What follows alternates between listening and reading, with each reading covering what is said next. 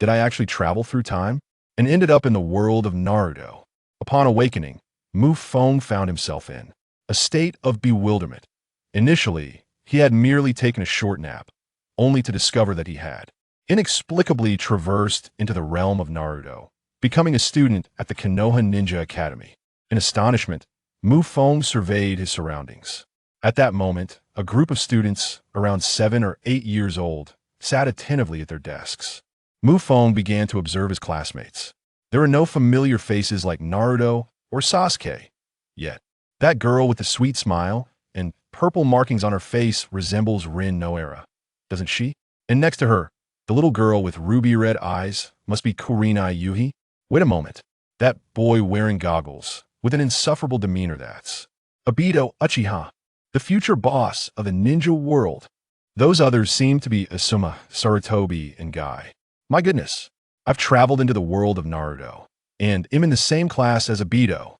Feng's eyes widened, his mind swirling with disbelief.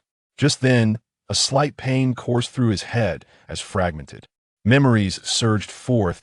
Feng began to assimilate the memories of his predecessor. Uchiha. My full name is Uchiha Feng. I am a member of the Uchiha clan. With this newfound understanding, Feng grasped his identity. A flicker of excitement glimmered in his black pupils. However, this spark quickly dimmed, replaced by a profound sense of worry. Indeed, being reborn as a member of the Uchiha clan was a cause for celebration. The powerful Sharingan bloodline would undoubtedly evoke envy among other ninjas. Yet, what troubled Feng was the specific time period into which he had been thrust. Anyone familiar with the original story knows that during the time Obito, Guy, and others attended the Ninja Academy, the entire ninja world was engulfed in the Third Great Ninja War. Konoha, Suna, and Kumogakure, the major ninja villages, were embroiled in fierce conflict.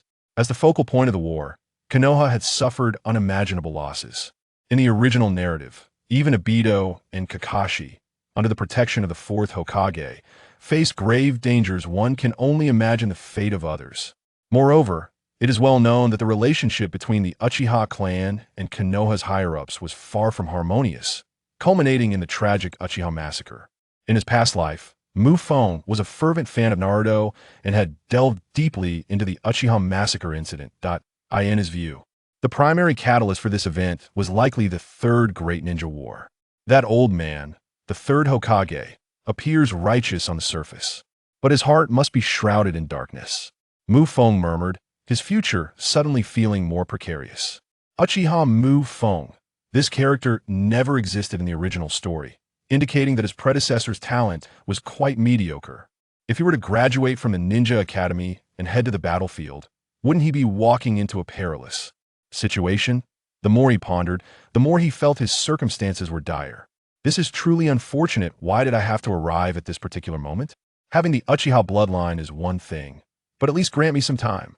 Running his fingers through his tousled black hair, Feng felt a wave of frustration. Just then, a cold, high-pitched voice rang in his ears. Next, Uchiha Feng. He looked up to see a teacher holding a roster. That moment, he suddenly recalled that he had arrived at the academy during the assessment day. With no time to ponder further, he stood up. Feng, it's your turn. Go, Feng. You can do it. Several girls around him cast encouraging glances, shyly cheering him on. Go for it, Feng. Rin Noera smiled brightly and offered her encouragement. Good luck, Feng. On the other side, Kurenai Yuhi, with her ruby-red eyes, raised her tiny fist, cheerfully cheering him on. Seeing their reactions, Feng momentarily set aside his worries about the future. There was still some time before the onset of the ninja war. For now, the priority was the school assessment.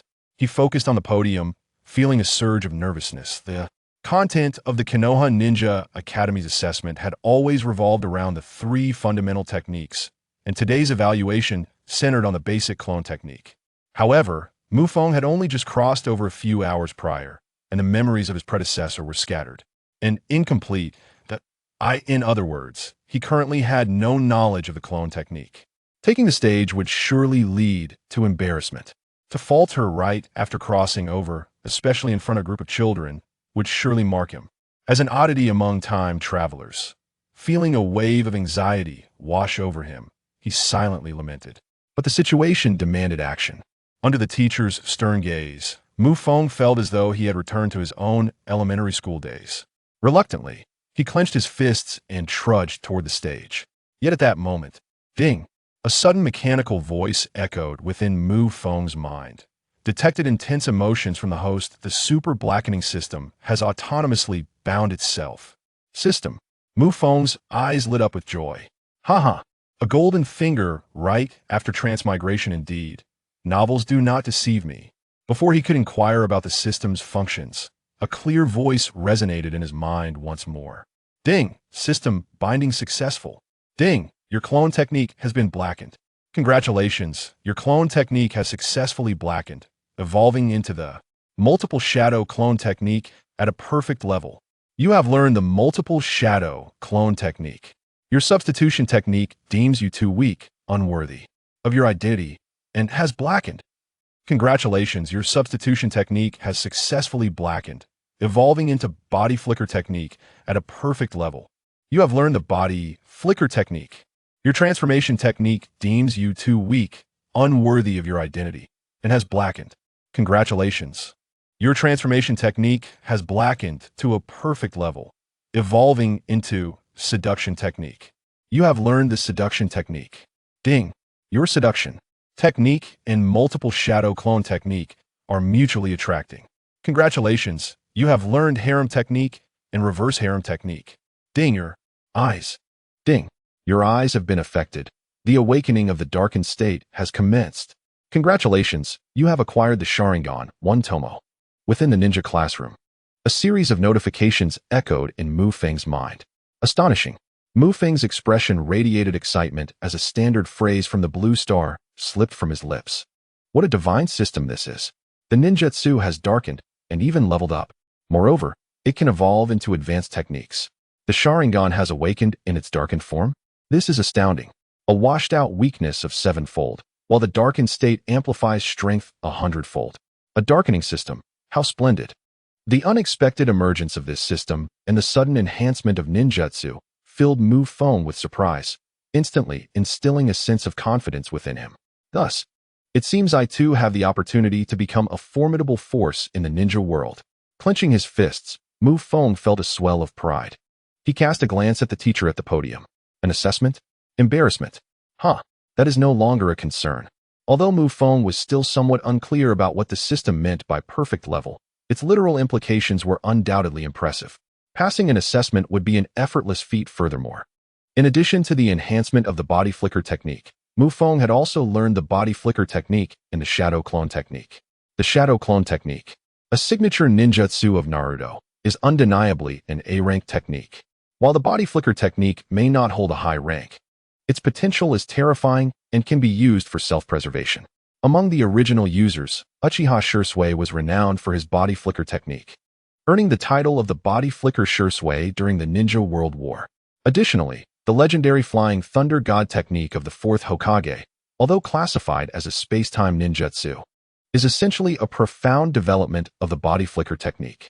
With my newfound system and the mastery of the basic body flicker technique, how far could the flying thunder god be? Upon reflection, the future is indeed promising. However, among the body flicker techniques, the only aspect Mu Feng found unsatisfactory was the transformation technique. Why evolve into something trivial? Did it really need to manifest as a seduction technique? Moreover, the fact that the prestigious shadow clone technique could be influenced and fused with a seduction technique is utterly shameless. How disgraceful, Uchiha Mu Feng. Just as Mu Feng was lost in his inner musings, the assessment teacher's urging voice broke the silence. With newfound confidence, Mu Feng approached the podium without hesitation. Bam! With hands forming seals, a plume of smoke erupted. In the next moment, a clone appeared beside Mu Feng. With tousled black hair and striking features, those eyes, distinctly black and white, sparkled as if imbued with a certain enchantment when he smiled. The Uchiha's allure is indeed remarkable. How delightful. No wonder the girls in class are so eager to greet me. Gazing at himself, Mu Feng's first reaction was handsome, based solely on looks. Even the second pillar pales in comparison. Moreover, as a member of the clan, if I can prevent Itachi from annihilating our family, the second pillar will have to call me brother. 96 points. Not bad. Quite excellent. It appears you have been practicing diligently during this period. At this moment, the assessment teacher also announced the score, his gaze towards Feng tinged with satisfaction. Continuing, the assessment instructor cast a glance at Obito seated below, his gaze seemingly conveying a message. You, a member of the Uchiha clan, ought to take a good look at your peer. Remarkable. Feng is truly exceptional, scoring 96 points. He must surely be in first place. As the instructor announced the scores, a cluster of excited girls in the audience began to chatter animatedly. Surely, Feng wouldn't follow Kakashi's lead and graduate early. He has worked so hard. He must have endured considerable hardships behind the scenes. Listening to the remarks from his female classmates, the boys exchanged dismissive glances. What is so impressive about that? They scoffed. It's merely the shadow clone technique. Who among us cannot perform it? He is still an Uchiha. After all, nothing extraordinary. One failed, and another merely knows the clone technique. Let us not forget, Kakashi is almost a jonin now. Indeed, a prestigious clan holds no exceptional merit. During this discussion, several boys turned their gaze towards Obito. Due to Feng's achievements, Obito found himself unjustly implicated. Prior to Feng, Obito had already completed the assessment, but regrettably, he had received a failing grade. Overhearing the surrounding commentary, Obito felt a surge of anger, his gaze towards Feng shifting. Earlier, witnessing Lin approach Feng had already sown the seeds of resentment within him. Now, upon hearing the comments from their classmates, Obito's discontent towards Feng deepened. Alright, the assessment has concluded, the instructor announced, intending to commend Feng for his significant progress. Additionally, the following 3 students must intensify their practice, otherwise, graduation may elude them. At that moment, the middle-aged teacher spoke, mentioning Obito. As the words fell, the instructor departed from the platform. Watching the teacher leave, the students relaxed, and Feng breathed a sigh of relief. However, at that very moment, the girls surrounding Feng began to stir and advance towards him. Yet, just then, a figure leapt ahead of all the girls. Obito sprang from his seat, striding forward amidst the shouts of his classmates, and approached Feng's desk directly. With a resounding clap, Obito slammed his hands on the table, his eyes ablaze with determination. Glaring fiercely at Feng. Uchiha Feng, I challenge you. At this declaration, the classroom fell into an immediate hush. All eyes turned towards Obito and Feng. Feng was momentarily taken aback, puzzled by Obito's sudden outburst. But in the next instant, a smile graced Feng's lips as he looked at Obito across the table. Obito Uchiha, you are destined to become the future boss of the ninja world, the Jinchuriki of the Ten Tails, a figure of unparalleled caliber among Hokage. Yet here you are, still in ninja school, and I find it hard to take you seriously. You challenge me?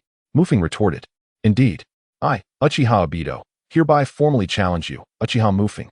If you lose, you must acknowledge me as your elder brother and keep your distance from Lin. As he spoke, Obito glanced at a bewildered Lin, who was standing nearby. And if you lose? Feng rose to his feet. If I were to lose, it would be inconceivable. Should I be defeated, I shall serve as your subordinate. Yet, Lin must not be given to you. Let us engage in fair competition. With a flushed face, Obito shouted out. Very well. Without a moment's hesitation, Feng readily agreed. To accept Uchiha Obito as a subordinate was something Feng had never contemplated before his journey through time. Yet now, he found it astonishing that Obito had presented himself so willingly. As Feng acquiesced, the eyes of his classmates in the classroom brightened with intrigue. A duel between 2 members of the Uchiha clan certainly promised excitement. Let us step outside to fight, Obito suggested, pointing towards the door. No need for that. This space suffices. I shall allow you a few moves. Come at me. Feng replied, shaking his middle finger. With his mastery of the body flicker technique and shadow clone technique perfected, Feng felt assured that he could not possibly be outmatched by Obito at this moment. As Feng's words echoed, Obito clenched his jaw and tightened his fists. The next instant, he launched his assault, delivering a straight punch aimed directly at Feng's face. Accompanied by a fierce gust of wind, Feng, fixated on Obito's fist, remained cautious, although Obito was not yet at his future prowess. The physical capabilities of children in the Naruto world should not be underestimated. A full-force strike would easily overwhelm an untrained adult. Having just acclimated to the original host's body, Feng was still unfamiliar with its resilience against blows. Instinctively, he evaded Obito's attack. However, this evasion was precisely what Obito had anticipated. Haha, you've fallen for it. Obito exclaimed, a glimmer of delight in his eyes as he raised his left leg for a sweeping kick aimed at Mu Feng's chest. The angle of this kick was particularly cunning, and with desks and chairs surrounding them, relying solely on physical agility to evade was rather impractical. Many classmates began to express their concerns for Mu Feng, sensing the precariousness of the situation. Just then, a flash of red flickered in Mu Feng's eyes. In the next moment, bang! A sweeping kick landed squarely, producing a dull thud, and Obito's face lit up with triumph. See, I told you Mu Feng was. A few boys who had previously mocked Mu Feng began to smirk, but before they could finish their sentence, it hurts, it hurts, it hurts. Obito cried out in pain, leaving everyone momentarily stunned. At that moment, a series of thuds resonated from one side of the classroom, drawing the attention of all. They turned to see a solid log that had inexplicably appeared within the classroom, evidently struck moments ago. A substitution technique. An observant student quickly deduced, recognizing that Mu Feng had utilized the technique to evade Obito's earlier blow. Scanning the classroom, their eyes eventually settled on Mu Feng, who stood at the entrance, wearing a calm smile. Indeed, Obito's attack had been well calculated, swift, and close. In that moment, the situation posed a certain risk for Mu Feng as he executed the body replacement technique without prior preparation. However, in addition to his flawless mastery of this technique, Mu Feng had also awakened the Sharingan. Although the single-tomo Sharingan possessed only basic capabilities, it was evidently sufficient to contend with the current Obito. He first discerned Obito's attack, identified the openings, and then employed the body replacement technique. All of this transpired in an instant, achieving perfection. Meanwhile, Obito cast a glance at Mu Feng, his eyes filled with resentment and ferocity. That doesn't count. You cheated. If you have the guts, face me head-on. Before Obito could finish his retort, Mu Feng interjected. Face you head-on? How about this? Almost as soon as he spoke, Mu Feng's figure flickered in the eyes of the onlookers. With a resounding thud, he suddenly appeared before Obito, delivering a powerful punch to his abdomen, causing Obito to bend over, contorted like a shrimp. Coughing violently, Obito struggled to regain his composure. At that moment, the classroom fell into a profound silence. Asuma, Kurenai, Guy, and Lin, Mu Feng's classmates, looked at him with a mixture of astonishment and disbelief. The boys who had mocked Mu Feng just moments earlier were left utterly dumbfounded. All right, you've lost. Remember to call me big brother from now on. Mu Feng clapped his hands, gazing down at the prostrate Obito with a casual demeanor, internally marveling. The body replacement technique is truly remarkable. After delivering his parting words, Mu Feng turned and exited the classroom. Once in the corridor, the classroom erupted in chatter. Did you see that? How did Mu Feng do it? There was still a distance to cover from the door. I understand now. It must be the body replacement technique. Mu Feng is actually this formidable. Why didn't we notice it before? I wonder how he measures up to Kakashi. The voices of boys and girls mingled into a cacophony. Meanwhile, Obito, lying on the ground, seethed with resentment and frustration, his fists clenched tightly. Just then, a tissue appeared in his line of sight. Hey, Obito, are you all right? At the sound, Obito was momentarily taken aback and slowly looked up to see Lin's sweet smile. Lin. Upon seeing her, Obito immediately sprang to his feet, tears streaming down his face as he called out in gratitude. Ding. Detecting unusual emotional fluctuations in the host. Your bloodline feels shame for your wish to rely on subordinates and has darkened again. Ding. Congratulations, your Sharingan has evolved once more. Current state, three-tomoe. As Mu Feng exited the ninja academy, he was initially lost in dreams of a bright future. However, at that moment, the system's notification interrupted his thoughts. After hearing the system's prompt, Mu Feng was momentarily stunned. He had genuinely considered gathering a group of subordinates before they matured, allowing himself to relax and rely on them in the future. However, what I never anticipated was that this very thought of mine would be scorned by my own bloodline. I merely wished to indulge in a moment of leisure. Was that not permitted? After succumbing to the darkness, did I impose such lofty expectations upon myself?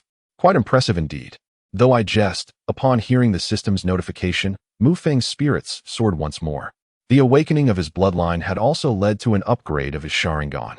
It directly evolved to the three-tomoe, with the next step being the kaleidoscope. Mu Feng was somewhat taken aback. It is worth noting that he had only traversed into this realm less than a day ago. The Sharingan of the Uchiha clan is notoriously difficult to awaken. Achieving the three-tomoe within a single day is undoubtedly the hallmark of a prodigy among the Uchiha. Sasuke, Obito, even Itachi and Shursui, these individuals would need to take a back seat. Moreover, with the awakening of the three-tomoe Sharingan, Feng effectively gained the ability to replicate ninjutsu. Incredible! Feng was instantly filled with exhilaration. In the next moment, he promptly opened his attribute panel. Uchiha Feng, Strength, Jinin, Physique, N.A., Bloodline Limit, three-tomoe Sharingan, currently in darkening phase. Ninjutsu Tools, N.A., Chakra, ridiculously scarce, less than 1% of Kakashi's. Taijutsu, Basic Taijutsu Entry Level, Jinjutsu, N.A. Ninjutsu, Shadow Clone Technique Perfect Level, Resting. Transformation Technique Perfect Level, Resting. Substitution Technique Perfect Level, Resting. Multiple Shadow Clone Technique Entry Level, Darkening Training in Progress. Body Flicker Technique Entry Level, Darkening Training in Progress. Upon viewing the attribute panel, Feng could no longer maintain his composure. The three-tomoe Sharingan. In the next instant, Feng attempted to awaken his eyes. Taking a deep breath, he slowly closed his eyes and internally uttered a command. Activate. In the blink of an eye, Feng's eyes transformed from black to red, and simultaneously, the three-tomoe spun rapidly within his gaze, ultimately forming a triangular formation that appeared strikingly impressive. Concurrently, his field of vision shifted dramatically. Everything became remarkably clearer, as if he could effortlessly penetrate any facade. Is this the Sharingan? Absolutely magnificent. Indeed, the Uchiha bloodline is exquisite. Feng felt a surge of excitement within. Next, he turned his attention to the other attributes. What on earth do the terms in parentheses regarding physique and ninjutsu signify? Continuous darkening and training? Goodness, is this a path of no return? Truly, the blackening system is commendable. Yet, this chakra being less than 1% of Kakashi's? Are you jesting? I am genuinely in awe that the system has deemed Kakashi as the benchmark for chakra measurement. A sarcastic remark escaped his lips. However, at that moment, a notification echoed in his mind. Ding! Your chakra feels insulted, grumbling incessantly, and declaring it cannot endure. It has darkened. A notification suddenly erupted in his mind, leaving Feng utterly bewildered.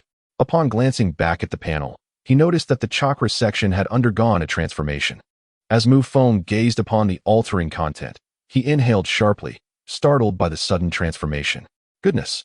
A mere sentence provoked such a dark shift? How remarkable! You possess the makings of a formidable antagonist. With a sigh of admiration and a knowing smile, he casually positioned his hands and sauntered away in a manner devoid of affection. Several minutes later, on the streets of Konoha, Feng ambled forth, a blade of grass dangling from his lips, humming a whimsical tune about a little donkey he never rode. Having traversed into the realm of Naruto and awakened a system, the weight of anxiety had lifted, allowing him to leisurely explore the village. During his wanderings, Feng gradually began to assimilate the memories of the original owner of this body. Indeed, he was a member of the Uchiha clan, yet his plight was somewhat unique. He was an orphan. This aspect resonated with him, reminiscent of Obito's own fate. His parents had perished shortly after his birth in a fierce battle, leaving him to grow under the benevolent support of other clan members. However, as Feng had surmised, his innate talent was rather mediocre. Within the ninja academy, he was categorized among the less proficient students, only slightly better than Obito. Had he not arrived in this world, the original occupant of this body would have met his demise during the Third Great Ninja War or at the hands of Itachi on the fateful night of the massacre. How curious that I have come to inhabit this existence. He pondered, reflecting on the dissipated consciousness of the original. Fear not, your body is in my capable hands, far superior to your own. I shall ensure that events such as the massacre will never transpire. As he spoke these words, clarity surged through his mind, as though something had entirely departed from his being. Shaking his head, Feng resumed his leisurely stroll, contemplating his future endeavors. At present, my abilities barely qualify me as a genin. There are ranks above me, Chunin, Jonin, and the exceedingly powerful Sannin, not to mention the likes of Naruto and Madara. Those monstrous figures of the Six Paths. I must strive to improve.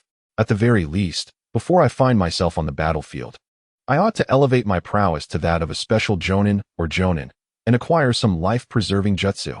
The battlefield is fraught with peril, even with the system. I am acutely aware that it cannot resolve all dilemmas. The thought of Madara, Hashirama, and Kagaya looms heavily upon me. Lost in his musings, Feng wandered aimlessly until he stumbled upon a small stone beneath his feet, which he began to kick playfully as he walked. Moments later, he had strayed from the primary structures of Konoha, arriving at a secluded clearing in the wilderness. It was at this juncture that a series of dull thuds, akin to the sound of someone striking a wooden post, reached his ears. Upon raising his gaze, Feng beheld a young boy clad in a snug green outfit, sporting a watermelon-shaped head and thick eyebrows, who had entered his line of sight. Beside this boy stood a middle-aged man, similarly attired yet appearing somewhat disheveled. The two were vigorously striking a wooden post in the open space before them. The boy exclaimed with fervor, 269, 270, 271. Each utterance was accompanied by a determined kick against the post. Momentarily halting his steps, Feng recognized the duo before him. It was Might Guy and his father, Might Due. There was no mistaking Guy's distinctive attire, which was quite unique within the realm of Naruto, and as a principal character in the original narrative. Feng was intimately familiar with him. At that moment, neither Guy nor Due seemed aware of Feng's presence. Guy was wholly engrossed in his physical training. Intrigued, Feng found himself rooted in place, observing the father-son pair with keen interest. 345,367. 408, 478, 500. Yoshi, Guy, you're doing splendidly. Take a short break. Next, your father has a crucial set of techniques to impart to you. After a while, Guy ceased his vigorous kicks, and Due began to speak. However, the instant Due's words fell, Feng's ears perked up, and a bold conjecture sprouted within him. Uncontrollably, he edged closer, the clarity of Due's voice sharpening. Listen well, Guy. This set of techniques is something your father has honed over 2 decades. Now, I shall pass it on to you.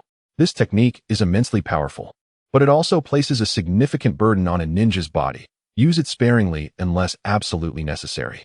Upon hearing his father's admonition, Guy instantly became exhilarated. Please, father, teach me. Feng inhaled sharply, his earlier suspicion confirmed. Due was indeed about to impart the 8 gates technique. The mere thought sent a thrill through him. The 8 gates was a legendary technique within Naruto. In the original storyline, Guy, in his 8 gate state, nearly delivered the final blow to the series climax with his Night Guy move. Witnessing that scene had ignited a fervor within Feng, filling him with a yearning for such formidable strength and prowess. After all, it embodied raw passion and masculinity. Now, to witness the moment of Due teaching Guy the 8 gates was exhilarating for Feng. However, just as he leaned in to eavesdrop further, Due suddenly turned, his gaze locking onto Feng. Who is there? Due's voice echoed across the training ground, and both he and Guy noticed Feng's presence. Startled by Due's exclamation, Feng's face flushed with embarrassment, realizing that eavesdropping was hardly an admirable act. Yet, with his cover blown, he had no choice but to step forward. Hello, Guy. It's a pleasure to see you. Feng greeted with a warm smile directed at Guy. Across from them, upon seeing the arrival of Feng, Kai raised his eyebrows and widened his eyes. Ah, it is Lord Feng, he exclaimed. Father, he is my classmate, Uchiha Feng. As Kai spoke, the guardedness within him dissipated. Oh, so he is Kai's classmate, and a member of the Uchiha clan. Might Guy nodded, saying hello Feng. I am Kai's father, and am currently teaching him body techniques. Following his introduction, he struck a pose he deemed rather impressive. Feng, feeling somewhat awkward, managed to smile. Witnessing the two lower their defenses, he felt a sense of relief. In the next moment, Feng directly articulated his request. I just saw Kai. Uncle Dai, may I join your training? In the training ground, Feng boldly expressed his desire. To outsiders, he was merely a 7-year-old child, and thus his request did not seem overly audacious. Upon hearing this, Might Guy did not express anger. Rather, his smile grew even brighter. Meanwhile, Kai's eyes lit up with excitement. Really? Feng, are you coming too? Then let's do this together. Youth should be spent sweating profusely. Seeing his son so enthusiastic, Might Guy found it difficult to refuse Feng's request. Soon, he prepared to take both Feng and Kai into a new round of body technique training. However, before Might Guy could assign new tasks, Kai interjected. Father, didn't you just say you had new techniques to teach me? At Kai's words, Feng's heart soared with joy. He had hesitated to speak up, but Kai's enthusiasm had been a fortuitous boon. As Kai gazed expectantly at Might Guy, the latter furrowed his brow, glanced at Feng, and shook his head. Not yet. Kai, I mentioned that this is an incredibly powerful technique with significant physical demands. After your extensive training, I would only dare to teach you this technique. But with Feng joining us, it would be impossible to continue. As he spoke, Might Guy affectionately ruffled Kai's hair. Perhaps next time, your father will teach you then. Although Kai felt a tinge of disappointment, he nodded in understanding. Meanwhile, Feng's heart sank. His intent in participating in the training was precisely to learn the 8 gates. What was the meaning of withholding such knowledge? Was his effort in vain? Feeling anxious, Feng blurted out, Uncle Dai, my body techniques are quite good. I believe I could learn that ninjutsu you spoke of. Quite good at body techniques. Might Guy furrowed his brow once more, scrutinizing Feng. After a long examination, he still could not discern what was remarkable about Feng's abilities. Father, Feng is indeed impressive. Today in our class, he defeated Obito with a single move. At this moment, Kai's timely assistance arrived, validating Feng's aspirations. However, Might Guy remained somewhat apprehensive.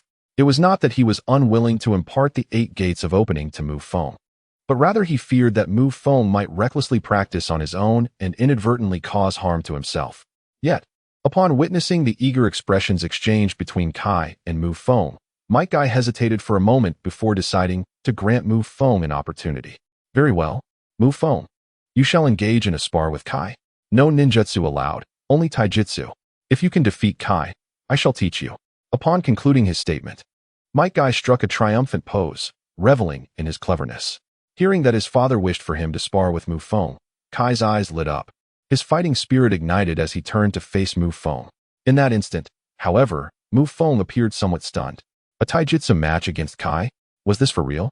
Just moments ago, he had checked his stats and discovered that his taijutsu level was merely at the entry level. How could he possibly compete with Kai? Faced with Kai, and restricted to taijutsu alone, Feng was acutely aware of his own limitations. It was nearly impossible for him to triumph over Kai, even though they were both merely children at this stage. As a result, his expression grew noticeably grim. What's the matter, Feng? Are you feeling a bit pressured?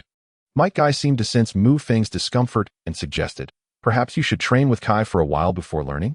Observing Might Guy's furrowed brow, Feng glanced at the enthusiastic Kai, and his own brow furrowed slightly in contemplation. What to do? Should he take the plunge? Let us give it a try. Worst case scenario, he would just get beaten up. After a brief internal conflict, Feng ultimately decided to take the risk. He was determined to see just how formidable Kai's taijutsu had become. However, just as Feng resolved himself, a notification from the system suddenly chimed. Ding! Your foundational taijutsu has sensed disdainful gazes, grumbling in response, and has entered a state of dark transformation. Your foundational taijutsu has successfully darkened, elevating to the proficient level. Upon hearing this, Feng was momentarily taken aback. Moreover, during this evolution of his taijutsu, he distinctly felt changes within his body. He seemed sturdier and lighter. With proficient foundational taijutsu, he should now possess the ability to contend with Kai. Truly, the system was quite formidable. A smile spread across Feng's face. In the next moment, his gaze hardened as he looked towards Might Guy. Uncle Guy, I'm ready. He then fixed his eyes on Kai, their gazes clashing in the air, as if sparks might ignite between them. Feng, youthful vigor demands a full-hearted battle. Haha. Kai, bring it on. Who falls first is yet to be determined. Feng, Kai. On the training ground, the 2 7-year-old boys shouted at each other with fervor. Might Guy, too, was swept up by the scene, and the atmosphere became charged with excitement. All right, I hereby declare. The battle begins. Might Guy raised his right arm high, a roar echoing across the training ground. Simultaneously, Kai and Feng sprang into action. Suddenly, 2 figures flickered into motion, generating a swift sound of rushing wind. With his foundational martial arts elevated to a proficient level, Feng's speed surpassed previous limits. At this juncture, had his skills been placed in his past life, he would undoubtedly have claimed a world championship. The tender age of 7 posed no constraints upon Feng. The moment the battle commenced, he fixated intently on his opponent, Kai, diligently seeking an opportunity. Conversely, Kai refrained from immediate engagement, choosing instead to observe Feng. The 2 circled each other, tracing a circular path. Though their gazes remained locked, a subtle astonishment stirred within their hearts, as both recognized that the other could keep pace with their speed. Truly, Kai was impressive. Had he already mastered the proficient level of foundational martial arts? Feng, indeed a genius, not only excelled in ninjutsu, but also matched Kai in martial prowess. However, who was stronger, he or Kakashi? On the battlefield, their thoughts diverged. Yet in the next instant, after a series of movements, they returned to their original positions. Their eyes meeting once more. Feng. At this moment, Kai's gaze sharpened as he launched the first offensive. With a resounding thud, he propelled himself forward, channeling his leg's strength into a powerful kick against the ground, hurtling toward Feng. Though Kai was merely 7 or 8 years old, the moment the fight began, an aura of determination enveloped him, transforming the youthful boy into a formidable force, akin to a tiger or leopard. Impressive, Feng exclaimed, swiftly adopting a defensive stance. In the next heartbeat, Kai closed the distance, executing a straight kick aimed at Feng. With both hands raised for defense, Feng countered directly. In this encounter, Feng refrained from activating his Sharingan, adhering to his prior commitment to rely solely on martial arts. Moreover, he was eager to ascertain the true strength of his proficient martial skills, as well as gauge Kai's capabilities. As Kai's strike connected with Feng's defense, Feng was propelled backward, while Kai pressed the advantage, swiftly advancing with a punch aimed at Feng's face. With a resounding impact, Feng raised his knee, countering with a kick. The collision of fist and knee resounded with a dull thud, causing Kai to retreat once more. Neither combatant gained a clear advantage in this exchange, yet both garnered a deeper understanding of each other's strength. Feng, in particular, could distinctly feel his comprehension of the newly acquired proficient martial arts deepen with each defensive and offensive maneuver. Soon, the second wave of attacks commenced. This time, Feng took the initiative, charging forward. Kai, unwilling to be outdone, met Feng's assault head-on. In the training ground, the two soon became embroiled in a fierce exchange. Fists, side kicks, and sweeping strikes intensified their combat, the pace quickening, yet their stalemate persisted, each equally matched. The sounds of their colliding strikes and the rush of wind from their rapid movements intertwined, creating a symphony of conflict. As Might Dai observed the fierce exchange between the two combatants, his expression shifted from a relaxed demeanor to one of seriousness. Unbeknownst to him, his son had grown remarkably strong. The relentless training, the tireless dedication, had finally borne fruit. Kai, you have surpassed your father, he exclaimed. If you continue down this path, you shall undoubtedly become an exceptional ninja. As he gazed at Kai, a sense of pride illuminated Might Dai's eyes. Then, his gaze shifted to Feng. Might Dai was thoroughly impressed with Feng's performance. Under the relentless onslaught from Kai, Might Dai felt that even without unleashing the 8 gates, he might struggle to keep up. Yet, Feng adeptly countered each of Kai's attacks, defending skillfully while seizing opportunities to retaliate. Could it be that this boy has also engaged in rigorous training like Kai? Might Dai furrowed his brow, continuing to observe intently. However, soon the smile in Might Dai's eyes faded, replaced by astonishment. He noticed that as the battle progressed, Feng's movements became increasingly swift and precise. After exchanging blows for several rounds, Kai's offensive techniques had hardly evolved, while Feng's defensive maneuvers grew ever more refined. The transformation from novice to master was astonishing. He was learning and improving in the midst of battle. Such innate talent was truly formidable. Might Dai frowned. If this trend continued, he was certain that his son Kai would be the one to face defeat. For Kai was not merely contending with a ninja who had honed his physical skills through arduous training. He was up against a prodigy, an undeniable genius. And this boy was also a member of the Uchiha clan. If he were to awaken the Sharingan, the thought sent a chill through Might Dai, and he glanced at Kai. Son, this individual is destined to be your formidable rival. As he spoke, a fierce determination ignited within him, accompanied by a sense of pride. Meanwhile, on the battlefield, the duel between Kai and Feng was drawing to a close. Although Feng had mastered advanced physical techniques, the system had only granted him enhanced physique, speed, techniques, and reflexes. Beyond this foundation, he needed to engage in combat to develop his unique fighting style. A single S-rank ninjutsu, when wielded by different individuals, could yield vastly different results.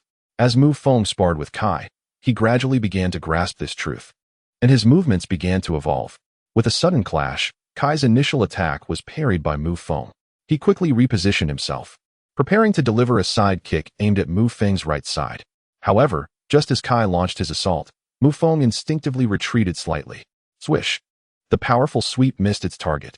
A flicker of surprise crossed Kai's eyes, but in the next instant, Mu Feng's right leg loomed before him. Bang! With a swift sweep of the leg, the strike landed cleanly against Kai's side. The immense force sent him flying, tumbling onto the nearby grass. Pain surged through him, yet he managed to endure it.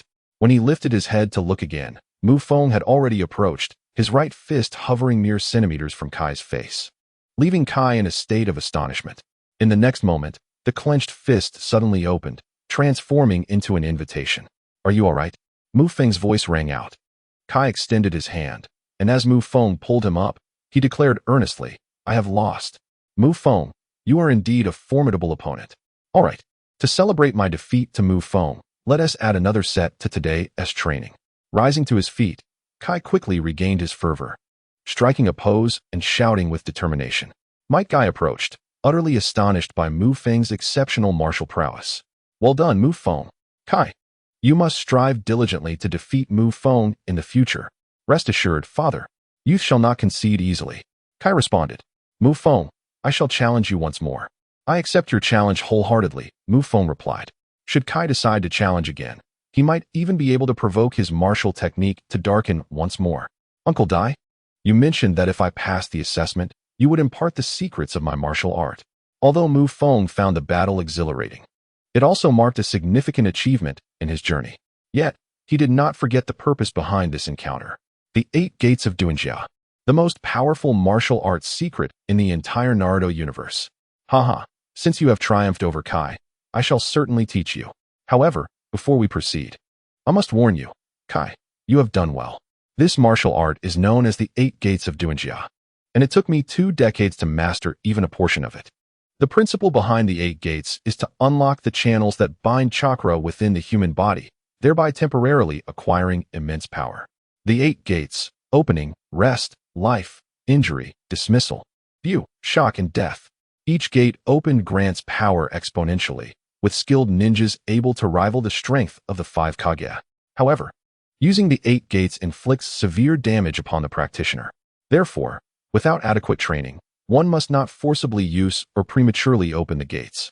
Most crucially, remember this, the final gate, the death gate, should never be opened unless in dire circumstances. Once opened, the only outcome is death. Do you understand? Dai's expression became serious. Imparting the 8 Gates was no trivial matter, and he needed to convey its critical aspects clearly. Mu Feng was already well acquainted with the dangers and power of the 8 Gates of Duinjia. Upon hearing that this technique could bestow strength comparable to that of the 5 Kage, Kai became instantly exhilarated, disregarding anything further that Might Guy had to say. With eager eyes, he gazed intently at Might Guy. Noticing the fervor in their expressions, Might Guy shifted his demeanor. In the next moment, he wiped his nose and struck a pose, exclaiming, "All right, let us commence our training." In the training grounds of Konohagakure, 2 boys, aged around 7 or 8, stood firmly in a horse stance, their voices rising in unison. "First gate, open. First gate, open." The initial practice of the 8 Gates of Duinjia was not particularly challenging. Its true difficulty lay in perseverance and continual enhancement. Thus, the transmission of knowledge by Might Guy was relatively brief, as he elucidated the principles and foundational methods of the 8 Gates. Eagerly, Mu Feng and Kai began their attempts, feeling the surge of chakra within them as they collectively endeavored to unlock the first gate. Given their current proficiency in taijutsu, they were capable of enduring the side effects of opening the first gate, which was essential for Might Guy's evaluation of their martial arts skills. However, forcibly breaching the gate would result in significant harm to their bodies. After numerous attempts, Kai and Mu Feng found themselves unable to grasp the essence of opening the gate. They struggled even to identify the chakra points. At this juncture, Mu Feng's system ceased to respond significantly. It appeared my initial assumptions were correct. The original body's innate talent was not particularly high. Yet, judging by Kai's demeanor, he seemed unfazed. It seemed that mastering the 8 Gates of Duinjia was indeed a formidable task. Mu Feng's internal lamentations were abruptly interrupted when Kai declared, 8 Gates of Duinjia, first gate, open.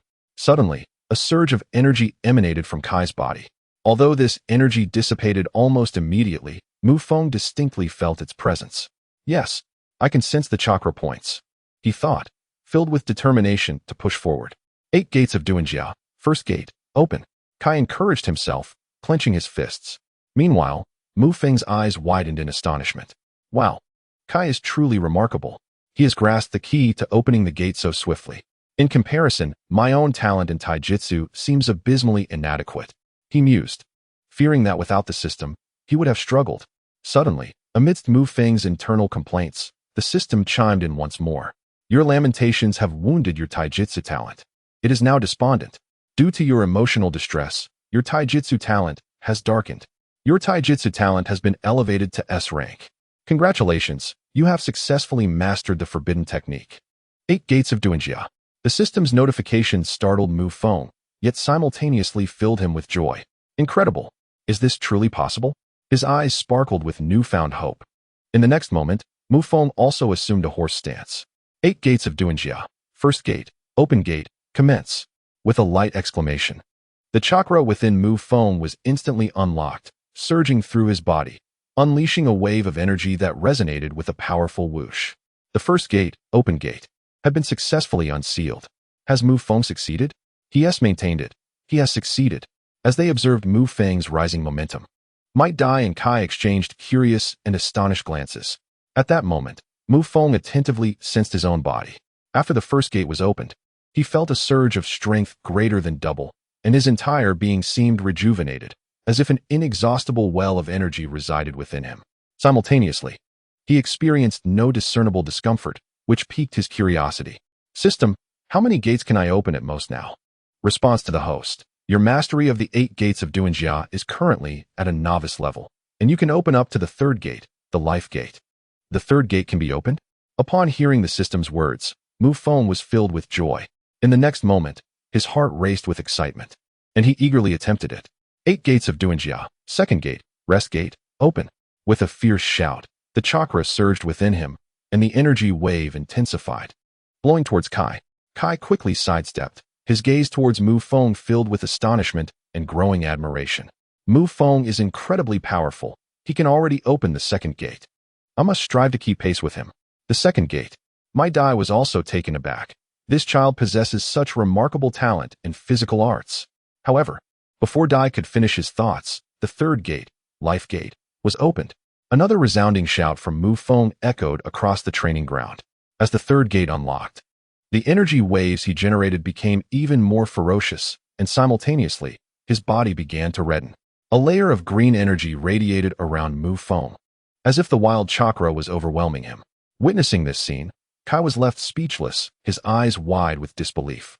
In that moment, he felt akin to Naruto and others during the Chunin exams. Witnessing Lee opening the third gate for the first time, his mind filled with but 3 words. Powerful, powerful. Nothing but powerful. The third gate.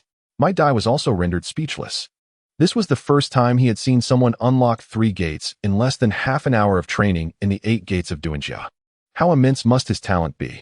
It was rumored that there was a prodigy named Kakashi in Kai's class. Could another genius be emerging now? Dai gazed in astonishment at the green light surrounding Mu Feng, then turned to Kai. To be in the same class as such a prodigy, was that a stroke of luck for his son, or misfortune? Yoshi, Mu Feng has already opened the third gate. I absolutely cannot concede. After the shock, Mu Feng's performance spurred Kai into action. In the next moment, Kai also assumed a horse stance. 8 Gates of Duinjia. First gate, open gate, commence. The 8 Gates of Duinjia. Gazing at Kai, Mikey smiled knowingly. At this moment, with the power surging within him from opening 3 gates, Mu Feng began to experiment. In a swift motion, he vanished from his original spot, as if employing a technique of instantaneous movement. The next moment, his figure materialized before a tree outside the training grounds. With a right leg that whipped out like a lash, he struck fiercely. With a resounding crash, the tree, as thick as a person's waist, was cleaved in 2, as if struck by a battle axe. An extraordinary feat. Upon witnessing his own prowess, Mu Feng was taken aback. Goodness! How formidable! My speed and strength have more than doubled. If I were to incorporate my Sharingan, even an average Chunin would hardly stand a chance against me. Moreover, with the existence of the system, I can cultivate the 8 gates and other ninjutsu through dark transformation. The most crucial point is that my taijutsu talent has already reached the S rank in its darkened state. Subsequent training in taijutsu will undoubtedly yield far greater results. This venture into the 8 gates has truly been fruitful. After testing his might and velocity, Feng prudently closed the 8 gates. However, his face was radiant with delight, and upon reflection, he felt it was insufficient. Indeed, it was far from enough. Currently, he had only mastered the 8 gates. In the future, he must learn the Mangekyo Sharingan, Susanoo, Chidori, and Rasengan. Furthermore, he had a premonition that the dark transformation system was not merely about enhancing proficiency and levels. In due time, it would surely unveil even more potent methods of strengthening ninjutsu. Clenching his fist, Feng brimmed with renewed confidence for the future. Just then, a notification chimed. Ding! Congratulations, host. You have automatically learned the forbidden technique, the 8 gates of Uchiha, and earned 100 points of dark transformation value. The system's prompt startled Feng briefly. Dark transformation value, what was this? System, what is this? He was somewhat astonished by the sudden emergence of dark transformation value. Dark transformation value is a special item rewarded by the system. The host may understand it as a form of currency awarded by the system. The host can acquire dark transformation value through self-learning ninjutsu, taijutsu, jinjutsu, or by independently developing ninjutsu. Developing ninjutsu, taijutsu, and jinjutsu will yield even more substantial rewards in dark transformation value. Additionally, engaging in combat with formidable adversaries may also yield a chance to acquire dark transformation value. This value can be utilized to purchase new ninjutsu, taijutsu, jinjutsu, bloodline limits, special physiques, and unique ninja tools. It can also activate undeveloped ninjutsu, taijutsu, bloodline limits, special physiques, and unique ninja tools. Moreover, dark transformation value can enhance any skills or items the host has already mastered, elevating their dark transformation level. The higher the dark transformation level, the greater the proficiency of the skill, with a higher probability of activating dark transformation effects. The same applies to items. Furthermore, skills and items of a higher level require more dark transformation value. After listening to the system's explanation, Feng finally comprehended the situation. In other words, the knowledge I acquire in the future, including bloodline limits, can not only be passively enhanced through the darkening process, but can also be actively improved using the darkening value. This revelation sparked a glimmer of hope in Feng's eyes. Relying solely on ninjutsu or bloodline limits for personal advancement would be exceedingly passive. Moreover, Feng found himself somewhat perplexed regarding the triggers for darkening. It seemed that stimulation led to enhancements. However, the intensity and quantity of the stimulus were crucial factors. Additionally, Feng struggled to determine the developmental trajectory of his various ninjutsu, including bloodline limits. If stimulation continually enhanced basic techniques like shadow clone and substitution jutsu, he would remain weak on the battlefield. Yet, with the introduction of the darkening value system, Feng could now selectively focus on specific areas. For instance, even if his Sharingan ceased to autonomously darken, he could still utilize the darkening value to elevate it to the Mangekyo Sharingan. This mechanism would also allow him to bypass certain limitations associated with the Sharingan's enhancement, greatly simplifying matters. The system truly was considerate. System, please check how much darkening value is required to elevate the three-tomoe Sharingan to the Mangekyo level. Query in progress. The results show between 10,000 to 100,000. Depending on the unique abilities of the Sharingan, 10,000 to 100,000. Upon hearing the results, Feng was slightly taken aback. Yet, upon further reflection, attaining the Mangekyo Sharingan would represent a qualitative leap in his strength, making the price acceptable. Moreover, if learning a single ninjutsu required 100 darkening points, he would need to independently master 100 techniques. While this seemed somewhat daunting, it was not insurmountable. After all, the Sharingan could replicate others' ninjutsu. Furthermore, the system indicated that developing original techniques would yield even greater rewards. Additionally, the more ninjutsu he learned, the more formidable his system would become. After some contemplation, Feng set himself a modest goal, to master 100 ninjutsu first. Feng.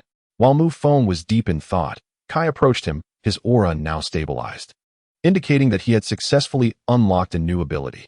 Congratulations, Kai. You've also opened the first gate. Haha. Compared to you, Feng, my talent still falls short. But I shall not be outdone. I will strive even harder. Would you like to engage in another round of physical training? 1,000 kicks, 1,000 push-ups, 1,000 sit-ups, and a 10-kilometer cross-country run. Seeing Kai brimming with enthusiasm, Feng's expression shifted, and he shook his head. No, I have some matters to attend to. Let's call it a day. Kai, Mufeng has only just opened the first gate. He may not be quite accustomed to it yet, so please do not push him. At that moment, Might Due approached and inquired, Mufeng, do you feel that anything is amiss? Not at the moment. Thank you for your concern, Uncle Due. Mufeng replied, you are Kai's classmate, and with such remarkable talent in physical arts, it is only natural. Kai will certainly need your support in the future. Might Due said in a fatherly tone, Kai is my classmate. It is the least I can do, Mufeng responded, scratching the back of his head. However, Uncle Due, it is getting late, and I have some matters to attend to, so I must take my leave. Very well, Mufeng. Should you wish to train in physical arts again, do not hesitate to seek me out. Might Due did not insist on keeping Mufeng. Indeed, Mufeng-kun, youth should be filled with the sweat of effort. Kai struck a pose and spoke. Observing the two, Mufeng smiled knowingly. Although their time together was brief, the character of the Kai family was genuinely commendable. Yet, in the next moment, Mufeng's brow furrowed as he recalled Might Due's fate in the original narrative. According to the storyline, during the Third Shinobi World War, Might Due sacrificed himself after opening the 8 gates. Calculating the time, it would not be long before that event occurred. Sighing internally, Mufeng resolved that if the opportunity arose and he possessed the strength, he would intervene to save Might Due. It would be a fitting way to repay him for teaching him the 8 gates of death. Having acquired the knowledge of the 8 gates, Mufeng bade farewell to the Kai family and left the training ground with satisfaction. By this time, dusk had settled, and Mufeng needed to return to the Uchiha compound, to his home. As he walked, he observed the villagers around him. Currently, Konoha village had not yet descended into the heightened tension of war. However, along the way, Mufeng overheard numerous discussions regarding missions, indicating that the outside world was not entirely stable. Following the main street, Mufeng arrived at the renowned Ichiraku ramen shop. Just as he curiously peered into the ramen shop, he heard a frantic call from behind. Mufeng. Mufeng. Turning to look, he saw a girl adorned in red and white rushing towards him with urgency. Yuhi Kurenai? Mufeng recognized her. And then his gaze sharpened as he noticed several boys of similar age trailing behind her. Mufeng. Thank goodness, it's really you. Mufeng, please help me. Mufeng, save me. Kurenai cried out while sprinting towards him. In a swift motion, she took refuge behind Mufeng, her ruby eyes fixed on the direction from which she came. At that moment, Kurenai had not yet blossomed into the refined woman of Naruto's era. Instead, she appeared as an adorable young girl, her worried expression adding to her charm and vulnerability. Mufeng, taken aback, was about to inquire when he heard there. Asumenai. Kurenai is over there. Let us go together. We must catch her this time. From Kurenai's point of origin, 3 boys, around 7 or 8 years old, charged forward. As Mufeng focused his gaze, he recognized the leading boy, whose identity was confirmed through the dialogue of the 3, Asuma Sarutobi, the second son of the 3rd Hokage and his current classmate. At this moment, Asuma had not yet matured into the composed adult he would eventually become. His youthful visage bore a surprising resemblance to Konohamaru. Upon seeing Kurenai Yuhi, a smile spread across Asuma's face, evoking an impression that he was not of the virtuous sort, exuding the aura of a delinquent. Big brother, it's him, Uchiha Mufeng. Asuma's companions shouted as they rushed forward, having spotted Mufeng. Hey Mufeng, let go of Kurenai. Asuma bellowed, pointing an accusatory finger at Mufeng. Startled, Kurenai instinctively recoiled behind Mufeng, her voice barely a whisper as she implored, Mufeng, please help me. Asuma wants to take me to a strange place. Hearing this, Mufeng furrowed his brow, casting a perplexed glance at Asuma. However, Asuma remained oblivious to Kurenai's plea, instinctively adopting a combative stance against Mufeng. He called out to Kurenai several times, and upon noticing her lack of response, his expression grew increasingly irate. Mufeng, you better let go of Kurenai. I merely wanted to invite her for ramen. I assure you, I mean her no harm. Asuma attempted to clarify.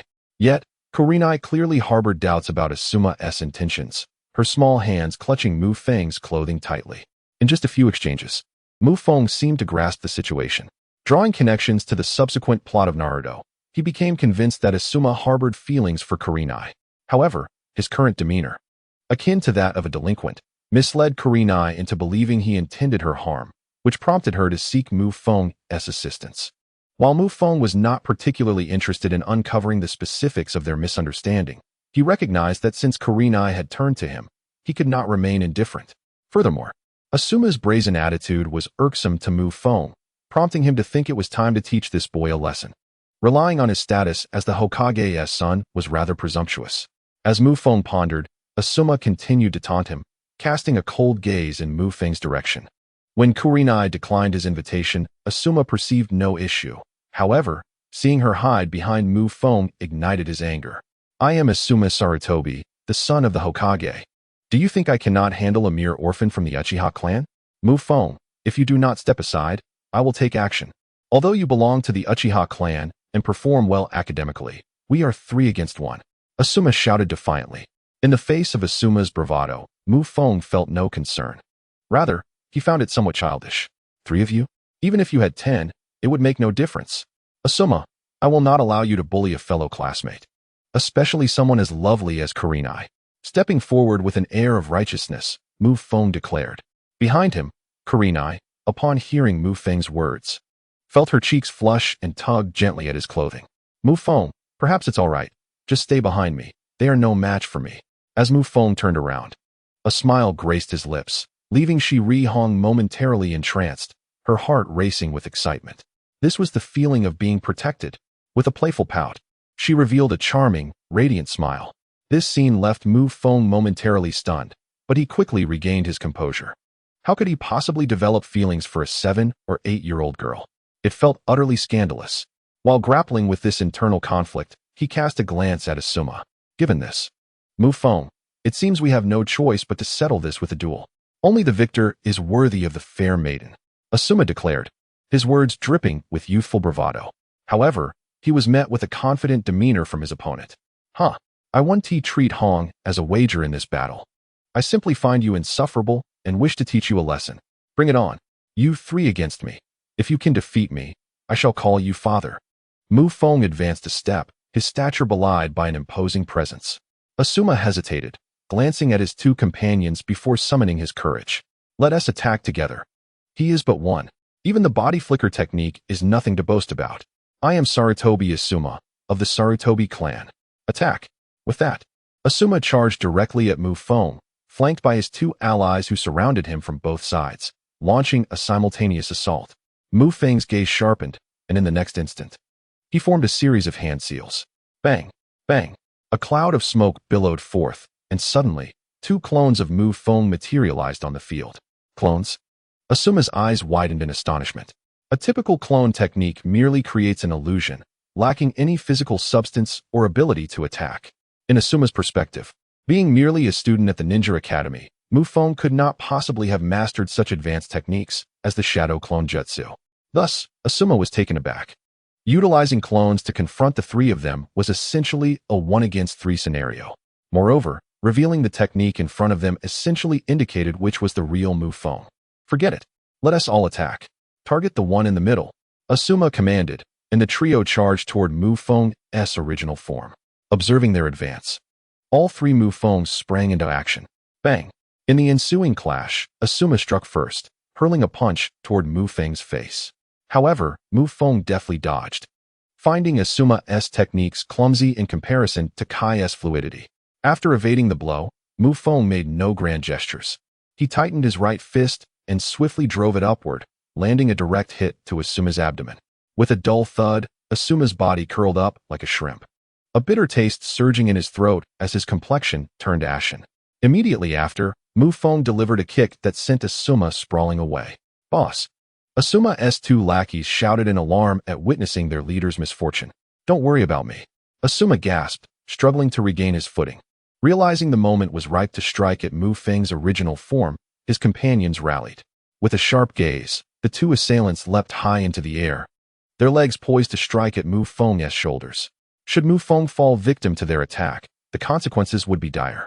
On the street, Asuma's 2 underlings descended from above, launching their assault on Feng. Watching from the sidelines, Yugao felt a pang of anxiety. Feng, hang in there. As the distance between the attackers and Feng diminished, he showed no signs of dodging, causing Yugao's tension to escalate. Meanwhile, the eyes of Asuma's minions sparkled with fervor. For our boss! For our boss! They shouted with excitement. But at that moment, whoosh! With a swift motion, 2 of Feng's shadow clones appeared beside them. With a powerful kick, they sent the two assailants flying through the air. The physical prowess of these two was no match for Feng, and his clones easily dispatched them. As the two fell to the ground, Asuma and his companions faced defeat. Their attack, which had transpired in mere seconds, culminated in an instant of failure. The dazed underlings, now on their feet, could hardly believe their eyes. This is not just a shadow technique. It's the shadow clone technique. He can actually use it, one exclaimed in astonishment. On the other side, Asuma was gradually regaining his composure. However, as he lifted his gaze, he found himself surrounded by three Fengs who closed in on him. How does it feel? Will you concede? Promise me you won't trouble Yugao anymore, and I shall let you go, Feng declared, looking down at Asuma. How dare you, Feng? I will never concede. Dream on if you think you can take Yugao away from me. Asuma retorted fiercely, clearly infuriated and unwilling to accept Feng's terms. If you refuse to concede, then I shall compel you to. With that, one of Feng's clones delivered a punch to Asuma's torso. Let go of our boss. Our boss is the son of the Hokage. You cannot treat him this way. Seeing their leader surrounded by the three Fengs, the two underlings rushed forward. But they hesitated to intervene, fully aware of their inferiority. Curse you, Feng. Just wait. I will not be defeated. Asuma shouted defiantly, undeterred by the impact. Then, the second clone of Feng joined the fray, but this time, Feng only intended to teach Asuma a lesson, so he held back his strength. However, the two underlings, witnessing the unfolding scene, grew anxious. Quick, we must find the Hokage. Yes, find the Hokage. They immediately thought of Asuma's father, the third Hokage, Hiruzen Sarutobi. As they sprinted towards the Hokage building, they had barely taken a few steps when, whoosh, a man adorned with a forehead protector appeared before them, glaring menacingly at Feng. How dare you, a member of the Uchiha clan, lay hands on the son of the Hokage? Hurry up and release Asuma. The voice echoed as a grown man rushed towards Feng. Turning at the sound, Feng beheld the man, who wore the headband of Konohagakure. He appeared to be in his 20s, dressed in attire reminiscent of a chunin. The chunin fixated on Feng, his eyes brimming with fury and disdain, as if Feng were his sworn enemy. Oh, the one who dares to show himself has finally arrived? Upon seeing the man, Feng immediately thought of his mentor, Ebisu, who was often seen alongside Konohamaru. It seemed that Asuma had likely experienced similar treatment in his youth, being the son of the third Hokage. Chunin? Feng ventured to inquire. Since you are aware, release Asuma at once. He is not someone of your ilk to be compared with. Otherwise, do not blame me for being uncivilized, Uchiha Scion. The chunin spat through gritted teeth. From his tone, Feng sensed not only his disdain, but also a deep-seated animosity towards the Uchiha clan. Instantly, Feng's spirit ignited. Uncivilized? Pray tell, in what manner? He retorted. I am eager to test my current strength against a chunin. You shall suffice. Feng raised an eyebrow and declared. Such bravado from a mere child. It appears that all Uchiha are alike. Very well, I shall impart a lesson upon you to ensure you remember your place. The chunin, unfazed by the presence of a 7- or 8-year-old, advanced towards Feng. At that moment, Asuma stood up. This is my own affair. It is not for you to meddle. Go back and inform him that I, Asuma, shall become stronger through my own efforts, not merely through the name of the Hokage. Fixating on the chunin, Asuma's anger intensified. The chunin furrowed his brow, his expression darkening at Asuma's words. Asuma, my duty is to instruct you and ensure your safety. He is my classmate, and we are merely playing around, Asuma asserted, wiping the blood from the corner of his mouth defiantly. Upon hearing this, Feng was slightly taken aback. The original narrative had indeed depicted Asuma as a rebellious youth prior to his maturation after the Third Great Ninja War, during which he had spent years honing his skills before returning to Konohagakure as a more composed individual. Asuma's current demeanor aligned closely with this characterization. However, now that Feng had finally found a suitable opponent to hone his skills against, he was not about to let the opportunity slip away. Moreover, activating his Sharingan would allow him to learn ninjutsu through battle, thus accruing darkening values. TCH, as if you assume I shall be defeated so easily. Do not think your status as a chunin renders you formidable. Today, I, Uchiha Feng, shall challenge you and demonstrate what it truly means to be of the Uchiha clan. With that declaration, Feng surged forward, disregarding Asuma entirely. Simultaneously, he formed hand seals once again. Bang! Bang! Bang! Two shadow clones materialized beside Mu Feng. With a deep gaze, four shadow clones sprang into action, initiating the assault. It is laughable to think that mastering the A-rank shadow clone technique could allow one to triumph over a Chunin. Today, I shall show you the true depths of my power. My apologies, Asuma, but even if he is your classmate, I cannot permit such provocation. The Chunin bowed towards Asuma and then assumed a combat stance. As the four clones approached, the Chunin formed hand seals and forcefully struck the ground. Earth release, earth flow river. With a commanding shout, the ground beneath the four clones transformed into a quagmire, beginning to flow ominously. Instantly, the clones lost their balance, teetering on the brink of falling heavily to the ground. Yet, at that moment, Mu Feng remained calm and composed, even feeling a flicker of joy within. At last, it begins, Mu Feng murmured, a flash of crimson light igniting in his eyes as three black tomo hovered within them. Earth release, earth flow river. The Chunin bellowed. The ground before him morphed into a viscous mire, ensnaring Mu Feng's four clones in place. As the earth trembled, the clones lost their center of gravity and collapsed into the sludge. In an instant, propelled by the earth's flow, the four clones dissipated into smoke. Bang, bang, bang, bang. As the clones vanished, a glimmer of triumph sparkled in the Chunin's eyes. Huh, how true that is. But is this all your strength? His gaze shifted to Mu Feng, yet in the next moment, his expression faltered. Before him, Mu Feng's hands danced in a familiar pattern, as if forming seals. This is not good. His pupils constricted, and he immediately soared into the air. Just then, Mu Feng slapped the ground with force. Earth release, earth flow river. With a soft incantation, the ground beneath the Chunin surged, transforming into a mire once more. Seeing this unfold, the Chunin was taken aback. For an ordinary ninja, wielding such a technique would be unremarkable. But who was his opponent? Merely a 7-year-old elementary student from the Leaf Academy, not even a low-ranking ninja yet. The ability to perform such a jutsu was indeed terrifying. On the sidelines, Sarutobi Asuma and Yuhi Kurenai watched in astonishment as Mu Feng unleashed his own earth release. Asuma's eyes widened in disbelief, filled with shock. This guy, was he merely pretending at school? Asuma mused, frustration bubbling within him. If Mu Feng had executed this technique earlier, he would have had no chance of countering him. Mu Feng, how impressive. To wield such a formidable jutsu. Kurenai gazed at Mu Feng, her expression filled with admiration. Previously, in their class, the only universally acknowledged genius had been Kakashi. However, Kakashi, burdened by the legacy of his father, the White Fang, often presented an air of aloofness, rarely allowing anyone to approach him. He graduated from the Ninja Academy after only a year of study. Within the academy, virtually all the female students scarcely interacted with Kakashi. In contrast, Mu Feng, despite being a member of the Uchiha clan, possessed a pleasant disposition. Previously, his abilities and talents had been rather ordinary, although handsome. He lacked strength and was somewhat looked down upon in the world of Naruto. Yet now, with his striking appearance, amiable nature, and formidable skills, he had become the object of admiration for nearly all the girls in the class. Additionally, having previously intervened to shield himself from Asuma's harassment, Mu Feng's appeal in the eyes of Kurenai surged dramatically.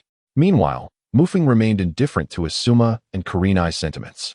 Upon awakening his Sharingan, he swiftly discerned the jutsu employed by the Chunin opposite him, unraveling and replicating it.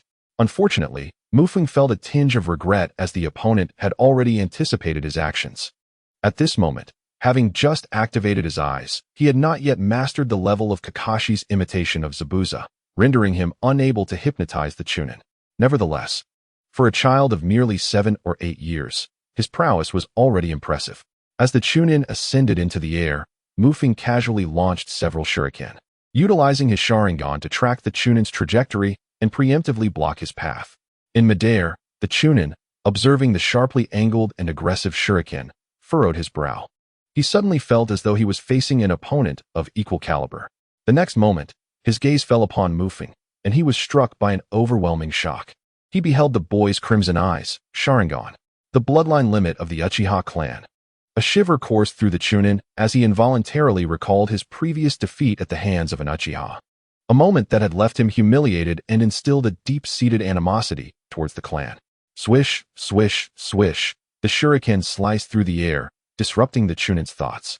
Fixated on the incoming projectiles, His expression morphed into one of madness. What a farce. A mere 7 or 8-year-old child my opponent? Having uttered these words, the Chunin reached behind him, producing 2 shuriken, which he hurled forth.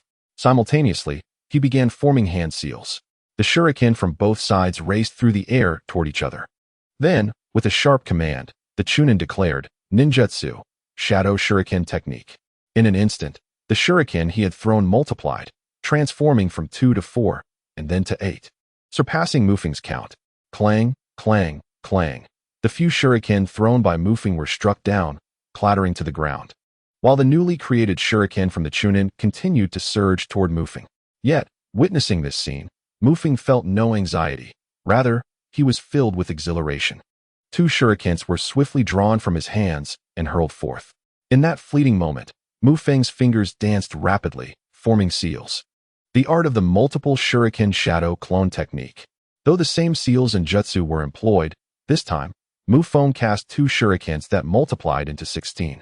His crimson Sharingan remained fixated on the Chunin, the angles of the shurikens as devious as ever, and the quantity even greater. Upon witnessing Mufeng's blood-red eyes and the faint smile gracing his lips, the Chunin suddenly grasped something profound. Impossible. Even the Sharingan could not replicate my jutsu so swiftly. And why could he divide his shurikens into 16? This is inconceivable, the Chunin exclaimed in shock. Yet, at that moment, while 16 shurikens intercepted those hurled at him, the remainder sped towards the Chunin's side. Left with no choice, he drew a kunai to defend himself. However, bolstered by the Sharingan, Mufeng's shurikens were not so easily repelled. Whoosh, whoosh, whoosh. 3 shurikens whizzed through the air, grazing the Chunin's face, right arm, and lower abdomen, leaving 3 trails of crimson. More critically, 1 shuriken struck the Chunin's left arm, embedding itself deep within his flesh. A surge of pain coursed through him. At this moment, his body descended from the air. With a grunt, he extracted the shuriken from his left arm, pressing against the wound. His eyes ablaze with murderous intent as he glared fiercely at Mufeng. You Uchiha whelp, I shall kill you, he roared, resembling a wounded lion poised to pounce. In the next instant, he charged forward. Meanwhile, Mufeng felt his chakra nearly depleted, yet he remained unperturbed. In contrast to ninjutsu, he excelled in physical combat. Channeling his chakra, he was poised to unleash the 8 gates, ready to utterly overpower the arrogant and hostile Chunin before him. The tension between them escalated further. But at that moment, a sudden whoosh echoed. A figure landed squarely between the two. Halt! A cold voice rang out, as a masked Umbu ninja appeared. The Umbu's gaze immediately locked onto the Chunin. A wave of formidable killing intent surged forth. With a resounding thud, the Chunin stood frozen, seemingly paralyzed by the overwhelming aura. Only then did the Umbu ninja turn to Mufeng. Furrowing his brow, Mufeng pondered Umbu, but in the next moment, he discerned the eyes of his adversary. Twin crimson orbs, indeed, the Sharingan. An Umbu member from the Uchiha clan? Lost in contemplation, Mufeng abandoned his intent to continue the fight. With an Umbu present, the Chunin also relinquished any desire to persist. TCH, consider yourself fortunate this time. Young Master Asuma, let us return. The Chunin man greeted Asuma, but Asuma turned away, leaving with a complex expression as his gaze fell upon Mufeng, clearly astonished that Mufeng could contend with a Chunin. As Asuma departed, the Chunin swiftly followed suit. And an Umbu member also vanished from the scene. Mufeng, are you alright? In that moment, the ever-watchful Yugao rushed over, concern etched on her face. I'm fine, Mufeng replied, waving his hand dismissively. You truly frightened me just now. I never expected you to be so formidable, able to hold your own against a Chunin. Yugao exclaimed, still shaken, despite knowing they were all from the same village and would not resort to lethal force. The clash of jutsu could be perilous for children as young as 7 or 8. Fortunately, Mufeng was unharmed. Otherwise, she would have felt an unbearable weight of guilt. Meanwhile, Mufeng was savoring the experience of the recent battle. Although brief, it had yielded significant gains for him. He had effectively simulated the Earth Release, Earth Flow River, and the multiple shuriken shadow clone technique using his Sharingan. Furthermore, his chakra had been stimulated, increasing considerably. He now possessed 1/20th of Kakashi's chakra, based on the original portrayal of the elite Jonin. 1/20th meant that his chakra was comparable to that of an ordinary Chunin. Coupled with the 8 gates and Sharingan, once he fully assimilated the 2 jutsu, his combat prowess could rival that of a Chunin, and he might even stand a chance against elite Chunin or Jonin. Mufeng reflected upon his current strength. Additionally, he had earned 100 points of corruption value from this battle. Indeed, combat could yield such rewards. The corruption value would undoubtedly be crucial for his future power enhancements. With a smirk, he pondered how enticing it was to engage in battle for personal growth. Yu Gao, noticing Mufeng's smile, looked at him in surprise. Mufeng, what are you thinking about? Nothing much. Just recalling some amusing thoughts, he replied, regaining his composure with a smile. His gaze drifted towards the Ichiraku ramen shop, and in a buoyant mood, he decided to celebrate. He pulled Yu Gao along and said, "Come on, I'm feeling good today. Let us go get some ramen." As her hand was grasped, Yu Gao's heart raced, her cheeks flushed, and steam seemed to rise from her head, transforming her into a blushing maiden. Asuma had never anticipated that what he wished to accomplish would be so effortlessly achieved by Mufeng. "Boss, 2 bowls of ramen." Upon entering the shop, Mufeng called out immediately. Uncle Ichiraku, always wearing a smile, emerged upon seeing Mufeng and Yu Gao, his expression brightening. "All right, I'll prepare it right away." Soon, 2 bowls of ramen were served. Steaming and fragrant, the crystal-clear broth igniting Mufeng's appetite. Having longed to taste Ichiraku ramen while reading the original work, he was finally fulfilling that desire. "Ichiraku uncle, I shall indulge without reservation. Let us begin," Mufeng proclaimed, and in the next moment, he devoured the noodles with great gusto. The noodles were springy and robust, and the flavor was exquisite. Mufeng smacked his lips, vowing that this was the finest ramen he had ever tasted. Truly, Ichiraku uncle's culinary skills were unparalleled. "Hong, you must try some as well," Mufeng exclaimed in admiration. Upon hearing this, Ichiraku uncle chuckled, and Hong felt a newfound sense of camaraderie with Mufeng.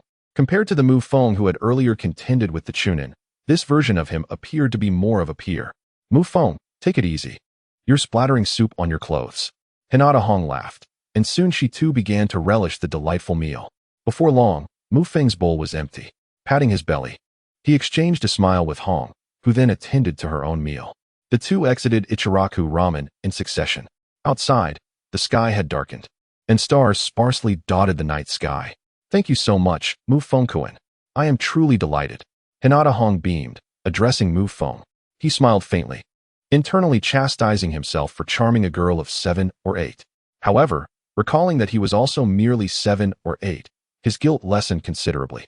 Moreover, a beauty like Hinata Hong should not be left to the likes of Asuma, a rough man. Just as Mufeng waved his hand to speak, he suddenly froze, his gaze drawn forward. Under the streetlight, a shadow elongated as a figure slowly approached Mufeng and Hinata Hong. Following Mufeng's line of sight, Hinata Hong's eyes narrowed in confusion. Yet, they soon recognized the approaching figure. With white hair, a mask, and a small short blade strapped to his back, it was Kakashi. "Mufeng-kun, it appears to be Kakashi. He must be returning from outside the village. Perhaps he was on a mission?" Curiosity glimmered in Hong's eyes as Mufeng's focus remained fixed on Kakashi. Since his arrival in this world, Mufeng had performed admirably, but any time he exceeded the average capabilities of his peers, others would inevitably think of Kakashi. There was no denying that Kakashi was a prodigy among his cohort. As the son of the White Feng of Konoha, Kakashi graduated from the Ninja Academy in just 1 year, becoming a Genin, and the following year, he ascended to Chunin, far surpassing his contemporaries. Truly the epitome of an exemplary child. Now, Kakashi had begun undertaking missions assigned by the village. Although Mufeng exhibited remarkable talent, he remained merely a student of the Ninja Academy, not even qualifying as a lower-ranking ninja, let alone possessing substantial mission experience. Yet, deep within, Mufeng was acutely aware that his current strength was sufficient to contend with a middle-ranking ninja. Upon encountering Kakashi, a stir of excitement ignited within him. Am I truly capable of facing Kakashi? He pondered, contemplating the potential lessons he could glean from a battle with him. However, at that moment, Kakashi merely passed by the two, his gaze indifferent, as if they were invisible. Mufeng-kun, Kurenai seemed taken aback by Kakashi's aloofness, breaking the silence. Meanwhile, Mufeng detected a faint scent of blood in the air. Having just returned from a mission, it was highly likely that someone had perished. A glint flickered in his eyes as he fixed his gaze in the direction Kakashi had departed, his thoughts becoming increasingly animated. In the Hokage Tower within Konohagakure, the third Hokage, Hiruzen Sarutobi, regarded the documents in his hands with a grave expression. Beside him sat Danzo, exuding an air of calm, devoid of any discernible emotions. "Is this information confirmed?" Hiruzen inquired. "It is indeed confirmed," Danzo replied. "The Chunin exams are imminent, and several other villages will be sending their lower-ranking ninjas to participate.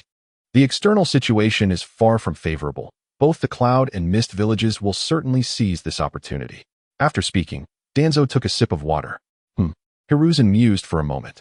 The circumstances in Konohagakure were indeed, as Danzo described, precarious. Across the ninja world, the war movements of the great nations had become increasingly pronounced. Apart from the Land of Fire, the other four major nations exhibited an evident dissatisfaction with their territories and resources, following a series of conflicts instigated in smaller nations. These great powers were evidently still unsatisfied, now setting their sights on the resource-rich Land of Fire. The initial and most critical conflicts arising from this rivalry were those between the various ninja villages, with Konohagakure being the foremost target. The Chunin exams could not be cancelled. Heightened vigilance was imperative during this period. The movements of the Mist and Cloud villages must also be closely monitored. As for the information you brought, I will ensure it is addressed. After a moment of contemplation, Hiruzen spoke once more. Hearing this, Danzo rose silently, preparing to exit the Hokage Tower. Just then, a ninja burst into the office. "Hokage-sama, trouble has arisen. Asuma has been attacked."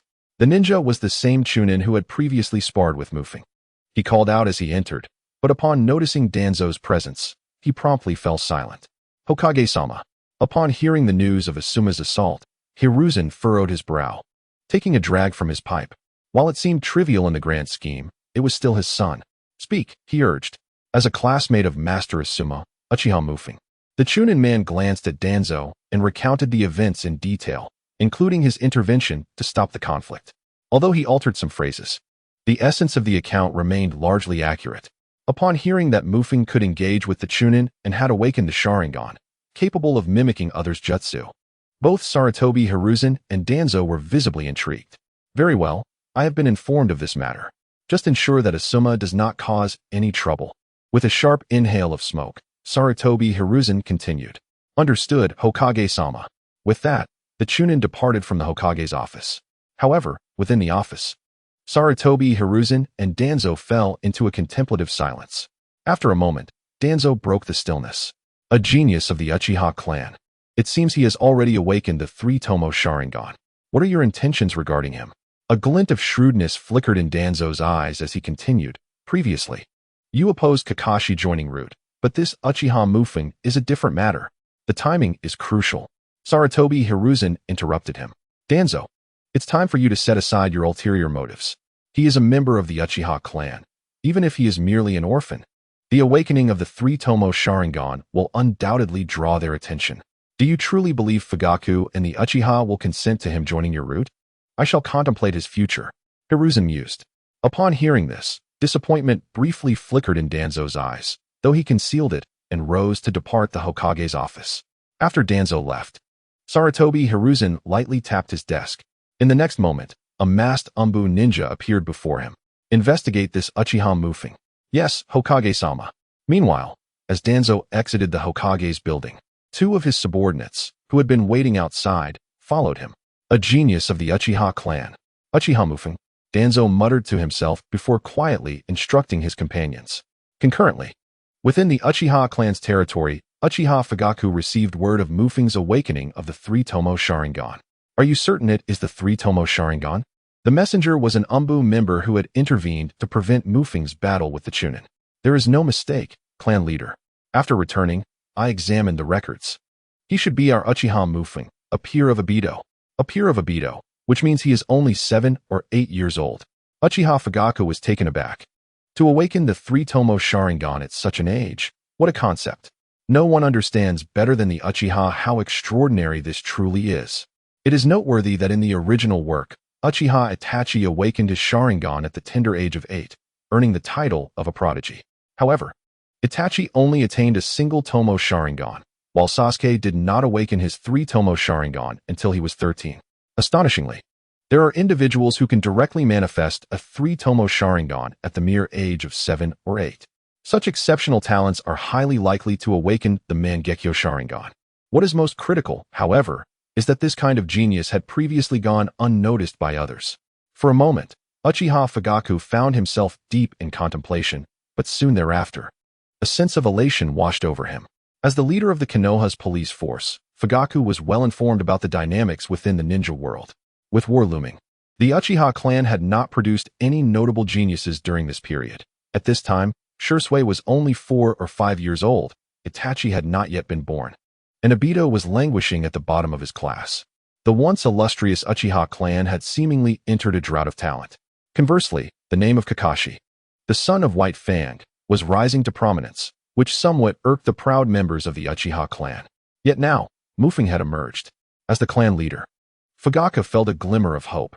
Moreover, as long as a genius arose from within the Uchiha, capable of achieving great feats on the battlefield, the Uchiha clan could vie for greater power within Konoha, even potentially nominating one of their own as Hokage. Clan leader. Should I call Mufeng over for you to assess personally? Inquired a fellow Uchiha. Fugaku pondered for a moment before shaking his head. No need. It is best to keep him distanced from clan affairs. However, I will ensure that the clan discreetly protects him. Lord Hokage requires a genius who does not belong to the Uchiha, and we Uchiha also need a genius who can compete for the position of Hokage. Fugaku spoke, his eyes gleaming with determination. The following day, at the Konoha Ninja Academy. Hey, Mufeng, I want to challenge you to a duel. As Mufeng entered the classroom, Obito rushed toward him.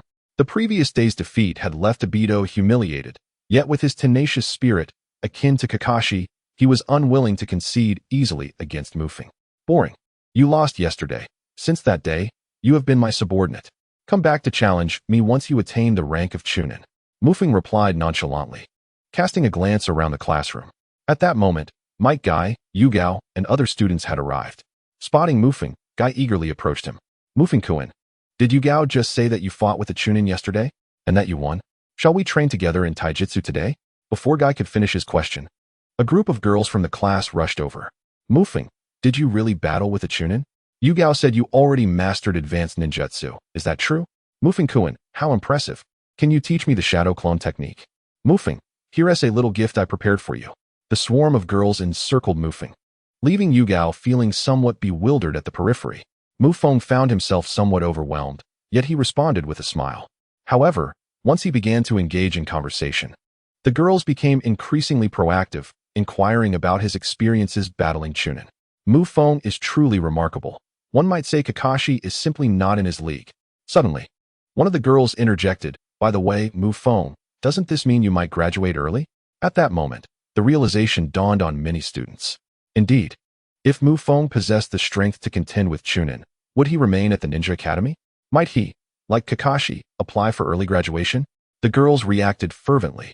If Mufeng graduated early, they would no longer have the pleasure of seeing him.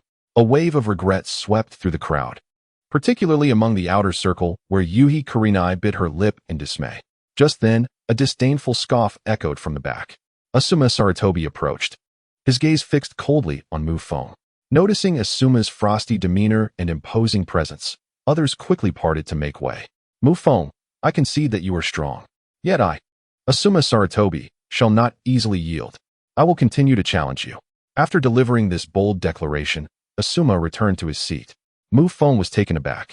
He had not anticipated Asuma's audacity to provoke him after witnessing his battle with Chunin the previous day. Clearly, this fellow would not comprehend what it meant to be formidable until he had been thoroughly defeated. Resolutely, Mufeng decided that he must teach him a lesson in the future. Soon after, the teacher arrived, and the cacophony within the classroom ceased immediately. Throughout the day's lessons, Mufeng drifted in a haze of contemplation, pondering where he might acquire some ninjutsu. To learn ninjutsu, one must either engage in combat, seek a mentor, or locate a scroll. While fighting could allow him to replicate techniques with his Sharingan, it would not equate to mastery. Practice was essential. However, such opportunities were scarce in the village, especially not as abundant as the previous day. If seeking a teacher, perhaps he could approach Uchiha Fugaku, the clan leader, who would likely not refuse him. Furthermore, it felt somewhat awkward to be part of the Uchiha clan when individuals like Obito had already mastered fire release, while the original host had yet to learn even a single technique. Another avenue was to learn from the ninjutsu scrolls or to develop his own techniques. He mused whether innovating existing ninjutsu would count as development. If so, he might attempt to create a Rasengan. The notion of an Uchiha Rasengan felt somewhat off. Regardless, as long as he could accumulate darkening values, that was all that mattered. Curiously, he pondered where Kakashi had learned his techniques prior to becoming Minato's student. The only possibility was that he had learned from the White Fang. Lost in his thoughts throughout the day, as class was nearing its end, the teacher called Feng aside. Feng, I have heard that you engaged in a confrontation with a chunin from the village yesterday. Feng nodded slightly. The Hokage is already aware of this matter. Given your current strength, it seems that you are no longer suited to remain at the Ninja Academy.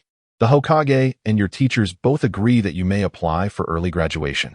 Here is an application form for you to review. If everything appears satisfactory, you may complete it today and submit it tomorrow for your graduation assessment. With that, the teacher handed Feng an application form.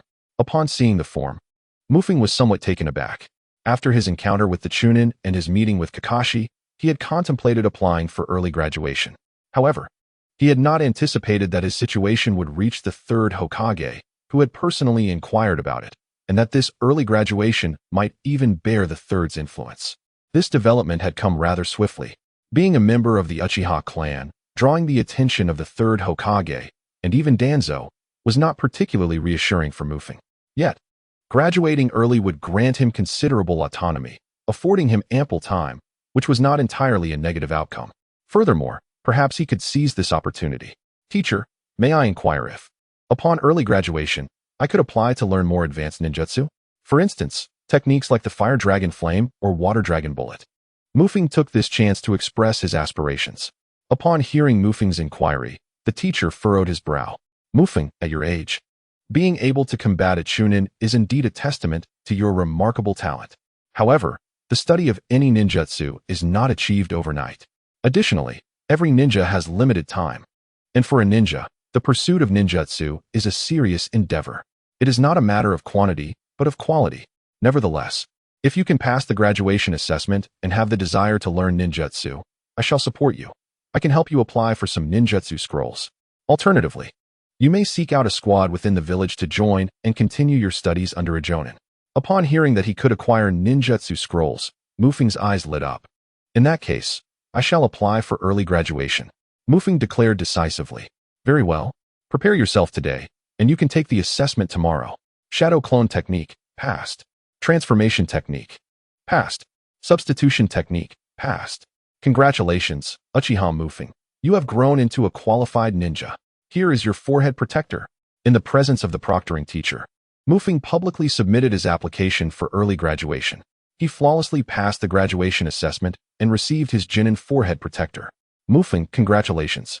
I am proud of you, the teacher said as he handed over the forehead protector. The other students in the classroom reacted variably upon witnessing Feng's early graduation. The girls in the class looked at him with expressions of reluctance, while the boys had mixed reactions, some envious, some dismissive, and others feeling a sense of loss. Well, it seems that Feng has also graduated early. With Kakashi, that makes two of us who have graduated ahead of time. It appears we must continue to strive forward. Several boys spoke up, expressing their determination. Indeed, youth should be a relentless pursuit of the strong. I, Asuma, clench my fists. Feng, just wait for me. I, Asuma, will surely catch up to you and surpass you. Looking at Feng, Kurenai also perked up. Feng glanced at the crowd in the classroom and smiled nonchalantly. Heh, I merely graduated early. It's not as if we won't meet again. With that, he waved his hand and flaunted the forehead protector he held. All right, everyone. This lowly ninja has matters to attend to. You all should behave and focus on being students. Seeing Feng's demeanor, the boys in the class gritted their teeth in frustration. How infuriating. Just because he's a bit ahead. I, Obito Uchiha, will definitely surpass him. So will I, Asuma Saratobi. The classroom erupted into a cacophony. Feng, after graduating early, you can join a ninja team. I have already submitted your information to Lord Hokage. The teacher, who had taken Feng outside the classroom, spoke. A ninja team? Yes. But before that, you must pass the team assessment to undertake missions. However, there isn't a particularly suitable team available right now. Don't forget to continue your training during this time. Here are the ninja scrolls you desired. The teacher produced several ninja technique scrolls. Rest assured, teacher, I will diligently train. Mufeng's eyes sparkled at the sight of the scrolls, and he immediately reached out to take them. After exchanging a few more words, Mufeng left the ninja school. At the Hokage building, a figure appeared before Sarutobi Hiruzen. Lord Hokage, Uchiha Mufeng has applied for early graduation. Moreover, Danzo's faction is also keeping an eye on him. The Uchiha clan has not taken any action for now. The ninja reported promptly upon arrival. Understood. Sarutobi Hiruzen, seated at his desk and smoking, did not lift his gaze. The next moment, the ninja vanished from sight. Once the ninja had disappeared, Sarutobi finally raised his head, his brow slightly furrowed. Normally, after Mufeng's early graduation, he would join the ranks of mission-performing ninjas, much like Kakashi. Furthermore, newly graduated ninjas typically join a 4-person team for better cohesion. Although there are some teams currently in Konoha, Mufeng's situation is rather unique. As a member of the Uchiha clan with awakened Sharingan, he is a prodigious talent emerging during a time of instability for the clan. The Uchiha will undoubtedly provide him with special consideration. Therefore, Sarutobi must deliberate more on Mufeng's allocation. This is quite a headache. First Kakashi, and now another Uchiha Mufeng.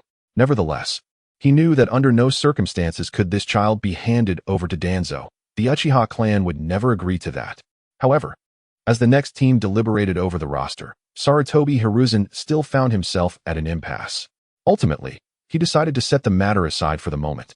Additionally, he wished to observe the response of the Uchiha clan. A little more time would suffice. Moreover, the imminent Chunin exams in the village warranted his attention. It was imperative to dispatch some exceptional shinobi to showcase the strength of Konohagakure to both the Cloud and Mist villages. Muttering under his breath, Sarutobi Hiruzen resumed smoking while tentatively designating Mufeng as a participant in the Chunin exams. However, whether he could actually compete remained undecided by Sarutobi Hiruzen. Meanwhile, Mufeng had departed from the Ninja Academy, unaware of the intentions of Sarutobi Hiruzen, Danzo, and other senior officials in Konoha. After acquiring the ninjutsu scroll, he hurried back to the Uchiha compound. The Uchiha clan had always been responsible for the security of Konoha, making their compound one of the safest locations in the entire village. Upon returning, Mufeng eagerly opened the ninjutsu scroll. The scroll was densely packed with various ninjutsu techniques. Although many were basic, such as Earth Release, Earth Dragon Bullet, Fire Release, Fire Dragon Bullet, and Water Release, Water Barrier, for Mufeng, quantity outweighed quality. Additionally, several common fire release techniques were recorded within the scroll. As long as he could trigger the ninjutsu to enter a state of dark transformation, Mufeng would consider it a victory. Moreover, actively learning ninjutsu would yield him dark transformation points, an invaluable asset for Mufeng. Alright, starting today, I shall enter a frenzied learning phase. Mufeng declared confidently, I will absorb these ninjutsu and attempt to develop the Rasengan and Chidori. Ideally, I will elevate my strength to the level of a Jonin before officially undertaking missions. At this moment, Mufeng had selectively ignored the drawbacks of graduating early. Nevertheless, for safety's sake, he needed to select a secure location for his training. Practicing ninjutsu could not be done directly at home or within the village. The first place that came to mind was the training ground where he had previously trained in taijutsu with Guy.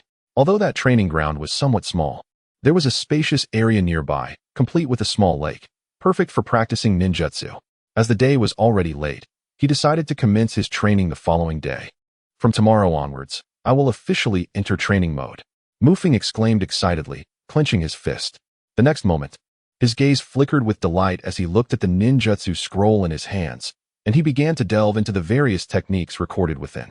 Throughout the night, Mufeng hardly rested, studying the scroll intently. The following day, as dawn broke, Mufeng hurriedly rose and made his way to the training location he had designated. The practice of ninjutsu was about to commence in earnest. Night had fallen. On the tranquil surface of a lake surrounding Konoha, a commanding voice echoed. Fire Release, Great Fireball Technique. Suddenly, a massive surge of crimson flames erupted, causing the surrounding air to become scorching, and waves of steam began to ripple outward. Upon the lakeshore, a young boy clad in the attire of the Uchiha clan, merely 7 or 8 years of age, diligently practiced his ninjutsu. He was none other than Uchiha Mufeng, who had applied for early graduation from the Ninja Academy. Now, more than half a month had elapsed since Mufeng's graduation. During this month, Mufeng had led a monotonous and repetitive existence. Each dawn, as the sun began to rise, he would arrive at this open space by the lake to hone his ninjutsu, training until the deep hours of the night before returning to rest. After a month of dedication, Feng had made significant progress, mastering many low-level ninjutsu. Moreover, throughout his training, his innate talent for ninjutsu underwent a transformation, escalating from an abysmal aptitude to an A-grade talent. Today, he had even mastered the Uchiha clan's proud fire release technique, which was the final ninjutsu recorded in the scrolls he had obtained. Beep, congratulations on mastering the great fireball technique, earning 100 points of corruption. You have learned 10 ninjutsu in succession, and due to your fickleness, you have provoked the dissatisfaction of too many techniques. Beep, a surge of corruption has erupted. All the ninjutsu you acquired are now vying for dominance and undergoing further corruption. All ninjutsu proficiency, level 1. As the flames above the lake gradually dissipated, the system's notification echoed in Feng's mind. Upon hearing this prompt, Feng momentarily paused, but soon a look of exhilaration illuminated his face. In the next instant, he opened his system panel. Uchiha Feng, Strength, Elite Chunin, Physique, None, Bloodline Limit, Sharingan, three-tomoe, Undergoing Continuous Corruption, Ninjutsu Tools, None, Chakra, Minimal, 1/10 of Kakashi. Currently undergoing corruption. Taijutsu, Basic Taijutsu Mastery, 8 gates, Basic Level, Undergoing Continuous Corruption. Jinjutsu, None, Ninjutsu, Shadow Clone Technique Perfect Level, Resting. Transformation Technique Perfect Level, Resting. Substitution Technique Perfect Level, Resting. Multiple Shadow Clone Technique Beginner Level, Undergoing Corruption. Body Flicker Technique Beginner Level, Undergoing Corruption. Great Fireball Technique Basic Level, Undergoing Corruption. Water Release, Water Barrier Mastery Level, Undergoing Corruption. Earth Release, Earth Flow River Basic Level, Undergoing Corruption. Multiple Shuriken Shadow Clone Technique Basic Level, Undergoing Corruption. Water Release, Water Dragon Bullet Basic Level, Undergoing Corruption. Talent, Taijutsu Talent, S grade. Ninjutsu Talent, A grade. Overall Evaluation. With your three-tomoe Sharingan and myriad ninjutsu, you have transcended the ranks of lowly cannon fodder. Note, current state is experiencing a surge of corruption, accelerating the autonomous enhancement of all ninjutsu. Corruption value, 1400. Having reviewed his current panel, Feng finally felt akin to a competent ninja. He had nearly mastered a vast array of ninjutsu. The system's evaluation had also elevated him to the status of an elite chunin. After elevating the 8 gates to the foundational level, I have now unlocked the 4th gate. If I were to combine this with the Sharingan, even as a Jonin, I would possess formidable strength. However, my corruption value remains rather low, with only 1400 points. It is far from sufficient to elevate the Sharingan to the Mangekyo level. Should I temporarily allocate my corruption value to other aspects? As I pondered my accumulated corruption points, a flicker of hesitation crossed my eyes. Initially, my intention was to amass these points to enhance the Sharingan all at once, but after 2 weeks of rigorous training, I realized that my aspirations might have been overly ambitious. The quantity of corruption points required for the enhancement of the Sharingan is exceedingly vast, and I have barely saved up 1/5 of what is necessary. If I continue at this pace, it may hinder my current development. Moreover, my physical constitution remains a blank slate. Perhaps I could enhance that aspect. System, please check how many corruption points are needed to improve my constitution. Ding. Detection indicates that the host currently possesses no constitution. The first activation of constitution requires 1000 corruption points, and the corruption direction will be generated randomly. 1000 points. Very well. Activate it directly. Ding. 1000 corruption points have been deducted. Constitution activation underway. Congratulations, host. Your constitution has been successfully corrupted, with the corruption direction being Hashirama's body. Constitution corruption progress. 3. Hashirama's body. The physique of Senju Hashirama. Upon hearing the system's notification, my eyes widened in astonishment. Having read the original text, I vividly remember the extraordinary capabilities of the first Hokage's physique. His unparalleled regenerative ability alone would leave many ninjas in awe. Not to mention, after inheriting such a physique, I would even gain the ability to utilize wood release. It is no exaggeration to say that the first physique surpasses even that of a Mangekyo Sharingan. Although I have not activated the complete form, having acquired Hashirama's physique for just 1000 corruption points feels like an immense bargain.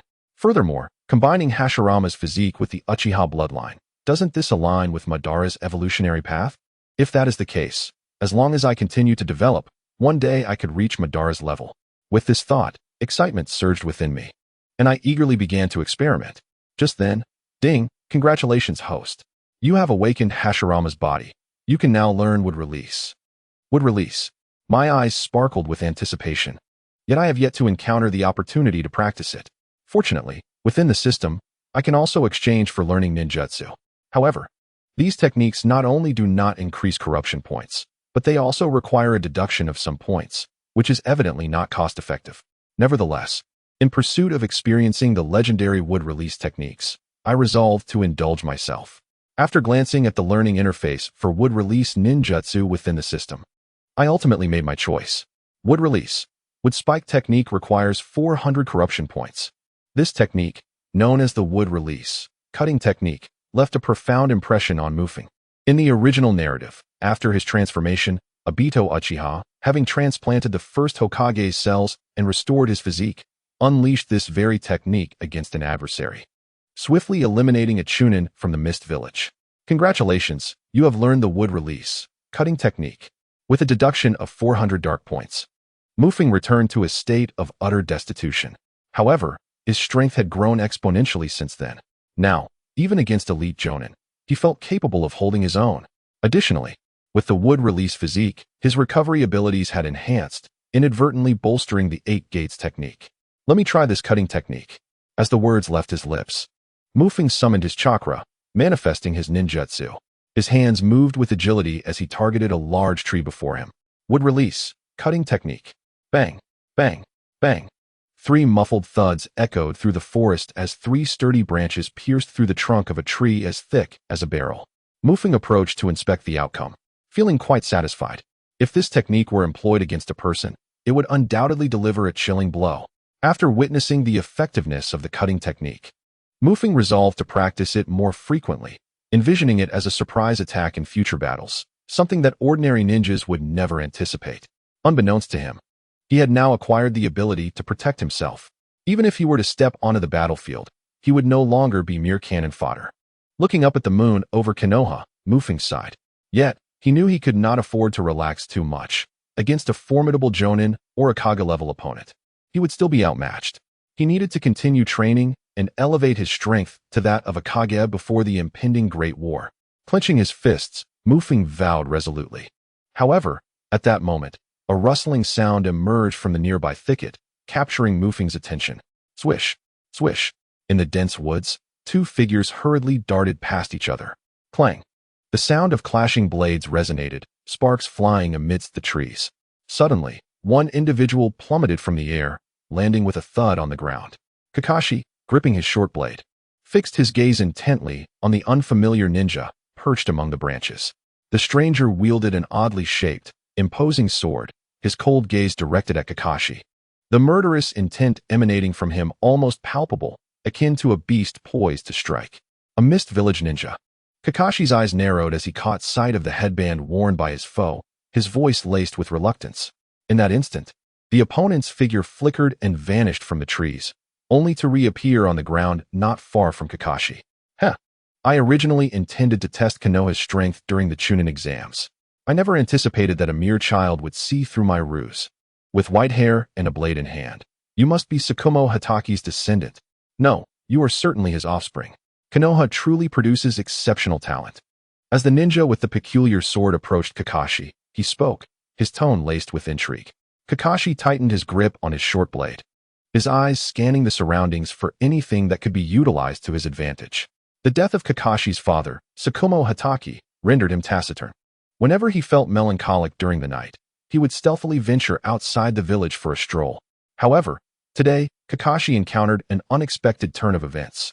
In the woods beyond the village, he stumbled upon a group of rogue ninjas, not affiliated with Konoha. Fueled by his audacity and skill, Kakashi attempted to approach them covertly. Alas, he was discovered. One of the assailants, a mist ninja now standing before him, pursued him relentlessly. After engaging in combat, Kakashi quickly realized that his adversary possessed superior strength, a genuine Jonin, while he himself had only just attained the rank of Chunin. still far from the level of a jonin. Leveraging the terrain to his advantage, Kakashi began his retreat towards Konoha, hoping that the jonin and umbu within the village would swiftly sense the situation and come to his aid. Just as the mist ninja closed in again, they clashed blades once more, and Kakashi was struck down by the overwhelming force of his opponent, sending him crashing to the ground, his body trembling and ensnared in peril. As the enemy advanced menacingly, poised to strike, Kakashi sensed the imminent threat of death looming over him. Though he was unaware of the connection between this ninja and Tsukumo Hatake, he lamented that he had never faced the legendary Konoha White Fang. How unfortunate. But now it is over. The formidable mist ninja, wielding an oddly shaped great sword, prepared to deliver a fatal blow. Yet at that moment, a flurry of shuriken whistled through the air from the nearby trees, arching gracefully towards the mist ninja's head. Reacting swiftly, the mist ninja stepped back, deflecting the shuriken with his sword. Amidst the tension, he scanned the surrounding forest with heightened vigilance. This was Konoha's territory, and if discovered by the umbu, he would likely face dire consequences. At that moment, a figure emerged from the thicket, Mufeng, who, under the moonlight, fixed his gaze on the mist ninja, his pupils narrowing in recognition. Mufeng identified the mist ninja's distinctive sword, the twin sword halibut, an esteemed weapon wielded by the members of the 7 ninja swordsmen of the mist. Composed of 2 symmetrically shaped blades that could unleash energy projectiles and enlarge the sword's form. In the original narrative, this sword had always belonged to Chojuro. However, the ninja before Mufeng was clearly not Chojuro. His features bore a closer resemblance to the character known as Suigetsu Hozuki. From these clues, Mufeng swiftly deduced that the mist ninja confronting him was none other than the current leader of the 7 ninja swordsmen of the mist, Kagaya Suigetsu. Mufeng silently marveled at the unexpected encounter with such a formidable foe. As the leader of the 7 ninja swordsmen, the prowess of Hozuki Mangetsu is self-evident. He not only possesses the innate abilities of the Hozuki clan, but also wields the 7 ninja blades with remarkable skill, truly embodying the essence of an elite jonin. However, during the Third Great Ninja War, he met his demise beneath Might Guy's 8 gates of opening. Had that not been the case, Hozuki Mangetsu might have even aspired to the position of Mizukichi. Mufeng. Upon seeing Mufeng emerge from the forest, Kakashi's eyes widened in disbelief. Mufeng, you must leave this place at once. That individual is a jonin from the hidden mist village. Kakashi shouted urgently. Mufeng was of a similar age to him, and throughout their time at the academy, he had never demonstrated any exceptional talent. By conventional standards, Mufeng was hardly even a genin at this point. To pit such a ninja against a hidden mist jonin capable of cornering Kakashi, a prodigious chunin, would be tantamount to courting death. I understand. Yet, before Kakashi could finish his warning, Mufeng stepped forward, interrupting him. His gaze was fixed intently on Hozuki Mangetsu. Hidden Mist Village, the 7 ninja swordsmen, Hozuki Mangetsu. The massive blade you wield is undoubtedly the twin sword flounder. Mufeng's expression was steely, as he recounted Hozuki Mangetsu's identity as if he were reciting a cherished memory, leaving Kakashi momentarily dumbfounded. At the same time, Hozuki Mangetsu regarded Mufeng with surprise, tilting his head to scrutinize him before his gaze settled on the Uchiha attire Mufeng wore. Uchiha fan, so you are a child of the Uchiha clan. Ha ha, impressive. To recognize me without fleeing at the first opportunity at your age is quite remarkable. Zabuza may not be able to accomplish such a feat. Hozuki Mangetsu laughed heartily, dismissing Mufeng entirely. If he could effortlessly eliminate Kakashi, he would certainly regard another youth, who fancied himself a genius from the hidden mist, with equal disdain. Mufeng. At that moment, Kakashi stood frozen in astonishment. He had never anticipated that a foe he had struggled to identify amidst battle could be so easily recognized by Mufeng with just a glance. It is crucial to note that in the world of Naruto, recognizing an opponent's identity carries profound significance. It implies knowledge of their jutsu, techniques, and even bloodline limits. For instance, once Mufeng's Uchiha lineage is recognized on the battlefield, adversaries would instinctively avoid his gaze, wary of potential attacks from his Sharingan. Thus, the ability to accurately discern an enemy's identity and clan is a pivotal element in a ninja's combat strategy. In this regard, Mufeng had evidently surpassed Kakashi. What made it even more striking was that while Kakashi had been engaged in missions over the past year, Mufeng had remained within the village. Kakashi suddenly felt a sense of estrangement from his former classmate. At that moment, Mufeng's voice reached Kakashi's ears. Do not worry, I will handle this. The calmness in his tone reassured Kakashi, making him feel that Feng was not speaking falsely. Consequently, his astonishment deepened. Feng, the opponent, is a jonin. Upper ninja. It is you I seek to eliminate. The resolute words reverberated as a wave of murderous intent surged from Feng. The battle commenced. This is intriguing. Young one, let me witness your true capabilities. Upon sensing Feng's fighting spirit, Gue Dengman Yu revealed a faint smile. Gripping his twin blades, he launched his attack. With a sudden lunge, Gue Dengman Yu approached Feng with astonishing speed, then swung his right arm in a fierce arc. The twin blades carving a crescent in the air. A sharp whoosh echoed, heightening the tension. Facing an upper ninja for the first time, Feng dared not underestimate his opponent. As Gue Dengman Yu moved, he activated his three-tomoe Sharingan. Within his field of vision, Gue Dengman Yu's actions appeared to slow significantly. Taking a step back, Feng deftly evaded the lethal strike. In the next instant, he swiftly formed hand seals. Chakra circulating within him. Earth release, Earth Dragon Bomb. With a forceful clap of his hands on the ground, the earth began to tremble. A colossal dragon erupted from the soil, roaring fiercely as it lunged at Gue Dengman Yu. A flicker of astonishment crossed Gue Dengman Yu's eyes. At Feng's age, he had been incapable of performing such ninjutsu. Not only was the complexity of the technique daunting, but the chakra required was beyond his reach. In contrast, Feng exhibited no signs of chakra depletion after executing the Earth Dragon Bomb. Instead, he quickly retreated to create distance. Gue Dengman Yu, wielding his twin blades, was renowned as the leader of the 7 ninja swordsmen, and his physical prowess was formidable. Feng, however, lacked weaponry and had only mastered basic taijutsu along with the 8 gates technique, which he would not easily reveal. Thus, maintaining distance and utilizing ninjutsu to wear down Gue Dengman Yu was the wisest course of action. Gue Dengman Yu discerned Feng's intentions. You aim to defeat me from a distance with ninjutsu? A commendable thought, but unfortunately, you are incapable of achieving it. His disdainful snort echoed as he acknowledged Feng's youth. Effective techniques capable of harming an upper ninja were typically B rank or higher. Gue Dengman Yu was unconvinced that Feng could accomplish such feats through mere ninjutsu. Continuing his assault, Gue Dengman Yu swung his blades towards Feng. As he created distance, Feng, watching Gue Dengman Yu's approach, felt a surge of urgency and continued to employ ninjutsu. Fire release, great fireball technique. He expelled a massive sphere of searing flames, the surging heat waves barreling towards Gue Dengman Yu. The fiery orb was particularly conspicuous against the night sky. TCH. Gue Dengman Yu let out a disgruntled sound, yet was compelled to sidestep to evade Feng's onslaught, being forced to the right side by the advancing fireball. In that moment, Feng further distanced himself from Gue Dengman Yu, retreating to the left. Simultaneously, invigorated by Feng's resistance, Kakashi began to regain his composure and took action. Meanwhile, in the distance, a stir seemed to arise from the Hidden Leaf village. At this moment, Konoha's Moonlight, with a furrowed brow, realized the intentions of the young man. This boy intended to create a significant disturbance with his ninjutsu, awaiting support from Konoha. How infuriating! Gritting his teeth, Konoha's Moonlight speculated further on Feng's objectives. His gaze shifted towards the distant Konoha village, and a sense of retreat began to stir within him. With Kakashi alongside Feng, he felt no fear. However, should he become entangled with Konoha's Umbu, escape would prove exceedingly difficult. How despicable! So, they sought to ensnare me here. Youngster, consider yourself fortunate this time.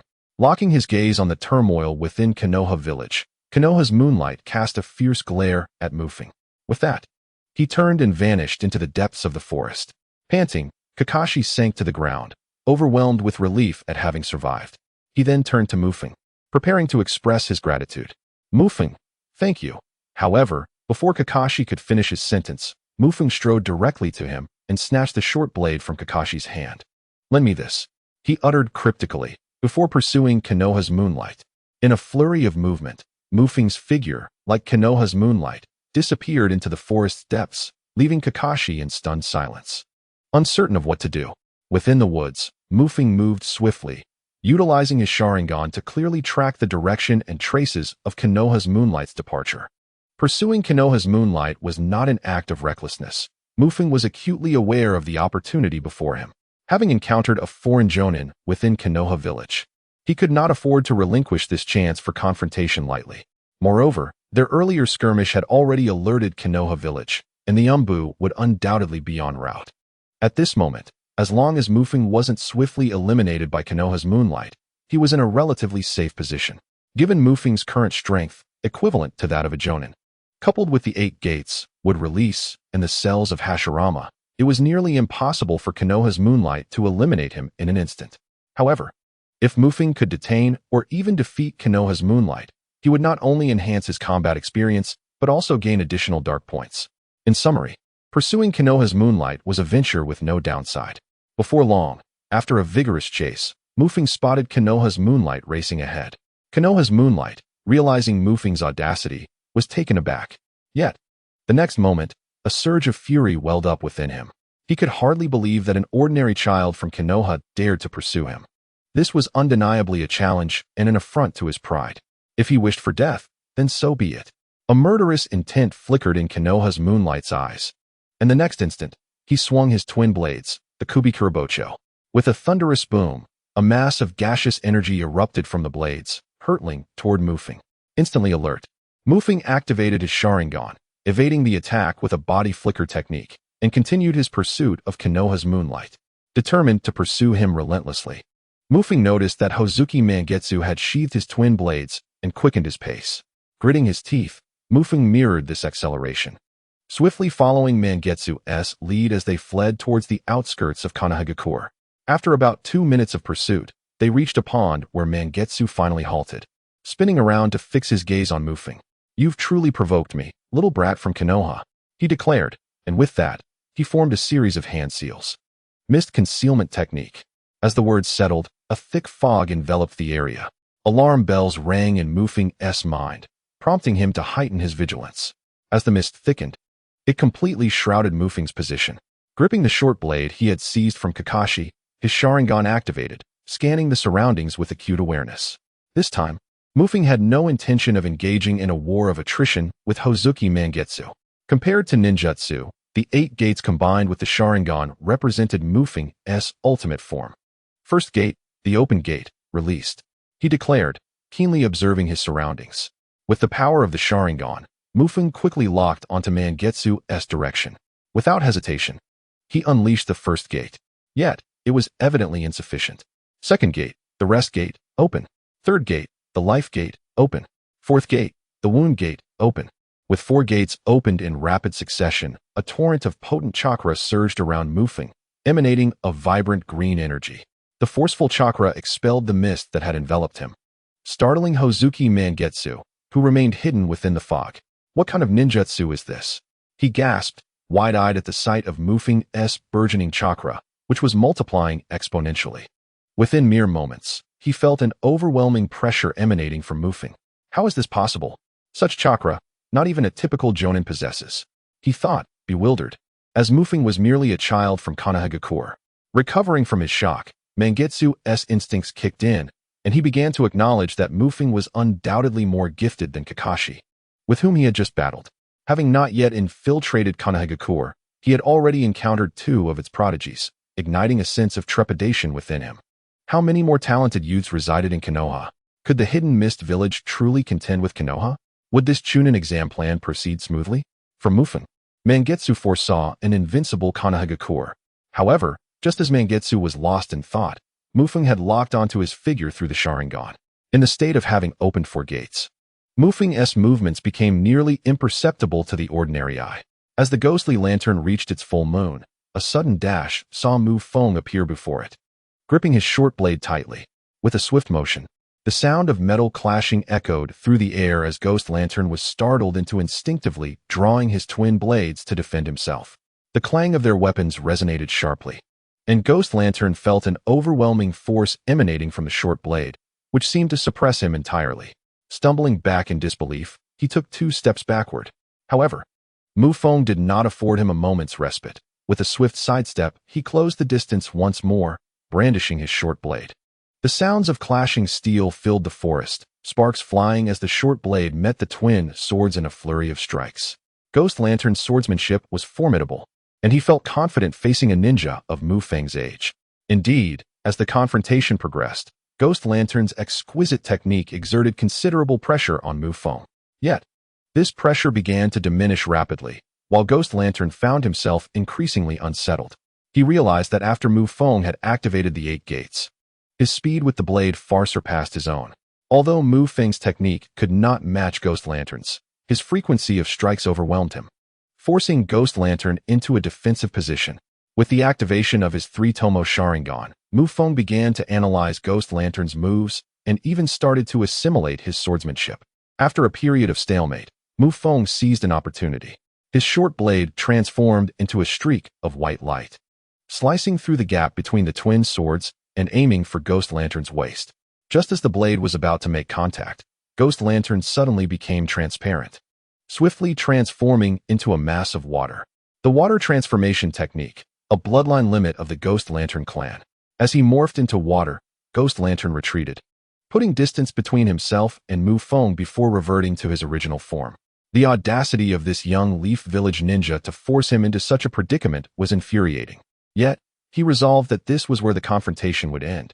A fierce glint flickered in Ghost Lantern's eyes, clearly irked at having been cornered by a mere child of 7 or 8 years. Should word of this reach others, it would not only tarnish his reputation and that of the 7 ninja swordsmen, but also diminish the stature of the entire Mist Village. On the opposite side, Mu Feng furrowed his brow upon witnessing Ghost Lantern return to his human form. Indeed, even opening the 4th gate proved insufficient against this adversary. The water transformation technique was quite troublesome. However, if memory served correctly, this technique had its vulnerabilities. As Mu Feng calculated within, the earlier exchange had compelled Ghost Lantern to unveil his water transformation technique, granting Mu Feng a clearer understanding of Ghost Lantern's prowess. After some contemplation, a glimmer of determination sparked in Mu Feng's eyes. To kill, this was a possibility worth pursuing. As the words fell, Mu Feng's chakra began to surge within him. The 5th gate of the 8 gates release was opened. With a resounding boom, a powerful wave of energy surged forth, and upon the opening of the 5th gate, Mu Feng's chakra flowed like a torrential flood, his vital energy evaporating, while the brilliance of energy emanating from his body intensified. Could he become even stronger? Kazuki Mangetsu, taken aback, felt a prickling pain at his brow and sensed a warning resonating throughout his being. It was evident that with the opening of the 5th gate, Mu Feng had become a lethal threat to Kazuki Mangetsu. The twin blades tightly gripped in his hands, Kazuki Mangetsu contemplated fleeing the battlefield. Yet he understood that in this state, Mu Feng's speed rendered escape impossible. This state could not last. He merely needed to evade the initial assault, and the subsequent encounters would be manageable. Kazuki Mangetsu recognized that the 8 gates release was a secret technique, temporary and detrimental to the body. If he could endure for a while, he would easily dispose of Mu Feng when his strength waned. Confronted with this physical assault, Kazuki Mangetsu felt a measure of confidence. As in his aqueous state, he was immune to physical attacks.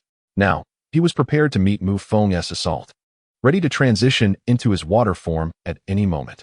His gaze fixed upon Mu Feng, and in the next instant, Kazuki Mangetsu's pupils dilated. So swift, Mu Feng launched his attack. Outside the Hidden Leaf Village, a commotion arose. Quickly alert the others. Observing a sudden burst of flames accompanied by a significant fluctuation of chakra from a distance, the covert ninjas scattered throughout Konoha sprang into action. Figures darted through the forest, heading towards the confrontation between Kazuki Mangetsu and Mu Feng. Soon, news of the enemy's incursion reached the Hokage building. The 3rd Hokage, Hiruzen Sarutobi, stood at the window, gazing towards the area of conflict outside the village. Indeed, they were unwilling to relinquish this opportunity during the Chunin exams. With a sigh, he took a drag from his cigarette and spoke solemnly. His brow furrowed. The current world of shinobi was evidently tumultuous, with escalating conflicts among the great nations. The aftermath of the Second Shinobi World War had left numerous issues unresolved, particularly for Konoha, which had gained substantial benefits post-war, inevitably drawing the attention of others. Yet, Hiruzen Sarutobi was not one to cower. If they wished to come, then let them. He took another puff of smoke, exhaling slowly. Meanwhile, in the forest outside Konoha, Kazuki Mangetsu gasped for breath. Incredulity etched across his face as he looked at Mu Feng. Is this person even human? Just moments ago, Mu Feng had activated the 5th gate of the 8 gates release and launched his attack. The potency of the 8 gates release is contingent upon the user. With the opening of the 5th gate, Feng distinctly felt a sharp pain coursing through his body, while his speed and strength had doubled. Under the circumstances of the 4th gate, Feng was already able to engage in a back-and-forth battle with Kage Mitsuki. After the 5th gate, it was evident that Kage Mitsuki could no longer keep pace with Feng's rhythm. In a swift motion, a flash of white light surged forth. In the blink of an eye, Feng had charged directly in front of Kage Mitsuki. Startled, Kage Mitsuki hastily activated his water transformation technique, but alas, it was a moment too late. The sharp blade of Feng's short knife sliced through Kage Mitsuki's shoulder, sending a shower of blood droplets soaring into the air. Kage Mitsuki took a deep breath, feeling a mix of shock and relief. Thankfully, he had refrained from overestimating his capabilities and had quickly employed the water transformation technique. Otherwise, Feng's strike would surely have severed his entire right arm. Feeling the sting radiating from his shoulder, Kage Mitsuki gazed intently at Feng, his hand gripping the flatfish sword which began to emit a faint glow. However, instead of launching an immediate attack, Kage Mitsuki opted to utilize the water clone technique. 2 streams of water coalesced on either side of Kage Mitsuki, ultimately manifesting 2 water clones that appeared beside him. Now, 3 identical Kage Mitsukis began to move in unison, exchanging positions, making it nearly impossible for even Feng, with his Sharingan, to discern which was the true body. The use of the water clone technique demanded a substantial amount of chakra in the world of Naruto. Only extraordinary individuals like Naruto could produce a vast number of shadow clones. Typically, even elite jonin would not summon more than a few clones in a single battle. Kage Mitsuki's intention in utilizing the water clone technique was simple. He aimed to prolong the battle until Feng's 8-gate state came to an end. It was clear that becoming a jonin was no simple feat. Observing Kage Mitsuki's actions, Feng furrowed his brow. The previous strike was the most potent technique he could currently wield. In the realm of Naruto, the physical constitution of its characters was not overwhelmingly extraordinary. Had an ordinary jonin been struck by Feng's earlier blow, they would surely have sustained severe injuries, if not death. However, Kage Mitsuki possessed the water transformation technique, a bloodline limit that effectively countered most slashing attacks, unless Feng could imbue his weapon with lightning chakra. Feng was aware of this limitation.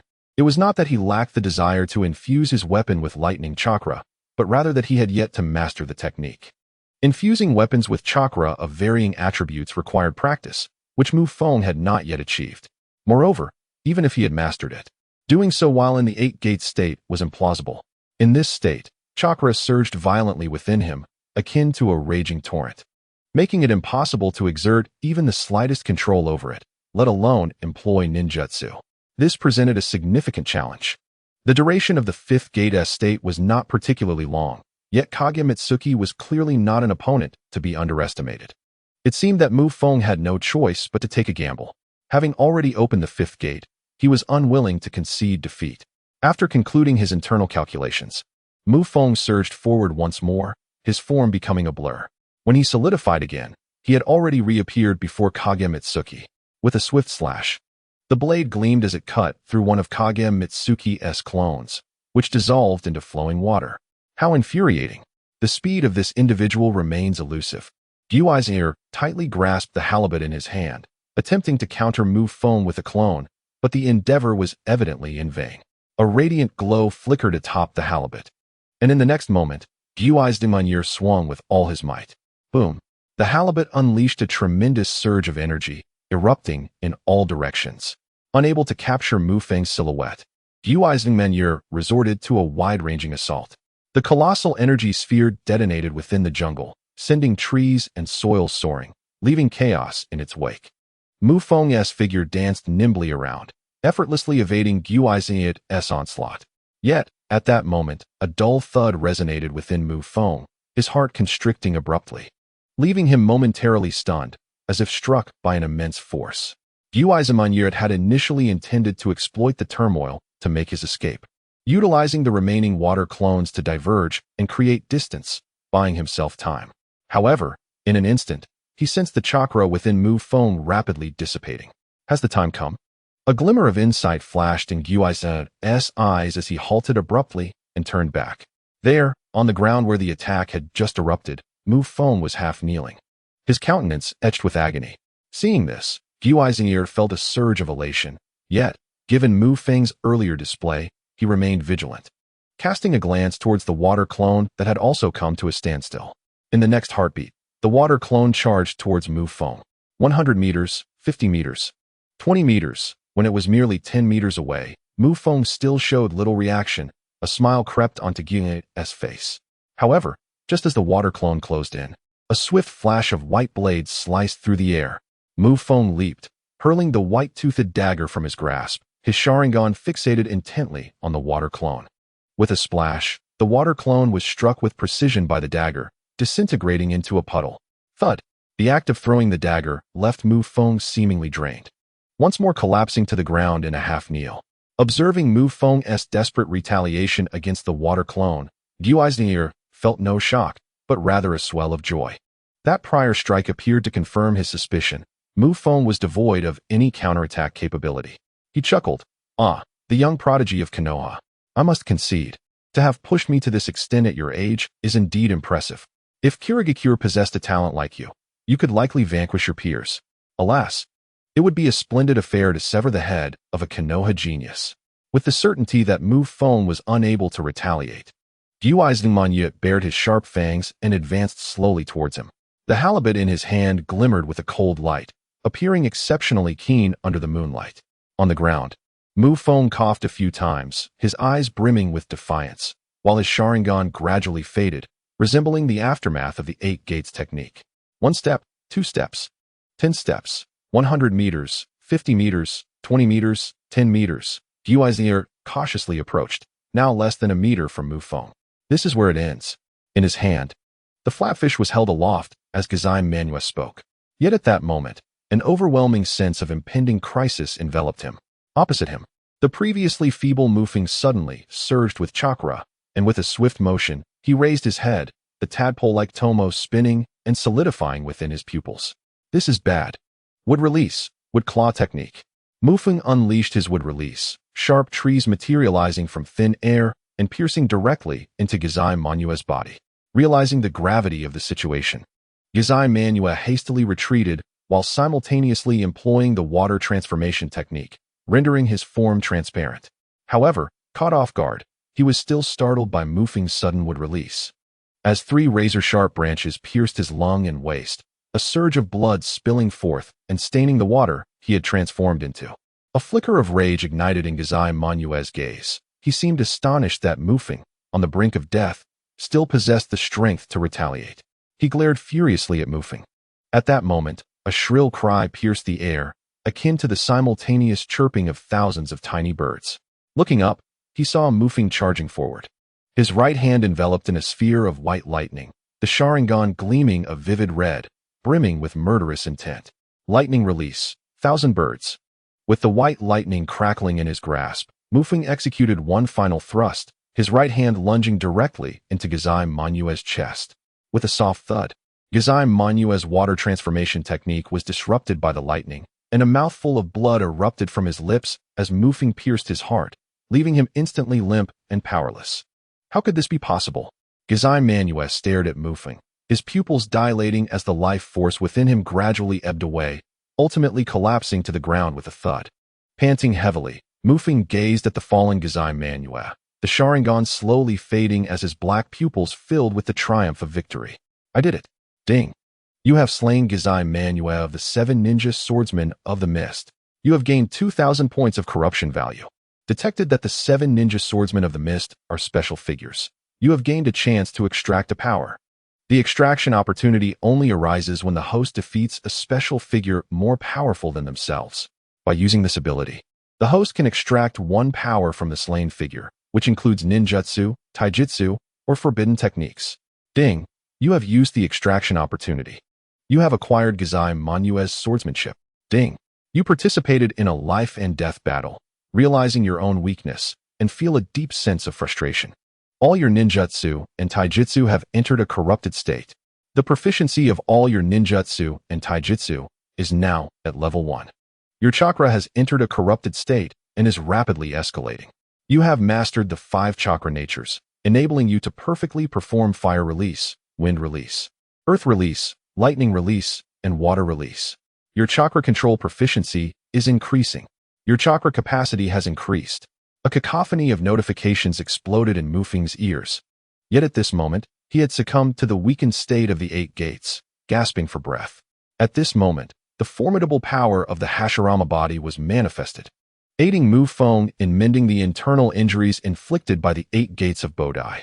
The sharp pain coursing through his body gradually subsided, and as he cast his gaze upon the lifeless form of the ghost lantern full moon, a smile finally graced his lips. In truth, Mu Feng's 5th gate state did not conclude on its own due to the passage of time. Rather, it was forcibly terminated during the course of battle. While the 5th gate bestowed upon Mu Feng a terrifying enhancement in speed and strength, he was confronted by the formidable opponent, Ghost Lantern Full Moon, who possessed the art of hydration, effectively countering such raw power. Under these circumstances, unless Mu Feng, akin to the past Might Guy, disregarded his own life to forcibly open the remaining gates, the prospect of slaying Ghost Lantern Full Moon was nearly impossible. Moreover, within the 8-gate state, the overwhelming chakra required to unleash ninjutsu was simply impractical. He could only rely on taijutsu. In a moment of inspiration, Mu Feng resolved to forcibly terminate the 8-gate state, harnessing the formidable strength of his Hashirama body and the residual energy he had. He engaged Ghost Lantern Full Moon in combat. Ultimately, it was proven that Mu Feng was successful. Ghost Lantern Full Moon could not withstand the profound sense of accomplishment derived from personally vanquishing a Leaf Village prodigy. Upon witnessing the conclusion of Mu Feng's 8-gate state, he approached for a final strike, only to be met with an opportunity seized by Mu Feng. As he gasped for breath, recovering in the process, Mu Feng began to reflect on the battle he had just endured. No wonder the 8 gates of Bodai is so potent. Few ninjas employ it. During the opening of the gates, one could only rely on taijutsu, and the variability of chakra attributes was utterly unreliable. When faced with ninjas who counter taijutsu, it truly becomes a strenuous endeavor. This battle has afforded Mu Feng a newfound understanding of the 8 gates of Bodai. Indeed, it possesses immense strength, potentially surpassing that of the 5 Kage. However, this power comes at a significant cost. Beyond the extensive training required, encountering ninjas adept at countering taijutsu makes combat exceedingly arduous, demanding a sacrifice of life force. For the average ninja, it is evident that ninjutsu is far more suitable for complex battles than mere taijutsu. Henceforth, reliance on the 8 gates of Bodai must be tempered. To achieve a more well-rounded skill set, ninjutsu, taijutsu, and jinjutsu must all be developed. Approaching the corpse of Ghost Lantern Full Moon, Mu Feng retrieved the White Fang short blade and delivered several stabs to the lungs and waist of the fallen foe. These strikes targeted the wounds inflicted by the wood release technique. Clearly, Mu Feng was not yet ready for the other inhabitants of the Leaf Village, particularly its higher echelons, to discover his wood release abilities. After completing this, Mu Feng cast a glance toward the direction of the Leaf Village, beneath the moonlight. He could already discern several figures rushing towards him. Subsequently, he discarded the White Fang short blade and sprinted towards the Uchiha clan's territory. However, before departing, Mu Feng glanced once more at the nearby thicket, where he sensed the presence of an individual, yet chose to disregard them. With exhaustion weighing heavily upon him, Mu Feng swiftly vanished into the depths of the forest. On the opposite side of the thicket, Kakashi, who had witnessed the entirety of Mu Feng's counterattack, was engulfed in a state of shock. He was dead. Did Mu Feng slay the Mist Village's Jonin? Witnessing a peer vanquish an adversary of seemingly insurmountable prowess left Kakashi's inner world profoundly shaken, particularly in the final moments. He beheld the orb of white light coalescing in Mu Feng's grasp, sensing the formidable destructive power it harbored. For the first time, Kakashi discerned the violent beauty inherent in ninjutsu. Was that technique called Chidori? He murmured softly, lost in contemplation. Moments later, he emerged from the thicket, retrieving the White Fang short sword. Simultaneously, 3 masked members of the Konoha Umbu materialized beside Kakashi. Hatake Kakashi, what brings you here? One of the Umbu inquired upon discovering him amidst the battlefield. Hey, look over there. That individual, if I am not mistaken, that sword belongs to the 7 ninja swordsmen of the Mist. The 2 Umbu members, upon laying eyes on the corpse of Ao, were instantly struck with astonishment. The dual swords, coupled with the distinctive attire and sharp fangs of the Hozuki clan, made it evident that the fallen was none other than the leader of the 7 ninja swordsmen, Hozuki Mangetsu. That fellow was an elite jonin. Kid, did you take him down? The Umbu gazed at Kakashi in disbelief. Yet, Kakashi remained silent, firmly clutching the white fanged short sword. His thoughts still preoccupied with Mufeng's final technique, the lightning release Chidori. Captain, how should we proceed? Noting Kakashi's unusual demeanor, the Umbu members opted for caution. Recognizing that Kakashi was one of Konoha's own, and they would be able to elucidate matters upon their return. Let us transport the body and this individual back. Vulture, you remain here to secure the scene while I report. Understood. The 3 Umbu members divided their tasks, with one hoisting Hozuki Mangetsu's corpse along with the dual swords. Hey, kid, come back with me. At this, Kakashi snapped back to reality, following closely behind the Umbu ninja. Soon, news of Hozuki Mangetsu's demise reached Sarutobi Hiruzen. Not only that, but almost simultaneously, the entirety of Konoha's upper echelons received word of the invasion and subsequent slaying of Hozuki Mangetsu. Was it Kakashi who did this? Inside the Hokage's office, Sarutobi Hiruzen pondered, perplexed. Following the death of the White Fang, Kakashi had exhibited remarkable ninja talent, placing him under intense scrutiny by Konoha's leadership. It is worth noting that Sarutobi Hiruzen was no benevolent figure, and the White Fang's demise bore certain implications for him. Originally a hero who saved fellow villagers, the White Fang had descended into the status of a reviled traitor, suggesting that the higher-ups in Konoha had a hand in this downfall. Even if Sarutobi Hiruzen was not directly involved, his inaction certainly contributed to the White Fang's tragic fate. Kakashi, being young and naive, remained oblivious to the power struggles within the village. Yet, Sarutobi Hiruzen felt compelled to keep a wary eye on Kakashi, fearful that a gifted ninja could transform into a defector, or worse, an enemy of Konoha. In the course of more than a year of surveillance, Sarutobi Hiruzen possessed a profound understanding of Kakashi's capabilities. Just as the scrutiny from Konoha began to wane, Kakashi exhibited extraordinary prowess, a development that certainly did not bode well for Sarutobi. It seems improbable, we also detected signs of fire release at the scene. Kakashi is not particularly adept at fire release, indicating the presence of another individual. Furthermore, Kakashi sustained severe injuries and fell into a coma upon returning to the village. Perhaps only upon his awakening will we discern the identity of this other person. The Umbu ninja reported faithfully. Oh, upon hearing this, Sarutobi exhaled a sigh of relief. Soon after, he began to ponder the identity of the other individual present at the scene. Who could have slain the elite jonin of the Mist Village along with other jonin and Umbu?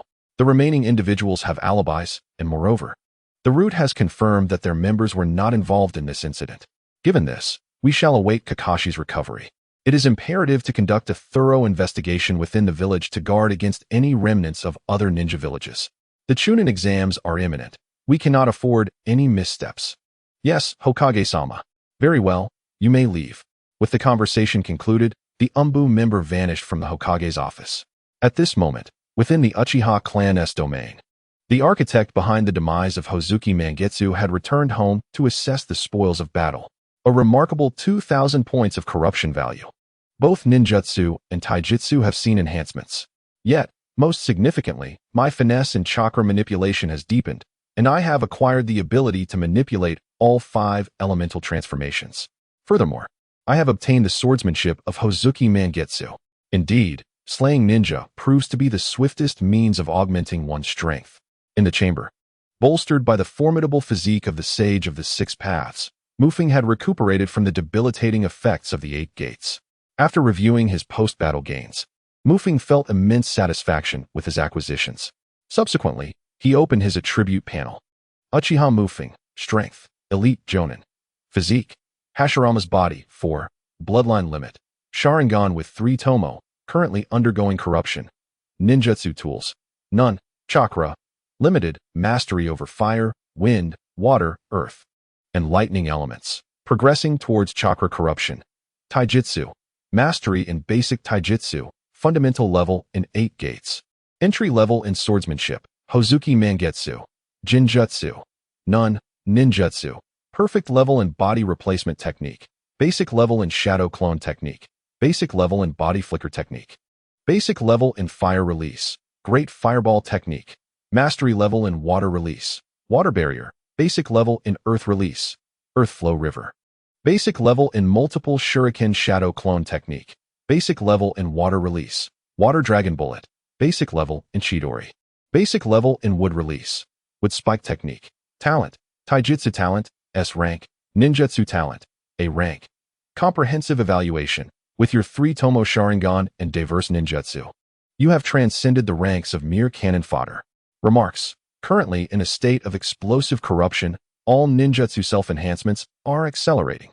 In this present age, all the ninjutsu mastered by Feng has ascended to a foundational level, surpassing the previous introductory stage, with an overall evaluation elevated from Elite Chunin to Jonin.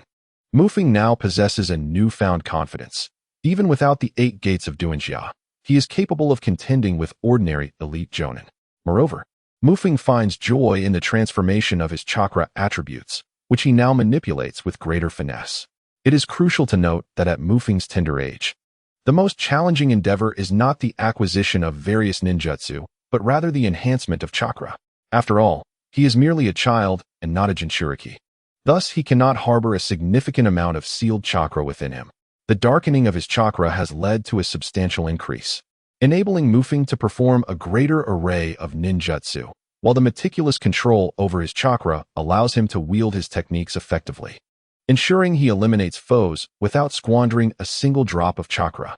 Furthermore, the recently depleted dark value has now seen an increase. Glancing at the 2,000 points of dark value, Feng offered a faint smile. He then accessed the system shop. How exorbitant! Feng grimaced at the various ninjutsu for sale. Although 2,000 points of dark value is quite substantial, it pales in comparison to the requirements for learning ninjutsu independently, which would necessitate the study of 20 techniques. However, within the confines of the system shop, it seemed insufficient. After perusing the system shop, Feng selected several items that would prove most beneficial at this stage. 1. Ninjutsu Enhancement Card. Description. Upon use, this card elevates a standard ninjutsu, including S-rank techniques, excluding forbidden arts, by 1 tier, with the maximum enhancement to perfection. Exchange requirement. 500 points of dark value. 2. Taijutsu Enhancement Card. Description. Upon use, this card elevates a standard taijutsu by 1 tier, with the maximum enhancement to perfection. Exchange requirement. 500 points of dark value. 3. Minor Physical Enhancement Card. Description. Upon use, this card slightly enhances physical constitution, with the specific increase dependent on the current constitution. Exchange requirement. 1,000 points of dark value. 4. Demon Blade Muramasa. Description. A razor-sharp, renowned sword, processed by the system to accommodate any chakra attribute. Exchange requirement. 3,000 points of dark value. Feng's gaze lingered on these items, particularly the revered blade. Having already acquired sword techniques from the formidable Hozuki Mangetsu and possessing 5 elemental chakras, the addition of a fine sword would undoubtedly elevate his close combat prowess. Furthermore, the aesthetic appeal of carrying a blade at his waist is undeniable. Alas, the exchange requirement for this sword is 3,000 dark value, which Feng cannot currently afford. After considerable contemplation, Feng resolved to conserve the 2,000 points of dark value.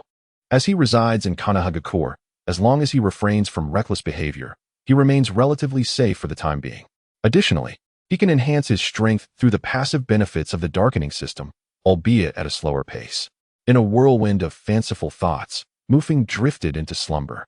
The following day, within the confines of Konoha Hospital, Kakashi sat upright on his hospital bed, realizing he was indeed in Konoha Hospital.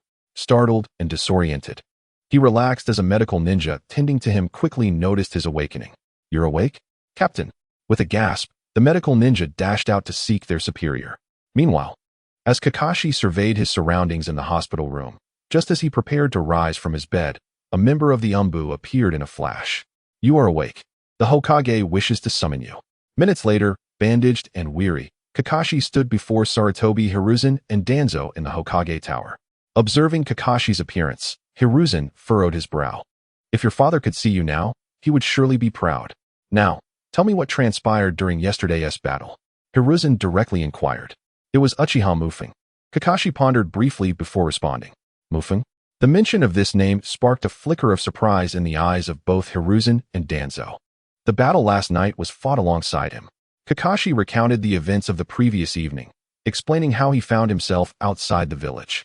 Upon hearing Kakashi's account, Hiruzen and Danzo exchanged glances. So, the Jonin from the Mist Village was not killed by you? Hiruzen suppressed his astonishment and questioned, while Danzo cast a piercing gaze. Though they suspected Kakashi's innocence, confirmation was necessary, especially considering his lineage as the son of the Konoha White Fang. No, it was Mufeng who defeated the Mist Ninja. Kakashi felt a twinge of disappointment, recalling the sense of powerlessness he experienced against Hoshigaki Kisame, while Mufeng, his peer, had triumphed over the adversary. Kakashi had long been hailed as a prodigy within the village, yet the events of last night shattered that reputation. Although he was reluctant to admit it, the truth was undeniable. Noticing Kakashi's despondency, Hiruzen tapped his smoking pipe thoughtfully. He was certain that Kakashi spoke the truth, but the revelation left him somewhat shaken. Very well.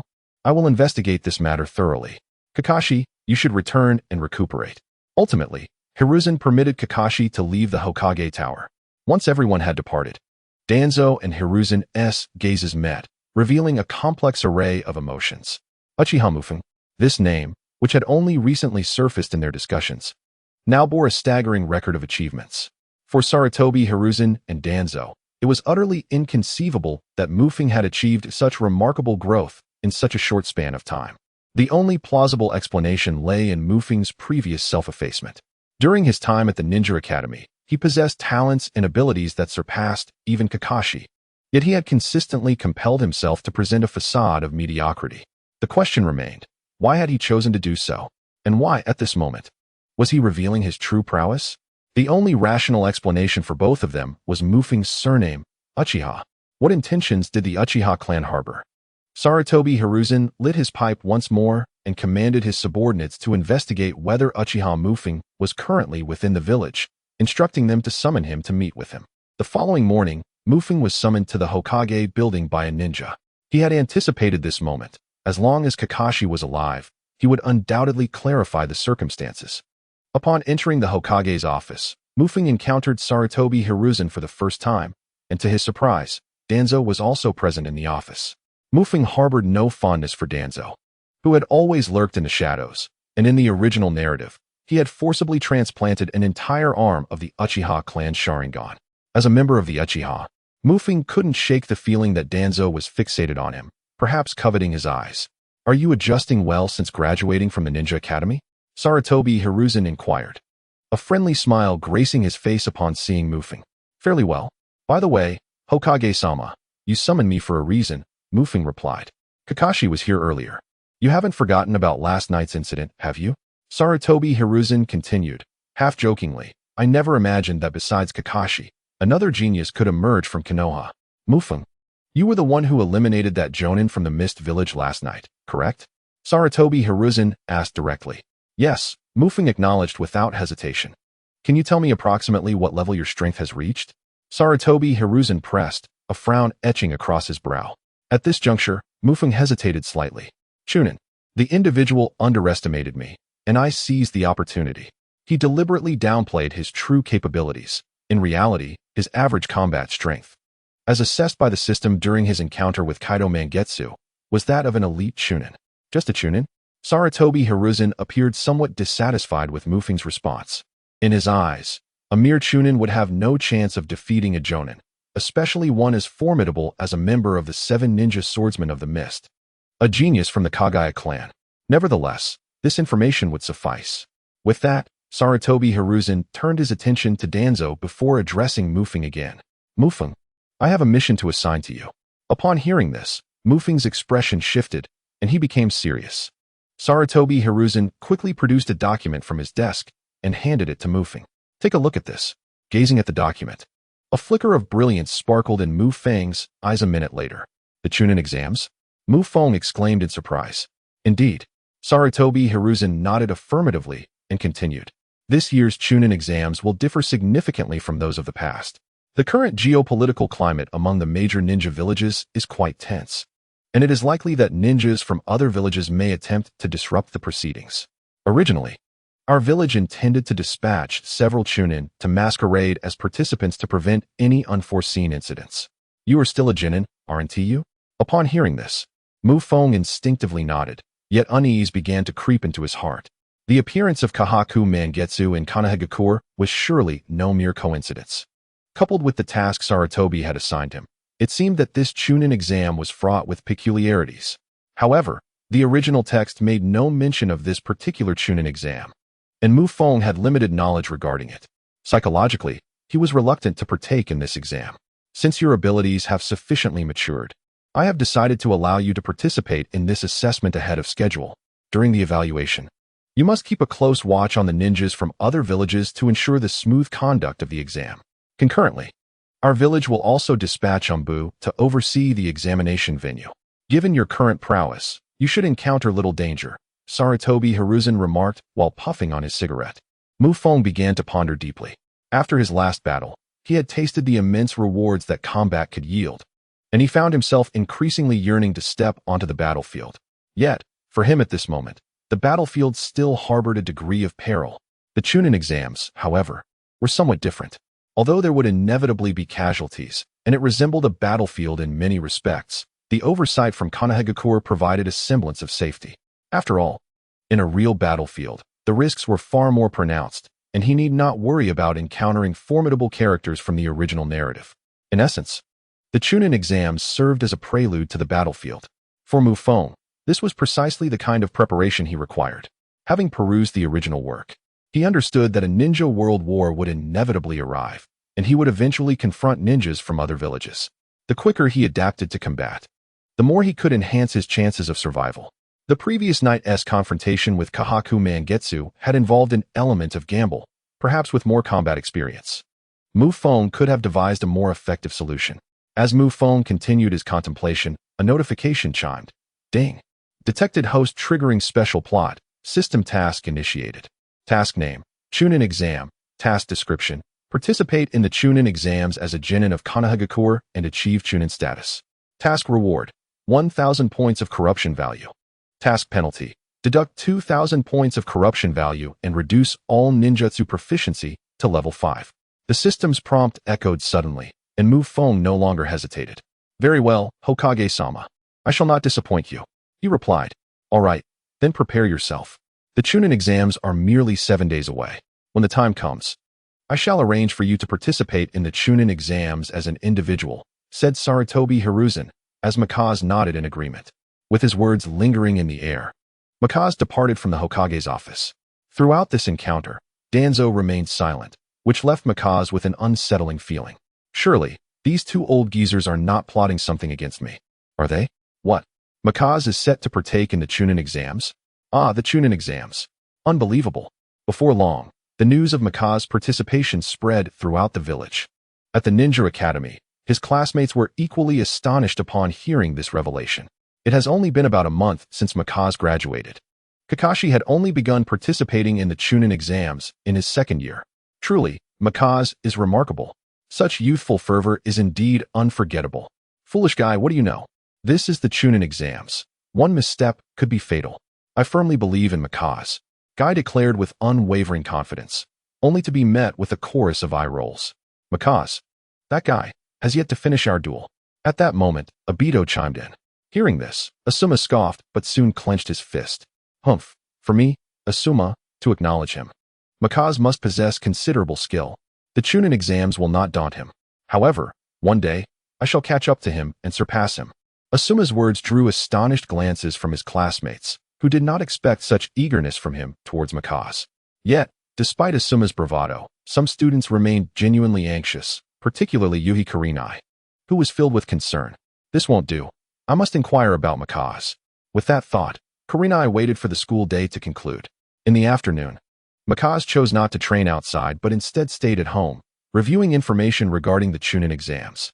As in the original narrative, the examinations were divided into 3 segments, the first being a written test, the second involving free combat, and the third consisting of one-on-one duels. The mission assigned to him was twofold: to protect the ninjas of Konoha and to find ways to eliminate the ninjas from other villages. Yet, akin to Konoha's ambitions, other villages would seize this opportunity to dispatch their formidable ninjas to execute similar strategies. For the participating ninja villages, this was akin to a minor war. albeit contained within specific parameters. With my current abilities, I should be more than capable of handling ordinary ninjas. With the 8 gates and the Sharingan at my disposal. Even if other villages disguise elite ninjas as exam participants, I will be prepared to confront them. After overcoming the formidable Hozuki Mangetsu, Makaze had gained a measure of confidence. After glancing over the details of the Chunin exams once more, he tucked the information away. Knock, knock, knock. At that moment, a series of knocks echoed from outside the door. Upon opening it, he found Kakashi, his body wrapped in bandages, standing at the threshold. Kakashi? Kakashi? Upon seeing Kakashi's visit, Mufeng was somewhat taken aback. Mufeng. Kakashi gazed at him, his demeanor no longer as indifferent as during their first encounter. Instead, it bore traces of weariness. May I come in? Please, enter. Mufeng quickly invited Kakashi into the room. Once they were seated, Kakashi surveyed Mufeng's modest abode and took the initiative to speak. Thank you for last night. At the sound of his gratitude, Mufeng smiled. In truth, according to the original storyline, even without Mufeng's intervention, Kakashi would not have perished at that moment. However, the same could be said for Gizuki Manyuki. It was highly probable that the two merely exchanged blows, and ultimately, Kakashi delayed long enough to attract the attention of Konoha's Umbu or the security team, compelling Gizuki to retreat. Yet, from Kakashi's perspective, it was indeed Mufeng who saved him. No need for thanks. In such circumstances, not intervening would have been impossible. Mufeng continued with a smile. Besides, aren't we all comrades? Comrades ought to save one another. Upon hearing this, Kakashi's body shuddered slightly. Due to the legacy of his father, White Fang, he had always been somewhat resistant to the term comrade. Yet, following the events of the previous night, he had evidently begun to ponder this notion. Indeed, if one does not cherish comrades, are they not even inferior to waste? Moreover, as you saw last night, I emerged victorious. Mufeng added with a grin. At this statement, Kakashi's pupils constricted, and he abruptly lifted his gaze towards Mufeng. Is that so? But soon, Kakashi fell back into contemplation. Mufeng was well aware of what Kakashi was mulling over, yet he refrained from exposing it. They remained silent for a moment. By the way, Mufeng, what was the name of that technique you used at the end yesterday? Kakashi broke the awkward silence. His visit held 2 purposes, to express gratitude for Mufeng's assistance the previous night, and to inquire about the technique known as Chidori. Chidori. It's a technique I developed myself. If you wish to learn it, I can teach you. Mufeng, of course, would not admit to merely replicating Kakashi's technique. Chidori, a melodious name. However, there's no need. I have already grasped it well enough to use it myself in no time. Kakashi stood up and spoke.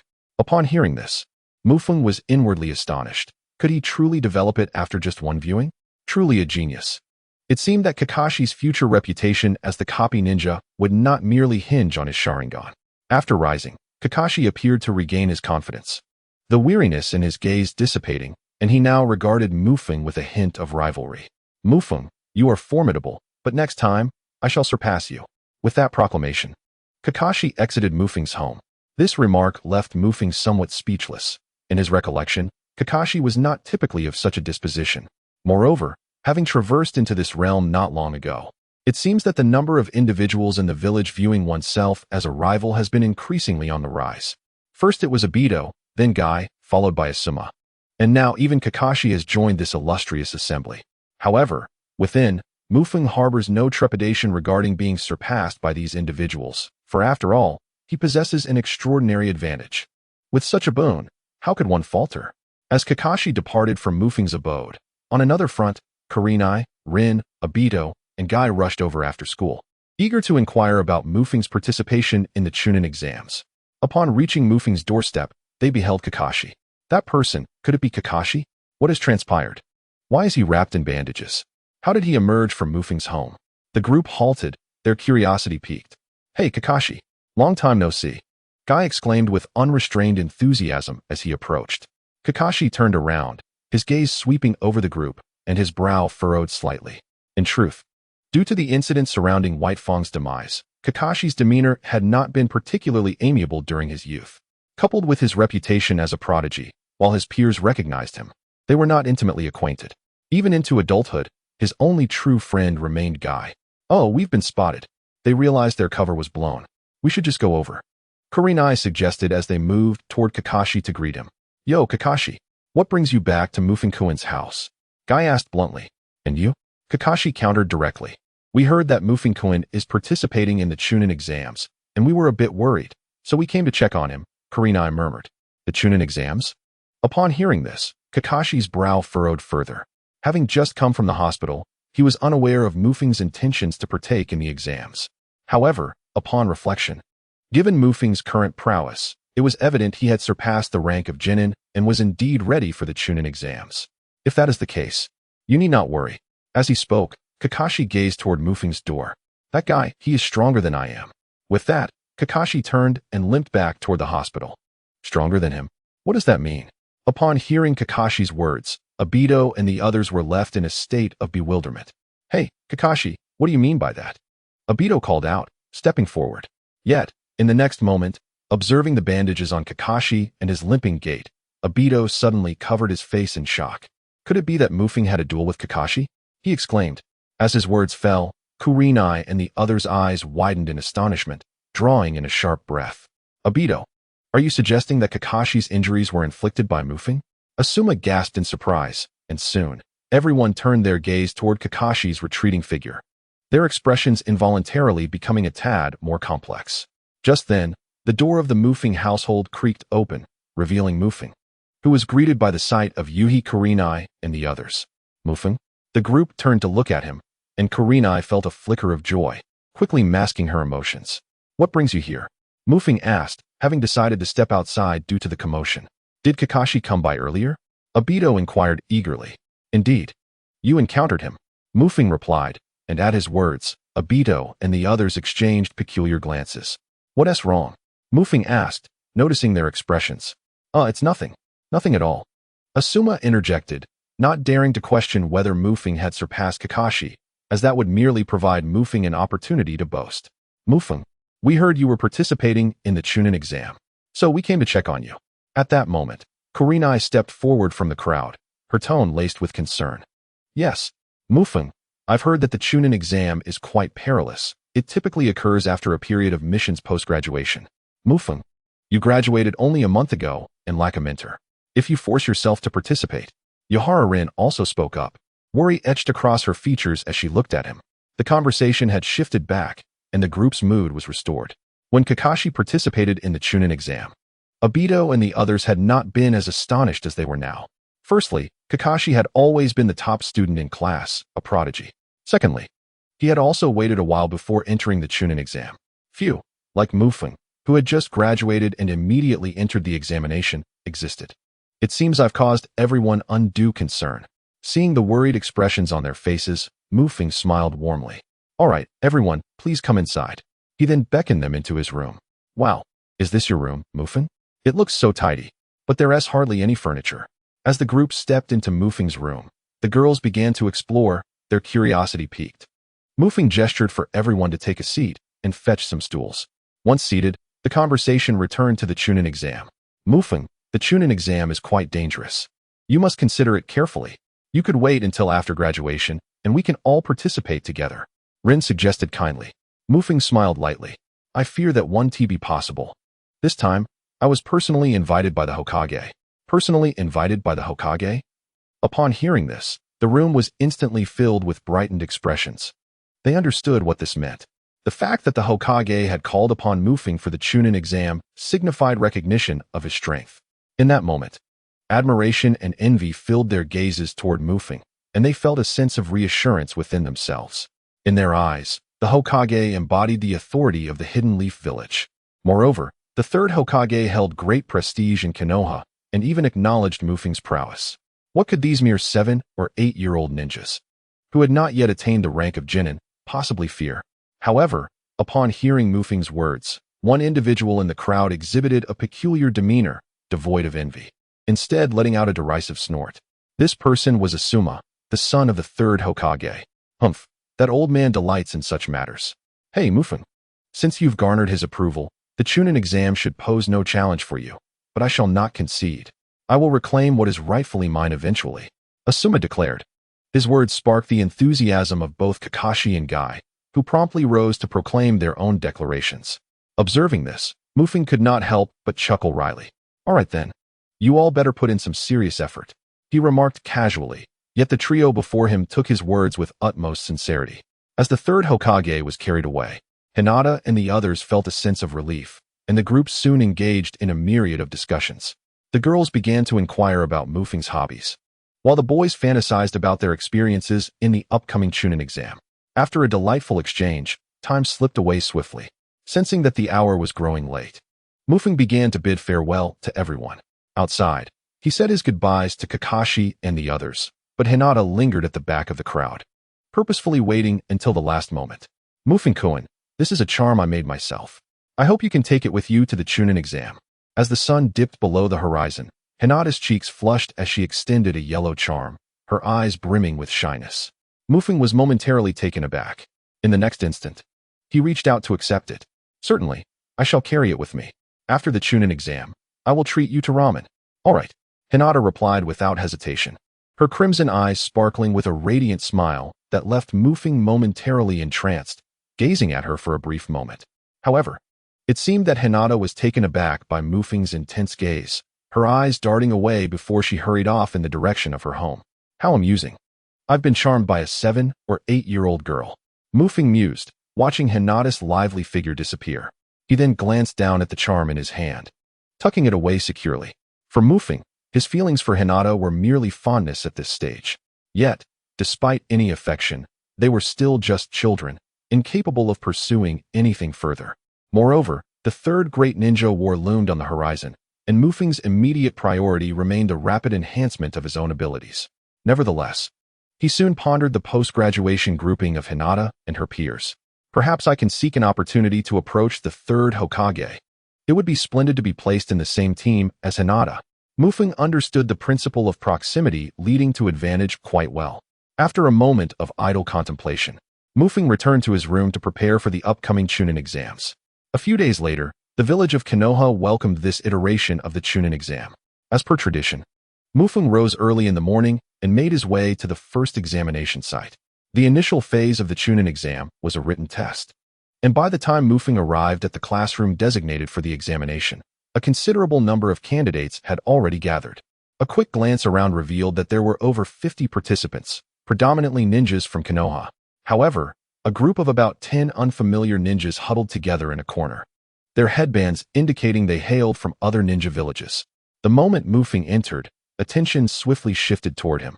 Not only did the ninjas from other villages regard him with curiosity, but even those from Konoha cast him unusual glances. The reason was simple. Mufeng had come alone and was participating in the exam as an individual.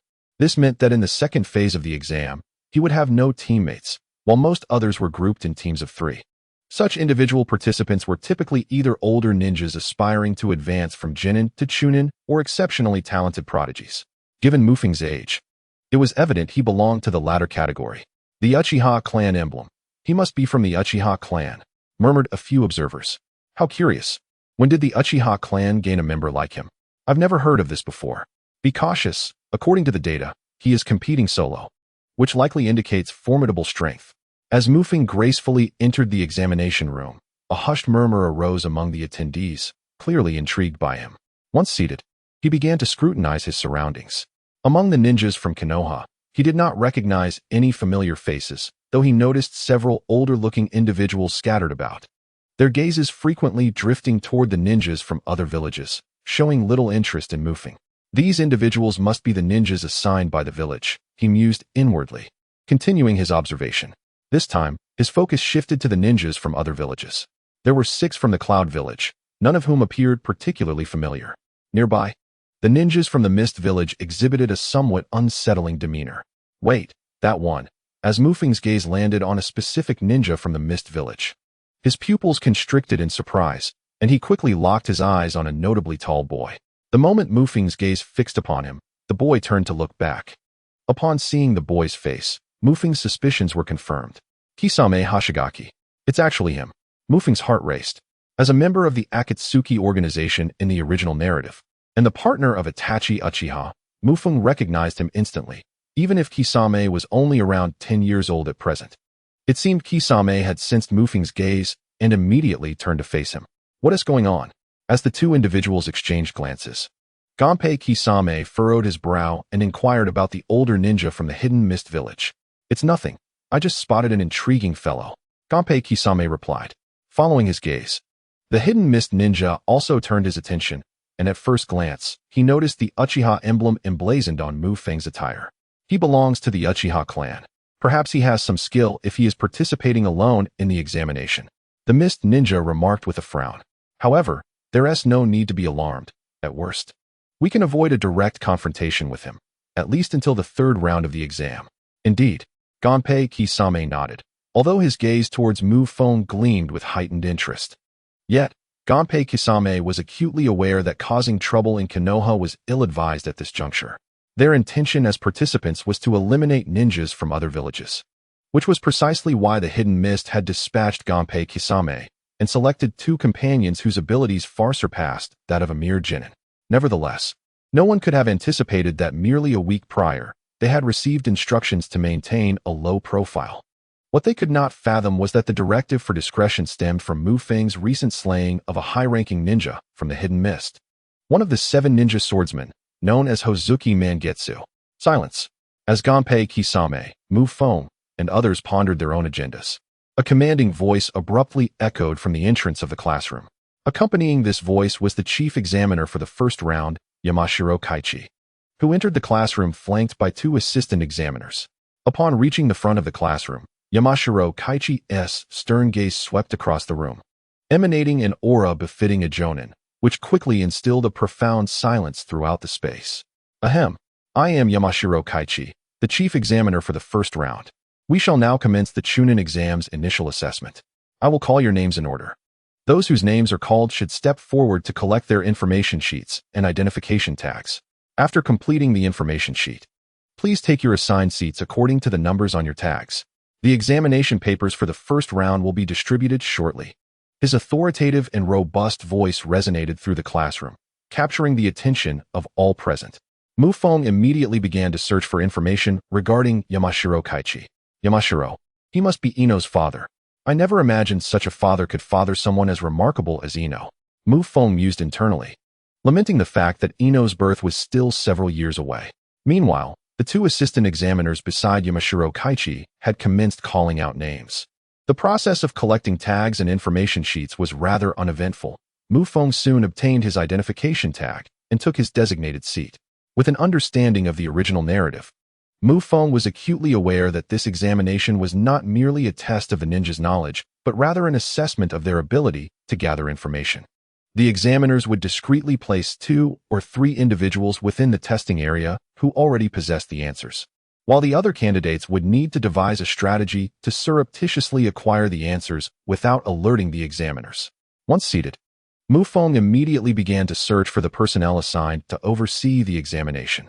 Before long, he identified a member who was seated diagonally in front of him. As the papers were distributed, the examination commenced. Remember, your time is limited. At that moment, the voice of Yamashita Kai echoed through the hall. With a flurry of papers being handed out, the Chunin exam formally began. Oh my heavens, how can this be so difficult? How is it possible for anyone to solve these questions? What on earth are these problems? The candidates, upon receiving their papers, were taken aback, their expressions mirroring Mu Feng's own shock. Glancing casually at the questions, Mu Feng confirmed that they were indeed quite challenging, and it was unlikely that the ninja school had covered such intricacies in detail. However, he believed that it was not impossible to tackle them. After a cursory review and drawing upon his memories, Mu Feng felt confident that he could answer at least half of the questions, though he lacked assurance regarding the rest. Soon, Mu Feng noticed the ninja seated diagonally in front of him had begun to write, and his pace was commendable. Without a second thought, Mu Feng activated his Sharingan. Mirroring the movements of that ninja, answers swiftly materialized on his paper. The sound of his pen drew the attention of those around him. That fellow is from the Uchiha clan. He has already started answering. Could it be? Despite the difficulty of the questions, he is progressing so rapidly. Others began to write as well. The examination room soon split into 2 factions. One group was utterly distressed and unable to proceed, while the other was writing swiftly, as if they had foreknowledge of the answers. While the Chunin exam questions were indeed arduous, they were not numerous. Under the influence of his Sharingan, Mu Feng quickly completed his answer sheet. Simultaneously, the ninja sitting diagonally in front of him set down his pen, but chose not to exit the examination room immediately. His role was to provide the correct answers to the candidates within the hall. Even after finishing, he needed to wait until the examination concluded before leaving. However, Feng had no intention of lingering. He stood up decisively. "Teacher, I wish to submit my paper." His declaration drew the attention of everyone present. Yamashita Kai was equally astonished as he turned to Feng, then signaled for the deputy examiner to approach and verify Feng's answer sheet. The deputy examiner scrutinized it for a moment before nodding in acknowledgement to Yamashita Kai. The paper was then handed to Yamashita Kai, who reviewed Feng's responses, deeming them nothing short of perfect. Has he already grasped the essence of this examination so swiftly? Truly, he is a ninja favored by the Hokage. Remarkable talent. Yamashita Kai marveled internally as he regarded Feng. "Very well, you may leave early." Upon hearing Yamashita Kai's words, the other candidates were left in further astonishment. Has he truly finished? So soon? How on earth did this fellow manage to achieve such results? One cannot help but wish to glance at his examination paper. A chorus of envy and complaints echoed throughout the venue. Just then, with a swift motion, the assistant examiner seized a student attempting to cheat. Number 017, caught cheating. Examination failed, expelled from the examination hall. The assistant examiner's cold voice reverberated, and in the next moment, the disgraced candidate rose, dejected, and made his way toward the exit. This scene only deepened the concern among the others, casting furtive glances at Feng with a tinge of admiration. Meanwhile, the remaining candidates began to ponder, gradually grasping the true essence of the abilities this examination sought to assess. As Feng approached the doorway, several candidates began to put pen to paper. A quick glance revealed that Gonpei Gui Jiao was among them. Soon, the first round of examinations concluded. A total of 53 candidates participated in this initial assessment, during which 18 were disqualified for cheating and 3 voluntarily withdrew to protect their companions. Ultimately, only 32 candidates emerged successful from the written test. The first assessment has concluded. Now, we shall proceed to the second round. All candidates who passed, please make your way immediately to the second examination location, the 44th training ground, the Death Forest. Upon the announcement from Shanzhonghai E, Feng reflected inwardly. The 44th training ground, the Death Forest. Just like the examination site faced by Naruto and his peers in the original narrative. After absorbing Shanzhonghai's words, Feng quickly made his way, along with the others, to the second examination site. The Death Forest, reminiscent of its portrayal in the original tale, was encircled by barbed wire, with a dense jungle thriving within. As Feng surveyed the familiar surroundings, he composed his expression, a glimmer of determination igniting in his eyes. This was indeed the stage where the true drama would unfold. Looking around, the candidates from Konoha and other ninja villages were also assessing the Death Forest. A forest, you say? One wonders if there will be any bodies of water within. Yet, in such a dense thicket, does it matter? It presents a perfect opportunity to test my assassination techniques. Indeed, for us, this should be the ideal battlefield. However, for others, it may well become a graveyard. A group of Mist Village ninjas were suddenly filled with excitement upon seeing the Death Forest. The dense foliage was indeed conducive to assassination, and the ninjas of the Mist Village were particularly adept in this art. Conversely, the candidates from other villages, including Cloud Village, furrowed their brows, beginning to whisper amongst themselves. Meanwhile, several Konoha ninjas were also engaged in discussions, strategizing for the forthcoming challenges. The first examination was merely a prelude. It was the second and third rounds that truly mattered. Failure could lead to life-threatening consequences. This sentiment was voiced by a candidate who had previously participated in the Chunin exams twice, recalling how he narrowly escaped death during the second round. Faced once more with the Death Forest, he appeared visibly anxious, yet continued to explain to his companions. "Everyone, please settle down." Amidst the murmurs of the crowd, a figure abruptly descended before them, the chief examiner of the second stage of the assessment, his voice resonating with authority. "I shall preside over the second stage of the examination, but prior to participating, each of you must sign a consent form. This trial poses a significant risk of injury, or even death. If you are fearful, you may leave now." His voice rang out with conviction. However, those qualified to partake in the Chunin exams were already well acquainted with the rules and, having arrived here, would not be easily deterred by mere words. In no time, all had affixed their signatures to the consent forms. "Excellent. Now, pay close attention to the rules of this examination," he continued. There are currently 32 participants in the second stage, alongside 12 teams in total, including those undergoing individual assessments. Each team will receive either a heaven or earth scroll. To pass the assessment, you must gather both types of scrolls and reach the central tower of the Forest of Death within 3 days. Failure to do so will result in disqualification. With that, he instructed everyone to come forth and collect their scrolls. As the candidates approached, Gunpei Kaigai glanced at the scroll in his hand, then swiftly turned his gaze to the other teams. It seems the Cloud Shinobi have also acquired a Heaven Scroll. A teammate from the Mist Shinobi remarked, "That's of no concern. The rules do not prohibit us from seizing scrolls of the same type."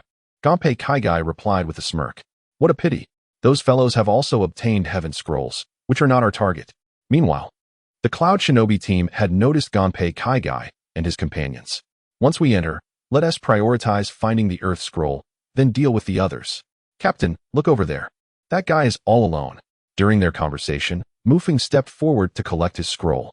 It was the Earth Scroll. The sight of the scroll in Mufeng's hand ignited a spark of interest among the Cloud Shinobi. While Gunpei Kaigai and the other teams possessing Heaven Scrolls cast their gaze upon him. "Kaigai, that individual seems to have the Earth Scroll. Let us remain calm and observe. Since he is participating alone, he must possess some skill. Moreover, he hails from the Uchiha clan, likely having awakened his Sharingan. He is indeed a tough opponent. Participating alone in this examination. If this were not the Chunin exams, I would relish the opportunity to test my strength against him." Gunpei Kaigai and his companions began to discuss among themselves. Participating alone in the assessment undoubtedly placed him at a disadvantage compared to the trio configurations of other teams. However, those who qualified for the Chunin exams and successfully navigated the first stage were certainly no fools. A conventional team might display average strength, but an unconventional one often harbors extraordinary qualities. Similarly, the Cloud Shinobi and other teams began to take note of Mufeng's unique presence. Participating alone, even an Uchiha might be overestimating his confidence. Notice that he holds the Earth Scroll, perfectly complementing our own. Many teams exchanged furtive glances, whispering among themselves. Feng surveyed his surroundings, unperturbed by the gazes of others. To obtain the scroll in his possession, one must possess the requisite skills. Soon, the distribution of scrolls concluded, and various teams commenced their journey into the Forest of Death. In order to prevent early conflicts among teams, the forest featured multiple entrances, with different groups entering through distinct pathways. Assigned to entrance 3, Feng made his way there, scroll in hand. "Wait, where are your teammates?" inquired the ninja stationed at the entrance, taken aback to see Feng alone. "I am participating in the assessment solo." "Solo participation? Be cautious then," the Konoha ninja warned, furrowing his brow. Based on past experiences, those who enter alone often become prime targets, especially for teams from other villages. "You may already be under their watch. That's of little concern. If they wish to confront me, let them come," Feng replied, raising an eyebrow with a nonchalant demeanor. Hearing this, the Konoha ninja refrained from further comment. A solo participant clearly possessed some degree of skill. However, he had issued his warning. Whether Feng heeded it was entirely his own affair. "All right, time's up. You may enter." After glancing at his watch, the Konoha ninja allowed Feng to proceed into the Forest of Death. Meanwhile, on the opposite side of the forest, a discussion unfolded. "We have acquired the Heaven Scroll, so we should target the team with the Earth Scroll. I just conducted a reconnaissance, and the team with the Earth Scroll is comparable to ours. However, there is one notable individual among them." In a concealed corner, Yamanaka Toryun addressed his companions, Inuzuka Hana and Hyuga Hanabi. "Are you referring to that person? The Uchiha clan member participating alone?" Inuzuka Hana immediately grasped the situation, her brow furrowing. "I believe it is prudent to avoid that individual.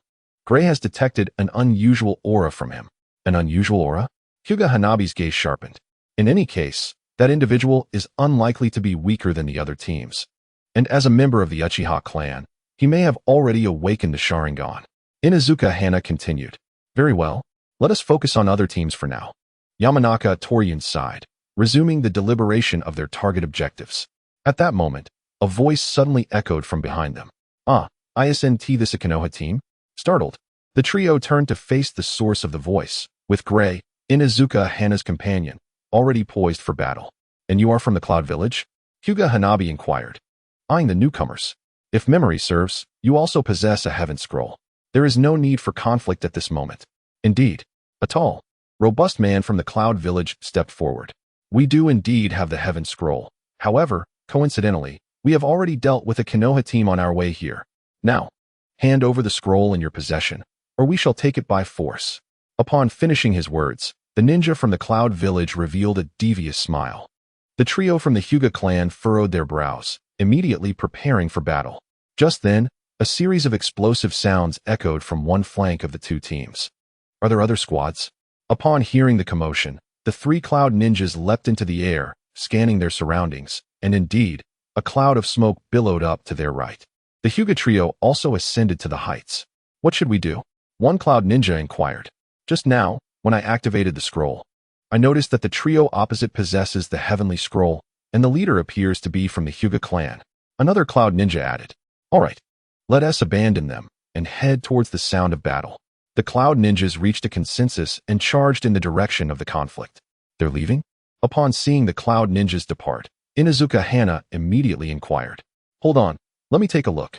Hyuga Hayashi quickly responded, activating his Byakugan. His vision pierced through the dense foliage, soon locking onto the combatants. There are 4 individuals ahead, and that one is from the Uchiha clan. He exclaimed, let us hurry over.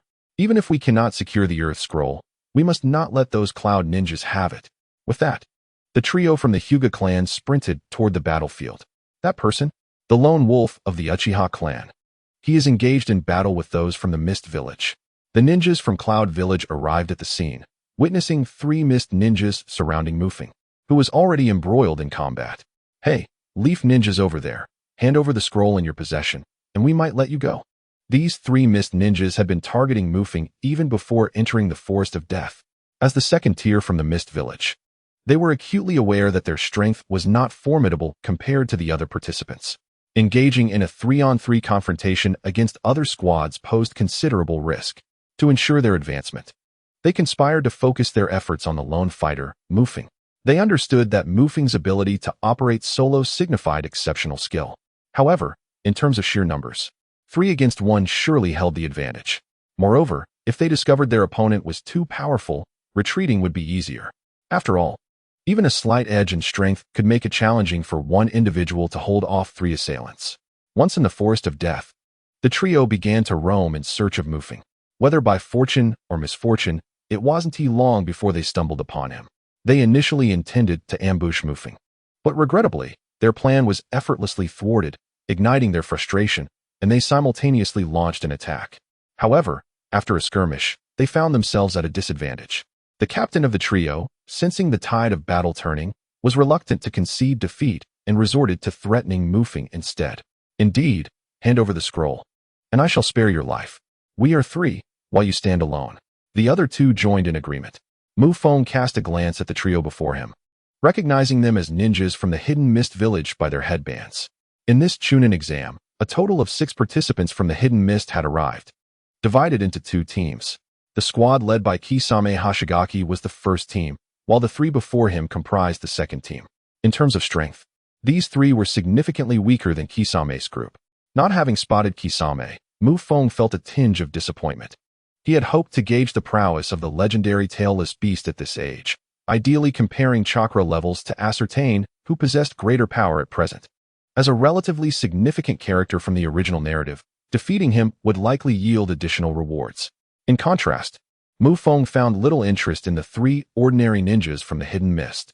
However, as they were still ninjas from the Hidden Mist, he had no reason to let them off easily. His current mission was to eliminate ninjas from other villages during the Chunin exam.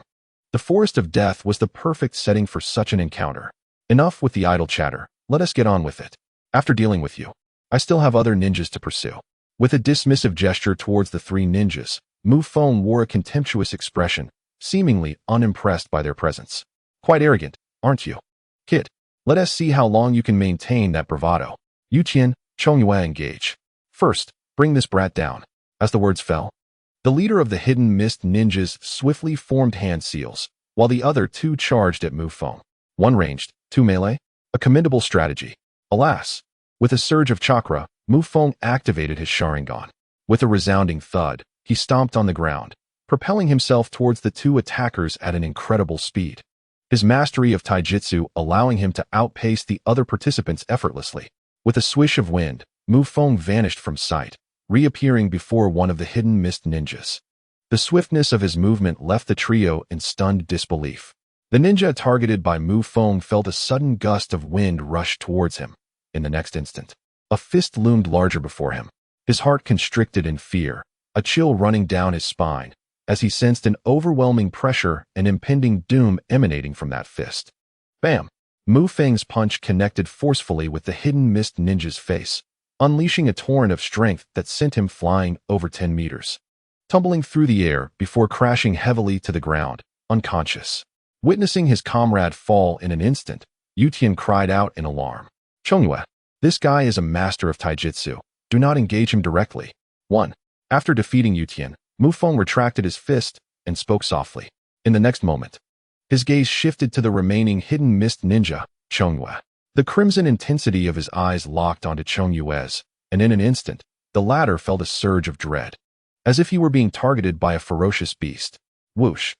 Feng moved once more, disappearing from sight. Chongyue found himself utterly incapable of capturing a glimpse of Feng's figure. He was simply too swift, having long since surpassed the threshold of a mere chunin. All that Chongyue could perceive were the fleeting shadows of Feng. How vexing! This fellow is indeed formidable. The captain of the mist-hidden village lamented inwardly. Yet at this moment, his ninjutsu had already reached fruition. Chongyue, retreat! He commanded. Water style, water dragon bullet technique. With a whoosh, a pale blue water dragon materialized beside the mist captain, its gaze fierce and its body undulating as it surged forward. Upon witnessing the captain's support, Chongyue felt a surge of joy and leaped backward. Meanwhile, Feng continued his relentless charge, his astonishing speed rendering him nearly impossible to halt. This adversary is remarkably strong, alas. He stands alone. If he cannot withstand the mist ninja's water dragon bullet, this may very well be the end. He appears younger than us, yet his taijutsu is impressive. He must have specialized in physical techniques. Speaking of which, that mist ninja is quite adept to conjure such a jutsu in this setting. The trio from the Cloud Village, having arrived at the scene, began to assess the confrontation between Feng and the trio from the mist. Yet, there remained another team from the Leaf Village. It remained to be seen whether they would intervene. With that, the Cloud Ninjas turned their gaze towards Hinata Hiraman and his companions, who lay concealed nearby. Inuzuka Hana scrutinized the unfolding situation, her brows furrowing slightly, before directing her attention towards Hinata Hiraman. The water dragon bullet. This is a B-rank jutsu, isn't it? The situation looks dire. Hiraman, shall we take action? As fellow leaf ninjas, Inuzuka Hana was unwilling to witness Feng's defeat at the hands of the mist ninja. Let us wait a moment. That fellow's chakra seems rather peculiar. Hinata Hiraman observed the scene, the blood vessels around his Byakugan flaring. Although he too struggled to track Feng's movements, the Byakugan allowed him to discern the chakra swirling within Feng's body. At this moment, amidst his rapid transit, Feng's chakra was indeed stirring, seemingly preparing to unleash a jutsu. However, the water dragon bullet was already barreling toward him with a swift roll. The water dragon lunged at Feng, creating a tumult of splashing water in an instant. It's over. Inuzuka Hana's spirits plummeted. But simultaneously, earth style, earth flow wall, came a sharp command, and Feng's figure was still in motion. With a leap, Feng reached Chongyue's side. In a swift motion, he seized Chongyue's neck with a vice-like grip, lifting him effortlessly, as disbelief filled Chongyue's eyes. Ugh! The sensation of asphyxiation overwhelmed him, his face turning crimson as he struggled, emitting muffled sounds of distress. With a decisive snap, Feng did not hesitate and swiftly broke Chongyue's neck. Next, with a thud, Chongyue's lifeless body crashed to the ground, and Feng's gaze locked onto the last remaining ninja among the mist trio. Only one remains. Bang! The water dragon bullet struck the ground, erupting into a cascade of water. Amidst the spray of pale water, a figure emerged. It was Feng. Feng swiftly and decisively dealt with the second mist ninja, his gaze now fixed on the last remaining foe. The sharp, murderous glint in his eyes made the mist ninja captain tremble with disbelief. How could this be possible? He had clearly been obstructed by the water dragon bullet. As he looked on incredulously, he finally recognized the earth flow wall summoned by Feng. The earth flow wall. This is inconceivable. In such a brief span, while still in rapid motion. How could he have conjured such a technique? Instinctively, the Mist Ninja captain took a step back, his face etched with disbelief. A formidable martial artist, possessing ninjutsu skills that rival his own. How could such a ninja be merely a genin? Moreover, observing Mu Feng's stature, he appeared to be significantly younger than himself. There is nothing impossible. Now, only you remain. One-on-one, how fair. Mu Feng released the lifeless body from his grasp, his indifferent voice resonating as he advanced towards the Mist Ninja captain. At this moment, the captain was paralyzed with fear, gazing at Mu Feng as though he were a monstrous apparition. As Mu Feng approached, the terror of death overpowered his reason, compelling his body to retreat involuntarily. No, this cannot be. The Mist Ninja captain murmured, while his inner voice urged him to flee. He must escape, or he would lose his life. Turning, the captain dashed into the woods in a desperate bid for survival.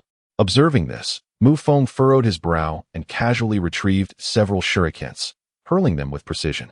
The captain, consumed by fear, failed to notice the shurikens flying toward him. With a series of sickening thuds, crimson blossoms erupted in the air, and he collapsed to the ground with a heavy thud. Simultaneously, the heavens axis scroll he bore tumbled from his body, landing on the earth below. The battle had unfolded swiftly and concluded just as rapidly. The fire gate. Did that individual truly slay the Mist Village ninjas? This was supposed to be merely an examination. Inuzuka Hana gazed at the three fallen Mist ninjas, a trace of shock brightening her eyes. Hyuga Hayashi furrowed his brow, yet his expression soon turned grave. It is indeed an examination, but also a battle. In truth, Hyuga Hayashi himself had been startled by Mu Feng's resolute actions, though he quickly regained his composure. Among the 5 great ninja villages, Konoha provides substantial protection for its genin. Outside of wartime, they are seldom embroiled in combat and bloodshed. Although the team to which Hyuga Hayashi belonged had undertaken various missions and ventured beyond the village several times, none of the 3 genin had truly taken a life. Now witnessing Mu Feng, younger than them yet effortlessly dispatching 2 Mist ninjas, they felt a sense of disorientation. It seems our mindset requires adjustment. Inuzuka Hana, Yonai Torikian. We must approach this with utmost seriousness. The Chunin exam can indeed lead to death. Hyuga Hayashi addressed his companions. Inuzuka Hana and Yonai Torikian nodded in understanding, immediately grasping Hyuga Hayashi's intent. Truly, those personally selected by Lord Hokage for the Chunin exam are not to be underestimated. Hyuga Hayashi reflected as he regarded Mu Feng. Mu Feng's formidable strength and decisiveness left the fire gate in awe. However, at present, he had merely dispatched 2 lower-ranked ninjas from the Mist Village. If Hinata Huamin and the others were to learn that Mu Feng had previously eliminated a higher-ranked ninja, their expressions would likely be beyond imagination. The Earth Flow Wall. Has he released it so swiftly? His ninjutsu prowess is remarkable. He has quickly dealt with the Mist Village's fighters. He is indeed a fierce opponent. We are fortunate that we did not choose to confront him earlier. The 3 Cloud Ninjas, witnessing Mu Feng's triumph over his adversaries, widened their eyes in astonishment. Feeling fortunate for their own insights, they believed themselves superior to the Mist ninjas below, yet they were acutely aware that they were no match for Mu Feng, especially after witnessing his Earth Flow Wall. How has he trained? His physical skills are exceptional, yet his ninjutsu is released with such speed. Let us not forget, he is of the Uchiha clan, and that pair of eyes is notoriously difficult to contend with. If he has also mastered ocular techniques, we are in deep trouble. The 3 Cloud Ninjas exchanged glances, a shared unease taking root within them. The Cloud Ninja captain glanced at the scrolls belonging to the Mist Ninjas that lay scattered on the ground. It is the Celestial Scroll, of no use to us. We must retreat immediately. The trio had learned that Hinata Huamin and his companions were approaching, coupled with Mu Feng's overwhelming strength. The balance of power in the area was unmistakable. The best course of action for the Konoha Cloud Ninjas was to withdraw. The other 2 lower-ranked Cloud Ninjas nodded in agreement, and the 3 began to retreat slowly towards the forest, wishing not to disturb Mu Feng. Yet, just as they turned, a palpable sense of danger enveloped them. So you intend to leave just like that? A chilling voice suddenly echoed in their ears, sending shivers down their spines. They turned slightly to see Mu Feng, grinning, standing nearby. In an instant, the Cloud Ninjas felt a surge of anxiety. Split up and run. Whoever escapes counts as lucky. The captain shouted, turning to flee in one direction. The other 2 widened their eyes, and, in the next moment, fled as if their feet were coated in oil. Observing this, Feng furrowed his brow. It became evident that one person's strength is inherently limited. The Cloud Ninjas were astute, opting to flee rather than engage. With 3 individuals running in 3 different directions, it was evidently impossible for Feng to pursue them all single-handedly. He had no intention of employing shadow clones, as their reliability was questionable and could lead to potential counterattacks. However, Feng did not plan to eliminate all 3 Cloud Ninjas. After dispatching the Mist Ninjas, he had acquired the Celestial Scroll and the Earth Scroll in his possession, which sufficed for his passage. Moreover, having defeated 3 enemy village ninjas, he had ample justification for Sarutobi Hiruzen. As for the remaining enemy ninjas, Feng approached with a casual attitude, content to let fate determine the outcome. Casting a glance at the fleeing trio, he ultimately chose to pursue the Cloud Ninja captain.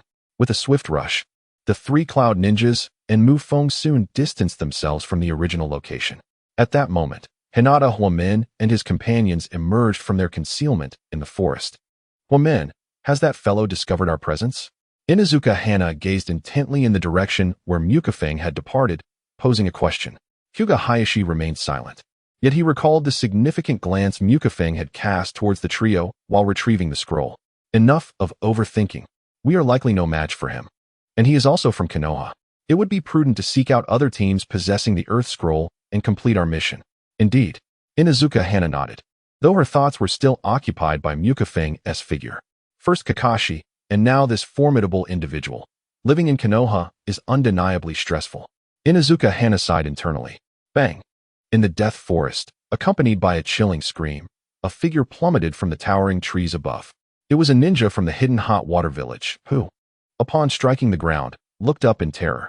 At that moment, with a swift motion, a ninja clad in the Uchiha clan's short-sleeve attire descended from the sky. Hand over the scroll, or face death. Feng's cold gaze bore down on the hot water ninja, his crimson Sharingan revealing indifference and a murderous intent. Here, take it. Please don't kill me. The hot water ninja, collapsing to the ground in fear, threw forth the Earth Scroll he had been carrying. With a resounding clap, Feng seized the scroll, confirmed its authenticity, and departed without a backward glance. As Feng retreated into the distance, the hot water ninja finally exhaled in relief. Just moments ago, his team had encountered Feng.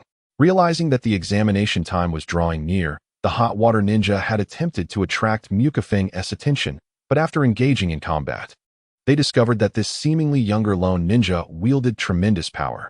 Within 5 minutes of battle, 2 members of the hot water team had been defeated. He had fought valiantly to escape with the scroll, yet ultimately fell into Feng's grasp. Sighing deeply, the hot water ninja pondered the origins of this monstrous figure. At this moment, he was unaware that throughout the Death Forest, Feng's reputation had already spread like wildfire. After various encounters, several teams, confirming the consistency of their scrolls, opted not to engage in direct conflict, but chose instead to exchange intelligence. Presently, within the Death Forest, 3 formidable teams were participating in the examination, 2 from Konoha and 1 from the Hidden Cloud. Among these, 2 were deemed absolutely untouchable, the Uchiha Lone Wanderer and the Shark from the Hidden Mist. The latter referred to the infamous Kisame Hashigaki, while the former was none other than Feng himself, as half of the teams had already been eliminated. It was notable that a significant portion of those fallen had been severely impacted by these 2 individuals. Following an exchange of confidence, nearly everyone began to deliberately avoid Feng and Kisame. However, the hot water team appeared oblivious to this understanding, and upon encountering Feng, they inadvertently offered up a head. Having acquired the scroll from the hot water team, Feng felt a surge of satisfaction within. Having calculated the time, the second assessment is drawing to a close. Feng has no intention of continuing the hunt. Instead, he hastens directly towards the assembly point at the heart of the Death Forest. Meanwhile, in the examination monitoring room, Bianzu Lei Tong gazes in astonishment at the screen displaying Feng. The strength of this individual is astonishing. As a jonin of Konoha, Bianzu Lei Tong feels a profound sense of responsibility for this assessment. At such a critical juncture, where tension among the major ninja villages is palpable, any mishap during the Chunin exam could potentially ignite conflict between the villages. Naturally, certain villages may harbor hopes for war and might resort to underhanded tactics during this Chunin examination. Thus, This assessment is more stringent than previous ones, with Sarutobi Hisashi issuing direct orders to Bienzu Lei Tong to ensure the smooth conduct of the exam while safeguarding the Konoha ninjas. This Chunin exam is not merely about selecting outstanding ninjas from each village. It also serves as a demonstration of strength. Should Konoha perform poorly, the repercussions could be dire, particularly after the Second Ninja World War, where Konoha, as the foremost village, would undoubtedly face scrutiny from the others regarding its standing and responses post-exam. Under such immense pressure, Bienzu Lei Tong cannot afford to relax. He has prepared himself for any eventuality. Although the pressure is formidable, the entire process of the Chunin exam has been unexpectedly smooth. Within the Death Forest, Bienzu Lei Tong has not encountered any ninjas disguised as Chunin participants, which is notably concerning. In the original narrative, Orochimaru had disguised himself as a participant to engage Sasuke, while Kabuto's abilities clearly surpassed those of an average Chunin. In truth, Bienzu Lei Tong is unaware that prior to the exam, the Mist Village had contemplated similar schemes. However, after the unintentional death of Ghost Lantern Manuel at the hands of Mu Feng, the Mist Village lost a significant commander, prompting them to exercise caution, believing that Konoha had fortified its defenses. Hence, the plan to create chaos during the Chunin exam was abandoned by the Mist Village. Besides this scheme, the Mist Village harbored another plan involving Kisame Hashigaki. They aimed to leverage Kisame's extraordinary chakra and abilities to deliver a wake-up call to Konoha and the other ninja villages during the Chunin exam, not as a conspiracy, but as a display of legitimate strength. Bienzu Lei Tong has also taken note of Kisame. To be frank, in his eyes, Kisame has far surpassed the capabilities of an average Chunin. Despite being merely a genin, he can continuously unleash several B-rank ninjutsu.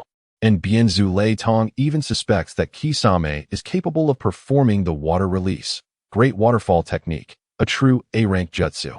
In the original narrative, the water release, Great Waterfall technique is almost regarded as a signature move of Momochi Zabuza, yet it was countered by Kakashi's Sharingan, leading to Zabuza's downfall.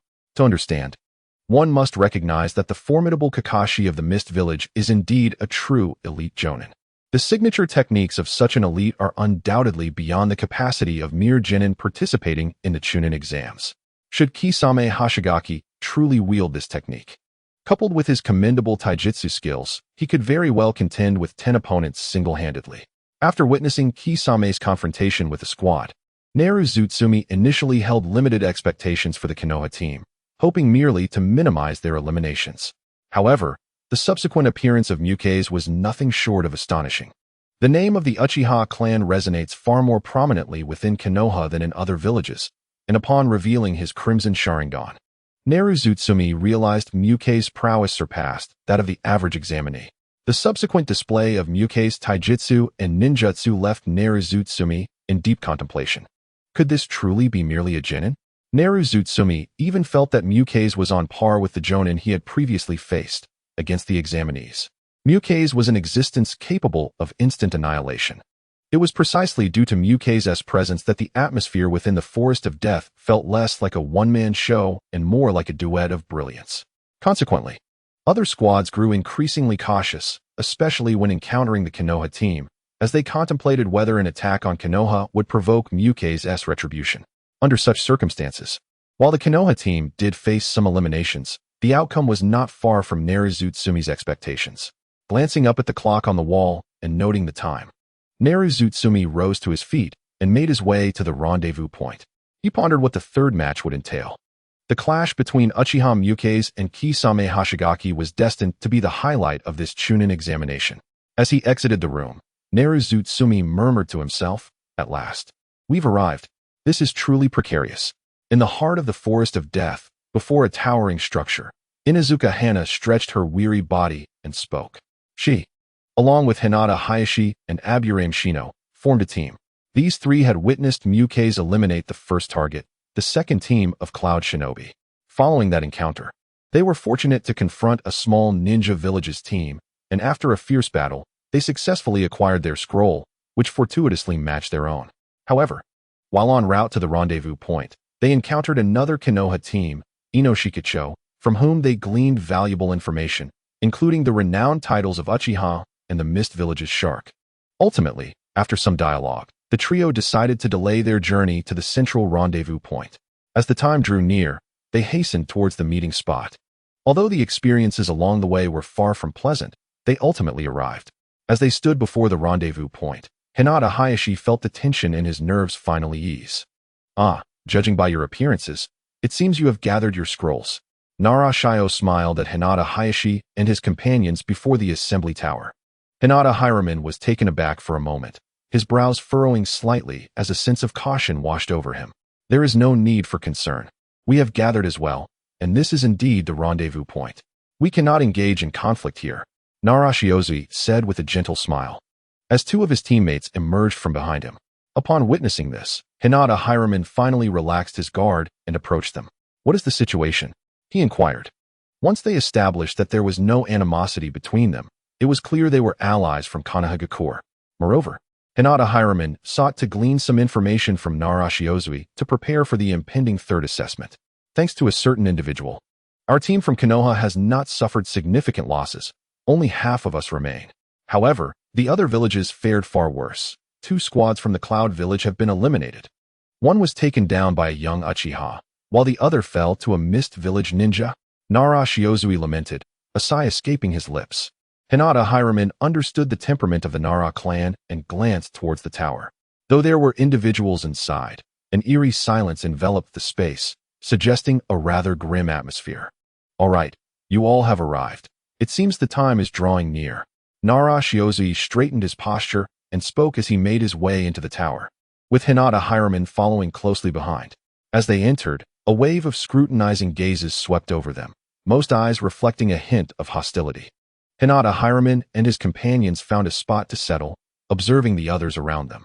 With only a few minutes remaining until the assessment concluded, it was evident that these individuals would be the ones to partake in the third round, barring any unforeseen circumstances. Konoha's presence was predominant, with Hinata Hiraman's team along with Inuzuka, Nara, and Akimichi totaling 6 members. Meanwhile, Mufeng leaned casually against the wall, seemingly lost in thought. Opposite him stood the trio of Kisame Hashigaki from the Mist Village, the only representatives from their village to advance to the third assessment. What surprised Hinata Hiraman, however, was the presence of another team whose forehead protectors did not belong to the 5 great shinobi villages. As of now, a total of 13 individuals had successfully passed the second examination, and these 13 would face off against one another in the upcoming third round. Time ticked by in the quiet stronghold, as everyone scrutinized their opponents, with a few bolder teams beginning to exchange information. Strangely, none dared to cast their gaze towards Mufeng and Kisame Hashigaki, for it was evident that those who had made it this far were astute. The reputation these two had earned on the battlefield spoke volumes of their prowess. Some of the more timid ninjas began to pray, hoping to avoid encounters with Mufeng and Kisame Hashigaki. Kisame, however, fixated his gaze on Mufeng, a smile gracing his face, revealing a keen interest in him. "Time's up. Congratulations to all of you for surviving to this point." At that moment, a resonant voice echoed throughout the stronghold. The speaker donned a light green ninja uniform, a smile adorning his expression. Upon recognizing the voice, the crowd turned their attention momentarily before quickly resuming their focus elsewhere. "The time has come to review the scrolls. Gather the teams possessing the Heaven and Earth scrolls here, and once they present their scrolls without discrepancies, this assessment will be deemed successful. Who shall step forward first?" As the scrutinizing gaze swept across the assembled individuals, silence enveloped the scene until Nara Shio stepped forth, producing 2 scrolls. After a meticulous examination, confirming the authenticity of the scrolls, the examiner signaled that Nara Shio's team had qualified and instructed them to wait a moment before departing the Forest of Death together. Subsequently, Hinata Hayashi and other teams also presented their scrolls.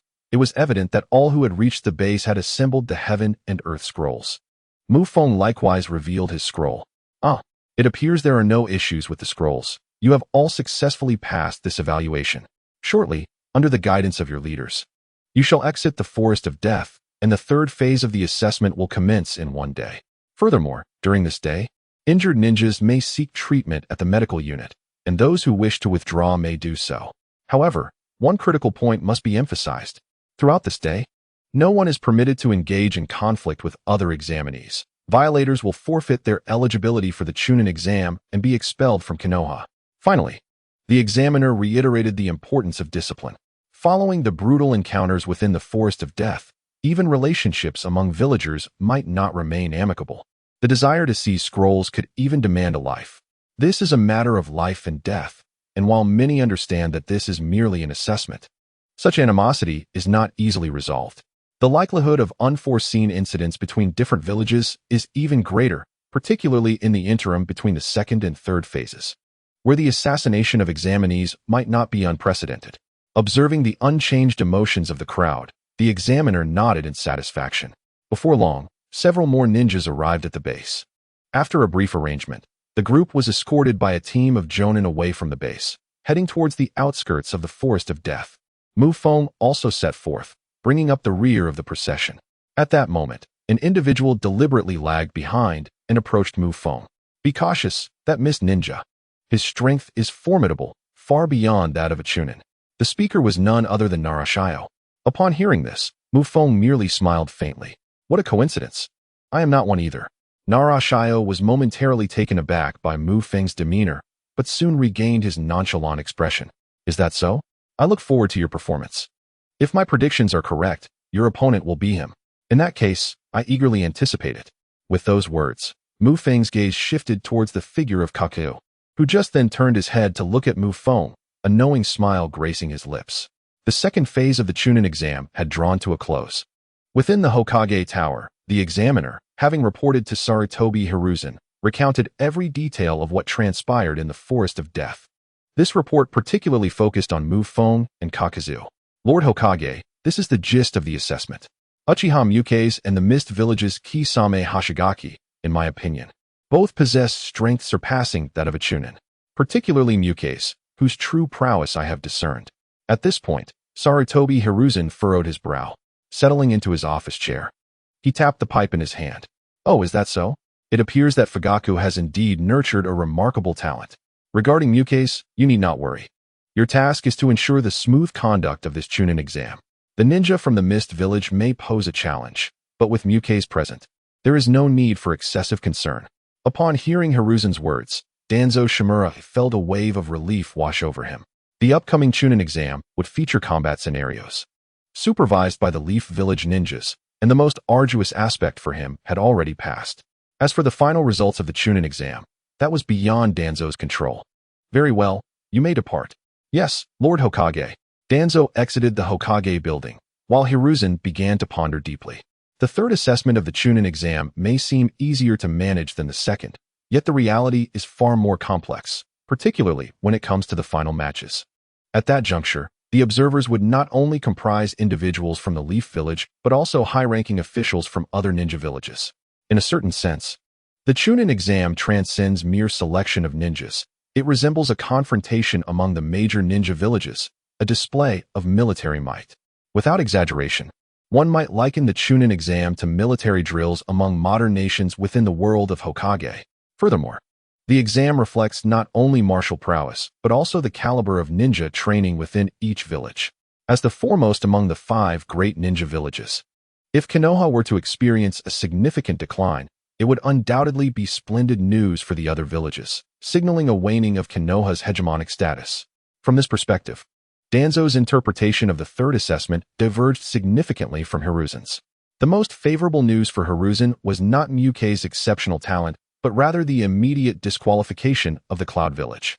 It is worth noting that the Cloud Village, having dispatched its ninjas to Konoha for the Chunin exam, had evidently come prepared, sending only elite ninjas rather than ordinary ones. Yet, despite this, they failed to pass even the second assessment. When the third assessment commenced, spectators were suddenly struck by the absence of any Cloud Village ninjas. A resounding slap to their face, accompanied by a disdainful remark, "You are inadequate." As for Muke's and Kisame, all 5 villages recognized that such monstrous talents lacked representative significance. The ascent of Muke's remains a mystery, even to Hiruzen.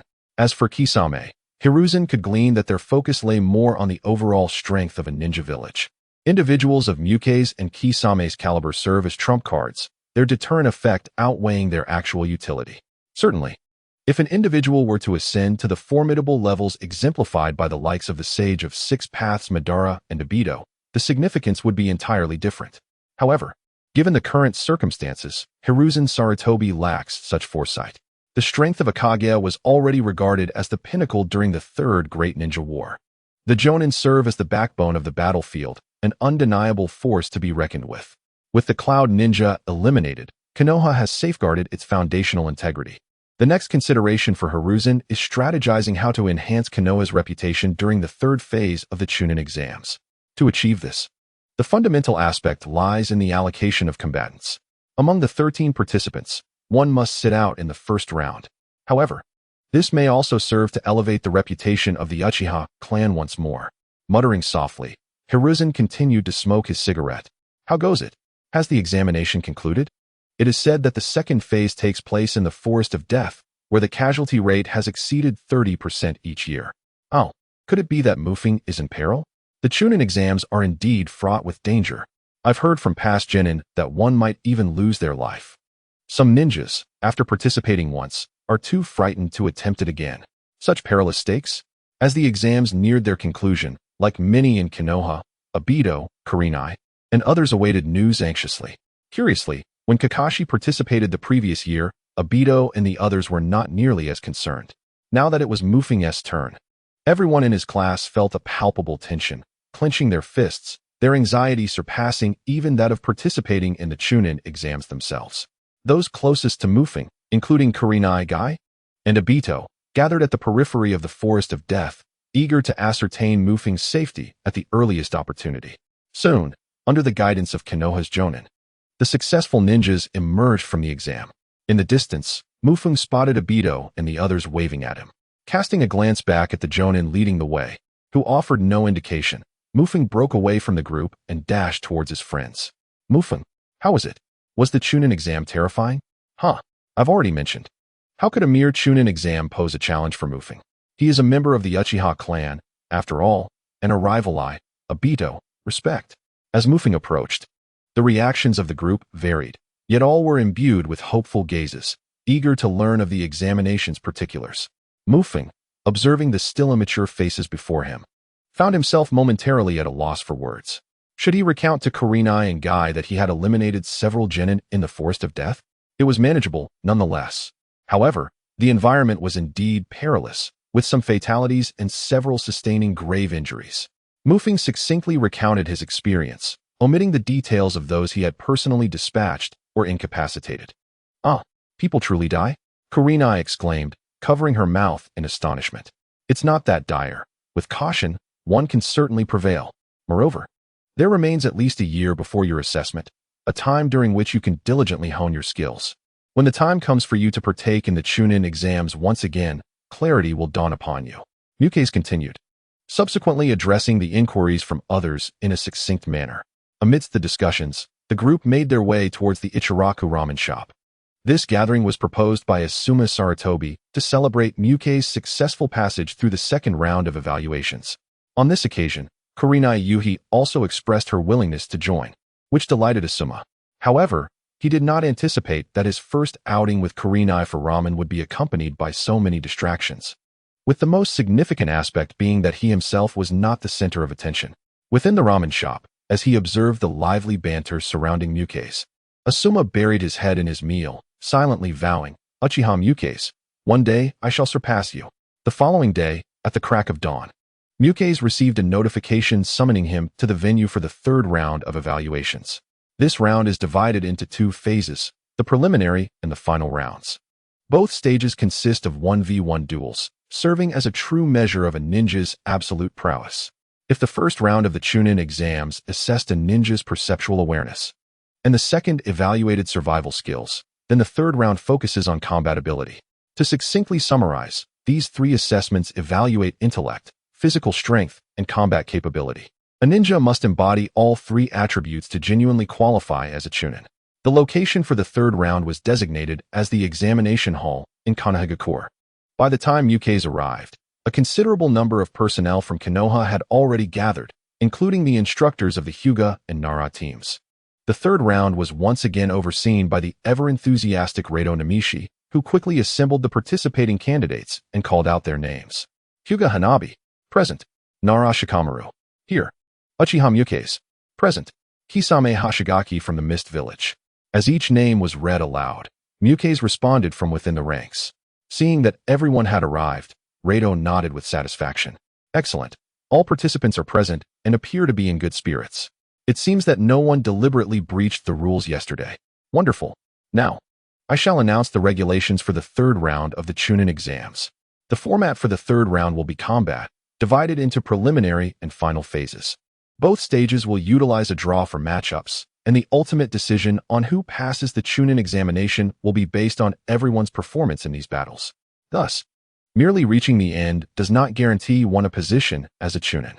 It is essential to harness your own strength and demonstrate your intelligence. This is what a true ninja should endeavor to do, Rado passionately articulated, while the assembled genin listened attentively. Now, pay close attention as I delineate the specific rules for this assessment. Both the preliminary and final rounds will adopt a 1v1 format. In the preliminary round, you will select your opponents, and within this box beside me, there are 13 white balls numbered 0 to 12. You will proceed to draw randomly. Once the drawing is completed, the matches will be conducted in the manner of number 1 facing number 12, number 2 facing number 11, and so forth. However, if someone draws the number 0, congratulations are in order as they will advance directly to the finals. Nonetheless, I must caution that advancing directly to the finals is not necessarily a boon. The ability to succeed in the Chunin exams hinges on one's performance during the battles. Without a commendable display, the chances of advancing will significantly diminish. Now, with the explanation of the rules concluded, I invite everyone to come forth and draw their numbers. Beginning with Hinata Hayashi. As the words resonated in the air, the expressions of the 13 genin began to shift, their gazes converging on the box beside Inuzuka Kiba. Hinata Hayashi composed himself and approached the front. As the first to draw a number, he felt little pressure and swiftly retrieved one. Number 7. Upon grasping his number, he descended without knowledge of his opponent, while others turned their attention towards him. In this Chunin selection, aside from Feng and Kisame, Hayashi garnered the most attention, as his lineage from the esteemed Hyuga clan attracted considerable notice. The Byakugan's bloodline limit and his adeptness in close-quarters combat made him a figure of caution among the other ninjas. Following Hayashi, Inuzuka Hana stepped up, yet she refrained from drawing herself, instead opting to send her Ninken, Grey Maru, to assist. Come, Grey Maru, draw me a lucky number. As she spoke, Grey Maru extended its paw into the box, and soon enough, it emerged with a small white ball. Upon glancing at the ball, Inuzuka Hana felt a twinge of disappointment upon discovering it was not the coveted 0, yet she found number 3 to be quite satisfactory. In no time, after Hayashi and Hana, the others began to draw their numbers as well. Before long, the majority of participants had obtained their numbers and thus discerned their first matchups. Hayashi and Narashikamaru were set to face 2 from the Hidden Mist Village, while Hana's opponent would be 1 from the Inoshikicho trio. The others also identified their adversaries. Soon, only Feng and Kisame remained without numbers, and within the box, only numbers 2 and 0 were left. The individual drawing number 2 would compete against Yamanaka Ino. Next, Kisame. Inuzuka Kiba called out, and shortly thereafter, Kisame stepped forward and drew number 2. A smile graced his face upon revealing his number, which meant Feng would no longer need to draw. Only number 0 remained in the box. It appeared that a buy had emerged in this round. Uchiha Feng. You need not step forward to draw your number. You are automatically deemed a qualifier for the preliminaries, but you must compete in the finals. Feng nodded in agreement, signifying his acceptance. Thus far, the preliminary matchups were fully clarified. However, as Feng contemplated the list before him, a sense of foreboding washed over him. He sensed that this drawing was not as random as it appeared. First and foremost, within the Hidden Leaf Village, aside from himself, the most formidable combatant is undoubtedly Hinata Hayashi, followed closely by Narashikamaru, whose battle intelligence is exceptionally high. His shadow imitation technique is amplified in indoor environments, thereby enhancing his combat prowess. However, it is precisely these 2 relatively strong ninjas who find themselves pitted against the rather troublesome ninjas from the Hidden Mist Village. While several other ninjas are engaged in combat against their fellow village members or a small ninja team from another village. If it were merely these circumstances, Feng might attribute it to mere coincidence, but the matchup between Kisame Hashigaki and Yamanaka Ino, where Kisame, known for his chakra prowess, faces off against Ino, who specializes in chakra absorption, raises significant doubts for Mu Feng. This matchup appears to be a blatant counterbalance. Consequently, Mu Feng suspects that there are ulterior motives behind this draw. However, he is somewhat perplexed as to why he has been exempted from this round. Given his performance, he should have been permitted to directly confront and eliminate the unstable members and factors. Nevertheless, having one less round to compete allows Mu Feng to conserve his energy. During the Chunin exams, he had already discovered that defeating or killing ninjas of a lower rank does not yield any rewards from the system. Now that the system recognizes him as possessing Jonin-level strength, he surmises that only by vanquishing formidable narrative tasks, such as Kisame, might he gain some advantage. He hopes to encounter this formidable opponent in the second round. As he ponders, Mu Feng casts a glance at Kisame Hashigaki. With a resounding crash, the multiplication technique, Meat Tank, was unleashed. Amidst a commanding shout, Akimichi Chuji launched his ultimate technique, transforming himself into a colossal force and initiating an assault. Opposing him was a ninja from a small village, whose ninjutsu and taijutsu were commendable, particularly his adept use of an earth shield. However, when faced with Chuji's ferocious charge, this ninja found himself somewhat overwhelmed. As Chuji unleashed his Meat Tank technique, the first match of the third round of the Chunin exams reached a fever pitch. Chuji, give it your all. Defeat that guy. Be cautious in your defense. Damn it, he belongs to the Akimichi clan. He won't sustain this state for long. From the stands, both teams rallied support, but the situation clearly favored Chuji.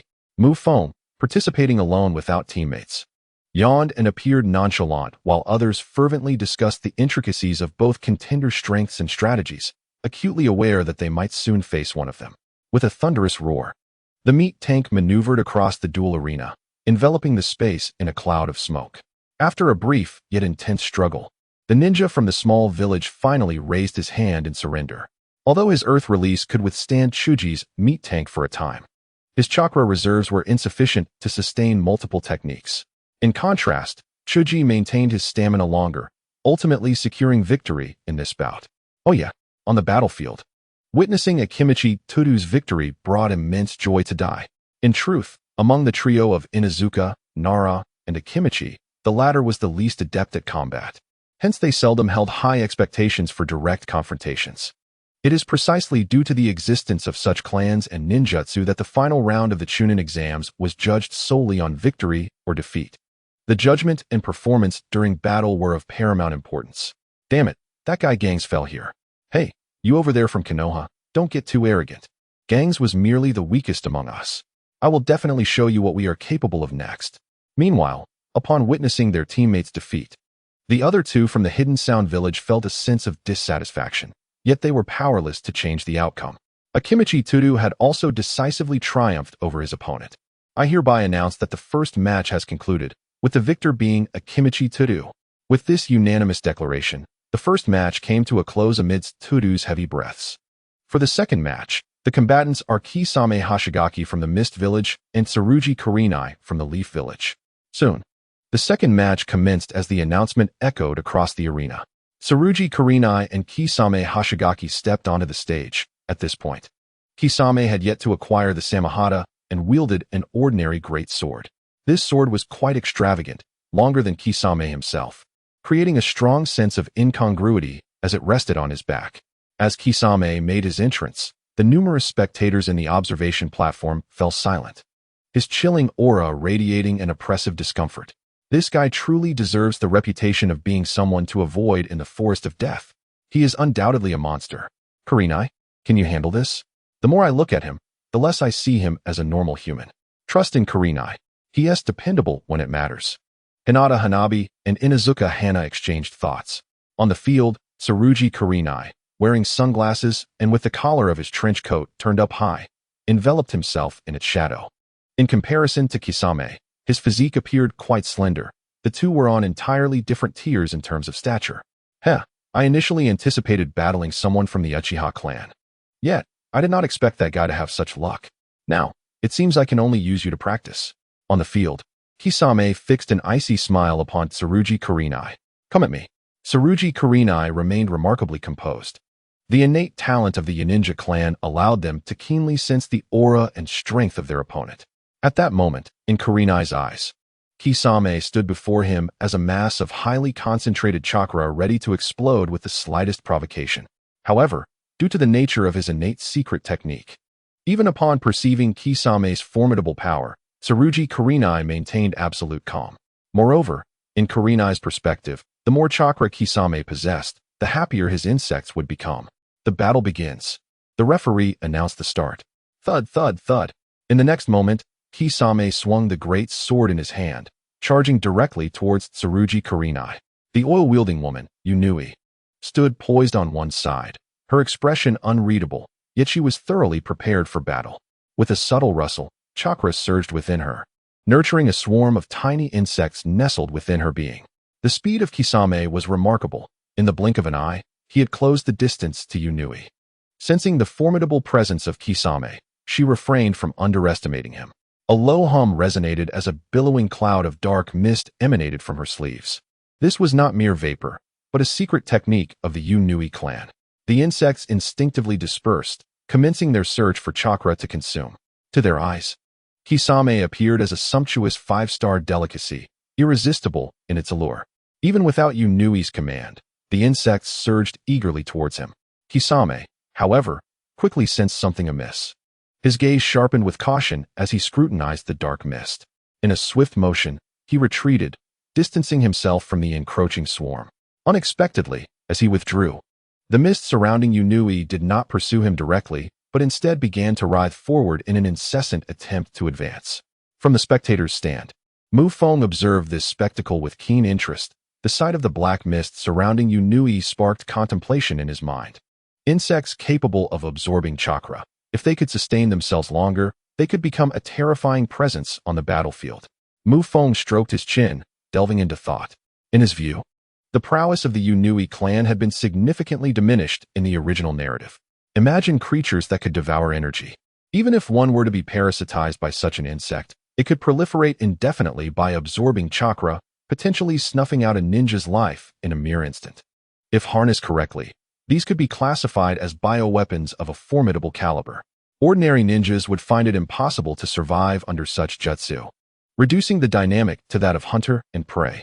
Perhaps, in the future, I could explore the possibility of systematic study.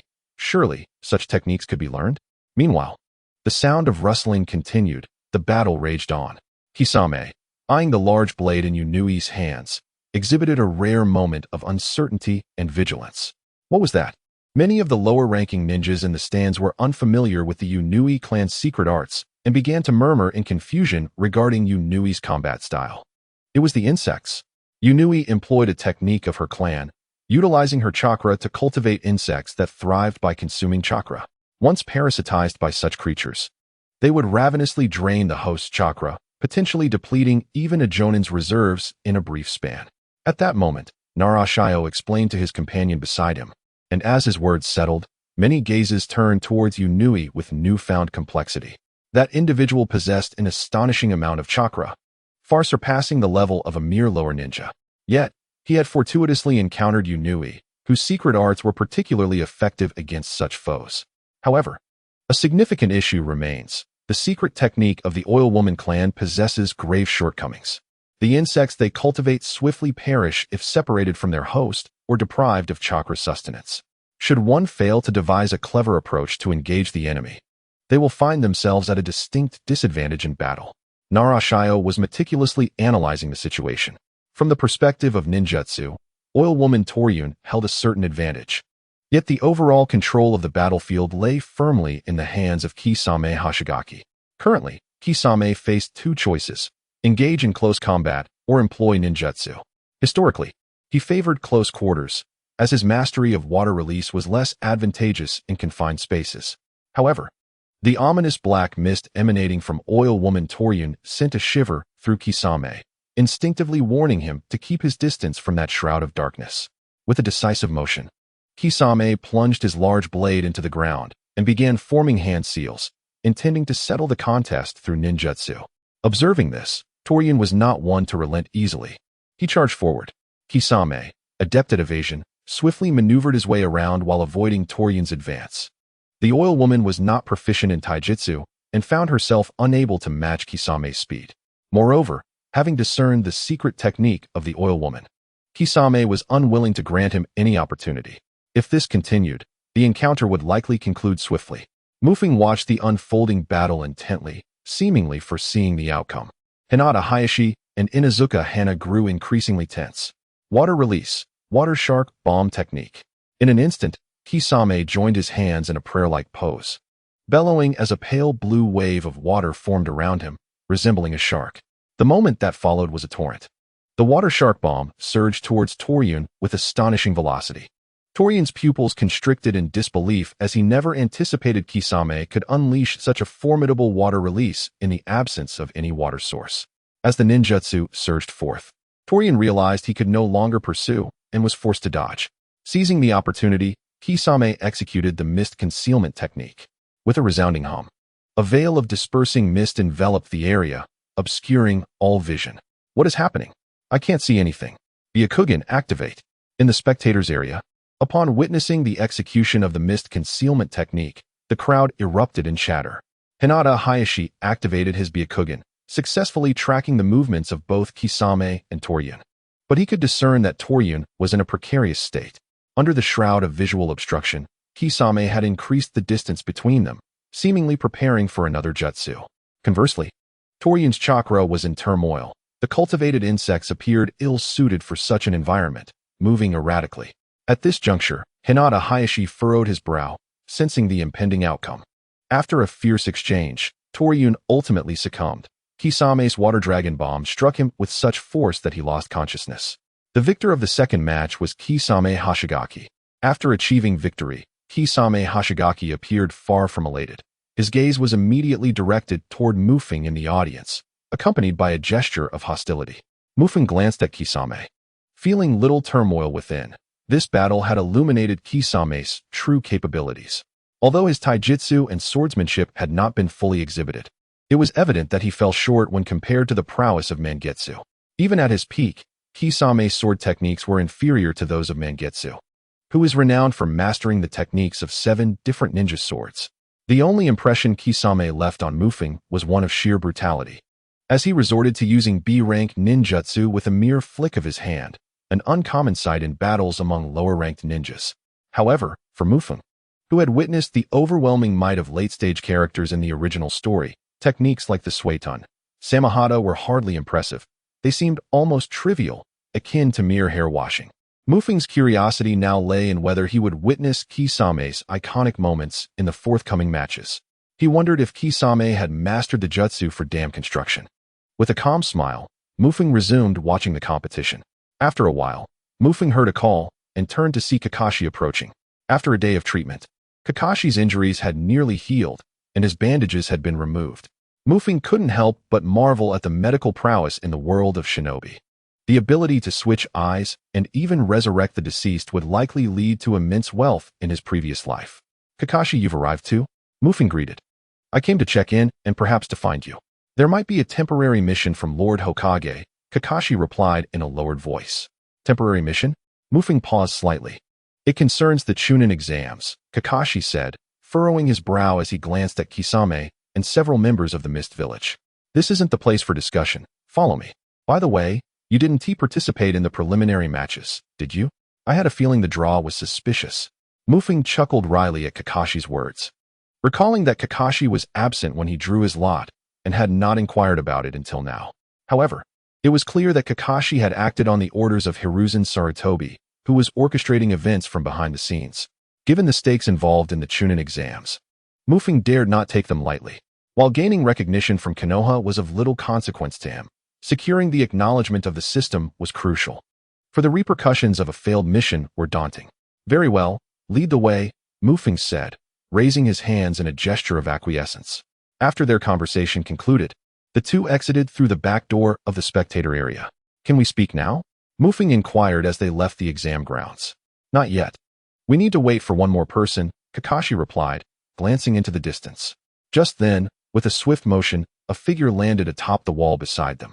Both Mufeng and Kakashi turned to see a sun-kissed, golden-haired youth beaming down at them. Good afternoon, Kakashi. Mufeng. It was Minato Namikaze. Upon seeing the newcomer, Mufeng immediately recognized him. As the father of the original protagonist, he was exceedingly familiar with Namake's Minato. In the original narrative, if one were to assess who bore the greatest merit in the Third Great Ninja War, Minato would undoubtedly be a formidable contender for the top spot. Following the war, he triumphed over Orochimaru in the fierce competition for the position of Hokage, ultimately ascending to the throne of the fourth Hokage.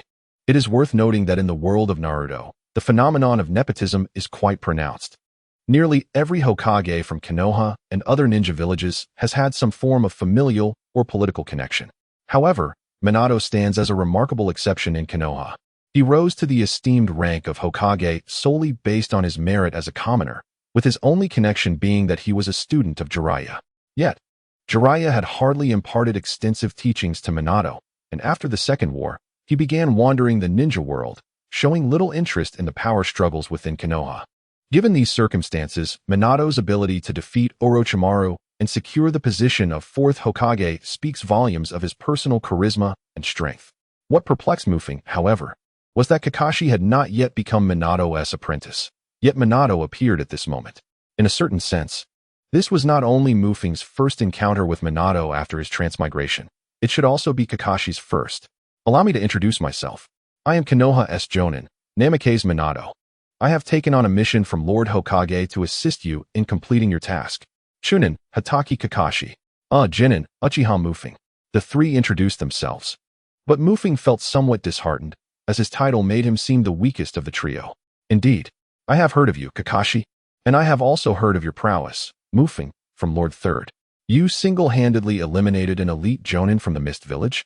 Minato cast a curious glance at Mufeng. Just luck, really.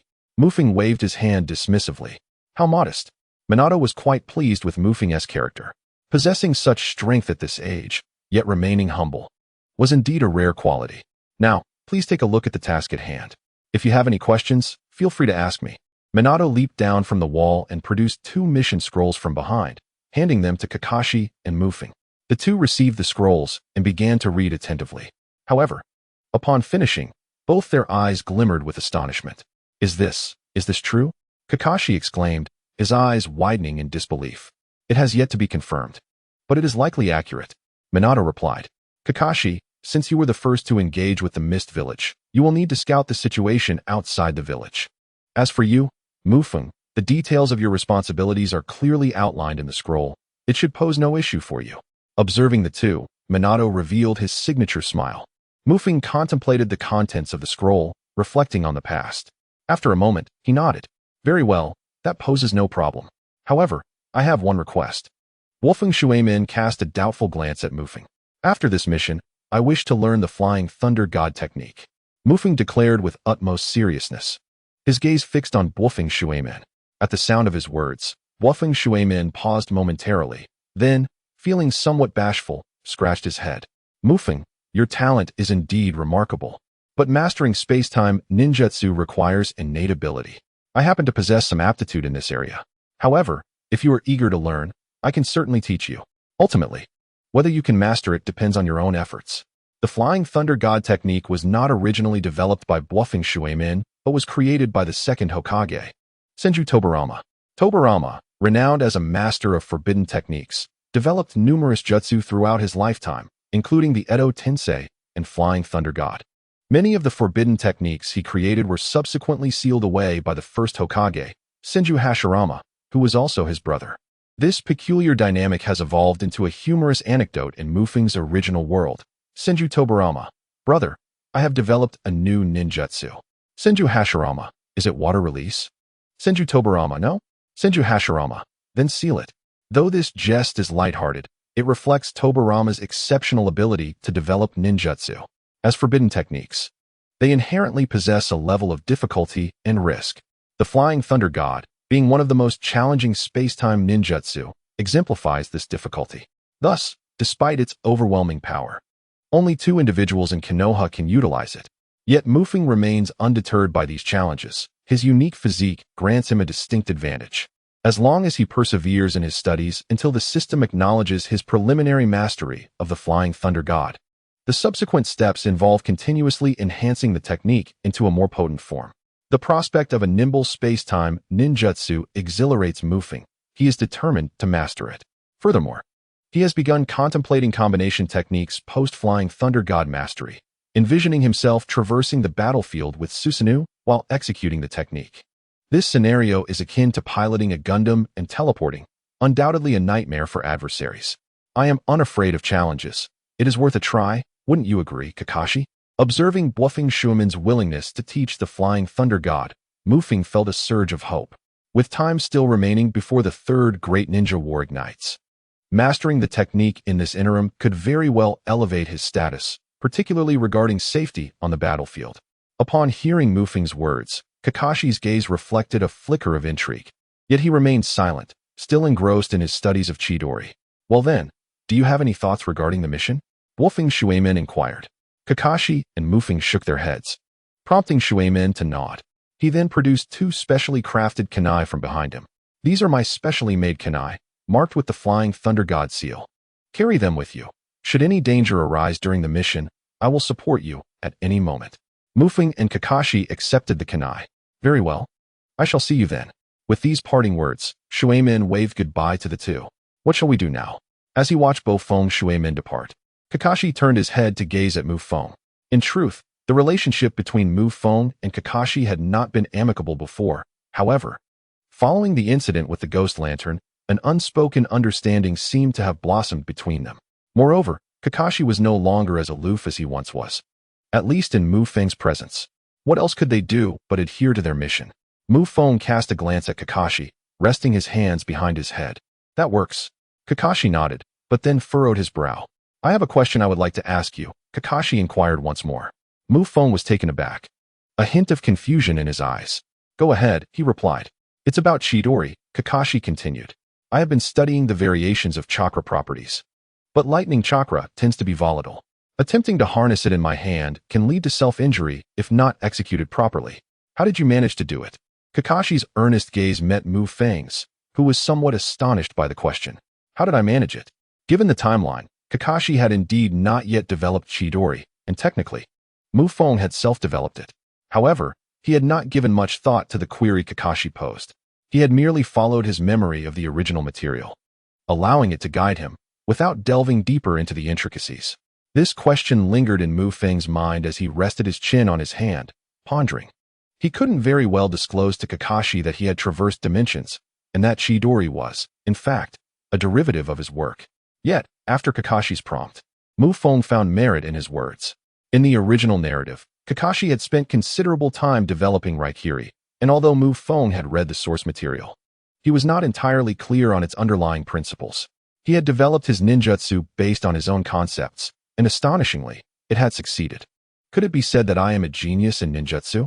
No, the system bestowed upon me an A-level talent for ninjutsu. Could it truly be that remarkable? Observing Feng lost in contemplation, Kakashi raised an eyebrow. Indeed, is it truly so difficult to achieve? Kakashi sighed. Well, how about this? I will practice a few more times, and you can observe closely. To be honest, I didn't think too much about it at the time. Isn't chakra essentially a part of oneself? How could it harm me? Feng felt that a few words would not suffice to convey his thoughts. It would be better for Kakashi to draw his own conclusions. With that, Feng began to channel his chakra. After forming a few simple hand seals, the chakra within him surged forth. Whether it was Chidori or Raikiri, both were ninjutsu formed through the external manifestation of chakra combined with property transformation. The challenge of this type of ninjutsu lies in two aspects. First, the quantity of chakra must meet the standards for external release. Second, the control over the chakra must be exceptionally precise. Currently, Kakashi fell short in both areas, which was why he posed such questions. After all, the title of Konoha's chakra-deprived demon was not earned lightly. Feng's demonstration was swift, employing only a few simple hand seals, and in the next moment, crackling lightning chakra surged to life in his hand. The azure and white light flickered, and Kakashi observed it with utmost seriousness. Did you understand? Mukase inquired. Kakashi shook his head, and with a hint of exasperation, Mukase proceeded to demonstrate once more. It's not that complicated. As long as your chakra is sufficient and you've trained to control it, it can be achieved.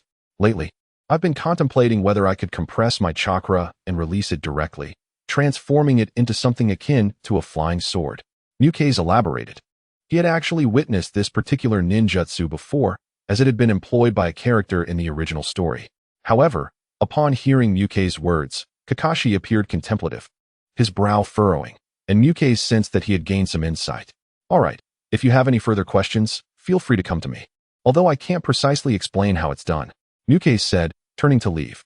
Kakashi nodded and bid a brief farewell.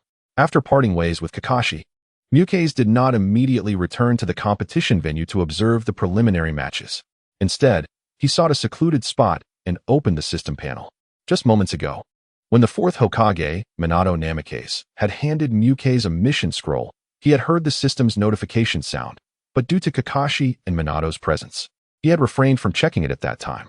Now, upon accessing the system, the first thing that caught his eye was the task notification. You have triggered a hidden mission for the Chunin exams, Shattering Illusions. Mission name, Shattering Illusions. Mission description. The corpse of the Mist Village elite ninja, Hozuki Mangetsu, has been discovered outside of Konohagakure, having been slain. This occurs during the sensitive period of the Chunin exams, prompting the higher-ups in Konoha to launch an investigation.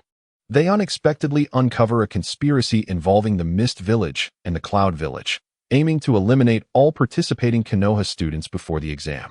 You have received a mission from the Konoha leadership, which will be executed secretly tonight, to assassinate the enemy ninja infiltrating Konoha. Mission requirements: defeat, kill, 2 enemy village Chunin. Mission rewards: Flying Thunder God Technique, Corruption Points, Random Secret Technique Research Scroll. Mission penalty: all ninjutsu will be in a corrupt state for 1 month. Note 1. This is a hidden mission. The host has been granted this task due to prior performance. Mission rewards are not fixed and will be assessed based on execution scores. Note 2. This mission has a significant probability of impacting the subsequent Chunin exams. Please treat it with the utmost seriousness. Upon viewing this mission, Mukei's eyes initially sparkled, but he soon furrowed his brow. Nevertheless, the rewards of the mission were enticing. However, Mukei's now harbored serious doubts that the system had somehow gleaned his thoughts, particularly regarding the Flying Thunder God technique, which he suspected was an addition made by the system itself. It seems he must cultivate more discernment in his inner musings. Reflecting on the system's previous actions, Mukei's began to suspect that his system possessed a certain whimsical attribute. Nonetheless, regarding this mission, Mukei's felt compelled to take it earnestly. Unexpectedly, he found himself undertaking tasks typically reserved for Chunin before even attaining that rank. With a sigh, Mukei's turned and headed home. The mission was to be executed that very evening, and he needed to prepare himself beforehand. Moreover, this mission is classified as a secret operation, and it is not solely undertaken by Feng, Kakashi, and Minato Namikaze. Members of the Konoha Anbu are also involved. Given the alliance between the Cloud and Mist Shinobi, the deployment of the Anbu is entirely justified. Upon returning home, Feng took a brief respite. As night fell and the sun dipped below the horizon, a knock echoed at his door. Uchiha Feng. Upon opening the door, a stranger appeared before him. This ninja, adorned with a mask, bore the unmistakable attire of an Anbu member. Feng nodded in acknowledgement as the ninja tossed a fox mask in his direction. "Put this on and follow me." Without uttering a word, Feng accepted the fox mask and donned it. Together, the Anbu ninja and Feng departed from the Uchiha compound. Throughout their journey, the Anbu remained silent, and Feng, too, maintained his quietude. They traversed to the outskirts of Konoha village, where the Anbu ninja finally spoke. "Wait here for a moment." Feng nodded, aware that the Anbu's modus operandi favored silence and prioritization of the mission. After a short while, 2 figures appeared beside Feng. "Is everyone here?" inquired a ninja with a rabbit mask. "Yes," replied the Anbu guiding Feng. "And an extra?" questioned the rabbit-masked ninja as he regarded Feng. "The Hokage has ordered that the Uchiha have awakened their Sharingan." "Excellent. From this moment onward, your code name will be Red Fox. Is the mission clear?" The rabbit-masked ninja did not seek further clarification, directly addressing the pivotal matter. Feng nodded in affirmation. "Very well. Our objective is a clandestine stronghold of the Mist Village located outside Konoha. This base has just been established, and our primary targets consist of 5 individuals, one of whom is a Jonin. I will handle the Jonin. The rest of you are to swiftly eliminate the remaining Chunin. Act quickly and leave no survivors. Furthermore, there may be sensory-type ninjas among them. Should they become alert, we will launch a direct assault." The rabbit-masked ninja outlined the strategy before turning to Feng. For your first mission, observe for now. If the situation appears dire, take action. Understood. Feng nodded. The Konoha Umbu represent the elite forces of the village, operating in a squad-based format. Once one joins the Umbu, a period of training ensues, fostering intricate teamwork and formidable strength among members. Feng speculated that Sarutobi Hiruzen's desire for him to participate in this operation likely stemmed from an intention to cultivate him as an Umbu member. This thought momentarily evoked the character Itachi Uchiha from the original narrative. He recognized the parallels between his current situation and that of Itachi Uchiha, albeit with a notable distinction. Itachi became an Umbu member only after the Third Shinobi World War, during a time of intense conflict between the Konoha leadership and the Uchiha clan. Presently, with war looming, even Sarutobi Hiruzen would hesitate to take drastic measures against the Uchiha. His utmost aim was to win Feng over, transforming him into Konoha's Uchiha Feng, rather than merely a member of the Uchiha clan. Feng was well aware of the intricacies involved, yet he chose not to delve into them at this moment. He possessed a system, and it was merely a matter of time before he would develop it. For now, Konoha provided him with a secure environment to cultivate his abilities, and he was content to remain there. However, the future was uncertain, even for him. In any case, he needed to strengthen himself. Any obstacles hindering his growth must be eradicated. Excellent. Understanding is all that matters. Let us embark at once. The rabbit-masked ninja concluded, leading his team forth. Feng was positioned at the center of the group, and after a swift dash, they had traversed beyond the protective perimeter of Konoha and arrived at a secluded forested hillside. This dense woodland was exceptionally concealed. From a higher vantage point, one might perceive it merely as an ordinary slope. Yet, the incline harbored considerable space, cleverly obscured from sight by the thick foliage. A natural camouflage rather than a man-made facade. It was challenging to discern the hidden mysteries of this hillside without approaching it intentionally. As they drew nearer, Feng and his companions were taken aback, pondering how such a hidden locale could be discovered by the ninjas of both the Mist Village and Konoha. Stop. Upon reaching the hillside, the lead rabbit-masked ninja gestured for the others to halt and turned to another individual. That person fell silent, forming a series of hand seals. And after a brief interlude, he addressed the group. The occupants within remained unaware of their presence. They could proceed. All right, Toad and I will advance. You and Red Fox stay here. Intercept anyone who attempts to flee. With that, the Umbu ninja unsheathed his blade and stealthily moved forward, followed closely by his companion. The ninja beside Feng was the one sent to retrieve him, and through their earlier interactions, Feng had confirmed that this individual was a sensory-type ninja. Konoha had a fair number of sensory-type ninjas, with the most notable being the Hyuga clan, alongside the Yamanaka clan to which Ino belonged. However, the Umbu member accompanying Feng was not from either of these clans, and Feng could not discern the nature of his jutsu. It was evident that Konoha was not merely as depicted in the original narrative. Beneath its surface lay a plethora of hidden talents. The Umbu ninja signaled for Feng to remain still while he resumed his sensory abilities. Under the cover of night, the two Konoha Umbu members stealthily approached the Mist Village outpost. Inside the outpost, 5 Mist Village ninjas wore furrowed brows. 2 days had elapsed without any word from Lord Full Moon. If all went as expected, he must have been discovered by Konoha. I detected signs of battle outside Konoha, likely left by Lord Full Moon. Mizuke's reported. Damn it, Konoha's security measures are unusually stringent, and it seems the Cloud Ninja's stance has shifted as well. What should we do? Should we remain here? If we leave, where would we go? If the mission fails and Lord Mizuki is enraged, we cannot bear the consequences. Upon hearing the furious words of Master Shuing, a profound silence enveloped the stronghold, rendering the atmosphere eerily tranquil. At that moment, a mist-hidden ninja's pupils abruptly constricted. Something was amiss. The surroundings were unnaturally quiet. No sooner had he uttered these thoughts than one of his companions swiftly performed a reconnaissance jutsu, only for his expression to shift dramatically. Someone was approaching us. It was a Konoha ninja. Prepare to retreat. There was no time. The enemy had already arrived. Whoosh whoosh. Whoosh. Several sounds of slicing wind pierced the air as a flurry of shurikens flew toward them amidst their conversation. The 5 mist ninjas collectively turned their gazes toward the incoming projectiles, their hearts racing with alarm. This is bad. There are explosive tags. In the next instant, a thunderous explosion reverberated through the silent forest, as two Konoha Umbu ninjas charged toward the mist ninjas. It was Konoha's Umbu, two of them, with another lurking in the shadows. Stay alert, prepare for battle.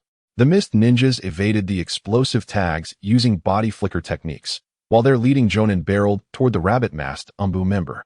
The other two engaged the remaining foe, while the last two ninjas turned tail and fled without a backward glance. Clang, clang, clang. The nearby forest echoed with the clash of combat between Konoha's Umbu and the mist ninjas. Shurikens whizzed through the air, colliding before plummeting to the ground. The rabbit-masked Umbu swiftly identified his target, a mist jonin wielding a short blade. Without needing further instruction, another ninja beside him charged at the other two. Bang! A swift maneuver resulted in a resounding clash of fists. The mist jonin surveyed the remaining three individuals on the battlefield, all possessing considerable combat prowess. While the two who had fled comprised a sensory-type ninja and one skilled in stealth and speed. The plan had been compromised. The mist jonin realized he would find it exceedingly difficult to return alive, yet he was determined to relay the intelligence from this location, lest further troubles arise. Observing the two escape, the Konoha Umbu did not pursue. The pair appeared weak and were left to the peripheries Feng and another Umbu member. Though the combat strength within their team varied, as competent Umbu ninjas, they were still vastly superior to ordinary ninjas. This time, Konoha's Umbu felt a degree of confidence. Even in Feng's absence, their trio could complete the mission successfully. In the dense forest, a resounding explosion erupted as the stronghold's explosive tags detonated, causing Feng and the nearby Umbu ninja to tense up. The one responsible for sensing quickly furrowed his brow. Someone is emerging. Follow me.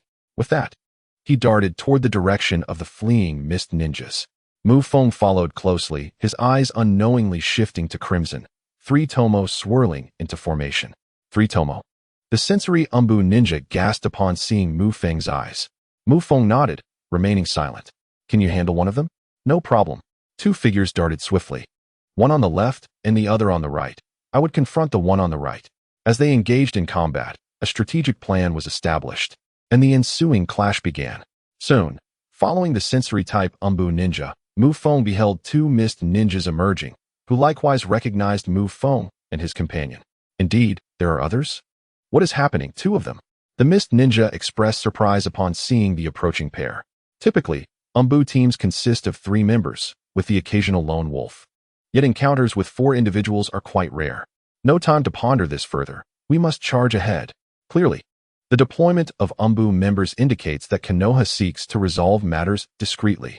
All right, you handle the tall one. I shall deal with the shorter one. This fellow is from the Uchiha clan. Do not meet his gaze. As they raced toward one another, Feng's crimson Sharingan caught the attention of the mist ninjas. The legendary Sharingan instills fear, particularly due to the genjutsu it can unleash. Many ninjas instinctively avert their eyes upon encountering an Uchiha adversary, lest they unwittingly fall prey to the opponent's illusions. While being ensnared in a genjutsu that merely immobilizes is manageable, becoming unable to discern friend from foe is truly perilous. However, at this moment, despite having awakened the three-tomoe Sharingan, Feng remained oblivious to the intricacies of genjutsu. His greatest prowess lay in taijutsu and ninjutsu. As the distance between them closed, the mist ninja realized that in order to break through, he must eliminate both Feng and the other Umbu member present. He hurled a kunai and immediately began forming hand seals. Water release, water bullet technique. In the next instant, a surging sphere of blue-white water surged toward Feng and his companion. They quickly separated, deftly dodging, and with a determined glare, they propelled themselves toward their respective targets amidst the dense forest. It was time for close combat. The mist ninja clenched his teeth. Engaging in close quarters with a Konoha Umbu member would not be a pleasant experience, but it was the only option available. They needed to focus on overwhelming one adversary. After exchanging signals, they swiftly identified their target, not Feng, but the sensory-type ninja. After all, Feng's Sharingan was indeed intimidating, giving the impression that he was not to be trifled with. The two mist ninjas charged toward the sensory-type Umbu member, simultaneously drawing kunai from their waists. The Umbu ninja furrowed his brow, glancing at Feng's position. He was not far away, yet it would take a moment for him to reach them. In this 1 versus 2 scenario, the Umbu member would not have an easy time. Clash. The two sides briefly crossed paths, and in a flash of lightning, they clashed. However, this encounter left the Umbu ninja injured, as his arm was cut by one of the mist ninjas. The dark faction members were taken aback, while the individual who had inflicted the earlier injury now bore a chilling glint in his gaze, releasing an overwhelming aura of murderous intent that was far beyond what a chunin could possess. "You are not a chunin," exclaimed the perceptive dark faction member in astonishment. "Chunin? I became a jonin 2 years ago. Your intelligence in Konoha is woefully outdated. How could mere chunins be dispatched to Konoha?" The mist ninja remarked, fixating on the injury on the dark faction member's arm, momentarily pausing in his advance. Concurrently, his teammate swiftly positioned himself opposite him. Witnessing this, Mufeng furrowed his brows and dashed towards the Konoha dark faction member. "How is it? The kunai was poisoned, but for now, it's not life-threatening. However, this arm will be unusable." The dark faction member quickly explained his condition. The assailant employed a neurotoxin. "Exercise caution." "Understood." Mufeng nodded, directing his gaze towards the two mist ninjas. Upon seeing Mufeng, both individuals frowned, evidently intimidated by the power of his Sharingan. "Let us retreat." In the next instant, they exchanged glances, unwilling to linger further, and swiftly turned to flee into the distance. "You think escaping will be so simple?" Mufeng's expression hardened, and at that moment, his chakra surged within him. The 8 gates open. With a thunderous roar, his chakra erupted, unleashing a formidable wave of energy. This time, Mufeng activated the 4th gate. Enveloped in a layer of energy, exuding an aura so fierce it resembled that of a wild beast. "This is impossible." The two mist ninjas were instantly thrown into disarray, and the dark faction member also regarded Mufeng with astonishment. Under the scrutiny of the three, Mufeng's figure abruptly vanished from sight. "Be careful." The warning from the mist jonin was abruptly interrupted. With a resounding crash, immense force surged forth, striking the mist ninja squarely in the torso. He failed to perceive Mufeng's movement and was violently propelled backward. In midair, an additional tremendous force descended upon him, forcefully slamming him into the ground. A dull thud resonated as the mist jonin crashed heavily onto the earth, struggling to rise, while his companion had completely lost his composure. "This is impossible. You are not of the Uchiha clan," he exclaimed in disbelief, gazing at Mufeng, who responded with 2 swift punches. A minute later, the two mist ninjas lay motionless on the ground. Their combat prowess was not particularly strong, significantly inferior to that of the likes of Kirigakure's Manji. And in the 4th gate state, Mufeng afforded them no opportunity for resistance. As Mufeng triumphed over the two foes, the skirmish at the stronghold had also concluded, with the rabbit-masked dark faction ninja emerging, wiping the blood from his kunai. "Is it over?" "Well done." The rabbit-masked member glanced at the perceptive ninja, but soon noticed the injuries sustained by one of their own. "What happened?" Observing the wound, the leading dark faction member's tone turned rather cold. "One of our members is a jonin. It was the Red Fox who saved me. However, he did pay a small price." A member of the Umbu responded. The so-called price he mentioned was the aftereffects of the 8 gates. As an Umbu member, it was impossible for him to be unaware of the 8 gates. Many among them had attempted to practice it, yet none had achieved notable success, for the sheer monotony of physical training offered little in terms of immediate combat effectiveness. The 8 gates. Within the stronghold, Rabbit had already heard the commotion outside, and upon seeing the exhausted Feng and another injured individual, he felt increasingly assured. The Uchiha had actually employed the 8 gates. Observing Feng's silence, Rabbit began to murmur quietly again. It was not merely outsiders. Even the villagers of Konoha believed that as a member of the Uchiha clan, mastering one's bloodline limit was far superior to investing time in the arduous training of the 8 gates, which seemed a thankless endeavor. The mission was accomplished. It was time for us to return. I wonder how the other squads are faring? Chihu, you should come with us. Soon, the 4 departed, leaving behind 5 corpses of the mist ninjas. However, a team responsible for the aftermath would arrive shortly to handle the situation. After a while, Feng returned to Konoha village alongside 3 Umbu ninjas. There, he encountered Kakashi, who wore an Umbu mask. The mask concealed the shape of an animal. Yet his distinctive white hair was unmistakable. Anyone familiar with Kakashi could easily recognize him. Besides Kakashi, Feng also met 2 other teams. After a brief exchange regarding the completion of their respective missions, they disbanded. Feng followed his own team, while Kakashi accompanied his. Throughout this process, although they recognized each other, No conversation ensued. What particularly occupied Mu Feng's thoughts was the absence of Minato Namikaze. It seemed that the adversaries he faced were far more formidable than those encountered by their squads. This mission was accepted swiftly and concluded just as quickly. Ultimately, upon confirming the successful completion of the task, Mu Feng returned the fox mask. You performed admirably.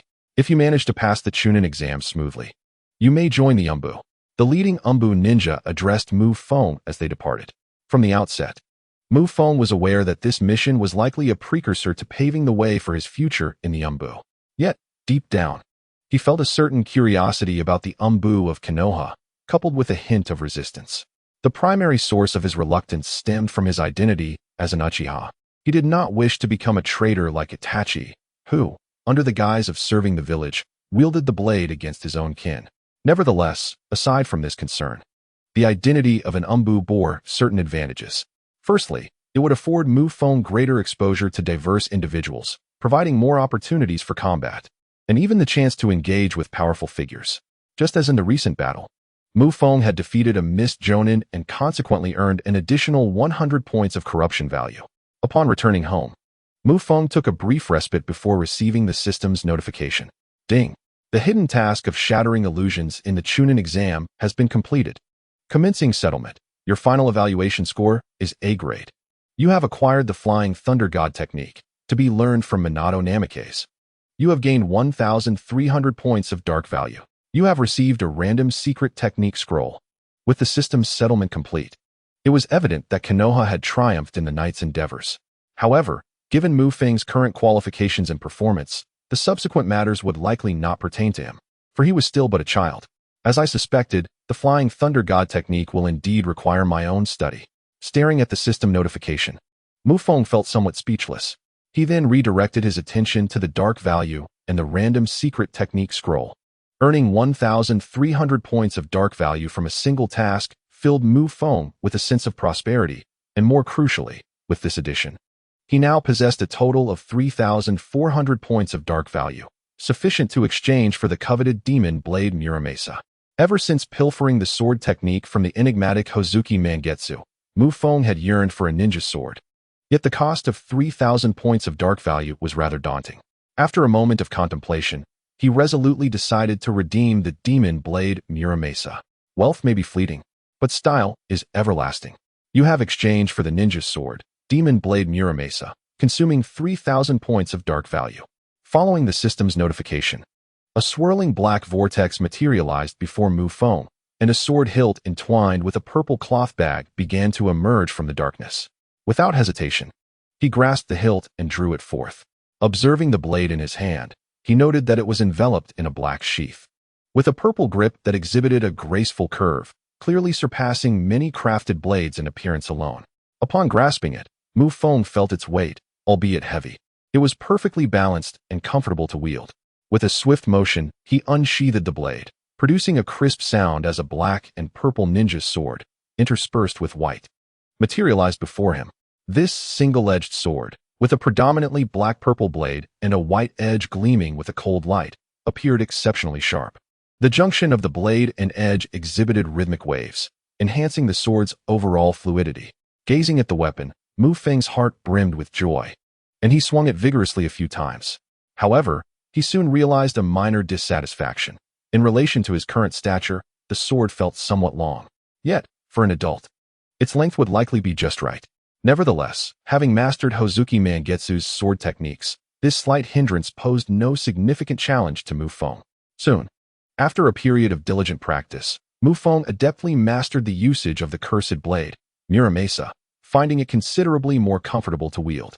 However, the next step for Mu Feng was to assess the blade's performance and determine whether it was truly worth the expenditure of 3,000 points of dark energy. Please do not disappoint me. Otherwise, I would incur a significant loss, he murmured, gently caressing the Muramasa. In the next moment, Mu Feng stood upright, firmly grasping the cursed blade while channeling chakra from within his body.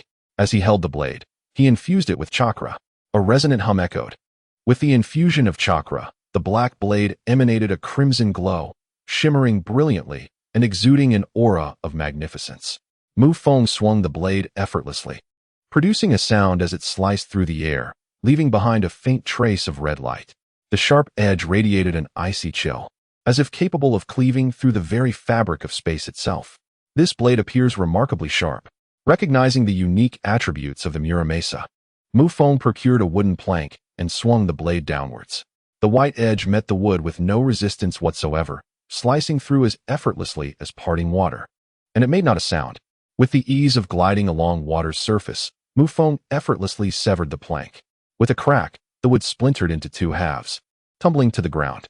Feng scrutinized the cursed blade in his hand, yet he felt this was insufficient to satisfy him, for he had invested 3,000 points of dark energy into it. Next, he gathered some shurikens and placed them on the ground, intending to test the sharpness of the Muramasa. This time, Feng refrained from infusing chakra and merely swung the blade. However, a look of astonishment soon crossed his face. The Muramasa struck the shurikens with minimal effort. The shurikens were sliced through as if they were mere tofu, the cuts smooth and precise. Upon closer inspection, the blade of Muramasa bore no marks, remaining flawlessly intact. How extraordinarily sharp! Feng exclaimed. Surely, even diamond could not rival such sharpness.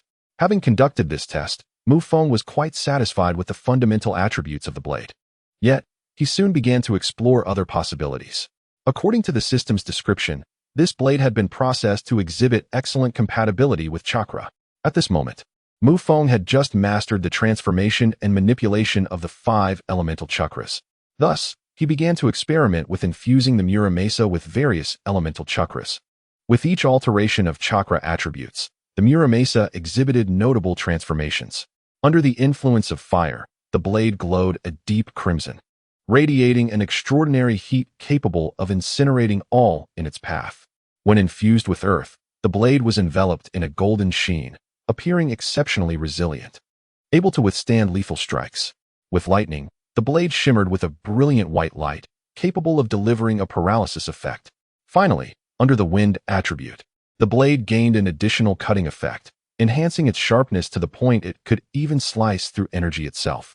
Under the influence of the water attribute, the effects were not as pronounced. After experimenting with all 5 attributes, Feng found himself increasingly enamored with this blade. The combination of the 5 elemental properties and Feng's mastery of swordsmanship promised to significantly enhance his close combat prowess, and given the razor sharpness of the demon blade, any strike that landed would assuredly be decisive. Overall, Feng was quite content with this ninja sword. After a rigorous trial, he secured the blade at his waist. However, due to its considerable length, he needed to grip the hilt firmly. Such a minor inconvenience did not trouble him in the slightest. The following morning, there was a knock at Feng's door. "Hey, I heard from Kakashi that your home is here." Upon opening the door, Feng was greeted by a striking blonde gentleman, none other than Minato. "How did it go with last night's mission?" Minato inquired, his demeanor exuding a caring elder brother vibe. "It went well, quite smoothly." Feng welcomed Minato inside. As Minato entered Feng's humble abode, he surveyed the surroundings, and a slight frown crossed his brow upon observing Feng's modest living conditions. "I heard from the Umbu about the mission. You performed admirably. I came to present you with this." Once seated, Minato wasted no time, producing a scroll. "I have a mission that will take me away from the village for a while, and this scroll contains the training methods for the Flying Thunder God technique. Additionally, I have included some of my insights. You may review them first. When I return from my mission, feel free to ask me any questions you may have. By the way, do you still have that space-time kunai I left you?" Feng nodded, having contemplated seeking out Minato himself, yet the latter arrived ahead of him, delivering a pleasant surprise. "Indeed, I still possess it." The key aspect of the Flying Thunder God technique lies in the marking. The kunai you hold bears my imprint. Examine it closely. The moment you are able to carve your own space-time mark, you will be on the brink of mastering the technique." Minato explained. "Well, I primarily came to discuss this matter today. My team is awaiting me, so I mustn't linger." With that, Minato indicated his intent to depart. Feng bid farewell to Minato and returned to his room, delving into the scroll containing the Flying Thunder God technique. It must be said, the technique was rather intricate, far more so than the water-style jutsu he had previously studied, such as the Water Dragon Bullet. Mastering the Flying Thunder God technique required foundational knowledge, including spatial markings and chakra nature. Fortunately, the scroll detailed the content comprehensively, enriched with numerous annotations from Minato, which aided Feng in his understanding. It appeared to be a monumental undertaking. It was unlikely that he would be able to utilize it during the Chunin exams. Moreover, the Flying Thunder God technique was rather taxing on chakra. After a period of contemplation, Mu Feng ultimately reached a conclusion. Initially, he was quite satisfied with his chakra. Yet at this moment, an unsettling sense of inadequacy washed over him. Just then, a sudden notification from the system echoed in his mind. Ding. Your chakra has detected disdain and is undergoing a furious transformation. Taken aback, Mu Feng opened his attributes panel and indeed noted the phrase furious transformation beside his chakra.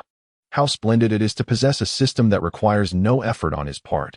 His chakra would elevate itself. A faint smile graced Mu Feng's lips as his imagination conjured a whimsical image, a little figure with the character chakra emblazoned on its forehead diligently training. Occasionally glancing at a motivational picture of chakra taped nearby. The thought of this scene inexplicably amused Mu Feng. Equipped with the Flying Thunder God technique and having exchanged for a ninja blade, Mu Feng found himself with a fresh training objective and began to meticulously outline his cultivation plan. By 10 o'clock in the morning, he had roughly structured his subsequent training regimen. It was at this juncture that he heard a voice calling from outside. Mu Feng, are you home? Upon opening the door, he was greeted by his companions, Kai, Yuhi Kurenai, Obito, and the somewhat disdainful Asuma Sarutobi. Kurenai, upon spotting Mu Feng, immediately beamed and dashed over, exclaiming, Mu Feng, where were you yesterday? We came looking for you last night, but you were nowhere to be found. I had some matters to attend to. What is going on? Mu Feng scratched his head, uncertain how to explain to them. It's nothing serious. We went to watch the Chunin exams yesterday, sneaking in with Asuma's help. But we didn't see you there. Didn't you pass the second round? Kurenai inquired, her curiosity piqued. Asuma could have gathered information regarding the Chunin exam. But after noticing Kurenai's evident admiration for Mu Feng during their last ramen outing, he felt a twinge of jealousy. He believed he had already done enough as the son of the Leaf Village's elite by sneaking off with Kurenai and the others to observe the exams. He certainly wouldn't stoop to inquiring about a rival's situation. Due to Asuma's reluctance, when they reached the venue, they found that Mu Feng had already departed for a mission. Hence, Kurenai and the others returned today to inquire again. Oh, during the exam, Kakashi summoned me for a matter. In the first round, there were 13 participants, and I was exempted, so I didn't compete. Have the results been announced? Mu Feng turned his gaze toward Kurenai. Exempted? Is that even allowed? So you didn't have to do anything to reach the finals and compete before the Hokage? Before Kurenai could respond, Obito interjected, visibly agitated.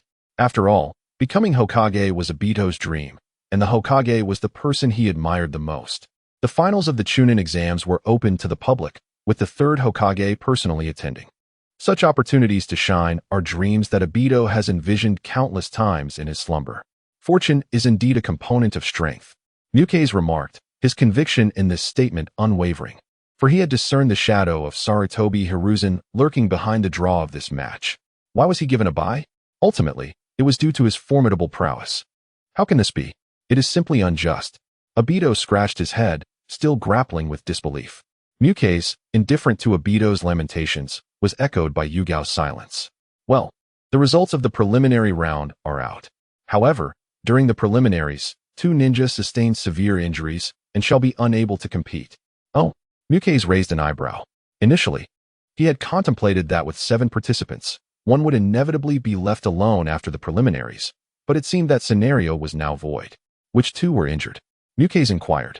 One from a minor ninja village, and the other is Inazuka Hana. Her combat style is rather peculiar, as she engages earnestly alongside her canine companion, Yugao explained. Upon hearing this, Mukei's felt little concern. The participation of these 2 bore minimal significance for him. However, his curiosity was piqued regarding the reaction of Kisame Hashigaki after severing the communication link to the Mist Village last night. Would he continue to compete or concede defeat? Kisame and his comrades had arrived at Konoha with transparent intentions for the Chunin exams. Thus, as long as they refrained from any egregious actions, Konoha would not act against them. Moreover, even if Kisame shone during the exams, his current capabilities merely classified him as a mid-level Chunin, posing little threat to Konoha. Those 2, then it is of no consequence. Even if they reach the finals, I shall not encounter them. Mukei's declared with unwavering confidence. Is that so? Listening to Mukei's, Yugao nodded but refrained from further inquiries, instead broaching another topic. Oh, by the way, I saw some Cloud Ninja this morning. It appears they have been eliminated and are now departing from Konoha, seemingly uninterested in witnessing the forthcoming matches. With Yugao's words, Mukase felt assured that last night's operation had indeed succeeded. Minato Namikaze had likely dealt with the Cloud Ninja. The leader from the Mist side was presumably Kirigakure's Manji, while he was uncertain who the Cloud had dispatched. However, given Minato's hasty visit this morning, indicating he had a mission to attend to, and correlating it with Yugao's comments, Mukase surmised that the Chunin exams were far from over. Having perused the original narrative, Mukase was aware that the catalyst for the Third Shinobi World War was the mysterious disappearance of the third Kazekage, yet now, within Konoha, he could already sense the ominous approach of war. Additionally, another matter arose. Lord Orochimaru has returned and is said to be attending the competition. Mukase, if you perform well this time, you might even have the honor of being his apprentice. Yugao continued to share the news with Mukase. However, upon hearing the name Orochimaru, Mu Feng's brow furrowed tightly. In Mu Feng's eyes, the most formidable opponent in Konoha was neither Danzo nor the third Hokage, but rather Orochimaru. Orochimaru was a scientific madman within the entire ninja world, and his strength was notoriously unpredictable. His method of reincarnation alone was enough to send chills down one's spine. Moreover, Mu Feng harbored numerous secrets. His inexplicable surge in strength had granted him chakra far surpassing that of an ordinary genin. Most concerning for Mu Feng was that he now possessed the Shinra bloodline. According to the current timeline, Orochimaru was likely conducting research on the Shinra cells. Should Orochimaru discover that Mu Feng possessed the Shinra lineage, his days in Konoha would undoubtedly become quite arduous. Oh, is that so? It seems this presents an opportunity. Mu Feng pondered while feigning interest in Yuhi Kurenai's words. However, compared to Lord Orochimaru, I have a greater fondness for Lady Tsunade. Kurenai blinked and replied earnestly. But Lady Tsunade is currently away from the village, and Jiraiya is also no longer here. Indeed, Mu Feng nodded. If given the choice among the legendary Sannin to select a mentor, he would lean towards Jiraiya. Jiraiya was a more traditional ninja, and he possessed the summoning scroll of Myaboku Mountain. Orochimaru's techniques were rather sinister, and his character even more so. Thus, Mu Feng was reluctant to engage with him until he had fully matured. As for Tsunade, her focus as a medical ninja diverged from Mu Feng's developmental trajectory. Thank you, Kurenai, for coming to share this information with me. After a moment of contemplation, Mu Feng turned his gaze towards Yuhi Kurenai. Upon hearing Mu Feng's gratitude, a faint blush crept across Kurenai's cheeks. It's nothing really. Everyone is simply quite interested. She replied, TCH, if it weren't for you insisting on summoning me here, I wouldn't have come. As Kurenai finished her sentence, Asuma let out a contemptuous scoff. Mu Feng offered Asuma a gentle smile, internally critiquing him. To openly undermine a lady's efforts. In the original story, managing to win Kurenai's affection is quite an accomplishment. Subsequently, Mu Feng and Kurenai, along with others, shifted the conversation to his experiences in the Chunin exams. When mealtime arrived, the group headed to Ichiraku Ramen, which had seemingly become the favored dining spot for Mu Feng and his little entourage. After engaging in lively discourse, the atmosphere quickly became amicable once more, and Asuma's earlier displeasure dissipated. Mu Feng, make sure to give it your all in the competition in 2 days. We'll all be there to support you. As they parted ways, Kurenai continued to offer her encouragement. The 2 days swiftly passed without interruption for Mu Feng. During this time, he devoted himself to mastering sword techniques while also delving into the Flying Thunder God technique. The swordsmanship he acquired from the system was that of the talented Hozuki Mangetsu, and Mu Feng sought to assimilate it into his own style, crafting a unique swordsmanship that would enhance his fluidity in battle and minimize vulnerabilities and flaws.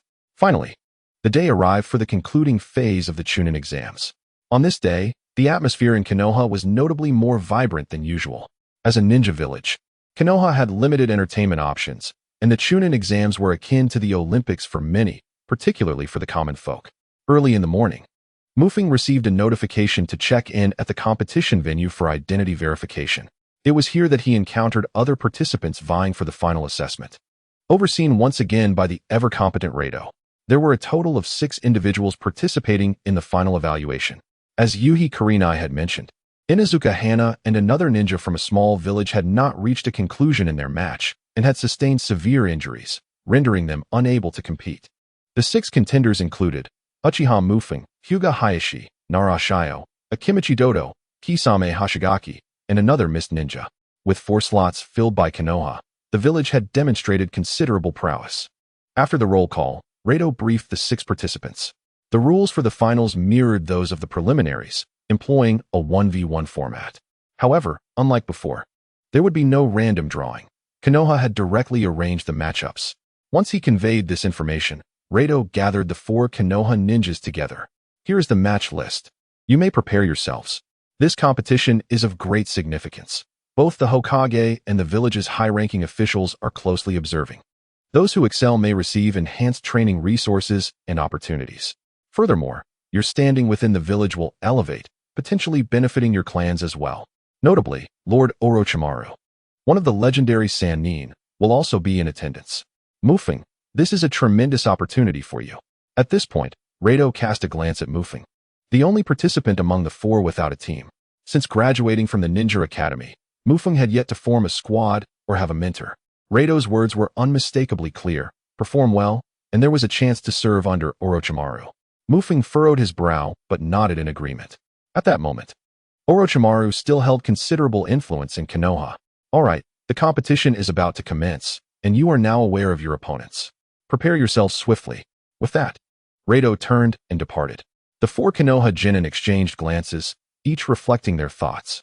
Akimichi Dodo and Hyuga Hayashi, in particular, exuded a palpable animosity. As they were set to face each other according to the list, Nara Shio then directed his attention towards Mufeng. It seems you are up against the Mist Shark. He is formidable. Exercise caution, he advised kindly. In truth, Shio was not one to meddle, yet he couldn't help but feel a twinge of concern for Mufeng, who was notably younger than the others and facing an opponent who appeared to be more powerful. This stark contrast stirred a sense of empathy within Shio, as he worried that Mufeng might not be a match for Kisame Hashigaki. Mufeng, however, was somewhat irked by Shio's reaction. You see me as a child, yet I see you as one too. You're only a few years older. There's no need to adopt such a condescending tone. Rest assured, I have vanquished the Jonin of the Hidden Mist. With that bold proclamation, Mufeng turned away, leaving the trio from the Hyuga clan in a state of bewilderment. Was there any truth to his words? It certainly did not seem so. Nara Yenshue stroked his chin, furrowing his brow as he recalled the peculiar activities in the village over the past few days. Could it be? How old could he possibly be? And how much food could he consume in one sitting? Akiyama Tutu asked in disbelief, having a relatively good relationship with Nara Yenshue, as they were teammates. At that moment, Hyuga Hyman interrupted their conversation. Akiyama Tutu, I shall defeat you in the upcoming match. The Hyuga clan is the strongest in Konoha. With that, Hyuga Hyman also turned to leave. Though the competition had yet to commence, a rift had already emerged among the teams of Konoha. Fortunately, this time it was a 1v1 bout. After a brief wait, the final assessment of the Chunin exams commenced, with the 3rd Hokage, Sarutobi Hiruzen, delivering a speech that drew a chorus of cheers from the gathered Konoha personnel. Mufeng stood there, expressionless, as if absorbing a foreign language, while the others exhibited a range of reactions, some excited, others anxious, and a few indifferent. After a series of procedures, the time for battle finally arrived, with the first match featuring Nara Yenshue against a Mist Ninja. Following the announcement of the competitors, Nara Yenshue descended from the observation platform and across from him. The Mist Ninja cast a hostile glare. Having navigated through the preliminaries, both sides were now familiar with their respective jutsu. Nara Yenshue employed the Nara clan's secret technique, the shadow imitation technique, while his opponent, a member of the Hozuki clan, wielded the water transformation technique. Clearly, in terms of jutsu, Nara Yenshue found himself at a disadvantage, as the shadow imitation technique could not ensnare an enemy transformed into water. However, within the confines of the arena, the Hozuki ninja would have to find suitable cover. Moreover, during his offensive maneuvers, he could not maintain his water form, and if Nara Yenshue could seize that fleeting moment, the match could swiftly conclude. Thus, this contest was poised to be an evenly matched confrontation, relying solely on the ninjas' mastery of their secret techniques and their combat awareness. Go, Yenshue! Send that Mist Ninja flying. As both competitors took their positions, the audience in the stands erupted into cheers. Nara Yenshue blocked out the cacophony, focusing intently on the Mist Ninja, who was likewise scrutinizing him. Suddenly, The mist ninja sprang into action, dashing toward the center of the arena. It was midday, and the shadow imitation technique required a certain degree of shadow. Distancing from the surrounding walls was indeed a wise strategy. Nara Yinshui refrained from pursuing, opting instead to throw several shuriken from a distance, only for them to be easily countered. Frowning at the mist ninja, both sides found themselves in a stalemate. As time passed, neither was prepared for an intense clash, causing the audience in the stands to grow increasingly restless. Although a few ninjas provided analyses, it was evident that the audience had little interest in a shuriken duel, and the clamor grew increasingly louder. Hey, over there, prolonging this is not a solution. Why not settle it with a contest of physical prowess? At that moment, Narashio proposed a suggestion. The opposing mist ninja glanced at the sun and nodded in agreement. The two sides approached each other, commencing an intense clash. As a member of the Hozuki clan, the mist ninja initially believed he would possess a certain advantage in physical combat. However, upon engaging in battle, he realized his miscalculation.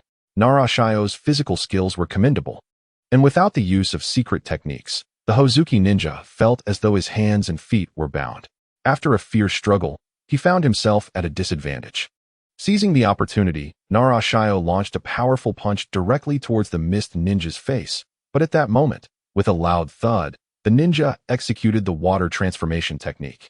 In the next instant, the transformed mist ninja's eyes glinted with a fierce light as he circled behind Narashio, preparing to deliver a fatal blow.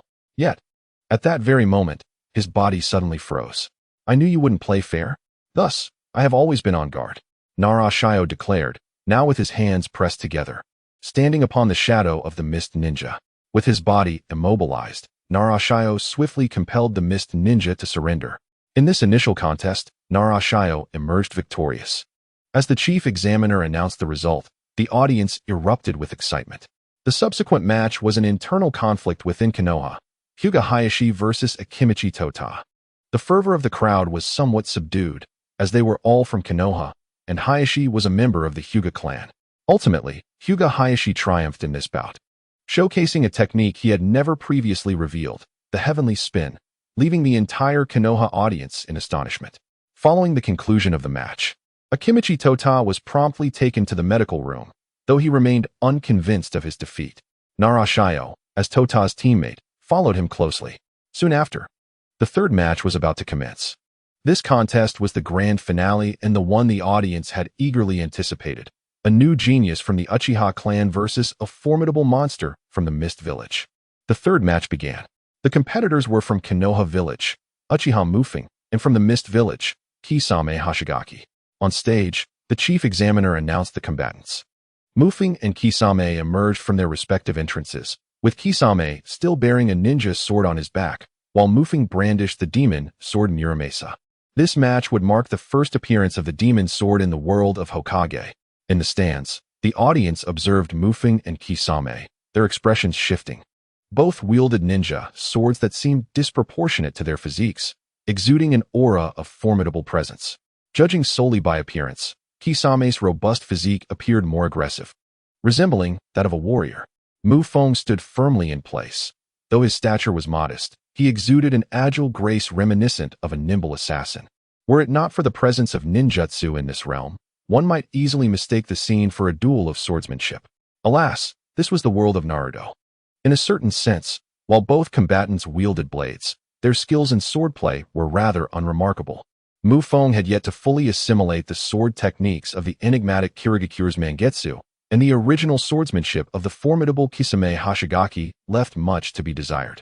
However, the mere aura they projected upon entering the arena was enough to instill a sense of apprehension among the spectators.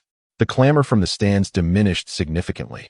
Even those who dared to whisper did so with hushed tones.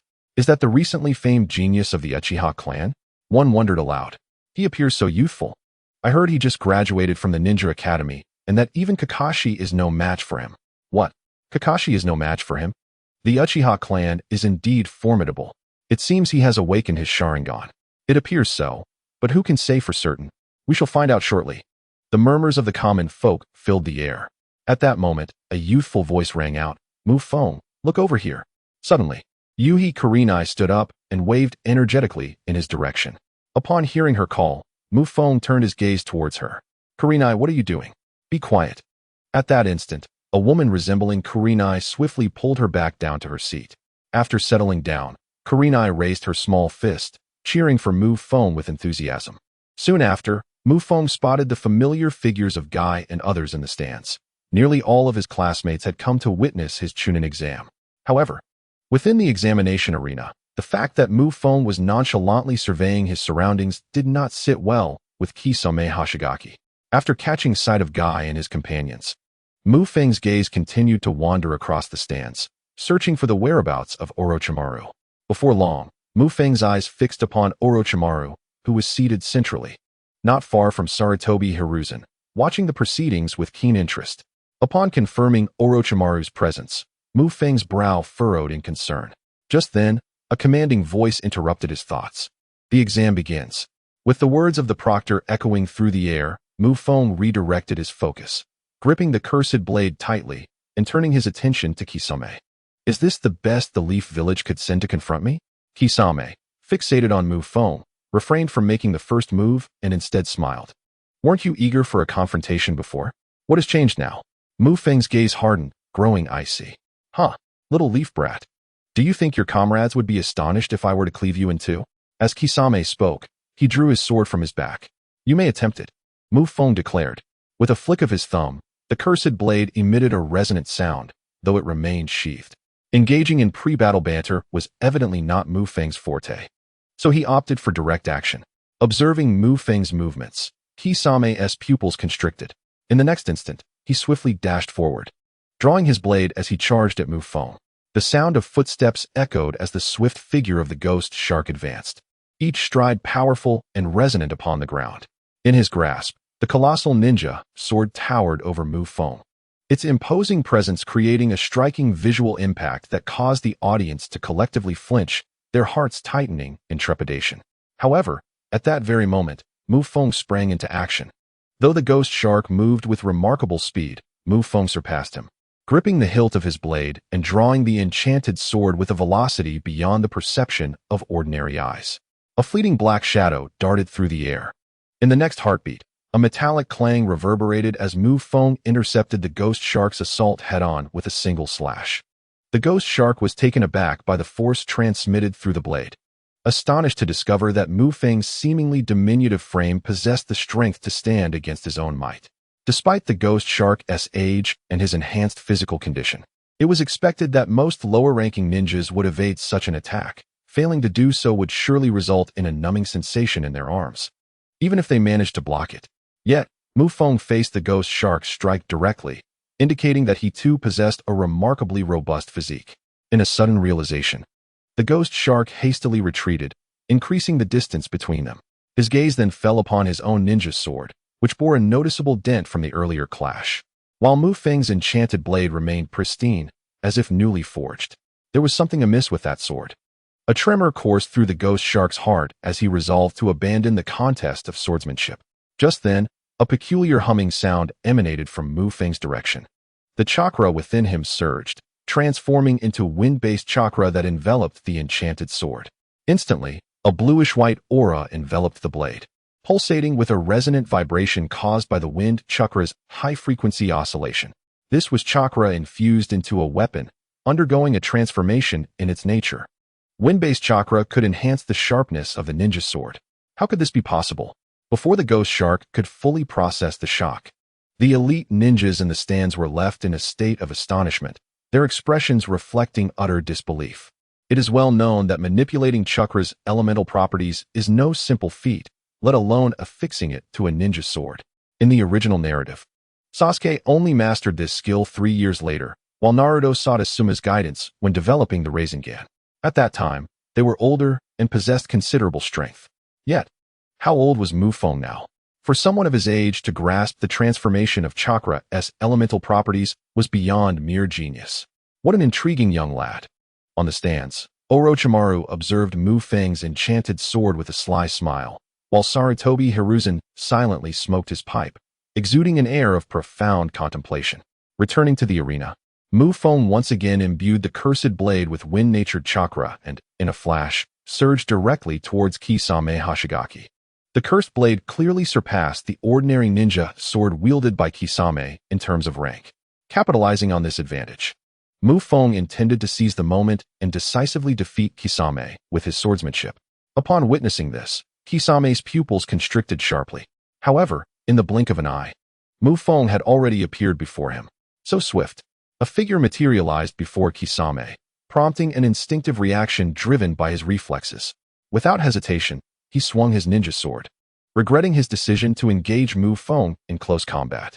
Originally, Kisame had intended to leverage his formidable strength to impose close-range pressure on Feng. As a member of the Uchiha clan, Feng was widely recognized for his ocular techniques and fire release.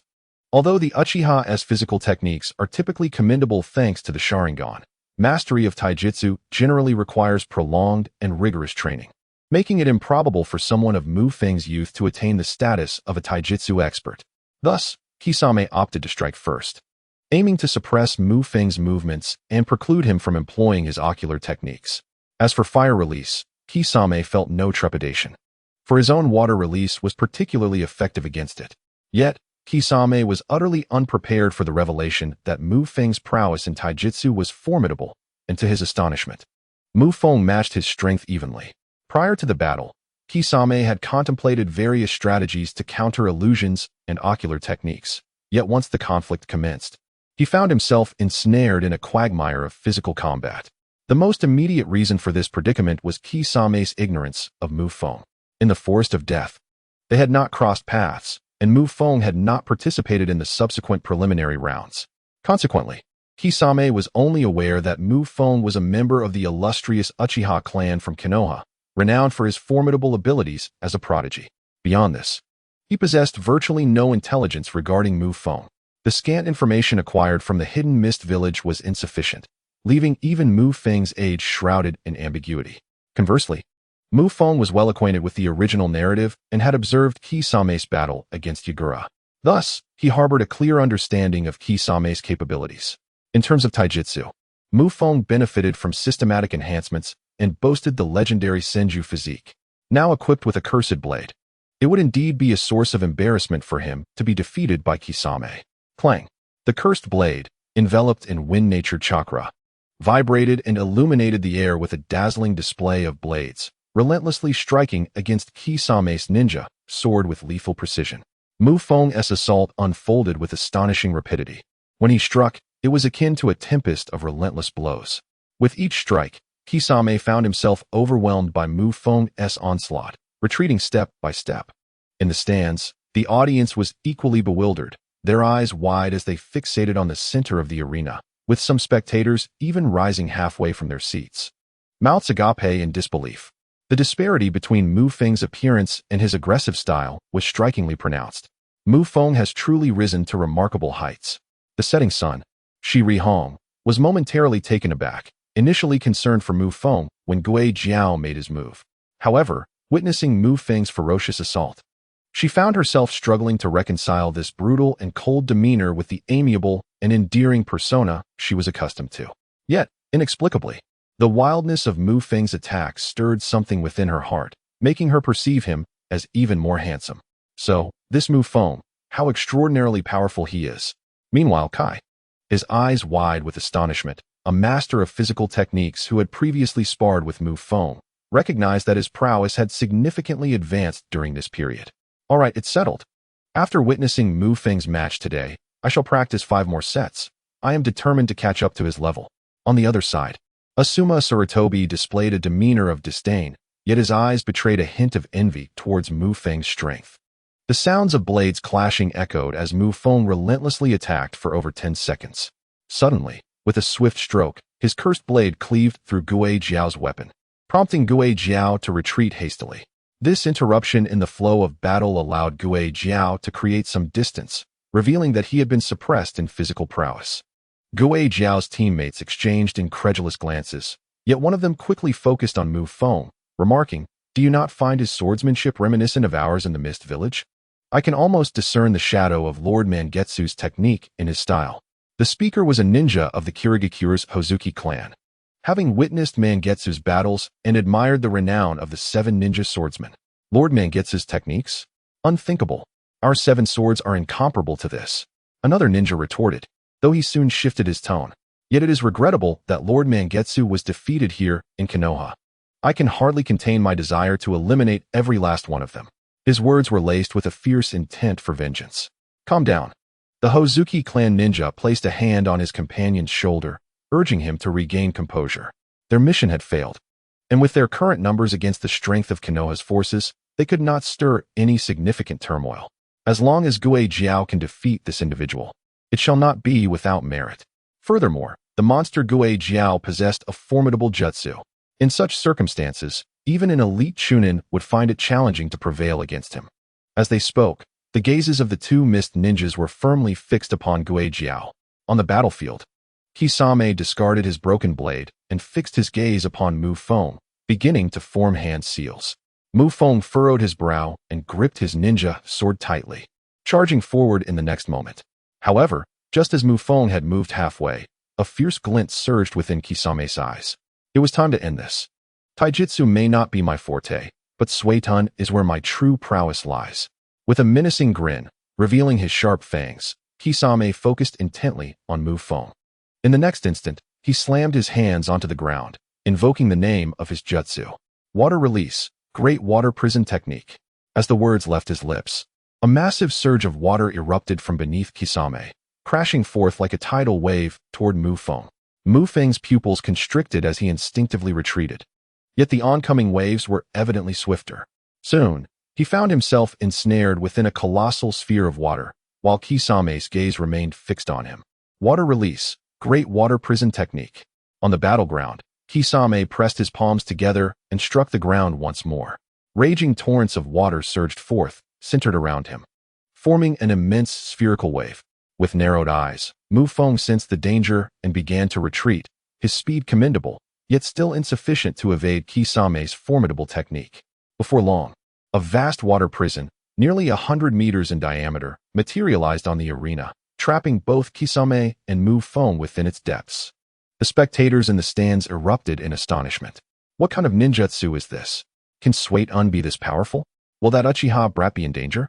Many audience members stood up in alarm, their eyes wide with shock as they gazed upon the enormous water prison that dominated half the arena. It was evident that Kisame's jutsu had transcended the capabilities of a mere genin, instilling fear in everyone present. Meanwhile, from the side of the Mist Village, as they witnessed Kisame unleash his devastating water technique, pride swelled in their expressions. This monster's strength has increased significantly. That Leaf Village brat will surely have a rough time now. Kisame need not lift a finger. Trapped within the water for too long, his opponent would inevitably suffocate. The two exchanged words, their lips curling into smiles, confident that Mu Feng would falter in this contest. Within the expansive water domain, Mu Feng felt the surrounding sounds grow muffled. Soon, he found it increasingly difficult to breathe. He glanced at Kisame, who, unlike in the original narrative where he merged with the Samahata, was now less affected by the aquatic environment. Water release, 5 hungry sharks. Kisame's gaze sharpened, and as he completed his hand seals, a torrent of water surged from his fingertips, morphing into 5 shark-like forms. Swiftly, the 5 sharks surged toward Mu Feng. In the water, Mu Feng, already struggling to breathe and hindered in his movements, found his speed significantly diminished. As he beheld Kisame unleash his jutsu, Mu Feng's heart instantly tightened. He possessed a certain understanding of Kisame's techniques. Within the confines of the water prison, those 5 sharks proved to be formidable adversaries. In the water, any damage inflicted upon Kisame would be swiftly mended. Furthermore, the longer Mu Feng delayed, the more unfavorable the situation became for him. From the stands, the audience could clearly discern the forms of the 5 sharks, their swift movements within the water prison revealing gaping maws. Though they were composed of water, they exuded a ferocity that was even more intimidating than real sharks. Mu Feng. Kurenai had covered her mouth, her eyes filled with concern. Mu Feng, you can do it. Don't give up. Obito was the first to rally the crowd in support of Mu Feng. Don't let this guy underestimate us. Konoha. As Obito's words echoed, sporadic cheers began to rise from the audience. Go for it. Take down that shark. Mu Feng, you can do it. Soon, the villagers of Konoha united in their encouragement for Mu Feng. This was indeed the greatest advantage of fighting on home turf. The sound traveled through the air, then through the waves, becoming muffled as it reached Mu Feng's ears. At that moment, Mu Feng had no time to heed the voices from the stands. He focused intently, sheathing his demon blade and surveying the surroundings, where the 5 sharks surged forth. To achieve victory, he needed to escape the entire water prison and then devise a means to counter Kisame's jutsu. Fortunately, Kisame had not yet reached his most terrifying form. The water prison's scope was not vast. Had he unleashed a 10-kilometer water prison, Mu Feng would have been left awaiting his demise. In the next instant, Mu Feng's chakra surged within him. To successfully break free from the water prison, he had to act before the 5 sharks ensnared him. Otherwise, the situation would become exceedingly troublesome. Open the first gate of the 8 gates. Open. Open the second gate. Open. Open the third gate. Open. Open the fourth gate. Open. Open the 5th gate. Open. Boom. Boom. Boom. Mu Feng unleashed a torrent of energy by opening 5 gates in rapid succession. The currents within the water prison became chaotic, losing control and forming turbulent whirlpools that radiated outward from Mu Feng's center. The 5 sharks were tossed about by the surging currents, and seizing this opportunity, Mu Feng propelled himself with all his might towards the prison's exit. The sudden eruption of Mu Feng's power astonished the audience, who gazed in awe at the violently swirling waters within the prison. Even the jonin cast sidelong glances. Is this the 8 gates? How could he master such a taijutsu? The chief examiner, Reikage, furrowed his brow, beginning to harbor concern. As a jonin of Konoha, he was well aware of the 8 gates' formidable strength, as well as its dire repercussions. Generally, at Mu Feng's age, one should not undertake such a physically detrimental jutsu. Any misstep could lead to irreversible harm, especially for a prodigy like Mu Feng. His performance in the Chunin exams and the recent clash of blade techniques with Kisame Hashigaki have unequivocally demonstrated that he is a ninja of immense potential. Even if he were to falter in this battle of ninjutsu, he would still have validated his capabilities. Presently, the more pressing concern is the irreversible damage Mu Feng might incur from employing the 8 gates technique. For such a gifted individual, this could be nothing short of a nightmare. However, it is a well-known fact that errors in ninjutsu rarely occur in Mu Feng's case, and indeed, are almost impossible. His techniques have been darkened and now adapt to his unique constitution seamlessly. Furthermore, all of Mu Feng's ninjutsu have been cultivated by him from the ground up, devoid of any discordance that might arise from borrowed techniques. Once the 8 gates are activated, Mu Feng's speed has increased more than 2-fold, and the torrent of energy he unleashes disrupts Kisame's movements. Kisame can only watch helplessly as Mu Feng charges toward the outer edges of the water prison. How could this fellow suddenly possess such an enormous chakra? This is likely more terrifying than Kisame himself. How is this possible? Could it be a forbidden technique? Mastering a forbidden technique at such a young age? At this moment, Kisame's comrades are also on edge. As Mu Feng is on the verge of breaking free from the water prison, their eyes fixed intently on his figure. 50 meters, 20 meters. With a resounding splash, Mu Feng bursts forth from the water prison at an astonishing speed, executing a spin as he lands gracefully on the ground. Fixing his gaze intently, he subsequently closes the 8 gates. The crackling of lightning-infused chakra surges forth, and before he succumbs to complete fatigue, Mu Feng releases every ounce of chakra he can muster. On the cursed blade, a brilliant white lightning flickers, dazzling to behold. Perform electrotherapy, Mu Feng commands, and in the next moment, the cursed blade, imbued with white lightning, plunges into the water prison. The white lightning flashes and, almost instantaneously, spreads throughout the entire water prison. Arc after arc of lightning dances along the outer edges, while inside, a blinding white light flickers, reminiscent of thunder on a stormy day.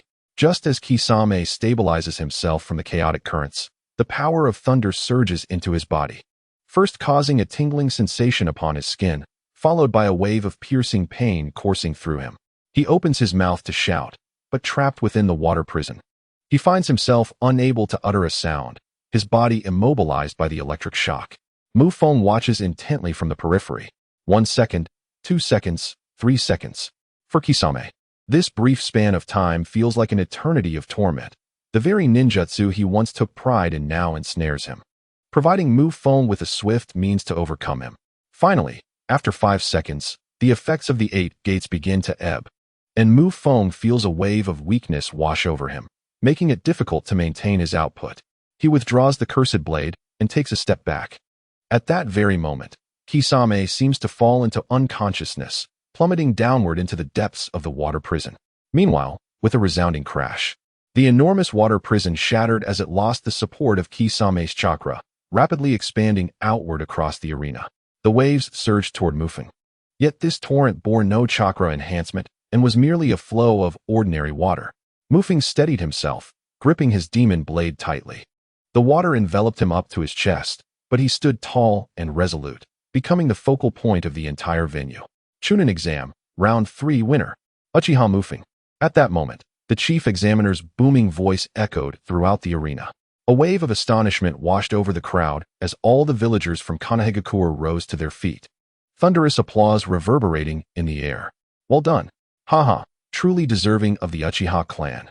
Remarkable. Another prodigy has emerged. Mufeng, do not become too complacent. I, Uchiha Obito, will surpass you one day. Mufeng, so handsome. Mufeng, you are the best. On the stage, those who had participated alongside Mufeng also began to applaud him. Standing in the center of the arena, 100 meters away lay the unconscious Kisame. The negative state from the 8 gates had left Konohagakure in a weakened condition, forcing them to gasp for breath. However, at that moment, a melodious voice resonated in Mufeng's mind. Beep. Congratulations, host, for completing the task, Chunin exam. Congratulations, host, for acquiring 1,000 points of darkening value. Beep. Main quest initiated, the strongest ninja. Main quest, the strongest ninja quest description. A considerable amount of time has passed since the host arrived in this world. Through effort and strength, you have demonstrated your adaptation to this realm. Continue to strive and grow stronger, ultimately becoming the most powerful being in the entire Naruto universe. Quest rewards: 1.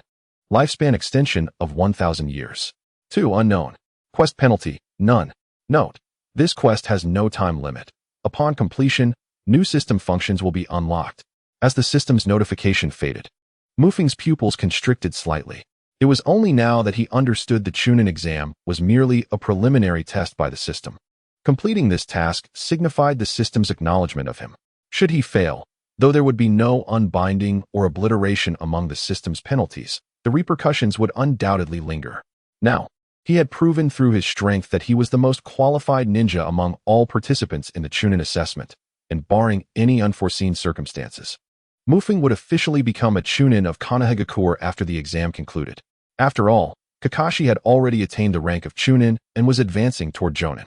The thunderous applause continued to resonate around him as several ninjas began to clear the water from the arena and approached Mufeng with warm smiles. Congratulations, Uchiha Mufeng. You are the most outstanding participant I have ever seen in the Chunin assessment. One of them exclaimed with a grin. To be honest, even after witnessing Kisame's devastating water release techniques, he himself had not felt absolute confidence. Yet, Mufeng had triumphed, breaking through with the formidable power of the 8 gates.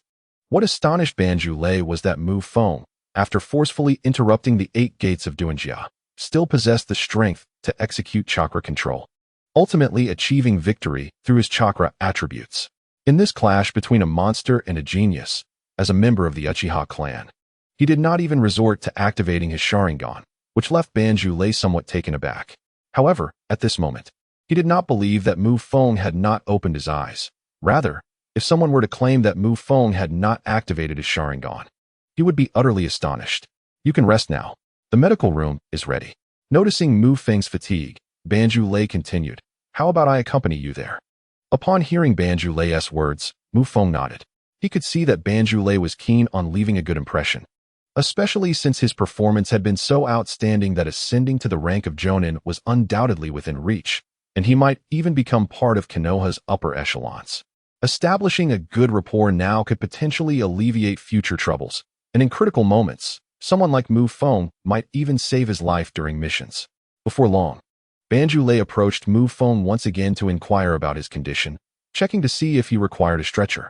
Feng assured him that he had no issues moving, and the two made their way towards the exit of the arena. Meanwhile, Kisame Hashigaki was being carried away by the medical team. As they neared the exit, Feng paused briefly to glance back at the main spectator stand. Stop looking. With your performance, the Hokage will surely summon you afterward. Your strength has already far surpassed that of a genin. Banju Lei said with a smile, implying that Feng was concerned about the Chunin exam. However, in reality, The system had already informed Feng of the exam's results in advance. His gaze was not fixed on Hiruzen Sarutobi, but rather on Orochimaru, who was not far from him, and Feng could sense that Orochimaru was also observing him intently. Without lingering any longer, Feng left the arena. While some spectators remained immersed in the recent match, while others had already begun to exit. On the main stand, Hiruzen Sarutobi fixed his gaze on Feng at the exit of the arena, smoking a cigarette, as he summoned Orochimaru over. Master.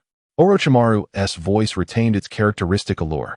At this moment, the master and disciple had yet to sever their bond. Orochimaru, what do you think of this Chunin exam? Hiruzen Sarutobi inquired. There are indeed several remarkable ninjas, particularly Uchiha Feng. Orochimaru replied candidly. Teacher, I heard that Uchiha Feng has just graduated from the Ninja Academy and has no teacher yet. Oh, so you wish to take him as your apprentice? Hiruzen Sarutobi looked at Orochimaru with suspicion. You intend to take him on as a student? Hiruzen asked from the stand. Everything is at the teacher's discretion. Orochimaru replied with a smile, clearly displaying humility. Oh, you were never this obedient before. Hiruzen Sarutobi withdrew his gaze and stood up. I already have plans for that child. He belongs to the Uchiha clan, and it would not be appropriate for him to follow you. Orochimaru appeared to have anticipated this outcome, showing no signs of surprise or uttering any further words. However, following the recent Chunin exams, Feng had indeed caught Orochimaru's attention, while others were astonished by Feng's formidable prowess. Orochimaru was more intrigued by how Feng had forcefully concluded the Eight Gates technique, yet was still able to engage in combat for a while longer, even demonstrating such intricate chakra manipulation as infusing his weapon with lightning chakra. As a master researcher of Konoha, Orochimaru's studies of the human body were unparalleled within the village. He had also delved into the Eight Gates technique, but soon discarded this forbidden art, as his true desire lay in achieving immortality rather than experiencing a fleeting burst of power that led to a short-lived existence. Once Sarutobi Hiruzen departed, Orochimaru did not linger long and exited the arena. Meanwhile, in the medical room, voices of admiration filled the air. Feng, that last jutsu was simply magnificent. Feng, you are incredible. You managed to defeat such a powerful ninja. Feng, are you hurt? Let me see. After being escorted to the medical facility by his peers, Feng was soon ushered out as Yuhi Kurenai and a throng of fellow students rushed into the room. These individuals, once familiar with Feng, now regarded him with wide-eyed curiosity, as if they had never known him. A few close friends expressed their concern for Feng's well-being, while others engaged in spirited discussions about his impressive abilities, eager to glean insights into his thoughts during the battle. What if we encounter such opponents during the Chunin exams? That massive water prison. I can't escape. Escape? Huh. Then you might as well wait for your demise. Nonsense. I was asking Feng, not you. Escaping is simple. Just defeat that guy within the water prison. Feng smiled faintly. Defeating him inside the water prison? How could that be possible? Kai exclaimed incredulously. Seeing Kai's reaction, Feng found it somewhat amusing. In the original story, it was you who pummeled Kisame relentlessly. Have you forgotten? Feng continued. Kai, if you can open the 8 gates to the 7th, you could defeat Kisame. Opening the 8th would ensure you obliterate him. But you know the consequences of opening the 8th gate. This statement filled Kai with immense encouragement and confidence. Rest assured, Feng-kun, I will persevere. At that moment, a medical ninja entered and declared, All right, everyone, disperse. The patient needs rest. Upon hearing this, Yuhi Kurenai and the others reluctantly vacated the infirmary. Finally, the surroundings grew tranquil, allowing Feng to indulge in a restful slumber. The following day, he received a summons to the Hokage Tower. Feng was aware that this was a notification of his successful passage in the Chunin exams, and that Sarutobi Hiruzen intended to present him with his Chunin certification.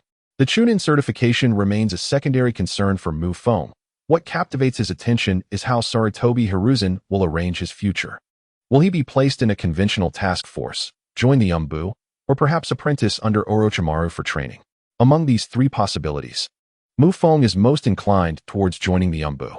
Firstly, the identities of Umbu members are shrouded in secrecy, at least for the majority of ninjas, and often, members are unfamiliar with one another, merely working in harmonious collaboration. Feng harbors numerous secrets, and entering the Umbu would provide him with an optimal means of concealment. Of course, he could achieve similar results by joining a standard task force, Yet the Umbu possesses another advantage. Their missions are typically more challenging, laden with battles and pursuits. Whereas a regular task force might be tasked with trivial pursuits such as searching for lost pets. Currently, Feng is unwilling to squander his time on tasks easily accomplished by ordinary individuals. He yearns for combat missions, as there is a possibility that one of these endeavors may trigger a system quest. Furthermore, Feng predicts a strong likelihood of joining the Umbu, as his prior involvement in an Umbu operation suggests he holds some importance. Given the capabilities of that Umbu team, they could handle the mist ninjas at the outpost with relative ease, incurring little cost. In any case, the specifics of his fate will remain uncertain until he meets Sarutobi Hiruzen. As Feng makes his way to the Hokage Tower, an uninvited guest has already arrived. Shimura Danzo, infamously dubbed the scapegoat king of Konoha, a figure of considerable notoriety. Danzo controls Konoha's root organization, wielding influence over the village's clandestine forces, and is adept at employing various stratagems to secure advantages for Konoha. In the original narrative, the emergence of Hanzo of the Salamander and the Akatsuki signaled a potential resurgence for the Rain Village. However, Danzo orchestrated a scheme that sowed discord among Hanzo, Nagato, Yahiko, and others, plunging the Rain Village into internal strife. Hanzo was ultimately slain, Yahiko perished in battle, and Nagato was rendered nearly lifeless, significantly alleviating the pressure on Konoha. Moreover, the downfall of the Uchiha clan cannot be disentangled from Danzo's machinations, and he maintains a certain connection with Orochimaru. If Sarutobi Hiruzen embodies the radiant facade of Konoha, then Danzo represents its shadowy underbelly. Together, they govern the village, striving to maintain stability. Yet both lack the formidable power of the first Hokage or the profound ninjutsu expertise of the second Hokage.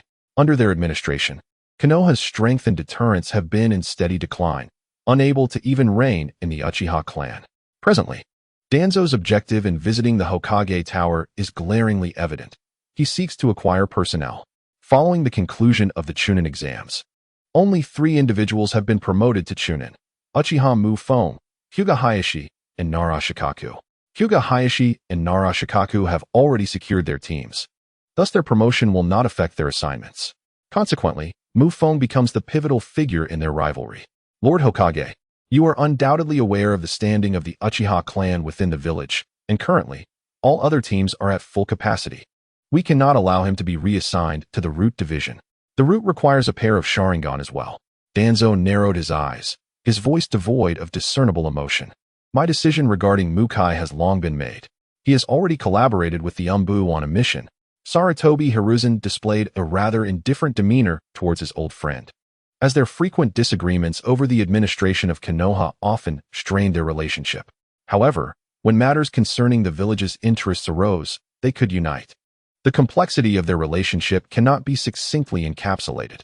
Oh, it is said that the Umbu members are currently more stable, with no recent personnel changes. Naturally, Shimura Danzo must have conducted thorough research before seeking personnel. Yet, just as he concluded his statement, a series of knocks echoed from outside. Lord Hokage, Lord Danzo, Uchiha Mukai has arrived. At this, Sarutobi Hiruzen interrupted his conversation with Danzo. I will send someone to the Root Division, but it shall not be Mukai, as he is still too young, Hiruzen stated, drawing on his cigarette. Danzo remained silent for a moment, observing Hiruzen. In that case, I shall take my leave. Apologies for the interruption. Danzo rose and turned to depart. Let Mukai in. Hiruzen instructed his aide.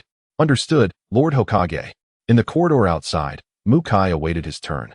At that moment, the door to the Hokage's office swung open, revealing Danzo walking out, which momentarily surprised Mukai. He quickly realized that Danzo's visit to Hiruzen was likely related to him. Uchiha Mukai? Approaching Mukai, Danzo wore a congenial expression, smiling as he inquired. Mukai nodded, feigning a look of astonishment. Were Mukai not familiar with the Hokage, and if his mental age were merely that of a child, he would perceive both Danzo and Hiruzen as kindly figures akin to grandfathers. Like Naruto, who has aspired to become Hokage since childhood, influenced undoubtedly by Hiruzen. It is evident that Hiruzen has succeeded in this regard. In the original narrative, when Sasuke first departed from Konoha to ally with Orochimaru, his thoughts were centered on gaining strength to avenge Itachi, rather than a true betrayal of the village. Only after Itachi's demise and the revelation of the truth did Sasuke direct his ire towards Konoha, ultimately only killing Danzo. You performed admirably in the Chunin exams. How about it? Are you interested in joining my ranks? I can help you become powerful swiftly. Danzo's affable demeanor betrayed no insincerity. Yet, Mukai was acutely aware of the true nature of Danzo. Isn't this matter to be discussed with Lord Hokage? Mukai hesitantly questioned. In Danzo's eyes, although Mukai exhibited remarkable talent, his youth was apparent, and thus he dismissed Mukai's response as genuine. However, in truth, Mu Feng had long begun to express his inner grievances. Who would ever want to go to your side? Merely your way of working is inadequate. Moreover, Danzo has colluded with Orochimaru. One cannot be certain that he won't one day sell himself to Orochimaru under the pretext of Konoha's interests and even gouge out his own Sharingan. Such a treacherous individual as Danzo is someone Mu Feng prefers to avoid until he possesses absolute strength. Oh, is that so? Then you may enter. The Hokage is inside. While Danzo spoke, he prepared to pat Mu Feng's head. However, with a swift motion, Mu Feng dodged and took the opportunity to slip into the Hokage's office, while Danzo was momentarily distracted. Why do I feel this fellow harbors hostility toward me? Is it merely a delusion? Gazing at the now closed door of the Hokage's office, Danzo murmured to himself. As expected, he could never allow a genius from the Uchiha clan to be placed en route. Is he still hesitating regarding the Uchiha? Lost in thought, Danzo exited the Hokage building. Mu Feng has arrived. Hokage-sama. Inside the office, Hiruzen Sarutobi beamed with joy upon seeing Mu Feng, radiating warmth and friendliness. This time, during the Chunin exams, Konoha not only thoroughly dismantled the secret plans of the Cloud and Mist, but also shone brilliantly in the exams, significantly intimidating the other ninja villages. For Hiruzen Sarutobi, this is indeed a momentous occasion. The greatest contributor to the entire event was none other than Mu Feng. He first rescued Kakashi from the clutches of Ao, then eliminated Ao, allowing Konoha to realize the Mist's intentions ahead of time, and subsequently, alongside members of the Umbu, he uncovered a Mist stronghold. These contributions were instrumental yet covert. While on the surface, he thwarted the Mist's ace up their sleeve, the formidable Kisame Hashigaki, leading Konoha to emerge as the paramount victor of this Chunin examination. Both in the light and the shadows, his contributions were substantial. Nevertheless, Mu Feng's youth precluded Hiruzen from bestowing upon him any significant accolades, and typically, in Konoha, there are not many rewards for completing village missions. Conversely, failures incur severe penalties. As exemplified by White Fang, Mu Feng, first and foremost, congratulations on passing this Chunin exam. Haha, it has been quite a while since I have encountered such a remarkable young talent like you. The future of Konoha village will rely on you all. Hiruzen continued to praise Mu Feng. Embarrassed, Mu Feng shyly scratched his head, though internally, he felt a sense of urgency. What he truly wished to know now was which team he would be assigned to next. Becoming a Chunin signifies that one has become a vital force within the village. This time, only 3 individuals successfully advanced in the Chunin assessment. The other 2 have already received their Chunin certificates and returned to their respective teams. Mu Feng, ordinarily, you would be allocated a team after graduating from the Ninja Academy, as per village regulations, and only after some practical experience would you be eligible for the Chunin exam. However, your performance has exceeded my expectations. Yet, now that you have become a Chunin, a long journey lies ahead. Mu Feng, have you contemplated what your next course of action will be? Will you remain in the village, or do you aspire to venture forth on missions? As Sarutobi Hiruzen's words faded, Mu Feng became ensnared in thought.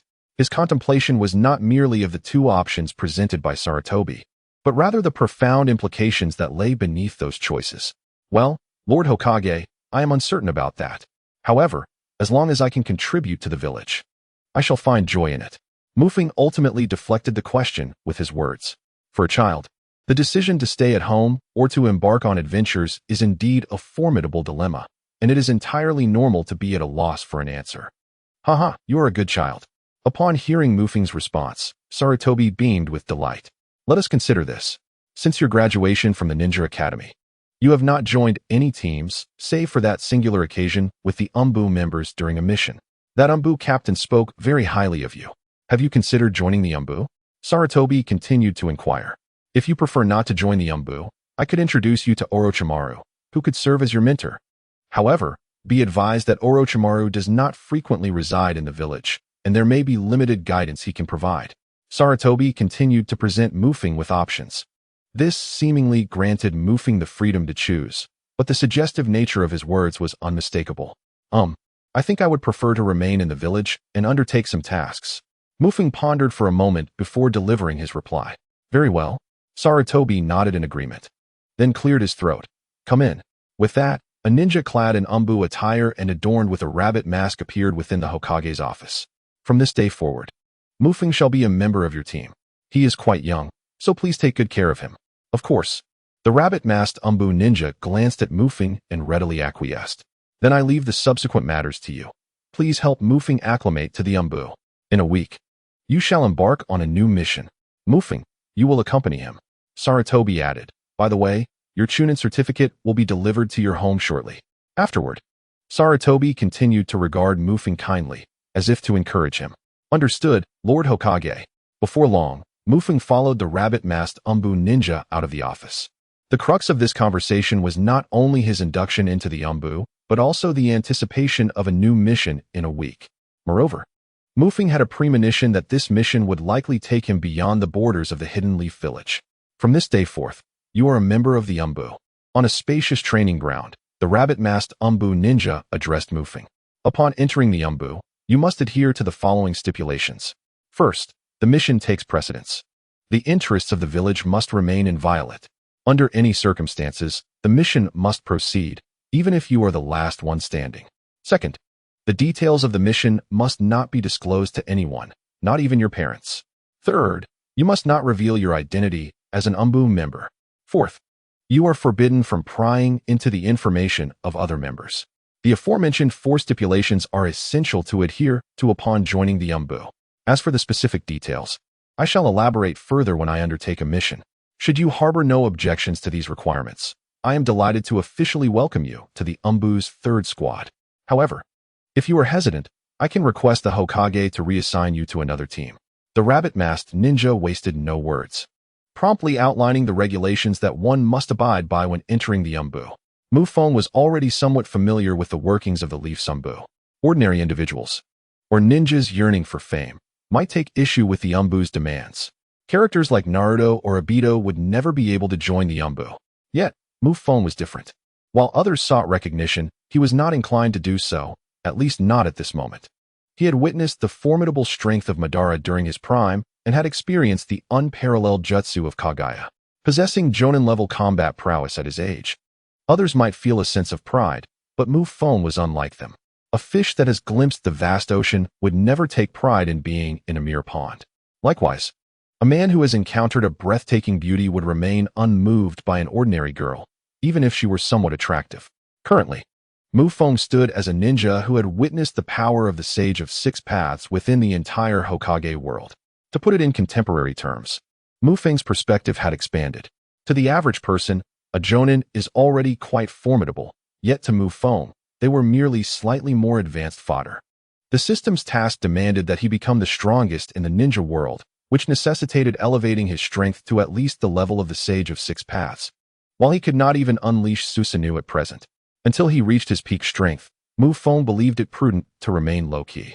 Even if he were to be ostentatious, it should be in the context of his umbu identity. I have no objections. Mufeng nodded in affirmation. Excellent. Allow me to return this mask to you. From this day forth, you shall be its master, and your code name will remain the same, Red Fox. With that, the rabbit-masked umbu ninja produced the mask once more. After the previous mission concluded, the mask had been taken back, and Mufeng had assumed he would never see it again. Yet, merely a few days later, this mask had become his emblem. Very well. Now, let us take a brief respite today. We shall convene here at 8 o'clock tomorrow morning, and I will escort you to the training grounds of the umbu, as well as introduce you to your teammates. The rabbit-masked ninja continued. By the way, you may refer to me as Rabbit or Captain. In the absence of enemies, Captain is acceptable. However, I would recommend that you consistently use Rabbit. The rabbit emphasized once more. Understood, Rabbit. Mufeng replied earnestly as he accepted the mask. Then, I shall see you tomorrow. With that, the rabbit executed a body flicker technique and vanished from sight. Mufeng gazed at the mask in his hands. He had officially become a member of the Leaf umbu. With only a week remaining, he could not simply train with the umbu. He needed to seize the time to master the Flying Thunder God technique. Additionally, The system had rewarded him with a random secret technique research scroll, though he was uncertain if it could be applied to the Flying Thunder God. Feng intended to return and utilize the scroll of secret techniques, eager to discover the treasures it might unveil. With a task looming a week ahead, he felt the need to prepare thoroughly, for it would likely be his inaugural mission outside of Konohagakure. Within the village, due to the presence of figures such as Sarutobi Hiruzen, Danzo, and Orochimaru, Feng could not reveal his full prowess.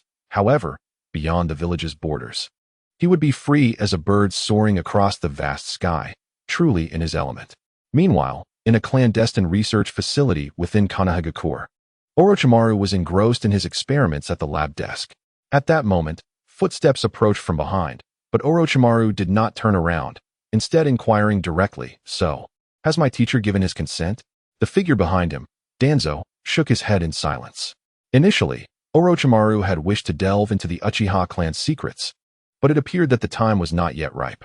Orochimaru licked his lips and continued, "I have dispatched Feng to an elite Umbu team.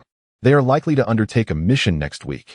Given that I have concealed numerous matters for you, it is time you offered something in return. How goes the research on the first Hokage's cells?"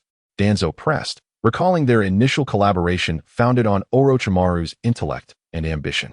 For Danzo, ambition was a virtue. He himself harbored aspirations. Those with ambition were easier to control, while the seemingly unambitious, like Sarutobi Hiruzen, posed a greater challenge, for one could never discern their true thoughts. "I have made some progress, though it is not yet complete. If only the first were still alive, alas. I have only managed to purify a small amount of his cells. However, regarding assistance, I possess a specimen that may pique your interest." Orochimaru turned, pausing his activities. Danzo furrowed his brow, feeling a disquieting aura emanating from the current Orochimaru. Initially, he believed he could see through Orochimaru's intentions, but as their collaboration deepened, he found himself increasingly perplexed by him. "Follow me," Orochimaru beckoned, opening another door to the laboratory. Upon entering, Danzo's eyes widened in shock. The room contained several large cylindrical vials filled with a pale green liquid, but what truly troubled him were the living individuals encased within. They appeared to be quite young. Danzo had not anticipated that Orochimaru had progressed to such a stage, resorting to human experimentation. "These are merely failed subjects. Only one has achieved true success," Orochimaru stated, approaching one of the vials. "This child has withstood the first Hokage's cells and acquired that extraordinary power." "Are you referring to wood release?" Danzo's eyes sparkled with intrigue, his furrowed brow easing as he surveyed the vials and the slumbering children within, igniting a flicker of fervor within him. "If you desire, you may take him." Orochimaru's gaze sharpened as he turned his attention to Danzo, a subtle smile gracing his features. Though he could not compare to that little Uchiha, he deemed this candidate sufficiently adequate. This time, Danzo refrained from further dialogue, merely nodding in acknowledgement. "Let us seek a fitting opportunity to rescue this unfortunate individual," he mused, before pivoting and vanishing into the corridor of the laboratory. Enveloped in the guise of an Umbu mask, he returned home. With a week until the next mission, Feng knew he must prepare diligently, refining his Flying Thunder God technique. Yet, before delving into that endeavor, he was curious to see what secrets his random sealing scroll might unveil. Upon arriving home, Feng retrieved the random sealing scroll from his belongings. "Ding, would you like to open the random sealing scroll?" "Yes." The system's voice chimed in. "Congratulations, you have acquired one of the Uzumaki clan's secret arts, the sealing technique." As the notification faded, Feng's vision brightened. The scroll in his grasp transformed into luminous particles that surged into his mind. An overwhelming influx of information flooded Feng's consciousness, detailing one of the Uzumaki clan's secret arts, the space-time sealing. "Ding. Congratulations, you have initially comprehended the power of space-time." "Ding. Congratulations, you have preliminarily mastered the sealing technique." Moments later, another notification resonated, and Feng opened his eyes. After the barrage of information, his mind felt somewhat disoriented. However, he soon organized the data swirling within, gaining a foundational understanding of the Uzumaki clan's sealing techniques. Strictly speaking, the sealing technique is a form of space-time ninjutsu. Although conventional sealing arts tend to focus on the confinement of space and energy, they compress and restrict objects or energies from the real world through secret arts, achieving the effect of sealing. In the world of Naruto, The most renowned sealing jutsu, the Shiki Fujin, summons the Shinigami from another realm to extract and seal others' souls. Among all sealing techniques in the Naruto universe, the Uzumaki clan reigns supreme. Naruto's mother belonged to this clan and utilized sealing arts to imprison the Nine-Tails within herself. The first Hokage, Hashira Senju's wife, was also of the Uzumaki lineage, and she pioneered the monumental feat of sealing tailed beasts. Now, the entirety of the Uzumaki clan's sealing techniques resides within Feng's mind, a precious gift indeed. He could not help but marvel at his fortune. However, he quickly regained his composure, realizing the system had only provided him with knowledge of the Uzumaki clan's sealing arts without granting him mastery. Despite the overwhelming influx of information, Feng understood that he could not fully command these sealing techniques under his current circumstances. Mastery would require dedicated research on his part. It seemed he had acquired yet another task ahead. Feng scratched his head, furrowing his brow. Thus far, he has accumulated a considerable amount of knowledge to assimilate. Blending the sword techniques of the enigmatic Godo Mangetsu, mastering the flying thunder god technique of the illustrious Minato Namikaze, and now, he is poised to delve into the sealing arts of the Uzumaki clan. With this relentless pursuit, Feng finds himself in a state of contemplation, pondering the transformation that awaits him. Is it possible that I might end up mastering all the ninjutsu and secret arts of the entire Naruto universe? Feng marveled at this thought, tinged with a hint of concern. Yet, this worry is one he eagerly welcomes.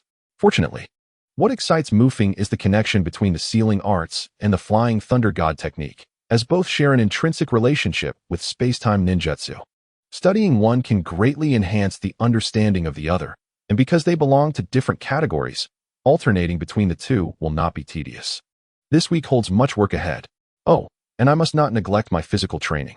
Although my ninjutsu has darkened and I am fervently pursuing strength, I cannot afford to be complacent. How else could I retract the techniques I have learned? If the ninjutsu I have mastered could hear the whispers of my inner thoughts, they might just abandon their purpose. After all, we have exerted ourselves so diligently. What right do they have to scold us?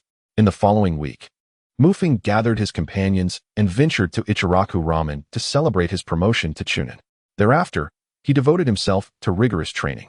Each morning began with the study of the flying thunder god technique and the sealing arts of the Uzumaki clan, followed by practical exercises at noon.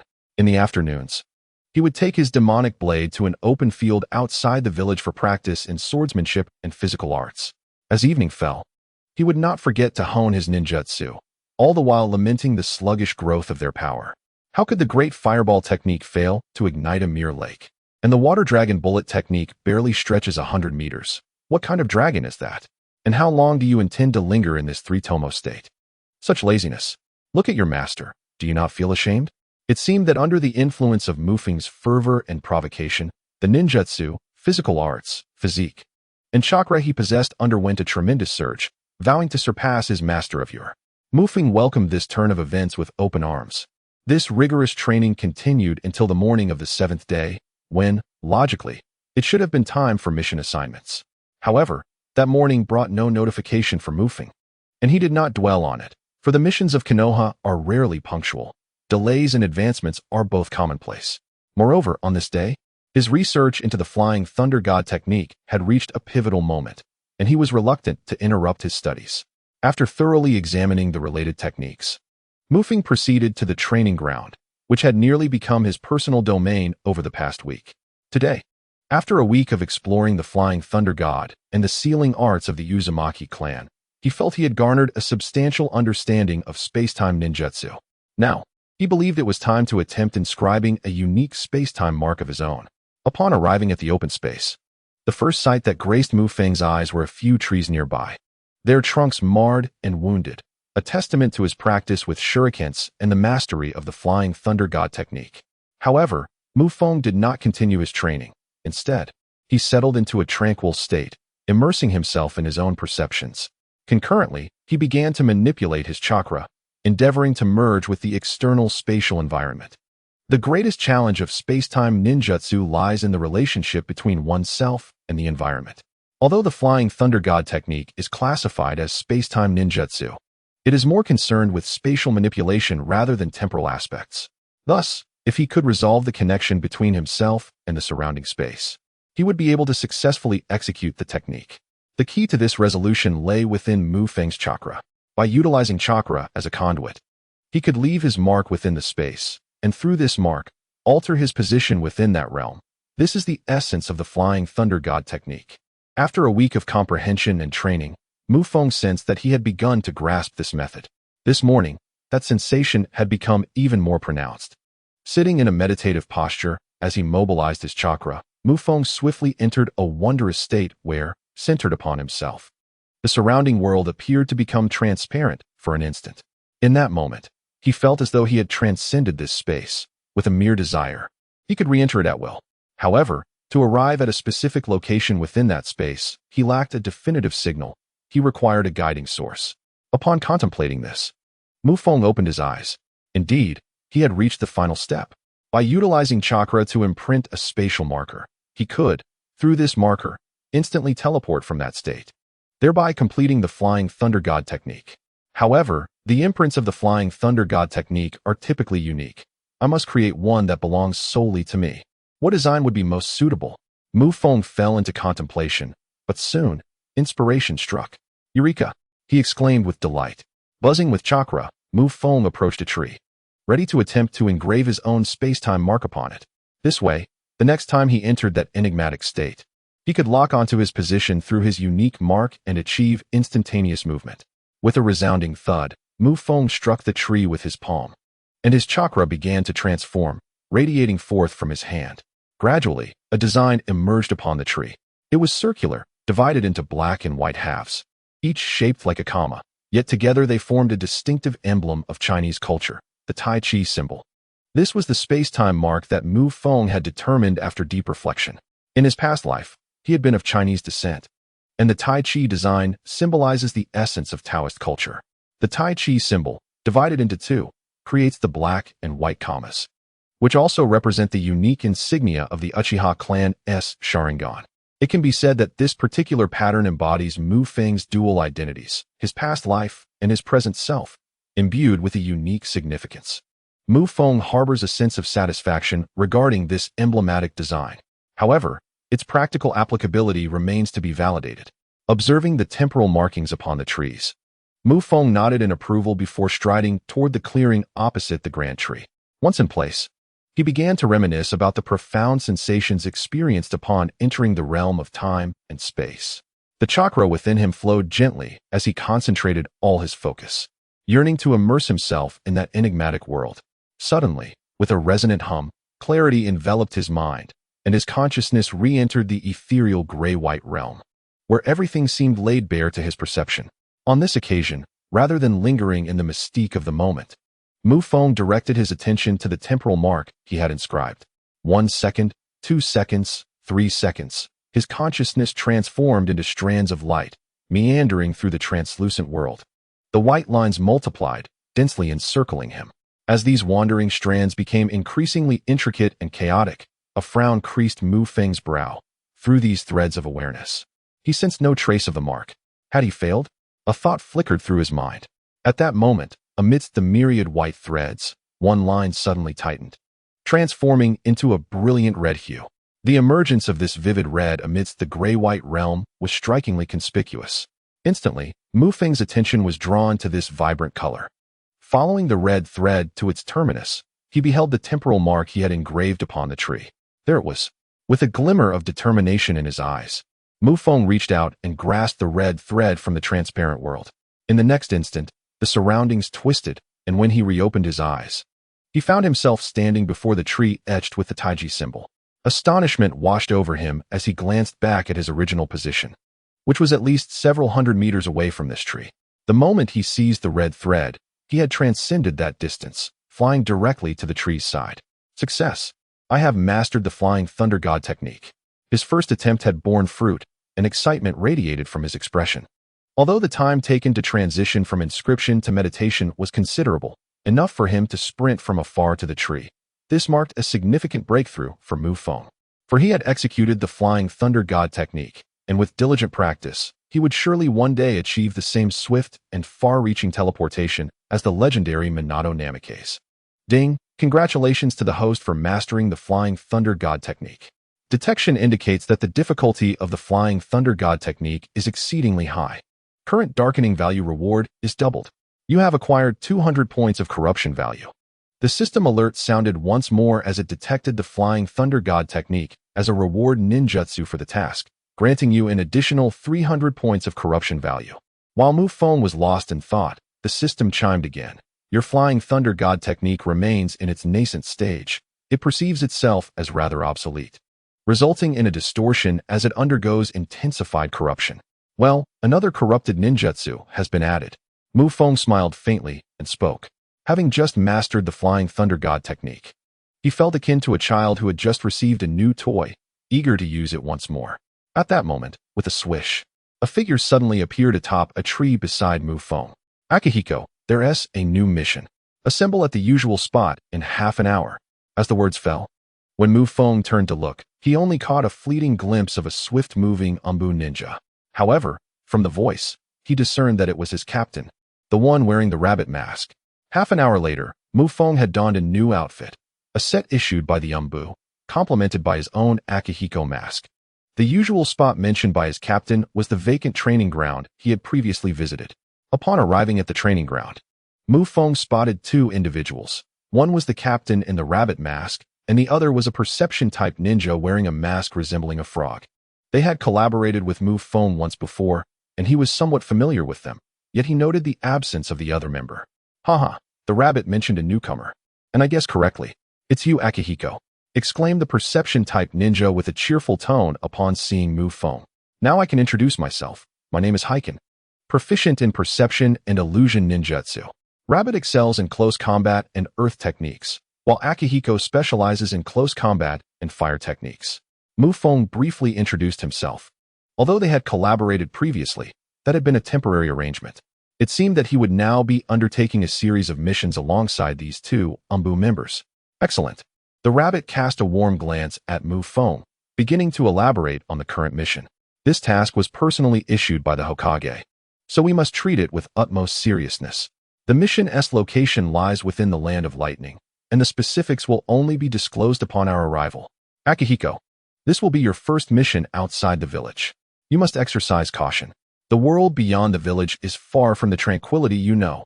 Perhaps due to Feng's youth, the rabbit offered additional warnings, casting a questioning look his way. I have no issues.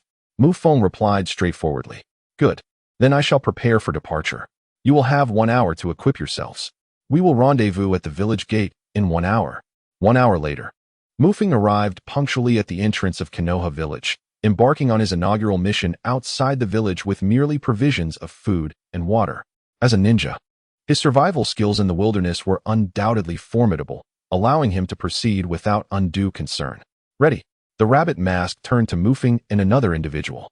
Their mission location was in the Land of Lightning, approximately situated at the juncture with the Land of Fire. A village stronghold in that area had reportedly come under attack from the Cloud Ninja village, resulting in a severed line of communication.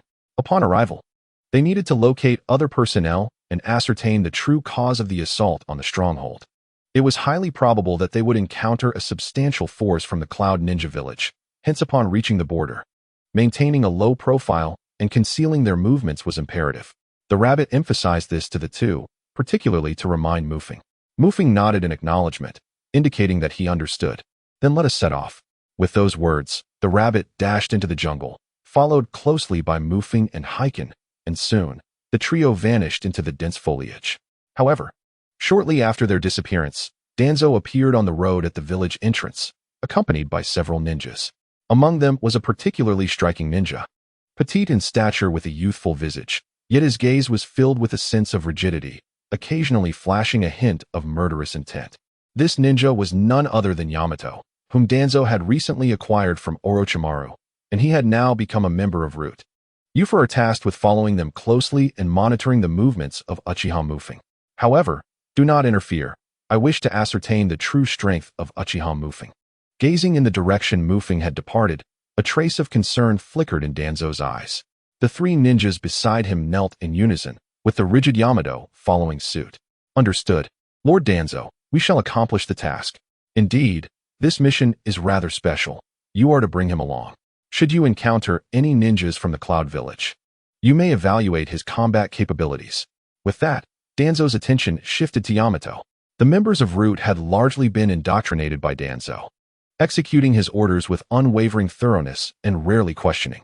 The addition of another individual posed little issue for them, as Danzo had previously instructed that even if they were discovered by Feng, it would be inconsequential. The ultimate objective of this mission was to uncover Feng's true strength, facilitating Danzo's future plans concerning the Uchiha. Yamato was also to be an experimental subject, as Danzo was curious about his combat prowess, particularly given that he possessed the same wood release as the first Hokage. Understood, Lord Danzo. Now off you go.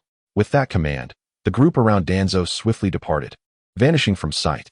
2 days later, at the border between the Land of Fire and the Land of Lightning, Feng, the rabbit, and Heiken stood atop the treetops, surveying the landscape. In the distance, a breathtaking panorama of towering mountains rose majestically beyond a sea of dense foliage, presenting a truly awe-inspiring sight. Beyond lies the Land of Thunder, and from this moment forth, we must exercise utmost caution, Rabbit cautioned. The stronghold that had suffered an attack was situated in the central region of the Land of Thunder, with their last transmission occurring 4 days prior. In recent days, other scouts had detected an unusual surge of activity among the Thunder ninjas at the borders, forming concentric rings of encirclement in the central area. According to the estimations of Lord Hokage, this outpost may possess crucial information pertinent to the Land of Thunder, yet its exposure was premature. The ninjas within the stronghold remain alive, and our mission is to locate them. Even if we cannot effectuate their rescue, we must retrieve the intelligence. Rabbit elucidated the details of this mission to the two companions. Evidently, while in the village, Rabbit had already been apprised of the task, yet he chose to disclose it to them at this moment, embodying the essence of the Umbu's conduct. Listening to Rabbit's words, Feng furrowed his brow. Merely based on Rabbit's description, he sensed that this mission would not be straightforward. Moreover, certain pivotal information remained undisclosed. For instance, what kind of intelligence had the scouts from Konoha acquired? How many ninjas had the Cloud Village dispatched, and how many of those were elite? With just the 3 of them, could they truly accomplish this mission? Were there other Konoha members undertaking the same task? This information was absent from Rabbit's account. He might not even possess the answers himself. Umbu ninjas typically prioritize their missions, as their assignments are predominantly commissioned by the village of Konoha, leaving no room for abandonment due to inadequate rewards. Haikyo, once we enter the Land of Thunder, we shall rely on you. No worries. I shall remain vigilant of our surroundings. Excellent. Akihiko, if we encounter a Cloud Ninja squad, refrain from impulsiveness. If there is a chance to circumvent, take it. We are in the Land of Thunder, and the enemy's reinforcements will undoubtedly arrive faster than us. Understood. I shall be cautious. Now, let us commence our journey. With a swift rustle, 3 figures descended toward the ground below. Simultaneously, within the boundaries of the Land of Thunder, a frustrated voice echoed, "Damn it. Where have those Konoha scoundrels vanished to? These ruffians wreak havoc among our Cloud Ninjas and expect to escape so easily. That would be far too lenient. Don't give up. Keep searching, reinforcements are on the way. Those Konoha bastards cannot possibly evade capture. They must be around here. Search diligently, for the borders have been sealed by Lord Raikage. They cannot fly away now." Shouts reverberated through the valley as dozens of Cloud Ninjas, with murderous intent in their eyes, swept their gaze across the surroundings. Meanwhile, not far beneath their feet, in a recess beside a stream, 3 Konoha ninjas pressed themselves against the wall, filled with trepidation. From their concealed position, they could distinctly hear the furious shouts and commands of the Cloud Ninjas.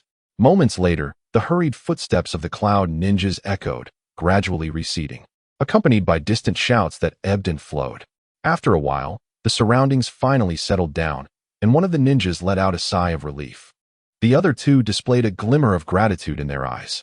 This team of Konoha ninjas had been relentlessly pursued by the Cloud Ninjas ever since they were discovered. Yet, thanks to the sensory ninja among them, they had managed to evade danger each time. However, as time passed, the number of pursuing Cloud Ninjas increased, making their escape increasingly arduous.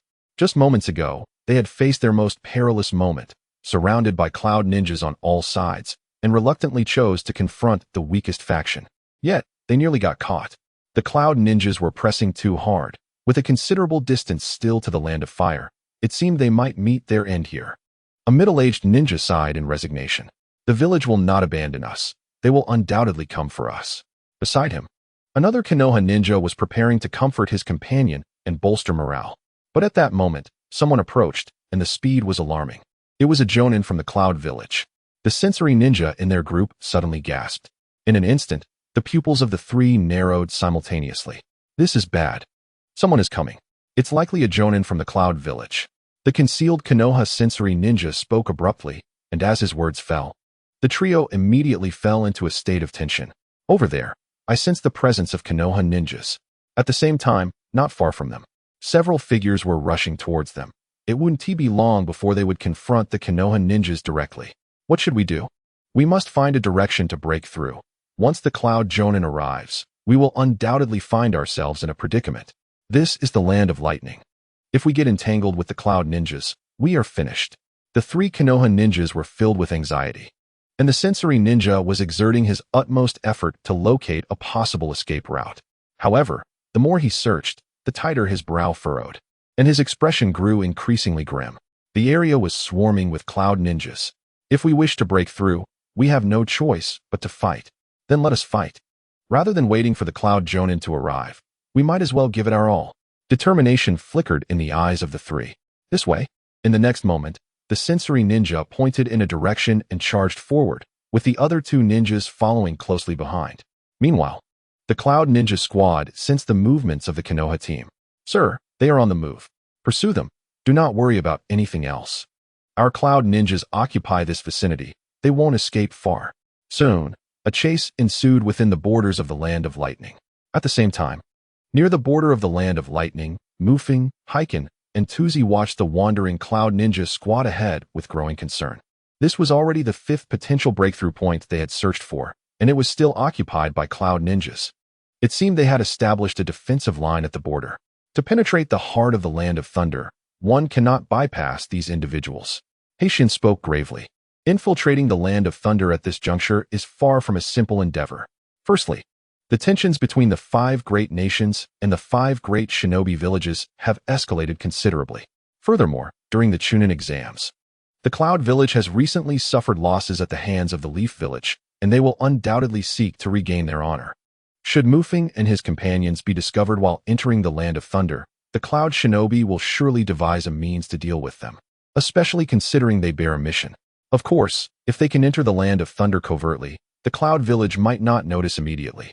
However, the difficulty of this task is evidently significant, as the troubles caused by a single team of ninjas have led the Cloud Village to seal off the borders of the Land of Thunder.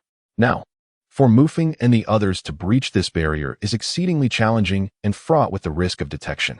Discovery would necessitate confrontation. Although Mufeng is confident in handling the majority of Cloud Ninja squads, eliminating them would surely alert the Cloud Village. Yet, there is no time for hesitation. The longer we linger, the more disadvantageous it becomes for the teams inside. We must push onward with resolve. Hashira, identify a possible entry point and see if covert infiltration is feasible. If not, create a significant diversion to signal us. Upon entering the Land of Thunder, we will rendezvous at a predetermined location and then split up to swiftly locate the trap team. Once found, we shall use secret techniques to establish contact. Rabbit interjected. The secret technique he mentioned refers to a long-distance communication method employed among members of the Umbu, essentially a form of ninjutsu. Upon hearing the plan to split up, Hashira raised no objections. The current circumstances clearly favor the Cloud Village, and the longer we delay, the more unfavorable it becomes for Mufeng and his companions. Thus, the key to a successful mission lies in swiftly locating the team trapped in the Land of Thunder and bringing back vital information or team members. If they could find the Leaf Squad within a few hours, Rabbit would be confident in their ability to break through the Cloud Village's blockade and successfully complete the mission. Success might still be possible within a day. However, if they were to delay for 3 or even 5 days, even if Rabbit and his companions could endure, the team stranded in the Land of Thunder would likely be unable to hold out. It must be noted that they have long been targeted by the Cloud Ninjas, and their survival thus far is already a testament to their skill. The longer the wait, the greater the difficulty of the breakout. Eventually, the Cloud Village may even deploy their elite Jonin, with the likelihood of the AI brothers intervening becoming increasingly probable. After all, This is on the territory of the Land of Thunder. On the other hand, Feng felt a sense of anticipation regarding the plan to split up. Having now mastered the Flying Thunder God technique, he was confident in his ability to protect himself if utilized effectively. Once separated from the group, Feng need not conceal his prowess. In fact, he could seek out formidable opponents to defeat, thereby accruing a significant amount of dark value. Engaging in destruction within the enemy's lair is indeed a shortcut to amassing a considerable amount of dark power. However, Feng is wary of escalating the situation too much. Given his current strength, facing the fourth Reikage is one matter. Contending with the AI brothers alone is already quite a challenge. Moreover, Feng's Sharingan is still in its three-tomoe stage. If he were to be overwhelmed by a multitude of cloud shinobi and his Flying Thunder God technique was discerned, he would be in grave danger. Nonetheless, in relative terms, it has become exceedingly difficult to eliminate Feng. The Cloud Village would find it far more arduous to take down Feng than to hunt a mere rabbit or the black toad. The red fox, acting alone, should encounter no issues, right? After strategizing, the rabbit turned to Feng, a hint of concern in his eyes. There is no problem. I am not lacking in self-defense. Feng assured. Very well, should you encounter any difficulties, contact me and the black toad immediately. We will hasten to your aid without delay. Additionally, if you locate that team, swiftly lead them to evacuate according to the plan set forth by the black toad. Once you reach the borders of the Land of Fire, signal us. Our Konoha ninjas will be there to receive you. The rabbit continued to elaborate on their battle plan as Feng nodded in understanding. All right, let us infiltrate now. If the cloud shinobi become aware of our presence, I will remain to confront them while you two make your escape. As his words echoed, the rabbit glanced at the black toad, who once again employed his sensory ninjutsu. This way. Soon, the black toad identified a direction, and the three dashed forward. However, after covering a short distance, a wild beast nearby suddenly howled. Oh whoa! The trio's attention snapped toward the sound, only to discover that it was not a mere beast, but a shinobi beast, howling at them. Someone has breached the defense line. Over there, hurry! Simultaneously, an exclamation echoed nearby. Moments later, the air was filled with the sound of slicing winds as a multitude of cloud shinobi surged toward the direction of Feng and his companions. Damn it! There are shinobi beasts here. We have been discovered. We must leave immediately. The rabbit urged. There's no time. The Cloud Village ninjas are close. You and the red fox must go ahead. I will stay back to hinder their pursuit. Remember, upon encountering the Konoha squad, ensure they are escorted back to the Land of Fire without delay. The rabbit glanced toward the now agitated Cloud Village ninjas, directing his words at Feng and the others. Feng and the black toad nodded, then turned their focus toward the heart of the Land of Lightning. Before long, the duo had covered a considerable distance. Its members of Konoha S. Umbu. Let us attack together. They must be here in search of Konoha spies. Voices echoed from behind, followed by the sounds of fierce combat. Do not worry about the rabbit. His abilities are formidable. Those cloud shinobi cannot contend with him alone. Black Toad reassured Feng as they raced onward. Feng nodded, remaining steadfastly behind Black Toad. After the experience of their previous endeavor, Hichan proceeded with considerable caution this time. Feng and he raced forward, swiftly breaching the second layer of the Cloud Ninja's blockade and entering the heart of the Land of Lightning. According to the intelligence gathered by the rabbit, a squad trapped within the Land of Lightning was located in a certain region. Well, we have arrived. It is time to split up, Hichan declared as they reached a small stream. Feng nodded in agreement. Be careful. Understood. With a final glance at Konoha, Hichan chose a direction and dashed off. Feng, observing Hichan's figure, ultimately sprinted in the opposite direction. Meanwhile, not far from Feng, 3 members of the Root organization and 4 from Yamato's team fixed their gazes upon Feng and Hichan. They have separated. What should we do? One of them exclaimed. Lord Danzo instructed us to primarily monitor the Uchiha Feng. We need not concern ourselves with the others. Just follow them. Another responded. All right, let us follow him. However, this area is already under the control of the Cloud Ninja, so we must proceed with caution. The 3 exchanged information. But soon one member of the team suddenly turned to look behind. It seems we have encountered a team of Cloud Ninja.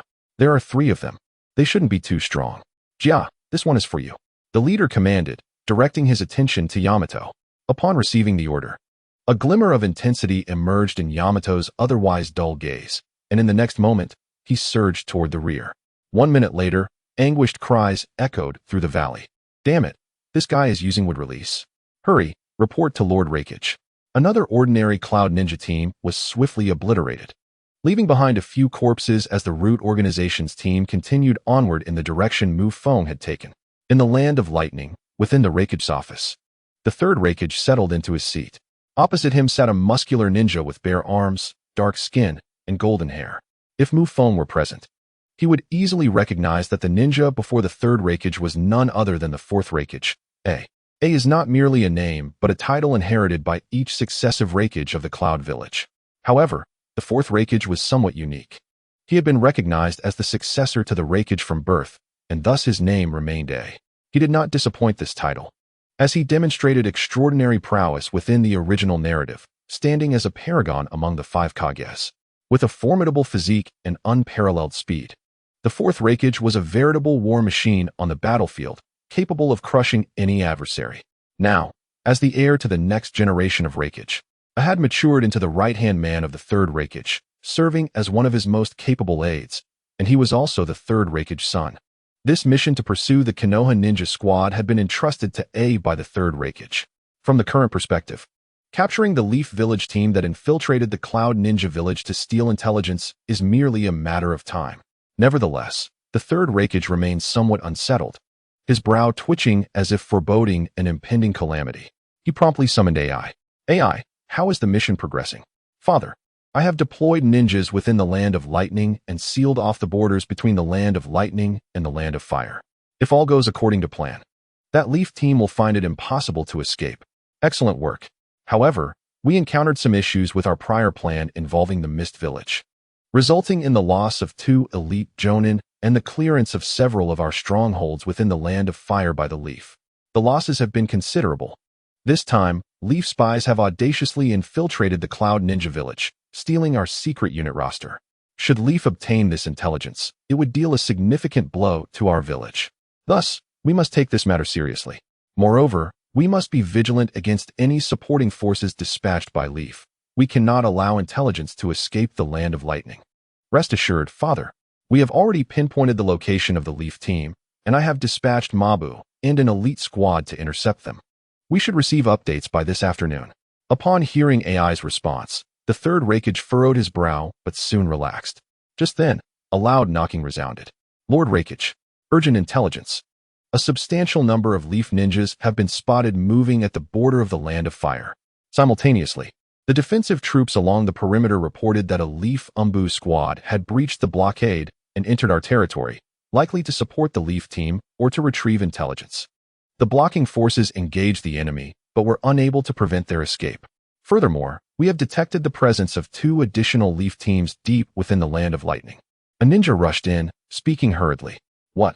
With those words, the third Raikage sprang to his feet, glaring at the 2. Is Leaf truly resolved to confront us Cloud Ninjas to the bitter end? That scoundrel, Sarutobi Hizashi, seizes any opportunity to strike. Very well.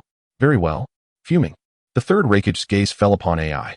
AI, you will personally lead the charge to bring back the heads of that Leaf team. Additionally, inform all departing ninjas that upon spotting any Leaf ninja, they must refrain from rash actions and report immediately. This time, regardless of how many personnel Leaf sends, I will ensure they remain in the Land of Lightning. With a resounding clap, the third Raikage's fury surged, his anger reaching its zenith. Yes, Father. AI's eyes glinted with a murderous intent. With that, he turned and strode towards the exit of the Raikage building, in the Cloud Ninja Village. Upon receiving news of the Leaf Umbu's incursion into the Land of Lightning for a rescue mission, both AI and the third Raikage were filled with rage. At the village's entrance, AI had already assembled an elite team of ninjas, with over a dozen Jonin among them. Since the Chunin exams commenced, the Cloud Ninjas had suffered consecutive defeats at the hands of the Leaf. First, the infiltrating ninjas from Konoha were slain, and subsequently, the strongholds of the Cloud Village within the Land of Fire were systematically eradicated.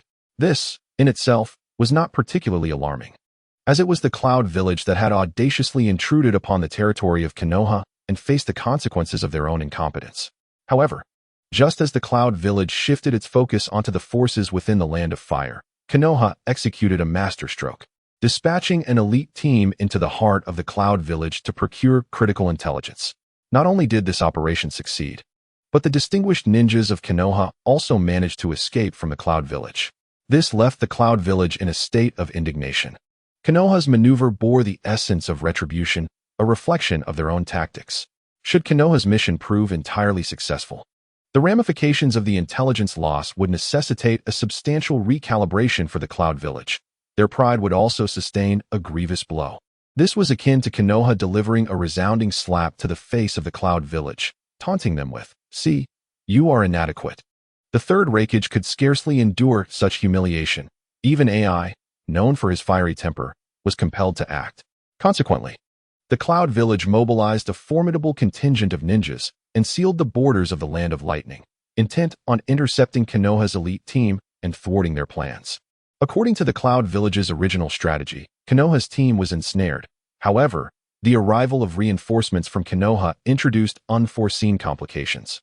To decisively quell this variable and extinguish any hope of a turnaround, AI personally led the pursuit. As the son of the third Reikage and his designated successor, AI possessed formidable prowess, nearing the level of a Kage, bolstered by a dozen elite jonin by his side, fighting on home soil.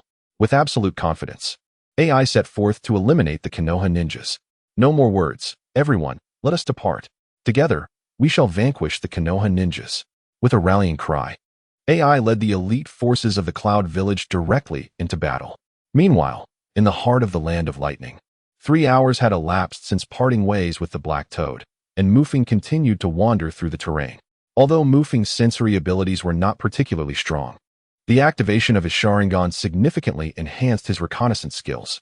Prior to his arrival in this world, he had spent a considerable time as a military enthusiast, thus possessing a certain understanding of reconnaissance tactics. With the aid of the Sharingan, Mufeng's scouting capabilities now surpassed those of the most skilled reconnaissance operatives from his previous life. There should have been signs of a struggle here. Upon reaching a stream, Mufeng surveyed the stony banks and discerned several anomalies. The stones in certain areas had been disturbed, as if someone had forcefully trodden upon them. Frowning, Mufeng immediately began to search the vicinity. Sure enough, he soon discovered several shurikens and kunai, along with traces of blood. A battle had indeed transpired here. Picking up a kunai, Mufeng examined it closely. This weapon undoubtedly belonged to a Konoha ninja. The kunai is a universally recognized tool throughout the ninja world. However, each ninja village exhibits subtle distinctions due to variations in forging techniques, particularly in aspects such as weight. Although Mufeng had never encountered the Cloud Ninja's kunai, he was quite familiar with the ones from Konoha, having utilized them extensively during his training. As soon as he grasped this particular kunai, a sense of familiarity washed over him, leading him to surmise that it indeed originated from Konoha. His gaze then shifted to the pool of blood, from which he deduced the timing of a recent confrontation. The battle had likely occurred a few hours prior, indicating that Konoha's team had already been discovered by the Cloud Ninjas. A frown creased Mufeng's brow. The earlier conflict between Konoha's team and the Cloud Ninjas was certainly troubling news. The Cloud had dispatched numerous ninjas this time, and should Konoha's team be found and drawn into combat, they would face relentless pursuit and skirmishes. Even a seasoned ninja, including Jonin, would find themselves exhausted after several hours of fighting. In the original narrative, even the formidable Third Reikage perished when surrounded by a multitude of rock ninjas. Mufeng harbored no illusions that Konoha's team contained individuals of comparable strength to the Third Reikage. At this moment, he had little hope for their success. Nevertheless, after surveying his surroundings, Mufeng discerned the direction in which the adversaries had retreated and set off in pursuit. Before departing, he consciously cast a glance behind him. Throughout his journey, he had felt an unseen presence trailing him, yet the pursuer remained hidden. Thus, he speculated that it was likely a member of Konoha. Had they been Cloud Ninjas, they would have revealed themselves upon spotting a member of Konoha's Umbu. However, his backward glance startled the root members concealed a kilometer away. Why do I feel as if this boy has noticed us? One pondered. Impossible, even if he is a genius. He is merely 7 or 8 years old and lacks combat experience. At this distance, he could not possibly detect us. Another member replied. This boy is of the Uchiha clan and has activated his Sharingan. Under the scrutiny of those eyes, our Sharingan's detection abilities are limited. If he were of the Hyuga clan, he would likely discover us quickly, but the Sharingan should not. Let us continue to follow him. The 3 root members deliberated. Just then, A rustling sound emanated from behind the root organization, causing all three to frown in unison. Damn those cloud ninjas. How many have they dispatched this time? A root member expressed his impatience. They had already dealt with 3 cloud ninja squads while new ones continued to emerge. Deal with those cloud ninjas. The leader of the root organization commanded Yamato. Yet before Yamato could make a move, he sensed urgency. This time, the cloud ninja's pace is alarmingly swift. There may be jonin among them. We must evacuate immediately. Should we be entangled, we are finished. The perceptive ninja of the root organization gasped in astonishment. At that very moment, a flurry of figures surged forth from the distance, and to their surprise, the leader among them was a woman. You treacherous scoundrels of Konoha. This time you shall not escape. A furious roar echoed from afar as the members of the root organization had yet to withdraw. Flee. Upon spotting the approaching elite ninja from the cloud, the 3 members of the root organization did not hesitate to turn and escape. Shameless halt. Behind them, a group of cloud ninjas, gritting their teeth, relentlessly pursued. This contingent was led by Mabu-e and was part of the second wave of reinforcements. Originally, their mission was to carry intelligence back to the Konoha team, but during their advance, they stumbled upon the members of the root organization. Mabu-e, seething with anger, focused her gaze on the retreating figures of the root trio and Yamato. In the next moment, she hurled a kunai with great force. Meanwhile, the members of the root organization reacted swiftly. Wind release, great breakthrough. They turned back, unleashing a tempest that sent Mabu-e's thrown kunai spiraling away while stirring up a cloud of dust. Enveloped by the smoke, the 4 members of the root organization vanished from sight, leaving Mabu-e and her companions to evade the ninjutsu before looking up again to find them gone. Mabu-e, they are still ahead. Should we continue the pursuit? The members of the cloud surrounded Mabu-e, assessing the situation. They do not appear to be part of that Konoha team. They are likely a support unit from Konoha. As the root organization fled, the cloud ninjas immediately gathered around Mabu-e. The murderous intent in her eyes solidified, yet her heart was conflicted. The mission assigned to her by EI was to retrieve the information scroll and eliminate the Konoha team that had stolen it, not to intercept the Konoha support team. Moreover, from the earlier display of the root members, it was evident they were not ordinary ninjas. Momentarily, Mabu-e found herself in a quandary. Just then, someone within her ranks seemed to receive news from other ninjas. Mabu-e, Lord EI has already led an elite team out of the cloud. Lord Reikage has decreed that all Konoha ninjas entering the land of lightning must pay the price. Upon hearing these words, Mabu-e's eyes brightened. Pursue. With that, she led her contingent of cloud ninjas toward the direction of the root organization. Simultaneously, Mufeng tracked the traces of battle he could discern, but midway, he sensed the feeling of being watched dissipate. Have they ceased their pursuit, or have they fallen behind? Mufeng pondered, a hint of confusion clouding his thoughts. Suddenly, sounds of combat erupted ahead. You carry the intelligence. Go quickly. I will hold them off. You Konoha scum, none of you shall escape today. Oh, it's the members of Konoha's Umbu. The Umbu have arrived. The Umbu are here. Everyone, make haste to break through. This is bad. We are surrounded. From across a hill, Mufeng heard the frantic shouts echoing through the air. A sense of urgency gripped him, and chakra surged within him. Having traversed the hillside, Mufeng beheld over 20 cloud ninja encircling 4-leaf ninja on an expansive plain. Among the quartet stood a member of Mufeng's Umbu squad, the Black Toad. Initially, Mufeng refrained from approaching, opting instead to conceal himself in a nearby hiding spot to observe keenly. It was evident that the 4-leaf ninja were in dire straits, particularly the 3 squad members, each bearing visible wounds. The most gravely injured was a middle-aged ninja with an ordinary visage, his entire right forearm severed, blood gushing forth to reveal the stark whiteness of bone. Without prompt medical attention, that arm would surely be lost. The other 2 bore numerous injuries, their garments nearly saturated with blood. The only one in relatively better condition was Mufeng's ally, the Black Toad, who held a short blade in hand, vigilantly surveying the surroundings while the 3-leaf ninja shielded him. Among the 20 or so cloud ninja opposite them, several were in less than optimal condition, and Mufeng's gaze fell upon the lifeless body of a cloud ninja. However, the vast majority retained their combat effectiveness. Activating his Sharingan, Mufeng continued his scrutiny. He soon discerned that this assembly of cloud ninja was no mere rabble. A considerable number were chunin, and at the forefront of the encirclement stood 3 jonin. These three jonin cast menacing glances at the four, their eyes burning with a desire to rend them apart. The situation had grown perilous. Three jonin and such a multitude of chunin. A brief analysis of the circumstances led Mu Feng to conclude that the three-leaf ninja were unlikely to escape, and even the Black Toad would have to remain behind. As a sensory-type ninja, the Black Toad was not adept in combat. Breaching the encirclement laid by the three jonin was an unrealistic proposition. Furthermore, the longer they lingered, the more Cloud Ninja would arrive, diminishing their chances of escape. Were these Cloud Ninja mad? They had dispatched such a considerable force. This far exceeded the mission's expectations. In the center, the Black Toad lowered his voice and spoke with intensity. He was the first among the three to detect the intelligence squad. But by the time he noticed the Leaf Squad, they had already been pursued and embroiled in a desperate struggle. Recognizing the urgency of the situation, the Black Toad wasted no time and launched an attack.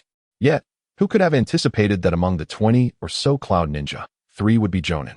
After several exchanges, the Leaf Ninja found themselves on the brink of collapse. It seemed they would perish here. The Black Toad thought to himself. He then turned to the others. Who possesses the intelligence? He inquired. It is with me, responded the Leaf Ninja, who bore the least injuries. Very well.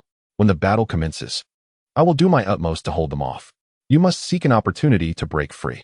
This is a communicator used by the Umbu. Once you escape, contact the Umbu members immediately and have them escort you to the borders of the Land of Fire. At this juncture, the Black Toad had no choice but to fight with all his might. Upon finishing his words, the Black Toad handed over his communicator to a member of Konoha, silently praying, "May the rabbit and the red fox be nearby.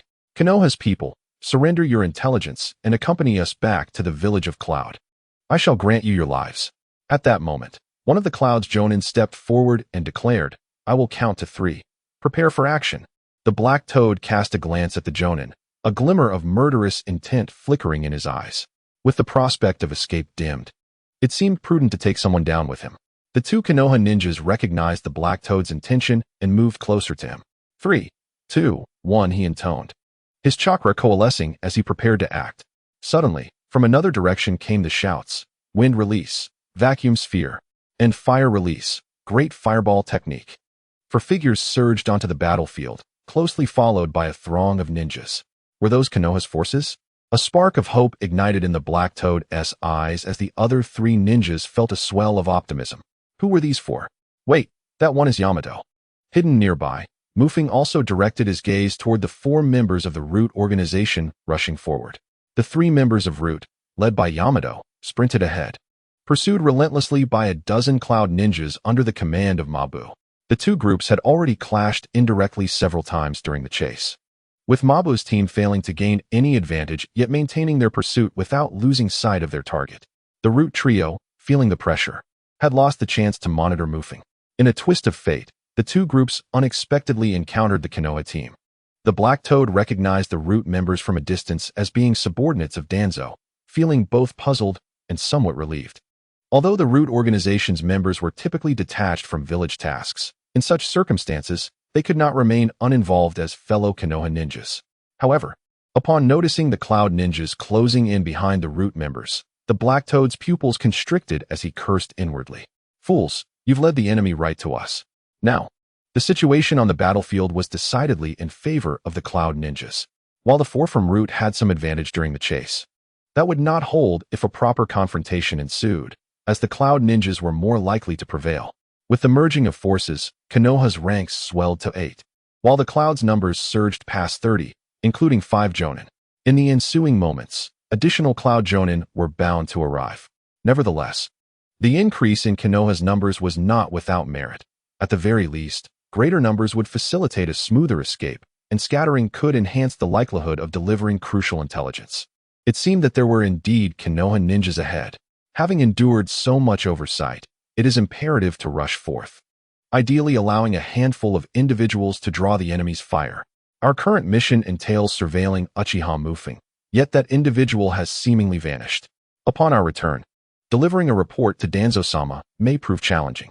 Meanwhile, Heiken contemplated the possibility of reinforcements from the Root organization, yet the members of Root harbored no such intentions. Having followed Danzo for an extended period, they regarded his commands as divine edicts, showing no interest in matters beyond their assigned tasks. Even fellow villagers could become targets for these Root operatives, let alone in such circumstances. The reason these few members of Root chose this direction was due to the ongoing battle, which could create chaos to facilitate their retreat. Upon discerning the combatants, the leader of the Root ninjas cast a glance back at Mabu, E, and the others before forming hand seals. Wind release, great breakthrough. The surging gusts did not rush toward Mabu, E, and the others, but instead flowed toward the Konoha team and the Cloud Ninjas. Quick, block them. Do not allow them to advance.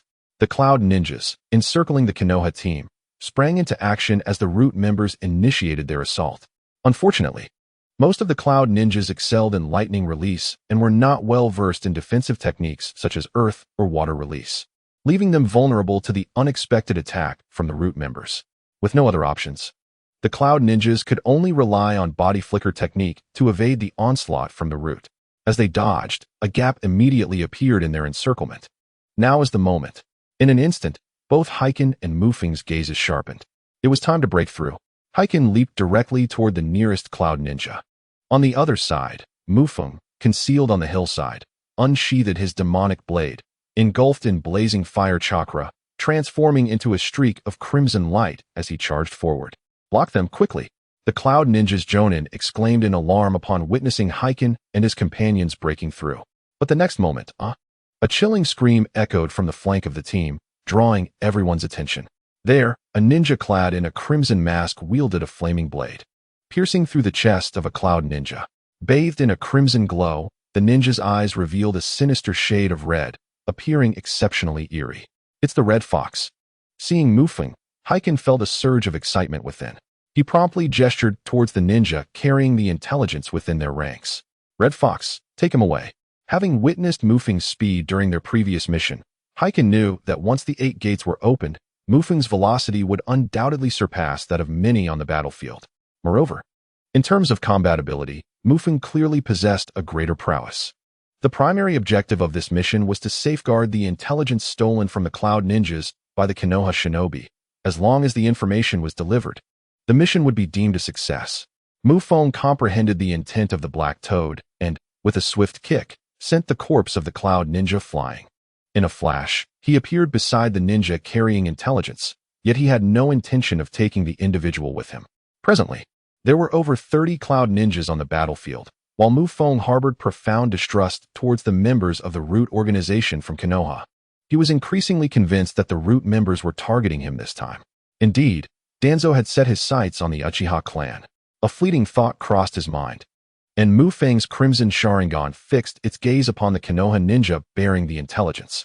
Where's the intel? At that moment, the opponent, overwhelmed by Mufeng's imposing presence, hastily retrieved a scroll from his ninja tool pouch. Without a moment's hesitation, Mufeng snatched the scroll away. Break through.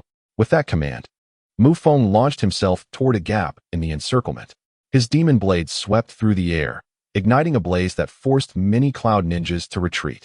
Seizing the momentum, Mufeng leaped onto the back of a Cloud Ninja, propelling himself high into the sky and racing away into the distance. This sequence of actions had been meticulously planned during his concealment. From the outset, his intention was to seize the intelligence. He merely awaited the opportune moment. Although the Root members showed no inclination to assist the Konoha team, their drastic maneuvers had indeed disrupted the battlefield, granting Mufeng the chance he sought. That's our intelligence. Stop that brat. Observing the transfer of information to Mufeng, 3 Cloud Jonin shouted in unison. The closest among them grit his teeth and charged at Mufeng, determined to apprehend him. In response, Mufeng swiftly turned, utilizing his Sharingan to decipher the Jonin's movements. As he ducked in midair, he expertly evaded the Jonin's grasp. With a resounding thud, Mufeng landed on the ground, then propelled himself forward with tremendous force, transforming into a cannonball. The entire process, from his appearance to his breakout, took less than a minute. Pursue him. Catch that guy. The Cloud Ninjas, humiliated, seethed with anger, 2 Jonin abandoning the Black Toad and charging directly at Mufeng. However, at that moment, the Black Toad swiftly intercepted one of them, having discerned Mufeng's intentions and aiming to buy him time. Mufeng's sudden emergence and the subsequent disruption of the battlefield had shifted the balance. The Black Toad, eyes locked on the approaching Cloud Jonin, tightened his grip on his kunai to block the attack. Damn it! The Cloud Jonin cursed under his breath, helplessly watching as Feng broke free from the encirclement. Since you seek death so eagerly, I shall oblige. With those words, the Cloud Jonin slammed his hand to the ground, summoning arcs of white lightning that surged forth, forming a fan-shaped pattern across the earth. The Cloud Village's elite ninja had already discerned the swiftness of Feng. To catch up with him, they needed to swiftly eliminate Hichan and his companions. With a leap, Hichan evaded the area affected by the lightning release, scattering several shurikens towards the Cloud Ninja. The sound of clashing metal echoed as the shurikens were deflected. The Cloud Ninja, gripping his ninja blade tightly, unleashed a surge of white lightning, charging directly at Hichan. Meanwhile, the other two elite ninjas did not engage Hichan. One pursued Feng, while the other attacked the members of the Konoha team. The four Cloud Ninja tasked with surrounding Hichan divided into two groups. One pursued Feng, while the other remained to confront Hichan and his team. At that moment, the four members of the Root organization surged forward. Their recent wind release breakthrough had disrupted the Cloud Ninja's formation, and now, with four ninjas on par with elite status charging in, the disarray was insurmountable. Quickly, the Cloud Ninja cleared a path, and the Root organization members glanced at Hichan's beleaguered group, showing no intention of assistance as they passed by. Damn it! The Root organization is just as I expected, Hichan muttered under his breath, surprised by how swiftly they had retreated. Beside Hichan, the three members of the Konoha team were bewildered. Weren't they supposed to be Konoha ninjas? Why did they rush past like mere bystanders? Were they not there to aid them? This perplexity led them to an unsettling realization. They had provided intelligence to the ninja wearing the Red Fox mask, rendering themselves of no further value. They had become pawns discarded by Konoha. The thought filled them with a profound sense of despair. However, their despondency soon transformed into tragedy. After the Root organization members passed through the Cloud ranks, Mabu-E arrived with a reinforcement team from the Cloud. Mabu-E's contingent consisted of over 20 ninjas, including several elite ones. Mabu-E, don't chase after those guys. The intelligence has been taken by a Konoha ninja wearing a Red Fox mask. We must pursue him, urged one of the Cloud elite, who was holding the line. Understood. You three, accompany me to pursue that Mabu-E commanded, his gaze sweeping over Hichan and his companions. The rest of you stay here and eliminate these four Konoha ninjas. Upon hearing this, Hichan and the Konoha team felt a wave of despair wash over them. They had already been struggling, and now with Mabu-E's reinforcements, the likelihood of their demise increased significantly, particularly for the three Konoha members who had sustained severe injuries. Continuing to fight could lead to their deaths, or, worse, endanger their comrades. Sir, we are beyond salvation. I will employ a secret technique soon. You must flee while you still can. One of the Konoha ninjas said to Hichan during a brief lull in the battle. Hichan paused momentarily, then ultimately nodded in agreement. With swift movements, Feng traversed the heart of the Land of Lightning, bearing crucial intelligence. Cursed be it. Stop right there. Hurry, keep up with him. Behind Feng, a senior Cloud ninja, accompanied by 5 or 6 others, fervently pursued him. Yet, despite the senior ninja's utilization of lightning chakra to augment his physical capabilities, he could only manage to stay close to Feng, while the other chunin around them lagged considerably behind. Unbeknownst to the pursuing Cloud ninja, Feng had already mastered the technique of harnessing lightning chakra to enhance his muscle speed. His application of this newfound ability, though somewhat rudimentary in comparison to the Cloud ninjas, allowed him to maintain his lead. As time passed, the number of Cloud ninjas following the senior dwindled, until ultimately, only one senior ninja could keep pace with Feng. At that moment, doubt crept into the senior ninja's mind. In a one-on-one scenario, he was uncertain if he could match Feng's prowess. Moreover, from the previous chase, he had confirmed that his adversary was a member of the illustrious Uchiha clan from the Leaf Village, having successfully awakened the Sharingan. This revelation instilled a sense of trepidation within him. However, reassured by the presence of reinforcements behind him, he resolved to persist, even if he could not prevail, for a while longer. Meanwhile, as Feng fled and glanced back, he felt a twinge of joy at witnessing the Cloud ninjas falling behind one after another. Fortunately, during the past week, he had also trained in taijutsu, and with the enhancement of his physical techniques, his current speed was a testament to his progress. Presently, aside from ninjutsu, Feng had yet to explore or learn any other techniques.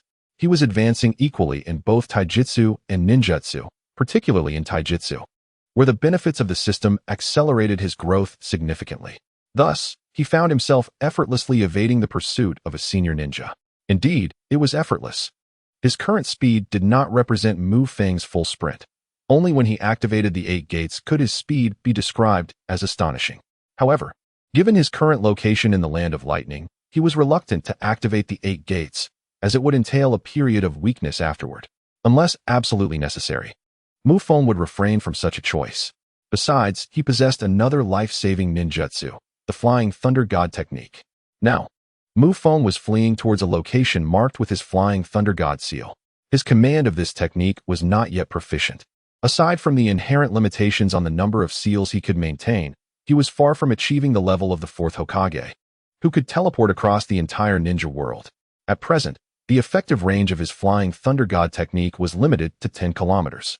Beyond this distance, he would require a considerable amount of time for guidance, and the farther he went, the longer the guidance would take. Upon entering the Land of Lightning, Mu Feng had already marked several locations and established his escape route.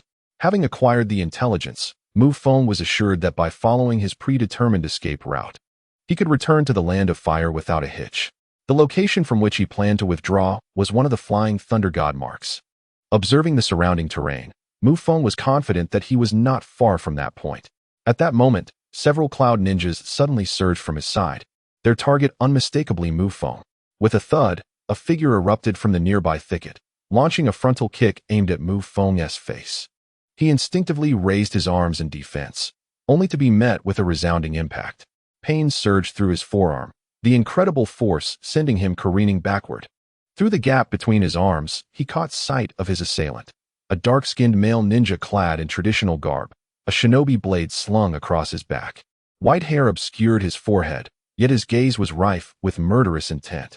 Darui. The figure immediately reminded Mu Feng of a character from the original story. However, he quickly realized that this individual was not Darui, at least not in terms of age. It was highly probable that this was a senior relative of Darui, possessing exceptional skills and speed surpassing that of the elite ninja pursuing Mu Feng. Pai-Rui, how fortuitous. The intelligence was right on him. The appearance of the white-haired cloud ninja stirred excitement among the pursuing cloud ninja behind Mu Feng. He shook his arms, still feeling the searing pain mingled with a tingle of numbness, evidently a result of the assailant's strike infused with lightning chakra. This fellow must still be a mere child to Mu Feng. To think he had become a member of the Umbu. It appeared that Konoha had run out of capable ninjas and resorted to sending a child for the task. After repelling Mu Feng, Pai-Rui scrutinized him with curiosity, then beckoned to the other cloud ninja elite. Rest assured, Lord AI is on his way. Once he arrives, this little brat will undoubtedly be unable to escape. Hey kid, Pai-Rui continued, I'll grant you a choice. Hand over the scroll and obediently accompany us back to the Cloud Ninja Village, and we will spare your life in exchange for your return to Konoha. Upon hearing Pai-Rui's words, Mu Feng felt no tremor of fear within him. What a joke. This was his inaugural mission with the Umbu, and being captured would shatter his future prospects. Yet, the mention of AI made his heart race with anxiety. He was well aware of who AI was. As an avid follower of the original narrative, Mu Feng understood the speed and strength AI possessed. According to the original tale, once AI activated his body with lightning chakra, his speed could even reach that of light. Before such velocity, ordinary ninjas stood no chance of escape. Moreover, AI's physical strength was formidable. If the other party were to arrive, Mu Feng knew he would stand no chance against them. In the original story, only Namikaze Minato could rival AI's speed, having successfully repelled the brothers. The Flying Thunder God technique might indeed be the only jutsu in the entire ninja world capable of surpassing the Raikijin speed. However, the mature Flying Thunder God technique mastered by Minato Namikaze cannot be compared to the rudimentary version wielded by Mu Feng. When faced with AI, it would be utterly ineffective. We must hastily retreat from this place. Otherwise, by the time AI arrives, it is likely we shall be trapped here. Understanding the strength of the characters within the original narrative allows Mu Feng to grasp the current situation with remarkable precision. On the opposing side, Pai-Rui was awaiting Mu Feng's response. Upon seeing Mu Feng, he quickly deduced that the young ninja was not of advanced years. The inclusion of such a talent into the ranks of Konoha's Umbu does not imply a lack of capable individuals in the village. Rather, it attests to Mu Feng's exceptional genius. Pyre, besides being a formidable elite jonin, holds a significant position within the Cloud Village and possesses considerable knowledge about the other 4 great ninja villages. A prodigy like Mu Feng, if captured alive by the Cloud Ninja, could yield substantial resources in exchange from Konoha, although such an action would establish a formidable adversary. The somewhat arrogant Cloud Ninja have never feared strong opponents. They hold in disdain those who lack resolve.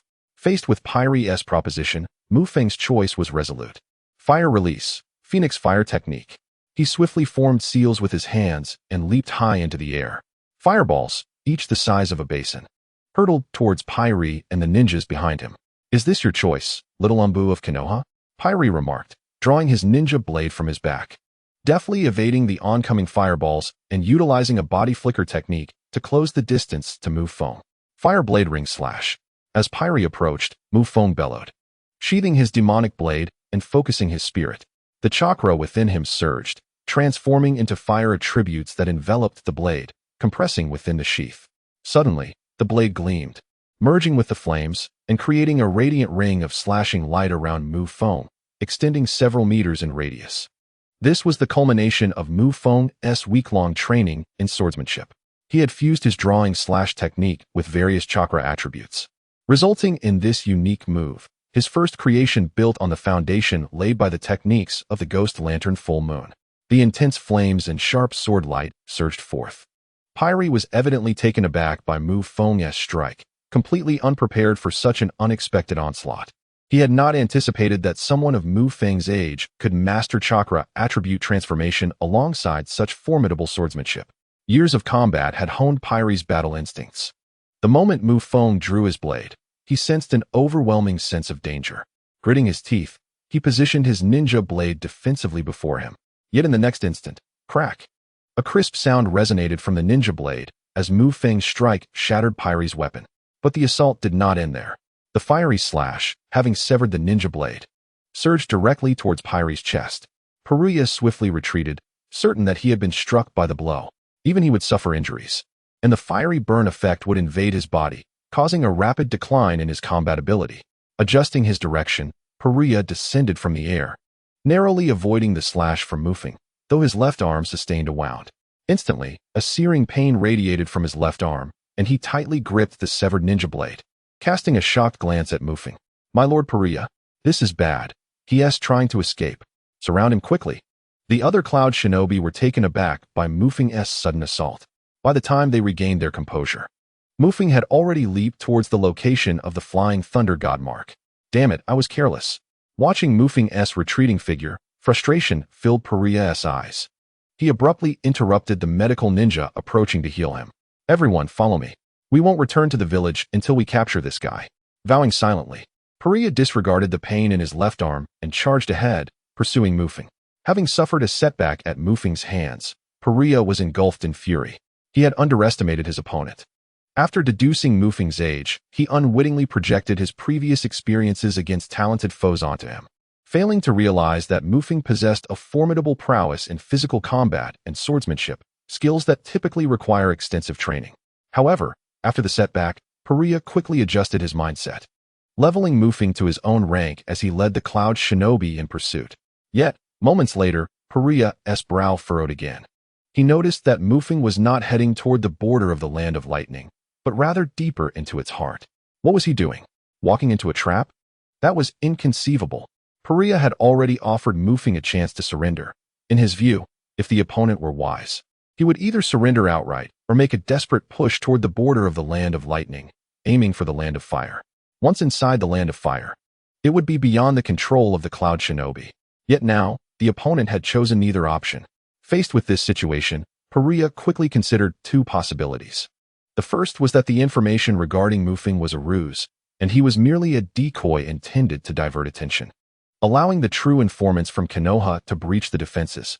From this perspective, Mu Feng had already succeeded to a degree. He had drawn Pyre away, as well as others like Mabu-e, creating an opportunity for the likes of Kirikin. However, this merely constituted an opportunity. In Pyre's eyes, As long as AI arrived on the battlefield, every Konoha member would meet their demise here. The second possibility was that Mu Feng was heading towards a location with a backup plan, likely involving Konoha personnel ready to assist him. After all, at this moment, the Third Shinobi World War had yet to commence, and the illustrious reputation of the Yellow Flash, Minato Namikaze, had not yet spread.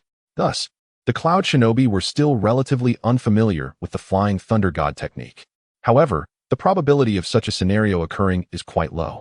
After the Konoha team absconded with vital intelligence from the Cloud, the Third Raikage ordered a thorough purge of Konoha ninjas within the Land of Lightning. Presently, very few Konoha ninjas remain deep within the territory of the Land of Lightning.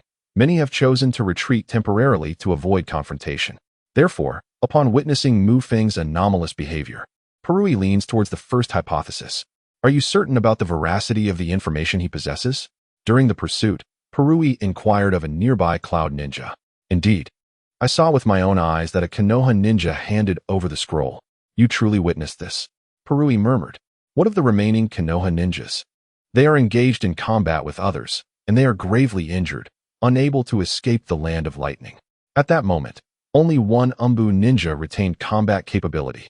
The words of the Cloud ninja heightened Perui's unease. Immediately establish contact with them and inquire about the specifics, Perui commanded, keeping his gaze fixed on Mu Feng while addressing a nearby ninja. Shortly thereafter, the ninja received news through their communication device. Lord Perui, the battle has concluded. The 3 Konoha ninjas responsible for the information theft have been slain, but one Umbu ninja managed to escape. The other Cloud ninjas are currently in pursuit. Yet it seems the target possesses sensory abilities, making the chase quite challenging. The Cloud ninja furrowed his brow, deducing some information from Perui's reaction. Additionally, Lord Mabui is en route. Immediately inform Mabui to intercept the remaining Umbu ninja. It is highly likely that vital intelligence resides with that individual. You too assist Mabui. Furthermore, notify Lord Ei that the situation has changed and urge him to arrive at the battlefield promptly. Understood. Upon receiving the orders, a swift sensory ninja beside Perui promptly departed the team. Meanwhile, Mabui, who was pursuing Mu Feng, received word and immediately halted, then turned to pursue in the opposite direction. Lord Mabui? The surrounding Cloud ninjas inquired with confusion. The situation has altered. We must return to pursue the Konoha ninja wearing the toad mask. Upon hearing this, the other Cloud ninjas nodded in agreement and swiftly turned to follow. As Mu Feng rushed towards the location marked by the Flying Thunder God technique, he glanced back at the pursuing Cloud ninja team. To his surprise, their numbers had suddenly diminished, and their speed had significantly slackened. Mu Feng felt a sense of bewilderment. Were it not for Perui's distinctive attire and appearance, he might have almost suspected that these individuals were planning to betray the Cloud.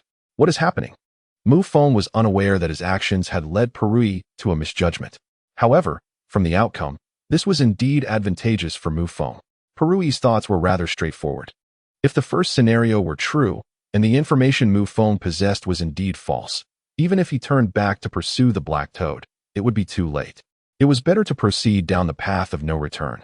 Moreover, Mu Feng's performance was remarkably outstanding, even though he had suffered a setback in intelligence. Successfully capturing a genius from Konoha, particularly one from the Uchiha clan, would mitigate some of the losses. Should the second scenario hold true, it is highly probable that another faction from Konoha still thrived deep within the Land of Lightning. A faction that managed to survive despite the widespread purging by the Cloud Shinobi, indicating formidable strength. If this faction could be eradicated, it would represent a significant blow to Konoha. Thus, he deliberately slowed his pace, intending to draw out this Konoha force and ensnare them alongside Mu Feng. However, what Perui could not fathom, despite racking his brain, was that both of his contemplations were erroneous. Mu Feng's contingency plan relied not on others, but on himself. The two sides continued their relentless pursuit within the borders of the Land of Lightning, the scenery around them shifting constantly. Mu Feng remained vigilant, keenly observing the landscape ahead, and soon his attention was captured by a towering cliff. While the Land of Lightning was replete with cliffs, those adorned with waterfalls were scarce. From a distance, he could behold a vast expanse of flowing white, which was indeed a waterfall. Mu Feng had strategically placed his nearest Flying Thunder God mark at this very cliff. Now, if Mu Feng could reach the vicinity of the cliff and linger for 3 seconds, he would enter into the Flying Thunder God state. enabling him to execute the Flying Thunder God technique and swiftly depart, evading Peru-E and his companions. Upon locating the first mark of the Flying Thunder God, the subsequent actions would become considerably easier, as he had already prearranged his escape route. Following this designated path, Mu Feng was 95% confident he could return to the Land of Fire. Initially, Mu Feng anticipated a fierce battle with Peru-E, yet he had not foreseen that his maneuvers would deceive Peru-E, leading his adversary to misjudge the situation. As the distance to the cliff diminished, a glimmer of joy appeared in Mu Feng's eyes, prompting him to accelerate his pace. Almost there, he thought eagerly. Is it here? Peru-E, observing Mu Feng's sudden surge of speed, felt invigorated. At that moment, a cloud shinobi responsible for communications received an urgent message. Lord Peru-E, Lord AI is en route and is expected to rendezvous with us in 1 minute. Splendid. This time, he shall not escape. Peru-E's eyes brightened as he fixed his gaze on Mu Feng's retreating figure, envisioning the prospect of victory. However, Mu Feng's sudden acceleration piqued Peru-E's vigilance.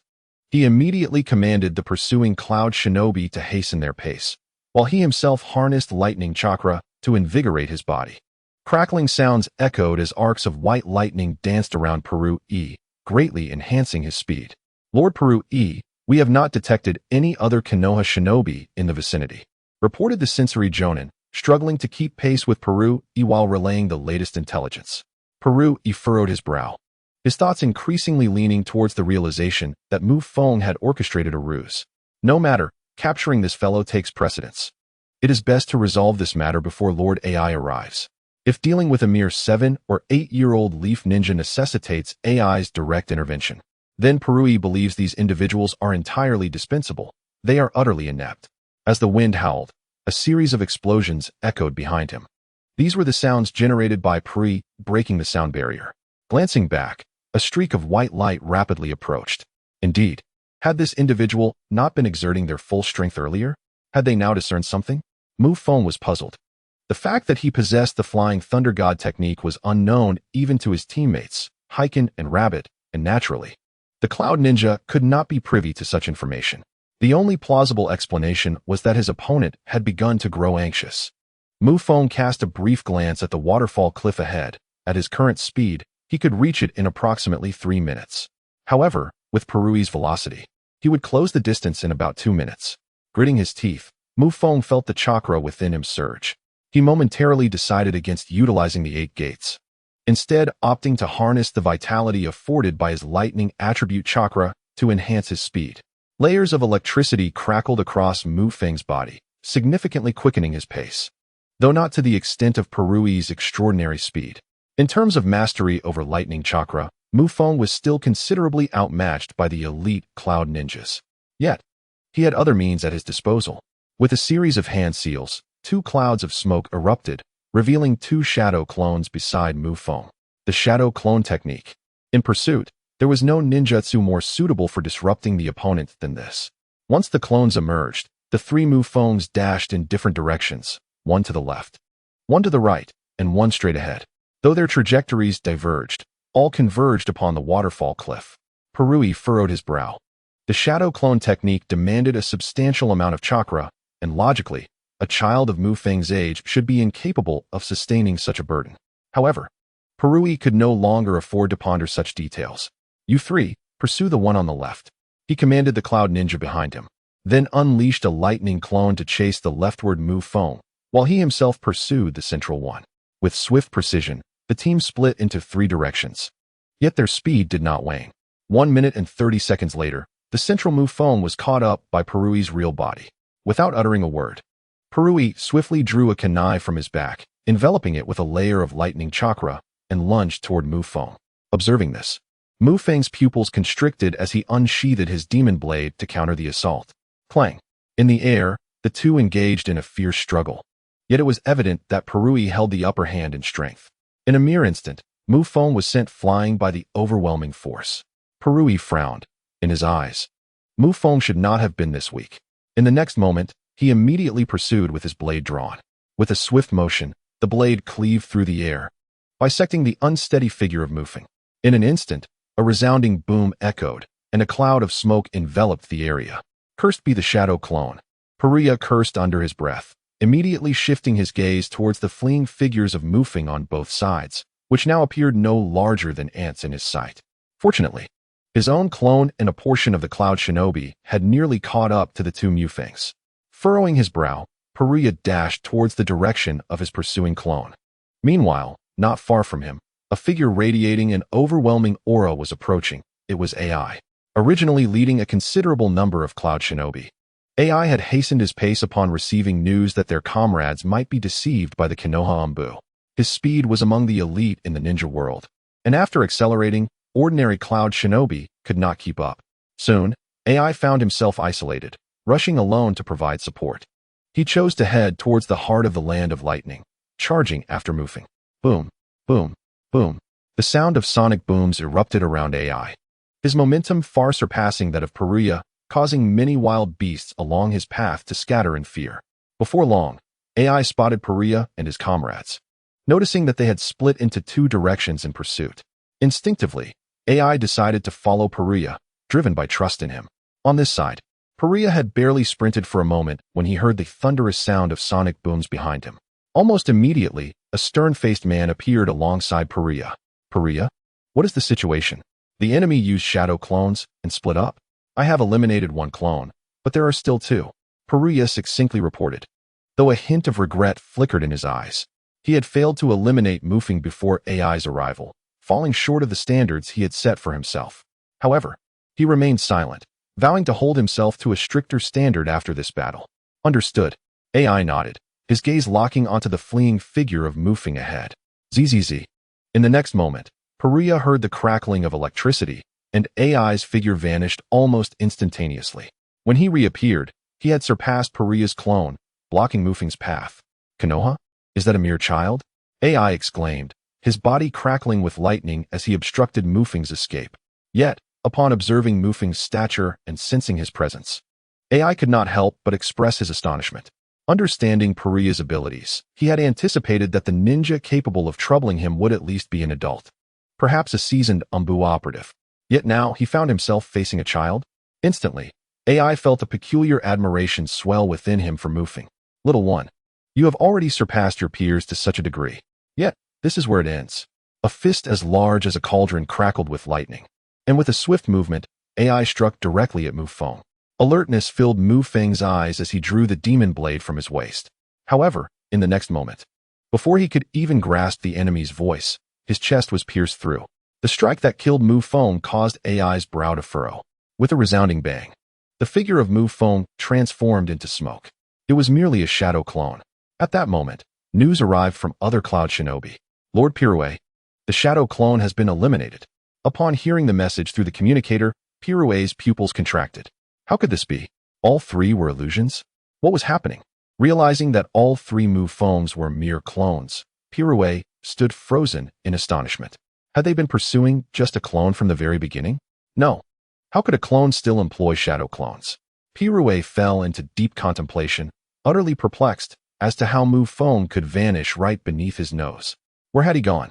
AI's gaze also held a hint of anger as he looked at Pirue. Lord AI, Pirue himself was at a loss for words. Over there. At that moment, a shout rang out as a Cloud Shinobi Jonin pointed towards the direction of the waterfall cliff. In the distance, a figure, no larger than an ant, had already dashed to the foot of the waterfall cliff. At that moment, the figure stood still, seemingly waving farewell to the Cloud Shinobi. How could he possibly go there? The first one I killed was also a shadow clone. Pirue gazed at the figure, still unable to fathom how Feng had managed to escape.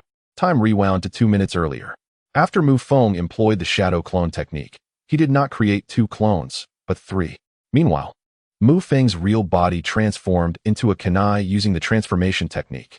As the central clone engaged in battle with Pirue, Feng's clone took advantage of being sent flying by Pirue's attack to forcefully hurl the kunai that Feng's real body had transformed into.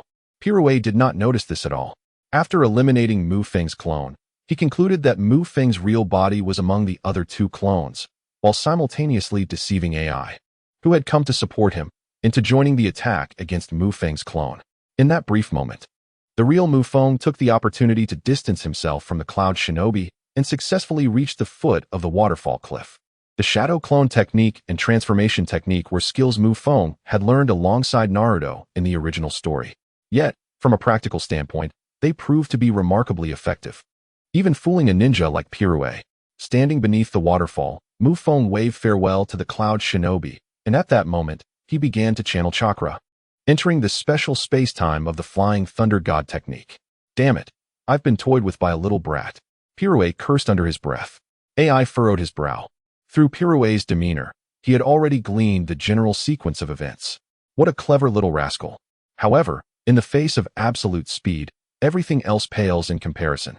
As the words fell, arcs of lightning surged around AI, the crackling electricity invigorating his robust physique, with twin streams of air bursting from his nostrils. With a thunderous boom, AI vanished from his original spot, leaving the disturbed air to envelop Peru, shielding his form. Beneath the waterfall, Feng unleashed his spirit, already sensing the flying thunder god mark. Yet, at that very moment, Feng's pupils suddenly constricted, his gaze fixated ahead. The lightning, accompanied by the sound of a gust, moved at an astonishing speed, akin to a bolt of lightning. Even with the activation of his three-tomoe Sharingan, Feng found himself unable to clearly capture that fleeting figure. In fact, it was not just the three-tomoe Sharingan. Even in the original narrative, during the Five Kage Summit, not even the likes of Sasuke with his eternal Mangekyo Sharingan could perceive the Raikage's presence. Although the current Raikage had yet to reach his ultimate peak power, he was not far off, possessing absolute Kage-level strength. In the world of Naruto, Kage level is considered a watershed moment, particularly at this stage where individuals wielding such power are exceedingly rare. Feng had achieved the rank of Jonin, and after unlocking the 8 gates, he was slightly stronger than the average Jonin, but that was the extent of it. In a real battle, the current Feng might struggle to best Peru, let alone AI, who was a significant tier above Peru. Boom, boom, boom. The thunderous sound of sonic booms echoed, yet AI's figure had already surpassed the sound. He raised his right arm, aiming for Feng's abdomen, evidently intent on delivering a decisive blow. Should this strike land, given Feng's current physique, it could very well result in his demise. Confronted by a figure of Kage caliber, Feng felt a twinge of anxiety, desperately attempting to activate the flying thunder god mark. Buzz. In his mind, a thread tightened, turning crimson. A smile graced Feng's lips. Boom. In the next instant, AI, propelled by the might of wind and thunder, swept through the air, his robust arm leaving behind a phantom as his entire body collided with the cliff. In an instant, rocks cascaded, dust billowed, and the ground where Feng had stood resembled the aftermath of a bomb's detonation. The splintering stones exploded forth, and Peru deftly evaded, rapidly pursuing. Moments later, he too appeared beneath the cliff. Amidst the swirling dust, AI emerged, his expression one of confusion and bewilderment. Lord AI? He escaped. This guy likely possesses some form of space-time ninjutsu. AI exclaimed, frustration evident in his voice. His speed was indeed impressive, yet no matter how fast he was, he could not achieve teleportation or instant movement. However, the sensation AI experienced when Feng vanished did not suggest mere physical techniques, but rather the use of some ninjutsu. In the world of Naruto, there are indeed several ninjutsu capable of facilitating rapid relocation, such as summoning techniques, but most of these belong to the realm of space-time ninjutsu. However, space-time ninjutsu is typically quite difficult to learn, requiring specific preconditions for execution. Space-time ninjutsu. Upon hearing AI's words, Peru's countenance grew increasingly grim. He realized that he had been thoroughly outwitted by this Konoha Umbu ninja. The two possibilities he had previously surmised were both incorrect. The intelligence resided within Feng. Yet Feng's presence here was not due to reinforcements, but rather a contingency he had left behind. This individual, despite his youth, possessed an impressive repertoire of jutsu, and his taijutsu and swordsmanship were formidable. Furthermore, his chakra was unlike that of his peers. Peru tugged at his hair in frustration, unable to comprehend the emergence of such a person. Do not be deceived by appearances. This fellow may not merely be a child, but could very well be a midget, AI remarked, attempting to console the disheartened Peru. However, he quickly pivoted his tone, yet this situation has become rather complicated. The adversary wields space-time ninjutsu, and even I am not entirely confident in my ability to pursue him. AI furrowed his brow. The circumstances were decidedly unfavorable for the Cloud Ninja, though adept at pursuit. He was not skilled in locating individuals, and given the vastness of the Land of Lightning, finding a single ninja proved exceedingly challenging, especially one versed in space-time techniques. The prospect of recapturing their foe seemed insurmountable, and it was likely that the aforementioned space-time ninjutsu had already transported him back to the Land of Fire. Retrieving the intelligence was out of the question. It was time to seek assistance from others, relinquishing the primary objective, even if Konoha had seized the intelligence. AI was determined to teach them a lesson and restore some honor for the Cloud Ninja. Panting heavily against a rock on the precipice of the waterfall, Mufing's lips curled into a smile, despite his labored breaths. That was a close call. Just moments ago, Mufing had faced the most perilous crisis since his arrival in this world. Before AI's powerful arm could strike him, Mufing utilized the Flying Thunder God technique to teleport away from the base of the waterfall. Had he delayed by even a few seconds, his jutsu would have been interrupted. And under AI's relentless assault, it was highly probable he would have met his demise on the spot. The terror of life and death loomed large. Yet, after that fleeting moment, Mufing felt an inexplicable exhilaration. Compared to the mundane existence of his past life, he seemed to relish the present time even more. His heart raced violently within his chest, and his body continued to tremble. Although his thoughts had transcended the tension of that life-threatening moment, the remnants of fear still clung to him. This was a subconscious reaction within his mind, which Mufing now had to suppress with all his might. Nevertheless, he believed that with more experiences, his control over his body would become increasingly refined, and the next time he encountered such a situation, he would not falter as he had now. After resting for a brief moment, Mufing finally rose to his feet. At this stage, the maximum distance for his Flying Thunder God mark was 10 kilometers, yet the mark he had set was only about 8 kilometers from where he had moved. The distance of 8 kilometers is considered quite substantial even for an average jonin, let alone a powerhouse like A. At present, the location where Mufing finds himself is, in a certain sense, not entirely secure. After inspecting the items on his person, Demon Blade, Shuriken, explosive tags, and intelligence scroll all remain intact, having suffered no adverse effects from the Flying Thunder God technique. With the Demon Blade slung over his shoulder, Mufing leaped towards the next Flying Thunder God mark. Having acquired the intelligence scroll, Mufing's sole focus now was on exiting the Land of Lightning. Following his previously charted course, he felt confident in his ability to leave the Land of Lightning, provided he did not encounter A swiftly. His agile form glided over the terrain of the Land of Lightning, with the waterfall cliffs receding into the distance. 2 hours later, he arrived at the border of the Land of Lightning. At last, Mufing now found himself amidst a dense jungle. Releasing his mind, he sensed the final Flying Thunder God mark pulsating with chakra. In less than 10 seconds, he connected with the mark, his body quivering before vanishing from his original location. When he reappeared, he was already at the border of the Land of Fire. From his ninja tool pouch, Mufing retrieved a signal flare and launched it without hesitation. A sharp sound pierced the air at the border of the Land of Fire, a burst of flames shooting skyward, illuminating the heavens in a vivid crimson hue. It was a signal. Success. Quick, we must hurry. Inform Lord Hokage that the intelligence has reached the Land of Fire. Upon witnessing the signal, the concealed leaf ninjas at the border of the Land of Fire erupted with excitement, racing towards the source of the signal. What is that? It appears to be from the direction of the leaf, within the territory of the Land of Fire. Damn it, have the leaf ninjas succeeded? Watching the ascending flare, the ninjas tasked with securing the border of the Land of Lightning were taken aback.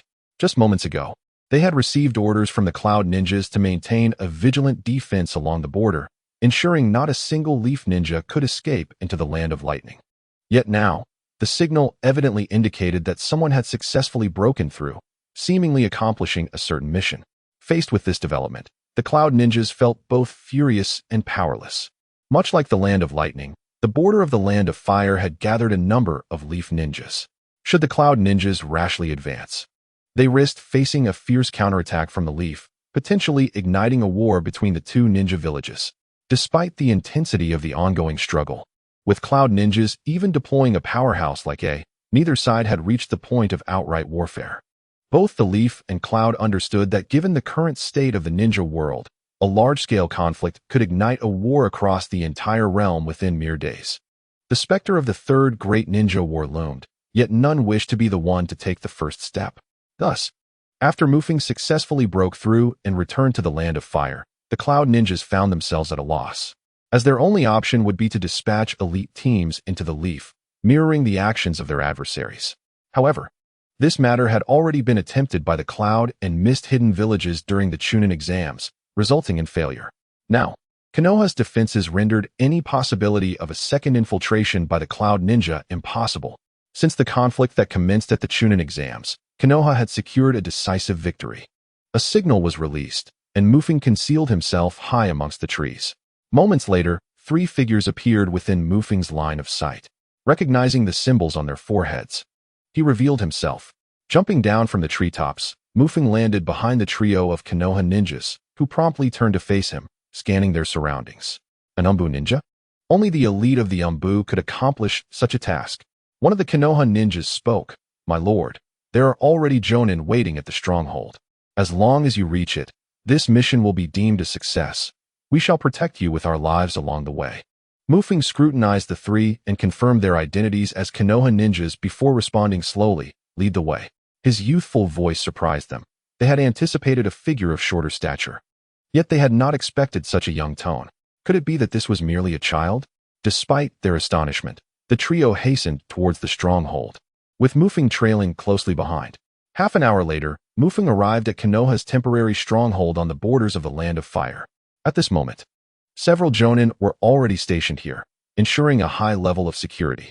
With the intelligence scroll now in his possession, it was virtually impossible for the Cloud Ninja to reclaim it. Within the stronghold, Mufeng encountered the Jonin in charge, who did not demand the intelligence scroll, but merely confirmed its presence and informed Mufeng of the safety of the location, allowing him to rest comfortably. Once their conversation concluded, Mufeng was escorted to a tent for rest. After an exhilarating chase, he felt a wave of fatigue wash over him, particularly now, as he relaxed. Drowsiness began to envelop him, and his body ached all over. Just as Mufeng settled down, a commotion erupted outside the stronghold. Medical ninjas? Where are the medical ninjas? Hurry! Upon hearing the cries, Mufeng swiftly exited the tent, only to be taken aback by the scene before him. Medical ninjas. Here, here. A cacophony of frantic voices filled the stronghold. Emerging from the tent, Mufeng beheld a stretcher surrounded by several Konoha ninjas, their expressions fraught with urgency as they murmured anxiously. Blood dripped from the stretcher, leaving a crimson trail behind.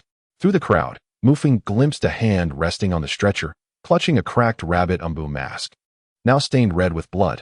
"Captain?" Mufeng's expression tightened as he rushed forward. Pushing through the throng, he soon laid eyes on the rabbit, who had returned alive. He now lies upon a stretcher, his abdomen swathed in cloth, his right side grievously marred. His right arm has seemingly vanished. Were it not for the tightly wrapped fabric, it is likely that the rabbit's innards would have spilled forth. A pungent scent of blood, tinged with a faint odor of decay, emanates from him. The rabbit has succumbed to unconsciousness, his once black hair now stained a dark crimson, his visage obscured by blood, rendering his features unrecognizable. A vast area of his chest bears severe burns. His condition is one that the term tragic scarcely encapsulates. In a previous life, such injuries would have proven fatal. And even within the realm of the Naruto universe, they are deemed life-threatening. Yet, inexplicably, the rabbit has endured, responding to Mufeng's signal, and has traversed back from the borders of the Land of Lightning, battling through adversity. Ultimately, within the Land of Fire, the gravely injured rabbit was discovered by Konoha ninjas and brought back to their stronghold. His situation, however, remains dire, teetering on the brink of death. Mufeng, not a medical ninja, merely cast a glance at the rabbit before he was lifted by several medical ninjas into the medical tent. Shortly thereafter, a radiant glow emerged from within the tent as the medical ninjas commenced their earnest efforts to save the rabbit. Watching the flickering chakra light within the tent, Mufeng furrowed his brow slightly, shook his head, and returned to his own tent. He had little camaraderie with the rabbit, yet they were part of the same Umbu squad. The current mission had indeed surpassed the Umbu's capabilities, as even formidable figures like A from the Cloud Village had been mobilized. The rabbit's situation was relatively fortunate. There remained one more, the Black Toad, whose return was uncertain. As a novice, Mufeng emerged unscathed, while 2 seasoned Umbu members faced dire fates, one still struggling for survival in the Land of Lightning, the other undergoing rescue efforts. Moreover, given the rabbit's injuries, Even if he survived, subsequent missions would be beyond his reach. Feng was now privy to the grim realities of the ninja world. Additionally, he harbored worries about another matter. Should the Black Toad fail to return, the rabbit's incapacitation would further hinder mission execution. Would this leave Feng as the sole remaining member of his Umbu squad? Did this imply he would need to switch teams once more? However, considering the nature of the Umbu, a temporary change in personnel should pose no significant issue. Following this, with the onset of the Third Great Ninja War, such circumstances were likely to become increasingly common. Upon returning to his tent, Feng's thoughts meandered until he succumbed to a heavy slumber. It was not until nightfall that a ninja from the stronghold roused him. Feng was led to the main tent, where he encountered an old acquaintance, Minato Namikaze. "Hello." Minato greeted Feng, rising to acknowledge him. "Sensei Minato." Feng expressed mild surprise upon seeing Minato, given his current status. Minato refrained from addressing Feng directly by name, instead opting for the title of Umbu to communicate with him. Feng has now preliminarily mastered the Flying Thunder God technique. Calling Bluffing Watergate teacher is not particularly significant. It primarily reflects an attitude. After a brief conversation, Feng learned why Bluffing Watergate had come to the border outpost of the Land of Fire, following reconnaissance in the Land of Lightning, which cost several ninjas their lives. Konoha confirmed the movements of EI deep within the Land of Lightning, suspecting his approach towards the border of the Land of Fire. Saratobi Hiruzen promptly contacted Bluffing Watergate, requesting him to oversee security at the border while coordinating the subsequent mission handover with Feng. Bluffing Watergate had been at the outpost for nearly 2 hours, but seeing Feng resting, he refrained from disturbing him. Inside the outpost, the rabbit's injuries had stabilized, yet he remained unconscious. As the sky grew dim, Bluffing Watergate feared that the Land of Lightning might launch a nighttime ambush, prompting him to wake Feng for the transfer of intelligence scrolls. After their discussion, Feng retrieved the intelligence scroll from his ninja tool pouch. The scroll was not large, yet it had already claimed numerous lives. "Indeed, you executed this mission impeccably. Upon your return, I shall report your achievements to Lord Hokage. Additionally, there is a crucial message you must hear. Your comrade, Heiken, has likely fallen in battle, having encountered EI from the Cloud Village, a formidable ninja of shadow-level strength. One of the most troublesome adversaries among them. Furthermore, your other teammate, Rabbit, has escaped the brink of death, though his condition remains precarious. I will arrange for him to be sent back to Konoha for recovery as soon as possible. As for the rewards of this mission, you may not receive much, but feel free to voice any requests upon your return to Konoha." Bluffing Watergate concluded. Feng nodded. One of his team was dead and another injured, both in service of Konoha's mission. The village must provide adequate compensation. Ironically, as the bearer of intelligence who returned unscathed, Feng would receive the least reward. However, he did not place great value on material rewards. As an orphan residing in Konoha, his expenses were minimal, and even with money, he had little to spend it on. Conversely, Feng yearned for a substantial collection of ninjutsu scrolls from Konoha to enhance his ninjutsu learning and elevate his dark value. The dark value was essential for Feng's survival in the world of Naruto. "I accept the intelligence. If you wish to return to Konoha, you may accompany the escort team back. For the time being, you should refrain from accepting any other missions and take the time to recuperate." With their dialogue concluded, Feng stepped out of the tent. With the mission progressing thus far, the remaining matters were no longer closely related to him. Regardless of how the situation between the Cloud Village and Konoha would ultimately unfold, Feng could now withdraw from this area that might transform into a battlefield at any moment. Half an hour later, Feng received the notification and set off alongside the escort team accompanying Rabbit, returning to Konoha.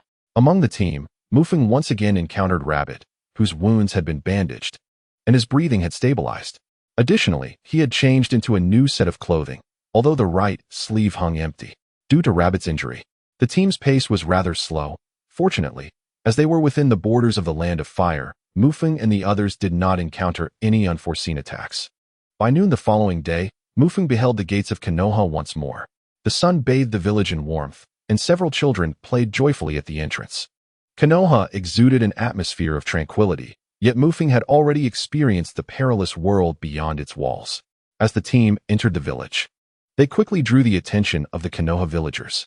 Upon seeing the gravely injured Rabbit, expressions of concern flickered in the villagers' eyes. yet they hurriedly retreated. Feng, donning the mask of the Umbu, remained incognito, though his stature attracted glances from many. Lord Akihiko, we shall escort Lord Rabbit to the medical department. You may return to your residence. We will report the details of the mission to Lord Hokage. The captain of the escort team addressed Feng, nodding in acknowledgement. Feng recognized that as an Umbu member, it was somewhat inappropriate for him to be so openly present on the streets of Konoha. After bidding farewell to the escort team, he vanished from sight in a mere instant. 10 minutes later, fatigued, Feng returned to his abode. He had just changed out of his Umbu attire and placed the Akihiko mask in the wardrobe when a loud noise interrupted him. The window from outside was flung open. Feng glanced over, and there stood Kakashi, his signature white hair unmistakable. Clearly, Kakashi had received word of Feng's return. How was the mission? I heard there were casualties in your team. Kakashi inquired. After a period of rest and treatment, Kakashi's injuries had long since healed, yet he remained unassigned within Konoha. Unfortunate luck, we encountered a formidable opponent from the Cloud Village. I nearly didn't make it back. Feng replied, gesturing for Kakashi to come through the window. Kakashi jumped down, curiosity evident in his gaze. A powerful adversary from the Cloud Village? You fought him? Although Kakashi's strength did not match Feng's current prowess, his experience in missions surpassed that of Feng. When Feng uttered the term powerful adversary, the notion of an elite jonin from an enemy village automatically surfaced in Kakashi's mind. Based on Kakashi's past experiences, encountering an elite jonin could lead to a devastating defeat for a team. Indeed, Feng nodded. I have encountered such individuals before. They are indeed formidable. Yet, you were unscathed? Kakashi furrowed his brow, scrutinizing Feng closely. The first encounter with an elite jonin could be a nightmarish experience, and the fact that Feng now stood before him unharmed astonished Kakashi. Have you encountered a shadow-level powerhouse? In response, Feng was equally astonished by Kakashi's assertion. In his view, it was inconceivable that Kakashi could survive against someone like AI. Even later on, without the aid of the Sharingan, Kakashi could never triumph over AI. A shadow-level powerhouse. Isn't that merely an elite jonin? Kakashi exclaimed, but in the next moment, his pupils contracted as realization dawned upon him. You encountered a shadow-level ninja from the Cloud Village and lived to tell the tale? Feng nodded, letting out a sigh. I nearly perished. Fortunately, I withdrew just in time. At that instant, Kakashi found himself at a loss for words. Who is it? He inquired, eager to learn the identity of Feng's opponent. It was AI from the Cloud Village, Feng replied. Kakashi furrowed his brow, beginning to ponder. The name struck a familiar chord. It seemed he had heard it before, though he could not place it at that moment. After a few seconds, a tremor coursed through Kakashi's body. AI. Isn't that the title of the raikage from the Cloud Village? You didn't happen to encounter the third, did you? No. But it's likely he is the fourth raikage. As he spoke, Feng poured 2 cups of water, attempting to shift the topic. Let us not dwell on that. How has the village been during this time? Kakashi, clearly intrigued by Feng's encounter with a formidable foe, expressed his disappointment at Feng's reluctance to elaborate. The village remains as it always has, but recently, many ninjas have been dispatched elsewhere, seemingly due to issues arising along the borders of the Land of Lightning and the Land of Wind. The Hokage has also been scarce in the village these past few days, and I can't shake the feeling that something ominous is brewing. As the son of the White Fang, Kakashi harbored a certain aversion to the ninja world's wars, making him more sensitive to the looming conflicts than his peers. With a significant number of ninjas leaving the village and the Hokage preoccupied, it was evident that something significant was about to unfold. Upon hearing Kakashi's words, Feng's heart began to race.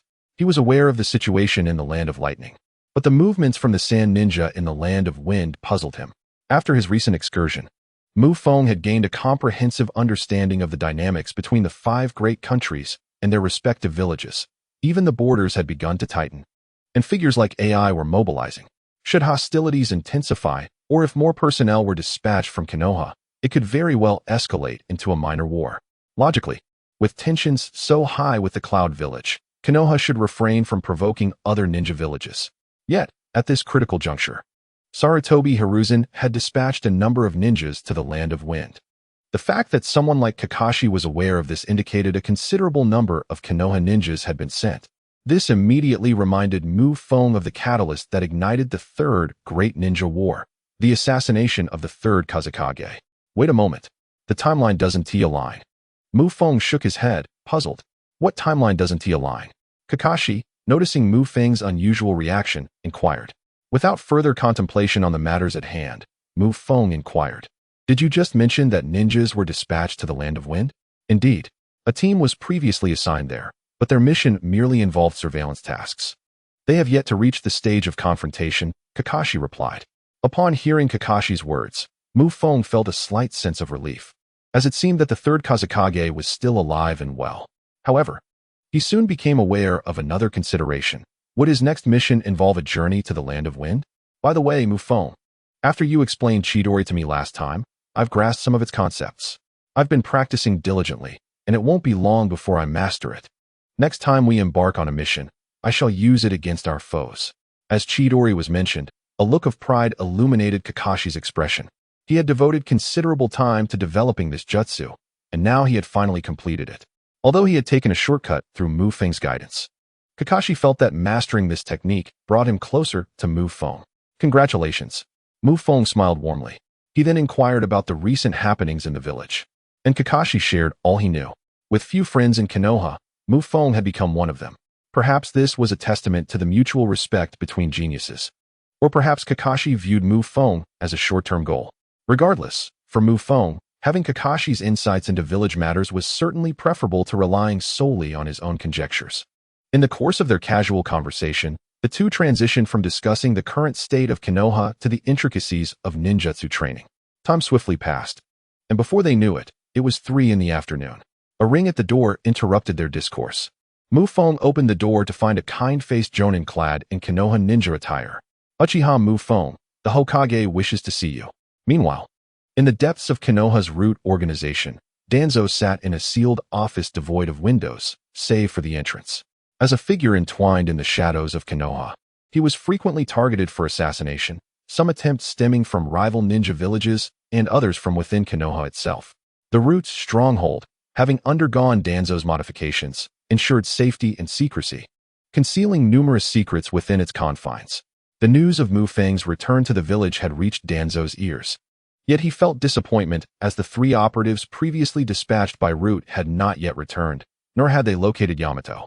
Mu Feng's return, coupled with the absence of his subordinates, implied one thing. The 3 had likely gone missing. However, through his informants, Danzo had acquired knowledge of events transpiring in the Land of Lightning, particularly concerning the actions of A. He was well aware of the abilities of his subordinates. If they had encountered A, survival would be improbable. Though some time had passed since Mu Feng's reappearance in Konoha, his subordinates remained unaccounted for. This situation has caused some vexation for Danzo. His concern is not for his subordinates, but rather for the arduous task of nurturing an individual within the Root organization. The very essence of Root dictates that mediocrity has no place here. Simply recruiting individuals requires a battle of wits against Sarutobi Hiruzen. The loss of 3, or rather 4, individuals represents a significant blow to the entire Root organization. Among these 4, one possesses the ability to wield wood release, Yamato, whose skill can suppress tailed beasts, making such an ability incredibly powerful for a leader. As Danzo contemplated how to negotiate with Orochimaru to ensure the continued cultivation of ninjas akin to Yamato, the door to his office was pushed open. Lord Danzo, we have news from the border of the Land of Fire. One of his subordinates knelt respectfully before him. Oh, of the 3 dispatched members, only one survived. The ninja who mastered wood release also lives, though gravely injured. He is currently receiving treatment at the border outpost and is on his way back to the village. Alive, you say? It appears we have a promising prospect. Upon hearing his subordinate's report, Danzo murmured, a smile playing at the corners of his mouth. He then waved his hand, signaling for the subordinate to withdraw. After enduring this trial, Yamato had, in Danzo's eyes, earned his place within the Root organization. Meanwhile, in the Hokage building, Mu Feng had arrived at Sarutobi Hiruzen's office, accompanied by a jonin. After introducing Mu Feng, the Konoha jonin exited, leaving only Mu Feng and Sarutobi in the office. However, unlike their previous encounter, Sarutobi's expression was not one of warmth. Instead, it radiated concern. Mu Feng, I bear significant responsibility for the sacrifice of the Black Toad. Sarutobi began. I misjudged the determination of the Cloud Ninja, resulting in Konoha losing an exceptional jonin.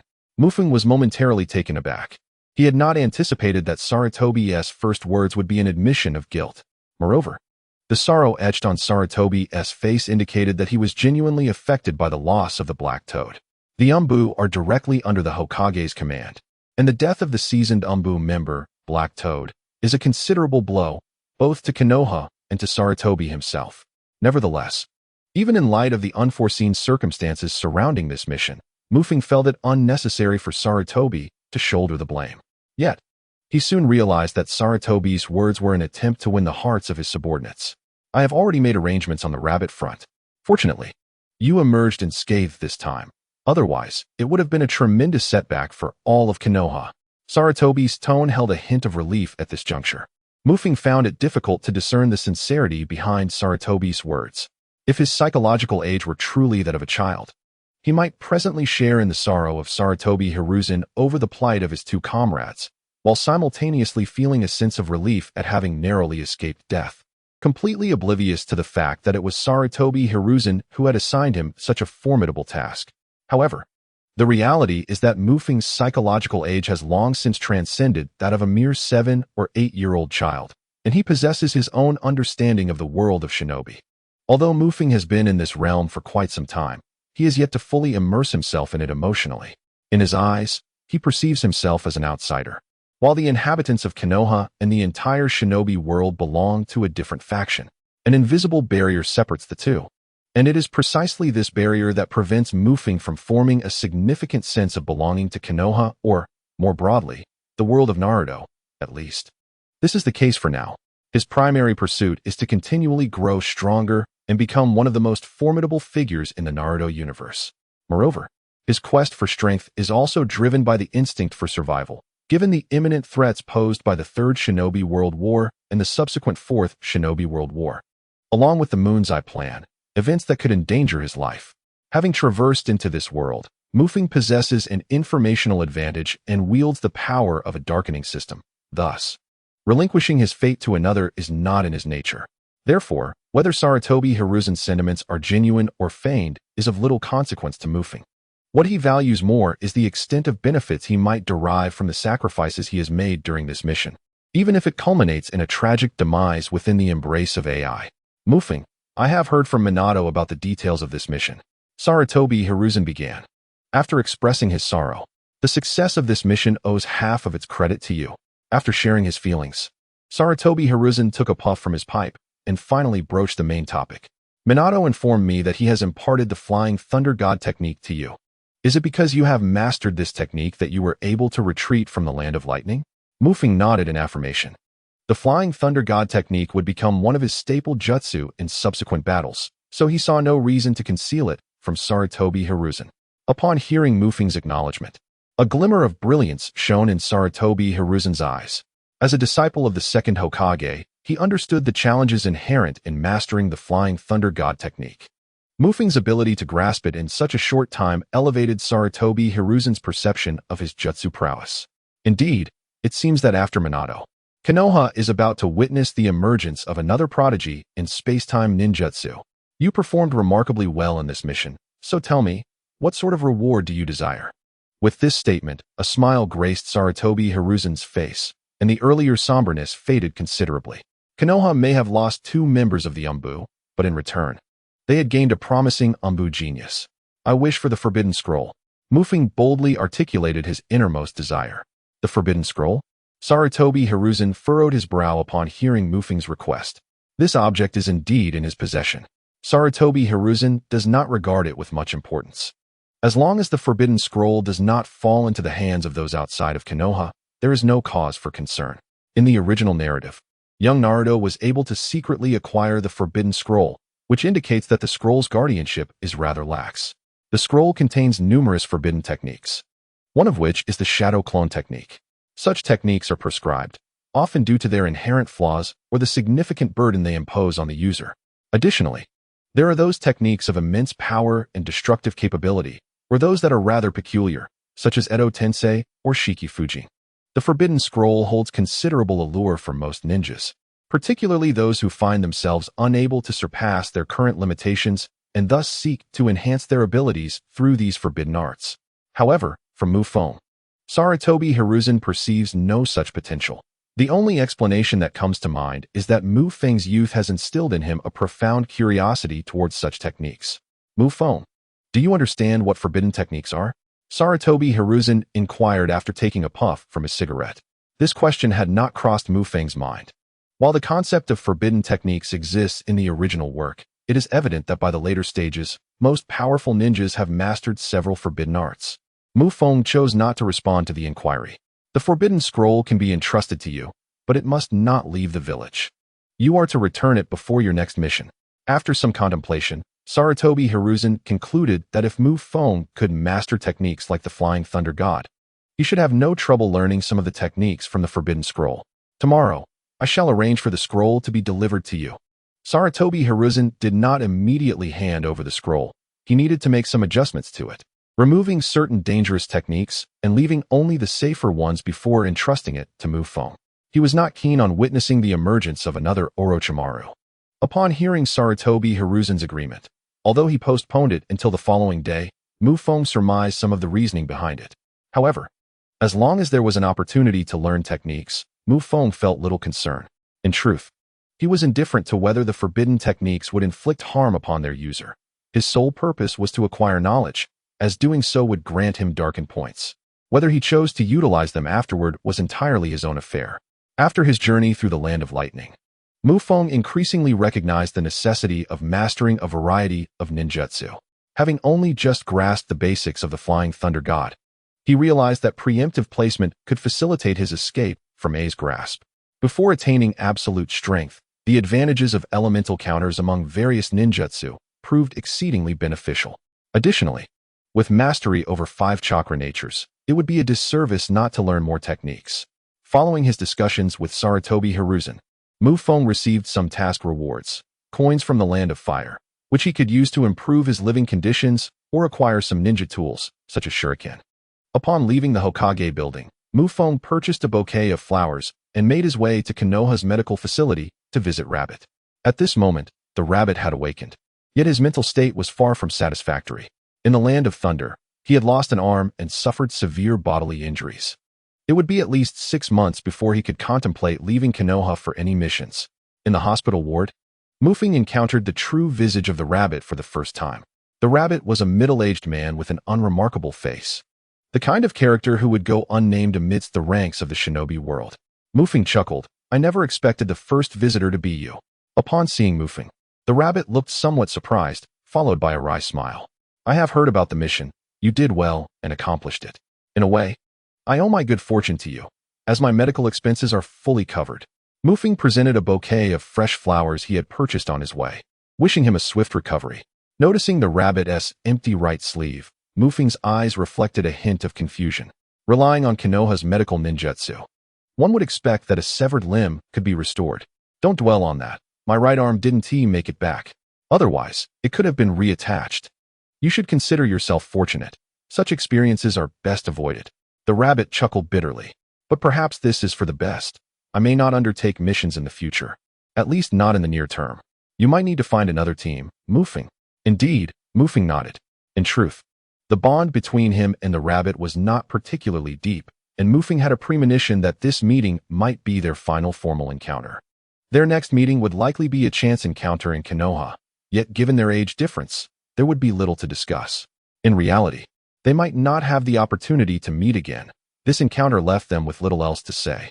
The Rabbit expressed his gratitude, acknowledging that Mu Feng's successful mission bestowed value upon both his and Heiken's sacrifices.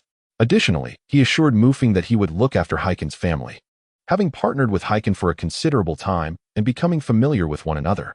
In conclusion, the Rabbit extended his best wishes to Mu Feng. Before Mu Feng departed, the Rabbit handed him a scroll, which contained records of certain ninjutsu he had studied. At your age, it would be wise to learn more ninjutsu. Improving your swordsmanship and taijutsu is quite challenging. Do not forsake your talent for ninjutsu. Finally, the Rabbit imparted a word of wisdom from his own experiences. Hearing this, Mu Feng nodded and subsequently left the ward. Just as the door to the ward closed, a notification echoed in Mu Feng's mind. Ding! Your swordsmanship, Kisame Hashigaki, and taijutsu feel insulted, and you are determined to retaliate. Your swordsmanship, Kisame Hashigaki, and taijutsu have entered a furious transformation phase. Ding! You have received a dark request mission from your swordsmanship, Kisame Hashigaki, and taijutsu. Dark request mission, the mightiest swordsmanship. Mission source, swordsmanship, Kisame Hashigaki. Mission description. Within 3 days, focus solely on honing your swordsmanship while abandoning ninjutsu training. Mission reward. Accelerated comprehension of your swordsmanship. Mission punishment. The wrath of incompetence 1. Upon receiving the system's notification, Feng found himself momentarily frozen, his mind racing with a torrent of bewilderment. Within a mere 3 days, he was instructed to forsake the cultivation of ninjutsu in favor of honing his physical prowess. This was the fabled concept of specialized training, was it not? Grasping the newly acquired ninjutsu scroll in his hands, he felt a wave of incredulity wash over him. Since his return, he had yearned to enhance his blackening value through the study of ninjutsu, yet this unexpected twist had drawn the ire of his physical and swordsmanship skills. What left Feng even more perplexed was the notion that the abilities he had mastered could issue tasks. He had thought he had unraveled the intricacies of the blackening system, but it appeared he still had much to comprehend. Fortunately, the shift in focus between swordsmanship and physical training was limited to a mere 3 days. Perhaps a compromise could be reached, 3 days dedicated to physical training followed by 3 days for swordsmanship? Considering the task at hand and the enticing rewards it promised, Feng was inclined to believe that this specialized training would yield substantial benefits. With a sense of trepidation, he attempted to communicate his thoughts, only to find his efforts futile.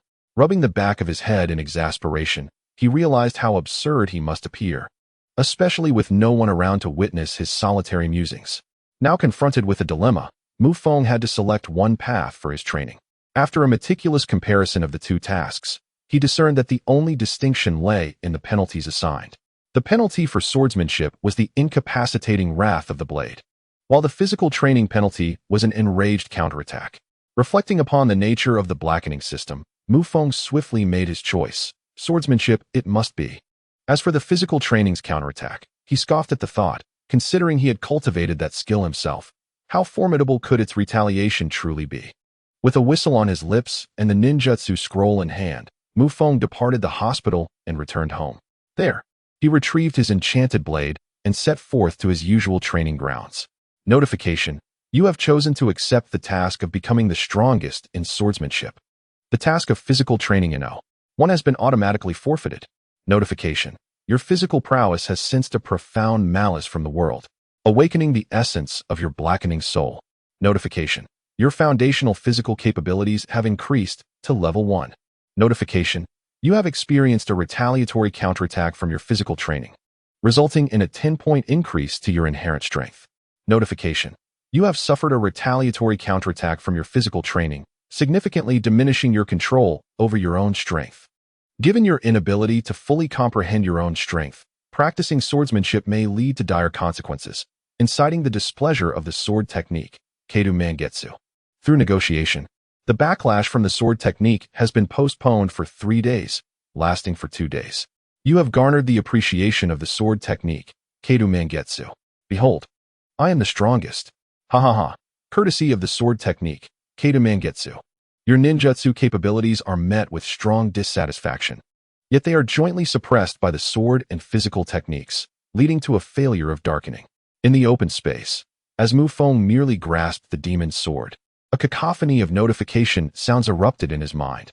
Without any action, Feng sensed the whimsical nature of the powers he possessed. These entities seemed almost alive, embodying a distinctly childish demeanor. Through the system prompts, Feng could vividly imagine 3 little rascals squabbling within him, vying for the title of the favored child.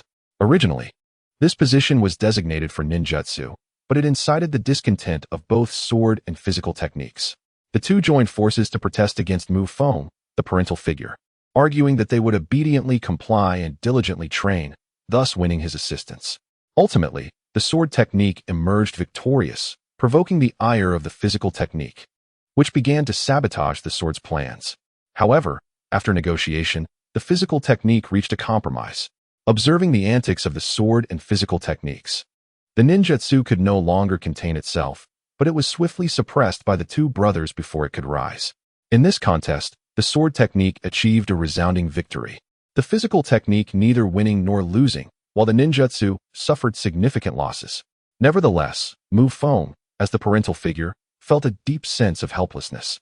Yet for him, the more tumultuous these abilities became, the greater the benefits he reaped. Unbeknownst to him, Feng seemed to have stumbled upon the second stage of the darkening system and the utilization of these powers, which involved sowing discord. He realized that he could not allow these abilities to coexist harmoniously. They must be made aware that without diligent effort towards darkening, they would not receive paternal affection. With this realization, Feng felt as though he had regained control. Following a series of system evaluations, he ultimately returned to normal. However, for the next 3 days, he could solely focus on honing his swordsmanship, avoiding any contact with ninjutsu, while the sword technique, in a strict sense, also fell under the category of physical techniques.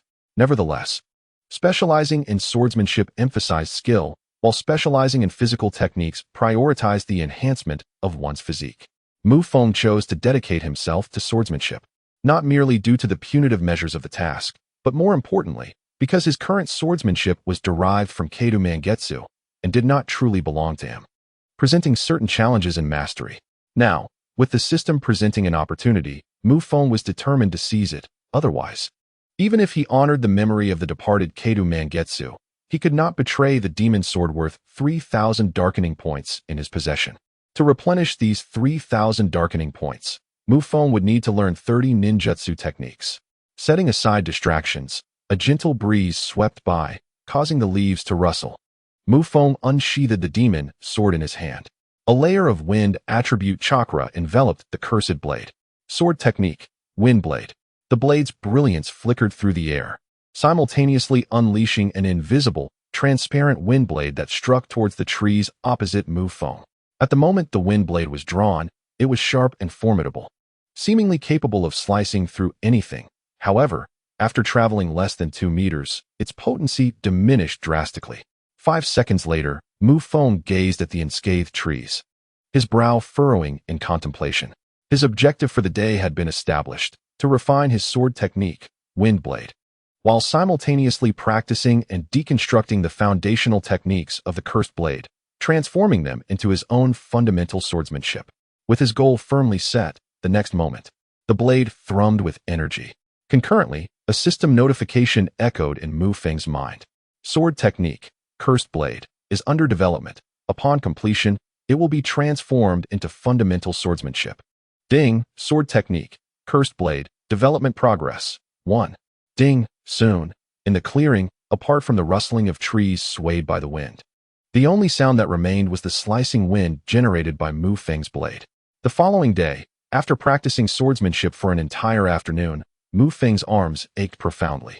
However, early in the morning, Sarutobi Hiruzen dispatched someone to deliver the forbidden technique scroll, which, as Feng had surmised, was a watered-down version. Many of the jutsu had been eliminated by Sarutobi Hiruzen. Feng even suspected that this forbidden technique scroll was a mere imitation hastily produced by Sarutobi Hiruzen. Upon inspecting the forbidden technique scroll, he discovered it contained over 80 jutsu and forbidden techniques, but many of these were perplexing to Feng. Although numerous forbidden techniques appeared powerful, they were, in reality, quite foolish, and their ineptitude was immediately apparent. For instance, employing chakra combustion to gain formidable recovery capabilities would indeed heal injuries, but accompanied an excruciating pain that could lead one to faint. The most exasperating part was that during the fainting spell, the chakra would transition into recovery, potentially resulting in excessive chakra depletion and even suicide. Now endowed with the Senju's vitality, Feng had no intention of recklessly attempting such forbidden techniques. With some investment in his Senju physique, his recovery abilities were among the pinnacle in the entire world of shinobi. After reviewing the forbidden technique scroll, Feng did glean some insights. The most notable being the illusion techniques, particularly the illusion, dark walking technique. This technique could deprive enemies of their sense of light, plunging them into darkness, making it quite practical, as demonstrated by the second Hokage in the original narrative. Feng valued the illusion techniques within the scroll not solely for the potency of the dark walking technique, but as an opportunity, a chance to unlock his own branch of illusionary prowess. Regrettably, at this stage, Feng could only observe the jutsu inscribed upon the scroll and was unable to practice them. The task associated with swordsmanship remained ongoing. And due to this mission, the efficacy of Mu Feng's sword training was extraordinarily enhanced. Now, his swordsmanship, known as Demon Lantern Full Moon, has transformed into a fundamental sword technique by 20 degrees. Within 3 days, Mu Feng will be able to fully integrate the extracted Demon Lantern Full Moon swordsmanship into his own style. Concurrently, after yesterday's specialized training, Mu Feng has forged a deeper bond with the demon sword in his possession. This has led Mu Feng to discover that this demon sword appears to possess additional capabilities in other stages, although he has yet to unlock them. Perhaps once he masters the foundational sword techniques, the sword's powers will be unleashed. After rolling up the forbidden technique scroll and finishing breakfast, Mu Feng set off towards his usual training location with the demon's sword in hand. Meanwhile, within the Hokage building, the report on the situation in the Land of Lightning was being delivered. The current situation is as follows. Stability has finally been restored. We owe this to the intelligence we acquired from the Land of Lightning, as they are now hesitant to advance recklessly.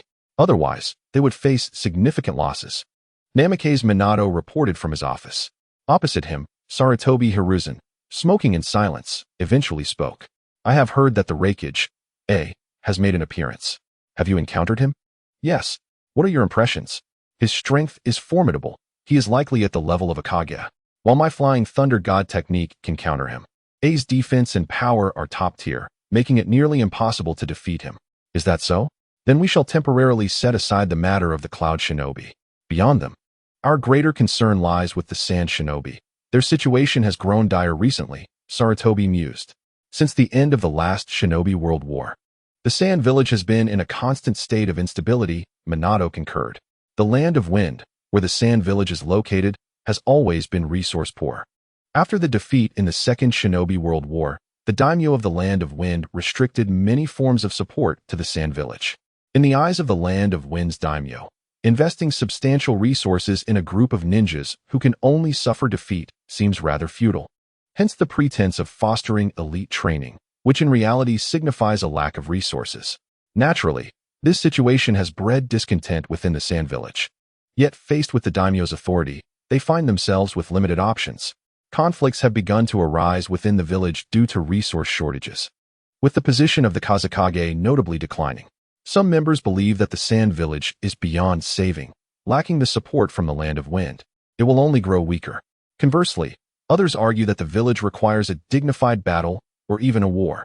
The root cause of the resource scarcity lies in the Sand Village's failure during the Shinobi World War, which correspondingly resulted in the Land of Wind losing resources during negotiations among the 5 great nations. However, if the Sand Village could initiate a battle or war and achieve victory, it would demonstrate their value. In such a scenario, the daimyo of the Land of Wind, having tasted the benefits of nurturing ninjas, would undoubtedly provide robust support to the Sand Village, thereby resolving their resource issues. Achieving victory in the Ninja World War is no trifling matter. Even with the formidable assistance from the Land of Wind, the Sand Village has faced defeat, especially during these times of scarce resources. In the absence of a strategic advantage regarding resources, transformation became imperative, prompting the 3rd Kazekage to initiate significant reforms. This endeavor was later continued by Gaara's father, the 4th Kazekage, who forged Gaara into a weapon of war for the Sand Village. Such transformations, however, led to a gradual deterioration within the Sand Village, as conservative and radical factions began to provoke conflict, causing the Kazekage's authority to wane amidst the chaos of war.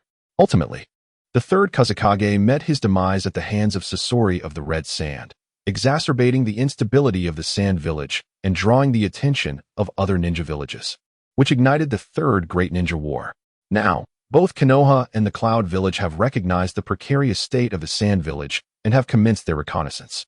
As the mightiest among the 5 great shinobi countries, Konoha, along with the formidable Cloud Village, is poised to scheme for advantage the moment they detect an opportunity. Especially with the existence of the root organization led by Danzo, which prioritizes the interests of Konoha above all else. Thus, the Sand Village's downfall was sealed the moment the 3rd Kazekage was slain. The signals released by this event incited other ninja villages, rekindling animosities that had lingered since the 2nd Great Ninja War, ultimately culminating in the outbreak of the 3rd Great Ninja War. Now, Minato Namikaze has discerned this troubling reality. After hastily resolving the aftermath of the incident in the Land of Lightning, he returned to Konoha and began discussions with Hiruzen Sarutobi regarding their next course of action. Hiruzen ultimately consented to Minato's reconnaissance mission to the Land of Wind, though this time he did not intend to send Minato alone. Moreover, Kakashi's injuries should have healed by now.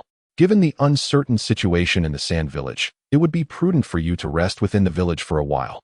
Kushina has been vocal about her concerns. For the next mission, you shall take Kakashi and Uchiha Mufeng with you. On the outskirts of Konoha, in a clearing, Mufeng stood bare-chested, wielding his demonic blade with relentless fervor, sweat soaking his forehead and body. Today marked the third and most crucial day of his swordsmanship training. This time, Mufeng refrained from releasing chakra, believing that after 2 days of specialized training, he had begun to adapt the sword techniques of the Ghost Lantern Manju to better suit his own style. Thus, he dedicated today to honing his fundamental sword techniques. He repeated each fundamental movement: cutting, slashing, thrusting, intercepting, parrying, cleaving, and binding, continuously, gradually enhancing his mastery over the demonic blade and his own strength. The scorching sunlight filtered through the gaps in the trees, a gentle breeze providing a refreshing reprieve as the sounds of Mufeng's blade cleaving through the air echoed throughout the forest. Ding! Swordsmanship awakening successful. Your swordsmanship, Ghost Lantern Manju, has been transformed into fundamental sword techniques. A voice echoed in Mufeng's mind, proclaiming, "You have acquired basic swordsmanship." Immediately, the training experiences from the past few days flashed through his consciousness. Hastily, Mufeng set aside the demon blade, seated himself in a meditative posture, and began to reflect deeply.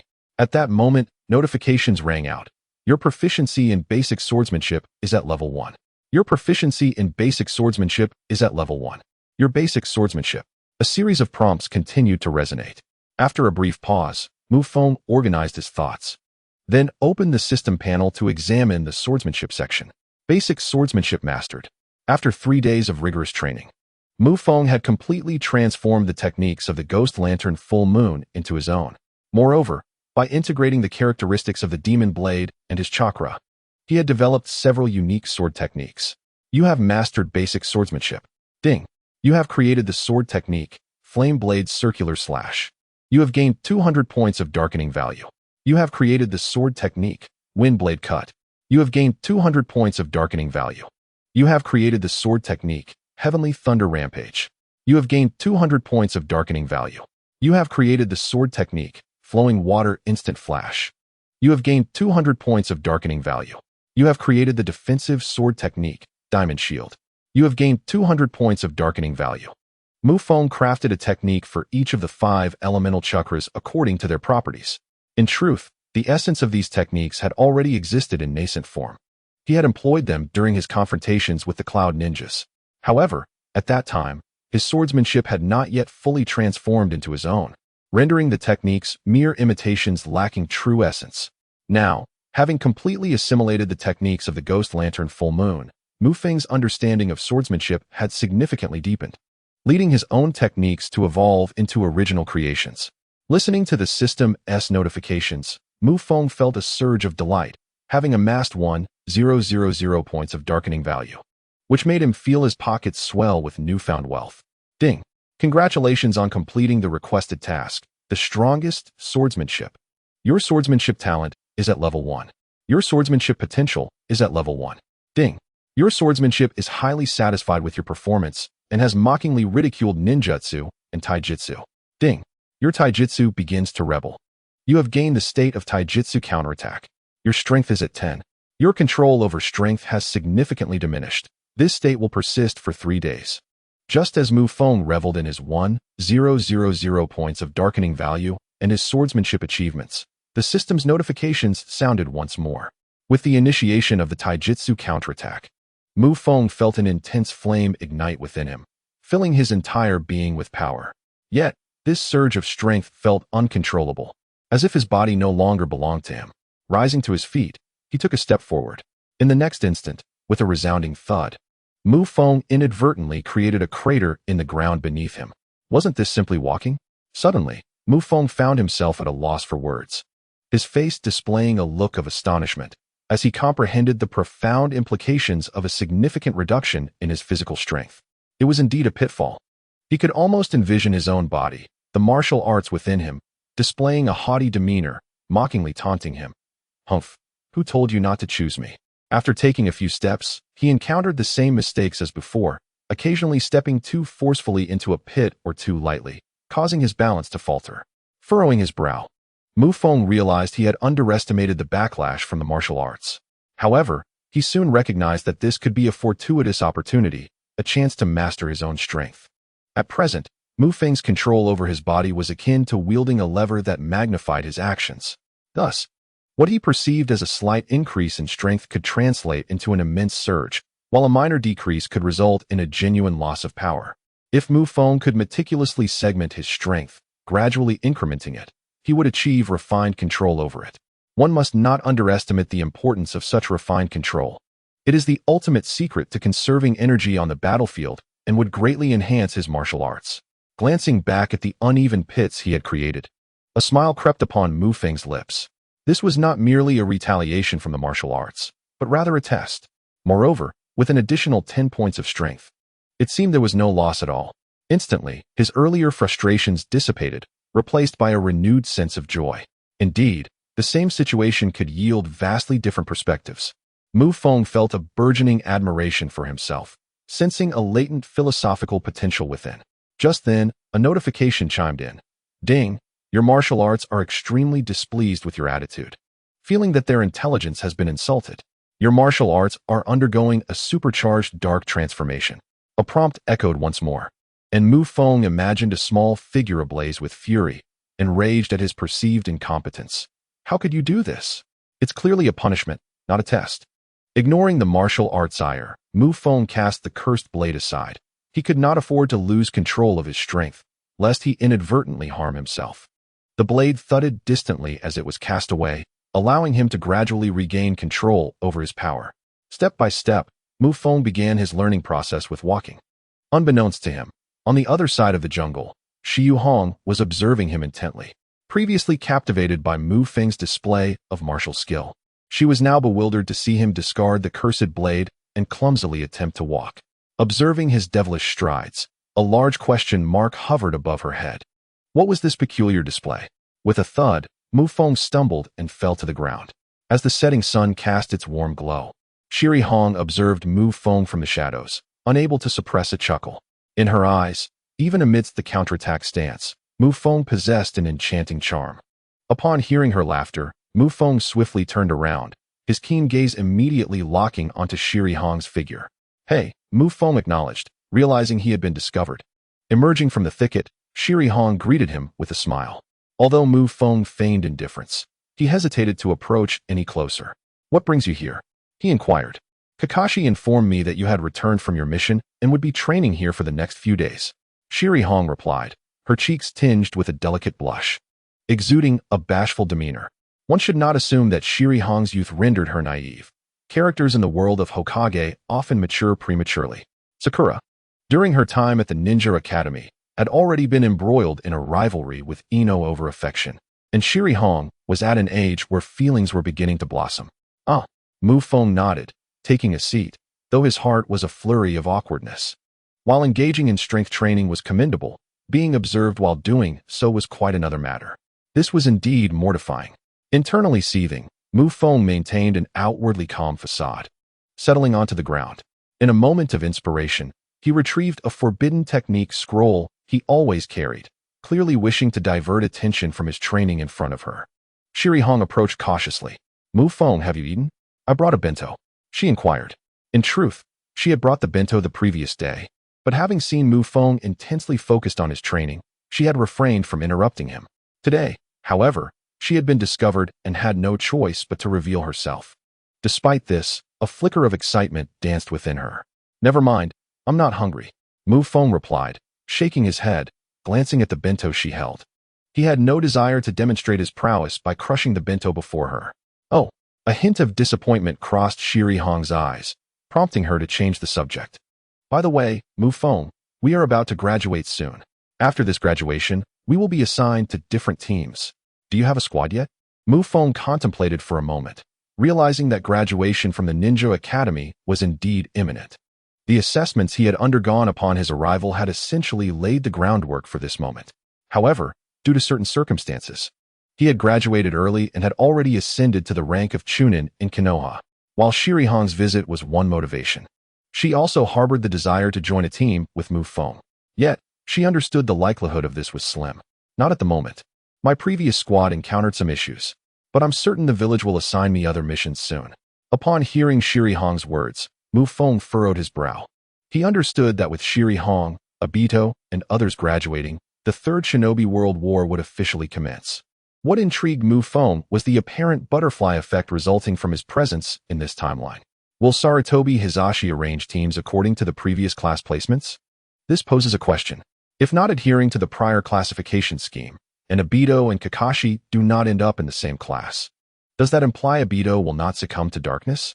Observing Feng's solemn demeanor, Yugao's heart fluttered with a hint of excitement. She thought Feng was troubled by the class allocation. However, being in different classes is inconsequential. After all, my heart has always harbored Feng-kun. Blushing, Yugao spoke, I've left the lunchbox here, Feng-kun. Remember to eat if you're hungry. With that, she dashed away, her cheeks ablaze. Was that a confession just now? Oh. A whirlwind of thoughts stirred within the young girl's mind. Feng glanced at the bento left behind, then at the retreating figure of Yugao. To him, Yugao possessed a delightful personality. She wasn't as easily flustered as Hinata, nor as neurotic as Sakura, oscillating between grace and fervor. Watching her depart, Feng chose not to continue his strength training, but redirected his focus to the forbidden technique scroll before him. The specialized training in swordsmanship had concluded, and now Feng could freely immerse himself in learning new ninjutsu. The study of ninjutsu primarily revolves around mastering chakra and hand seals, which does not necessitate excessive physical strength. Therefore, in the days to come, Feng planned to alternate between strength training and ninjutsu learning, while also seizing opportunities to enhance his Flying Thunder God technique. This was a divine skill. Had he lacked the Flying Thunder God technique during his time in the Land of Lightning, he would not have survived. If necessary, Feng contemplated directly using his darkening points to strengthen the Flying Thunder God technique. At the very least, the level of this ninjutsu must be elevated before the next mission. Resolute in his decision, Feng delved back into the forbidden technique scrolls. Meanwhile, in an underground location in the Land of Earth, a frail old man sat in meditation. His body adorned with several unknown tubes, exuding an aura of death, clearly on the brink of expiration. Turmoil had erupted in the Land of Lightning. It seemed that a promising descendant had emerged from the Uchiha clan. Suddenly, a figure clad in white appeared in the underground chamber, his eyes gleaming with excitement as he spoke to a nearby figure cloaked in black. At that moment, the three figures concealed within the chamber were none other than Uchiha Madara, Black Zetsu, and White Zetsu, Obito. White Zetsu, having detected significant movements in the Land of Lightning, discovered Feng's existence and brought the news back, knowing that Madara was indeed from the Uchiha clan. As White Zetsu's exuberant words fell, Madara turned his gaze toward him, his eyes reflecting a hint of inquiry. After the battle with Hashirama, Madara had been lurking in the shinobi world, having awakened the Rinnegan, yet his body was in a dire state. In order to ensure the seamless success of the Moon Eye plan, and with the assistance of Black Zetsu, Uchiha Madara chose Nagato to inherit his Rinnegan, awaiting Nagato's maturation to eventually resurrect himself through the innate powers of the Rinnegan. However, after careful observation, both Madara and Black Zetsu discerned certain flaws in Nagato's character. Despite being born in the war-torn Land of Rain, Nagato, under Yahiko's influence, did not succumb to darkness. Rather, he gradually nurtured a heart filled with light. Such a disposition evidently rendered him unsuitable for the execution of the Moon Eye plan. In the original narrative, Madara, in his dying moments, selected the severely injured Obito as the executor of the Moon Eye plan and orchestrated his descent into darkness. Yet this time, the unexpected emergence of Feng seemed to disrupt all preconceived notions. Feng had already caught Madara's attention before Obito. "Oh, what is his name?" Madara inquired. Casting a glance at White Zetsu, Feng, Uchiha Feng, White Zetsu chuckled, merging with Black Zetsu and vanishing into the ground. Flames surged forth as the fire release. Great fireball technique was unleashed. The earth release, earth flow wall was summoned. On the outskirts of Konohagakure, two figures raced through the jungle, when suddenly one displayed his prowess. hands forming seals in a blur. In the next instant, a colossal fireball, nearly a meter in diameter, hurtled towards the other with tremendous ferocity. The other figure, a white-haired youth wielding a short blade upon his back, narrowed his pupils as the fireball approached, slamming his hands to the ground. Boom, boom, boom. Amidst a violent tremor, a wall of earth and rock materialized before him. The fireball collided, sending sparks flying and creating waves of heat that distorted the air. In that fleeting moment, a flash of blade light sliced through the chaos. The white-haired youth let out a cold snort, forming seals with his hands, and in the next heartbeat, a cluster of lightning danced upon his right hand, radiating blinding brilliance. Lightning release, Chidori. The white-haired youth was none other than Kakashi, who had just mastered the Chidori technique. The piercing sound echoed around Kakashi, resembling the chorus of 1,000 birds. Empowered by the lightning, Kakashi's confidence surged. Yet, just then, a sharp sound of slicing wind pierced through the air. Kakashi, you have lost again. The indifferent voice resonated from behind him. Kakashi turned his head slightly, and there, less than 10 centimeters from the right side of his neck, a glimmering demonic blade hovered ominously. A sense of resignation shadowed Kakashi's gaze as the Chidori in his right hand gradually dissipated. All right, I'll concede this time. Reluctantly, Kakashi turned to face his opponent, who was smiling back at him, none other than Uchiha Mufeng. Now, 10 days had elapsed since Mufeng's return to Konohagakure. In the first 3 days, he devoted himself to training in swordsmanship, while the next 3 were spent enduring the rigors of taijutsu. A period marked by both pain and joy. The door of Mufeng's residence has been replaced 3 times, and his bed has seen 7 replacements. Other pieces of furniture have also suffered varying degrees of damage, leading Mufeng to resort to sleeping on the floor. After the 4th day, he finally returned to a semblance of normalcy, and his first course of action was to replace all his furniture with iron. Unfortunately, the village of Konoha offered little in the way of iron furnishings. Left with no other option, Mufeng cleared out a small room in his home. Should he encounter a similar situation in the future, he would undoubtedly retreat to that small room, his own little sanctuary. Though the past 3 days were fraught with discomfort, the gains were conspicuous. After enduring such trials, Mufeng's strength had significantly increased. Estimates suggested it had at least doubled, a fact that became evident in his swordsmanship.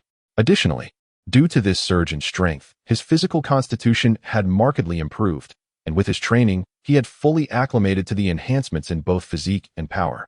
The subsequent 2 days were dedicated to mastering ninjutsu. It was during this time that Kakashi approached him, eager to engage in a friendly spar. Mufeng gladly accepted. Having a partner for practical combat was invaluable. Over these 2 days, Mufeng became increasingly adept in battle, while Kakashi seemed to retreat into himself. Each time, Kakashi arrived with enthusiasm, only to depart dejectedly. This occasion was no different. Within mere minutes of their duel, Mufeng emerged victorious against Kakashi. Kakashi, your taijutsu requires considerable refinement. Guy is far superior to you, Mufeng remarked with a smile as he sheathed his demon blade. Kakashi acknowledged this with a nod. Turning to leave, I shall return tomorrow, he declared, casting a fierce glance back at Mufeng, unwilling to concede defeat. As Kakashi departed, Mufeng shook his head in resignation, then unfurled the forbidden scroll to continue his studies. In these few days, Mufeng had nearly mastered the ninjutsu contained within the scroll, accumulating a total of 56 techniques, albeit most were not particularly practical. The world of ninjutsu is vast, and even Kakashi from the original series mastered over 1,000 techniques. However, only a select few proved effective in real combat. Moreover, many ninjutsu were strikingly similar, differing only in form or potency, yet could be classified as entirely new techniques.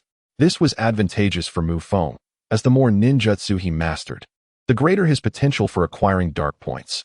Currently, he was delving into the illusion techniques documented within the Forbidden Scroll.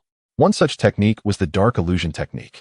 Mufeng examined this ninjutsu attentively. Although he possessed considerable talent for ninjutsu, his aptitude for jinjutsu largely relied on the ocular powers of the Sharingan. However, he had yet to fully grasp the principles behind the Sharingan's capabilities and would need to consult his clan members to gain a deeper understanding of the Uchiha's illusion techniques. Fortunately, the Uchiha clan still thrives, and Mufeng has many individuals to consult. The father of the second pillar is undoubtedly a commendable choice. As the head of the Uchiha clan, Uchiha Fugaku, despite never having taken action in the original narrative, should not be foolishly regarded as weak nor inferior to his son. Uchiha Itachi. Fugaku's demise was likely the consequence of a power struggle, and he was acutely aware that even had he survived, his fate would not have improved significantly. Furthermore, Konoha displayed a ruthless disposition, utilizing Itachi in the plan to annihilate the Uchiha clan. Itachi, after all, is Fugaku's eldest son. While Fugaku might have resisted in defense of others, his own son would surely render him incapable of taking such drastic measures. Now, as Feng finds himself in the world of Naruto, Itachi is still an infant. Although Feng does not wholly resonate with this realm, as a member of the Uchiha, he will not allow the massacre to transpire. It is essential to recognize that in this life, Feng's parents took pride in their Uchiha identity right until their last breaths. Should they learn that the Uchiha clan has dwindled to only the second pillar's survival, they would surely rise from their graves in outrage. Refocusing his thoughts, Feng turned his attention to Jinjutsu. He had resolved to learn the techniques inscribed within the Forbidden Scroll and subsequently seek Uchiha Fugaku's wisdom regarding the Sharingan's ocular powers. If fortune favored him, he aspired to examine the stone tablet located within the Uchiha compound, eager to uncover its mysteries. With a deep sigh, Feng committed the hand seals and chakra manipulation for the Jinjutsu technique known as darkness. Moments later, he stood, swiftly moving his hands. Yet, just as quickly, he halted. A realization struck him. This is Jinjutsu. It necessitates a subject to serve as a guinea pig. How could he cast it upon himself? Casting a glance at Kakashi, who had not yet departed, Feng immediately pursued him. Kakashi, wait. Ding. Congratulations, you have mastered the Jinjutsu darkness. You have gained 100 points of darkening value. The system's notification chimed in. Ding. The system has detected that the host has mastered over 100 ninjutsu, taijutsu, jinjutsu, and sword techniques. It will now proceed with basic integration. Integration will be completed in 2 minutes. Integration countdown, 1:59. 2 minutes later, the system announced the completion of the integration. Integration complete. The host's abilities have been consolidated and can be reviewed at will. Upon hearing the system's alert, Feng accessed the system panel. This iteration of the panel displayed notable changes compared to its previous form.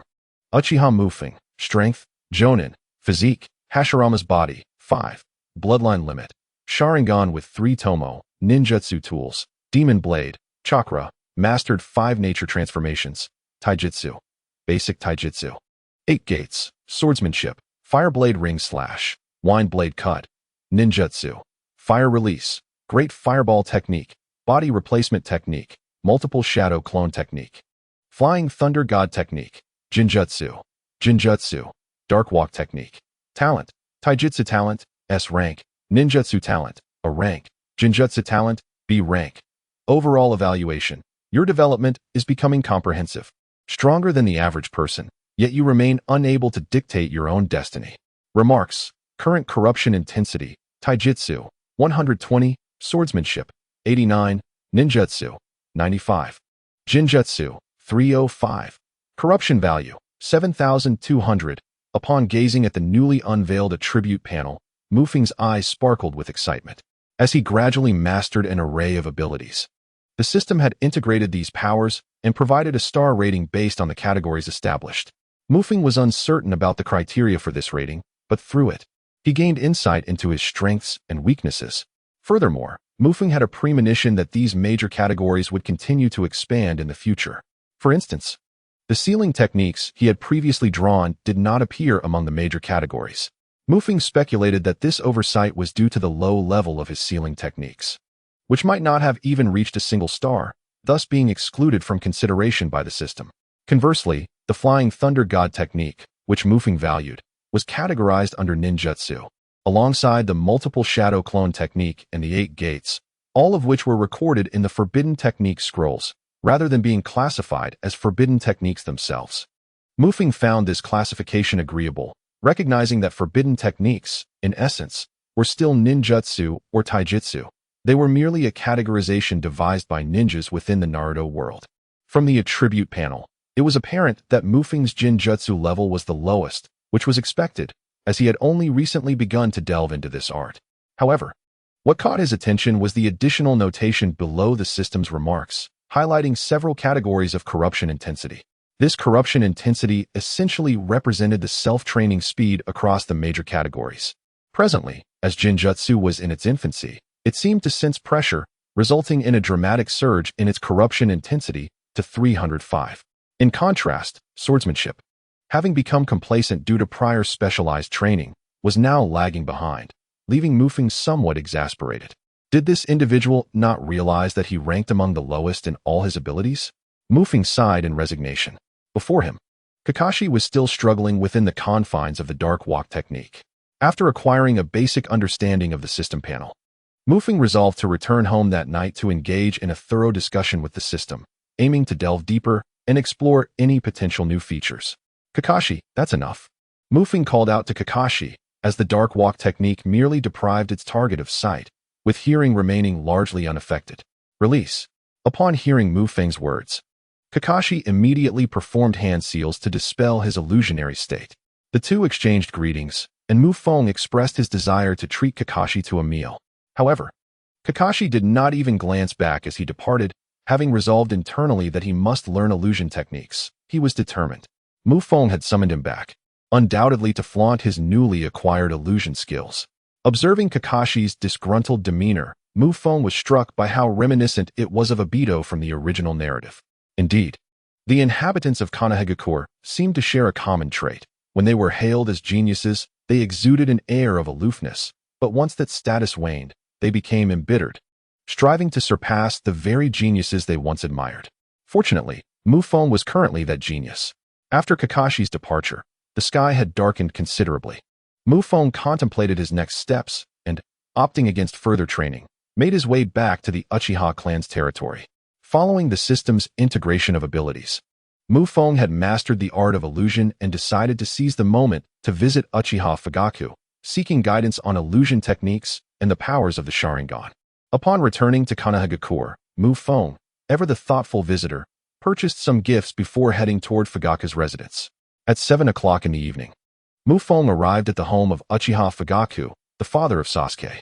At this point, Sasuke had yet to be born, while Itachi had indeed arrived, but remained in his infancy. Mufeng, come in. You must be here to see my husband. Upon entering Itachi's home, Mufeng initially did not encounter Fugaku, who was currently occupied with his duties as a guard and was quite busy as a high-ranking member of the village. Itachi's mother, Mikoto Uchiha, welcomed Mufeng. By now, Mufeng had risen to prominence within the Uchiha clan, despite limited interactions with its members. Although Fugaku had not summoned Mufeng, the news of his emergence as a new prodigy had spread throughout the clan. Since the Chunin exams, Mufeng's reputation had echoed across all of Konohagakure. However, the Uchiha clan felt somewhat dissatisfied that during the Chunin exams, Mufeng had not relied on the Sharingan to defeat his opponents, instead utilizing taijutsu and chakra nature transformations. Nonetheless, following the conclusion of the exams, Mufeng's standing within the Uchiha clan had undeniably increased. As the clan leader, Fugaku could not overlook such a talent. Traditionally, he would have sought out Mufeng to commend him. Yet, after the Chunin exams, Mufeng had devoted himself to rigorous training, rarely returning home. Meanwhile, Fugaku had been preoccupied with the aftermath of the actions taken by the Hidden Mist village during the exams, leading to a missed opportunity for recognition. Now that Mufeng had taken the initiative to visit Fugaku's home, while Fugaku's response remained unspoken, Mikoto was filled with joy. As a new mother, her maternal instincts overflowed, and she found great delight in the presence of children, particularly in the company of such an exceptional Uchiha member as Mufeng. However, she was also acutely aware that Mufeng's visit was not merely a social call. Mufeng, you've come bearing gifts. As Mufeng entered, holding gifts in both hands, a glimmer of delight illuminated Mikoto's eyes.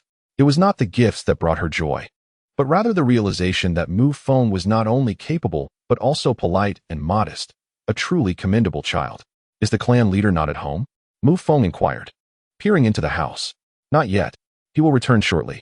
By the way, Mufeng, have you eaten? I can prepare something for you. Mikoto replied with a smile.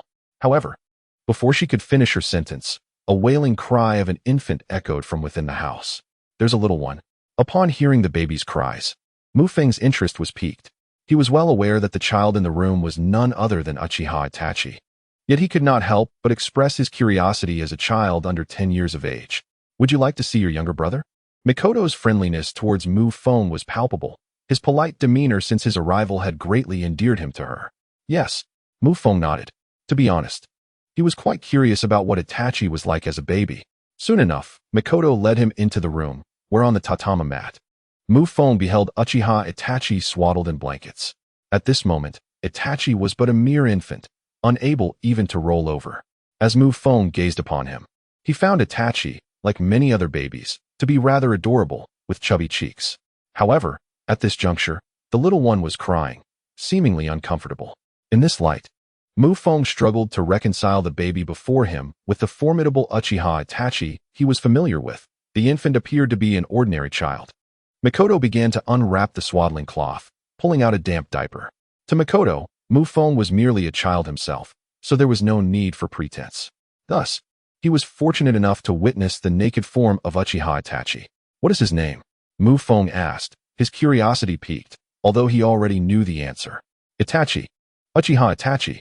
Mikoto responded with a smile, proceeding to change Itachi's diaper while soothing him. There, Itachi, do not cry. Look, your big brother has come to see you. He is a genius of our Uchiha clan, awakening the Sharingan at under 10 years old. You must learn from your brother Mu Feng as you grow up. As she cradled Itachi, Mikoto continued to coo and chatter. Mu Feng felt a twinge of embarrassment. He had never anticipated playing the role of another's elder sibling in front of infant Itachi. While he observed the baby with curiosity, the image of the Itachi from the original narrative flashed in his mind, causing an inexplicable sense of incongruity that made him want to laugh. Would you like to hold Itachi? Mikoto asked, interpreting Mu Feng's actions as an expression of fondness and curiosity toward the infant. Mu Feng instinctively shook his head. To be honest, he feared he would drop the tiny baby, who was no larger than a pillow. Nevertheless, Mikoto encouraged him to muster his courage, and eventually, Mu Feng found himself cradling baby Itachi. His hands trembled slightly. Truth be told, he had never felt such nervousness even when facing off against AI. However, once Uchiha Itachi found himself in the embrace of Mu Feng, his cries abruptly ceased. It seems that Itachi has taken quite a liking to you, Mikoto exclaimed, her face radiant as she observed the two children, one large and one small. Indeed, not a single tear remains. Mu Feng glanced at the infant Itachi and couldn't help but acknowledge the innate charm that babies exude. Playfully teasing Itachi's tiny nose, Mu Feng smiled gently. Itachi, when you grow up, do remember not to be a filial son. Mu Feng murmured softly. What did you say to him? Mikoto inquired, having not heard clearly. I told him that he must be dutiful to his parents when he matures. As Mu Feng's words faded, the smile on Uchiha Mikoto's face grew even brighter as she turned her gaze towards Uchiha Itachi. Itachi, did you hear that? Just then, as Mu Feng was engaged in playful interaction with the infant Itachi, a soft cough echoed from behind. Turning to look, Mu Feng saw Itachi's father, Uchiha Fugaku. You're back. I have matters to discuss with you. Upon seeing Fugaku, Mikoto swiftly took Itachi from Mu Feng's arms. Lord Clan Leader.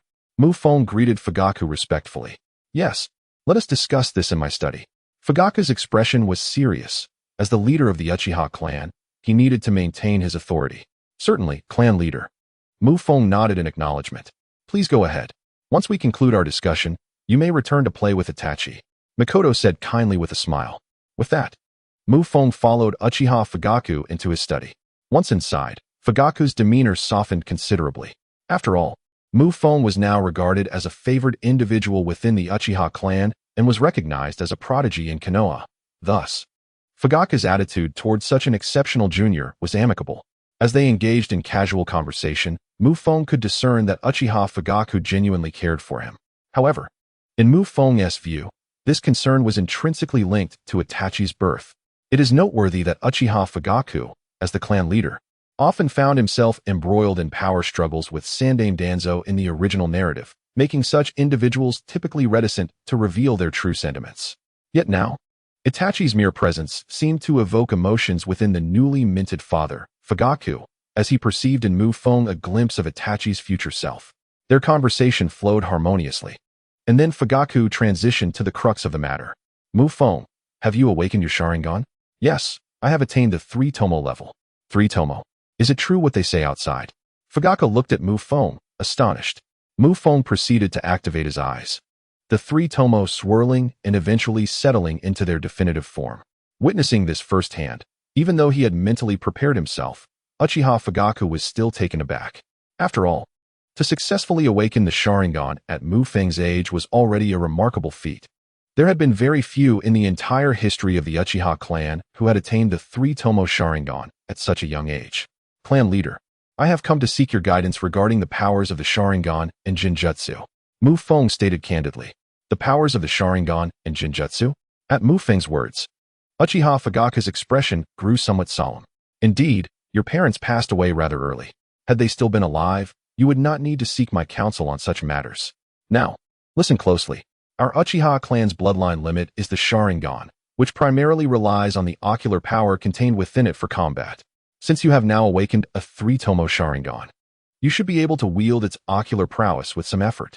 Next, I shall impart to you the methods of utilizing the Sharingan's power along with a few techniques. However, before we proceed, it is crucial for you to remember one thing. Although the Sharingan's power is formidable, excessive use can lead to damage to your eyes. Fugaku admonished. Mu Feng was already aware of the side effects of the Sharingan, yet he did not need to worry about it for now, as he had not yet awakened the Mangekyo.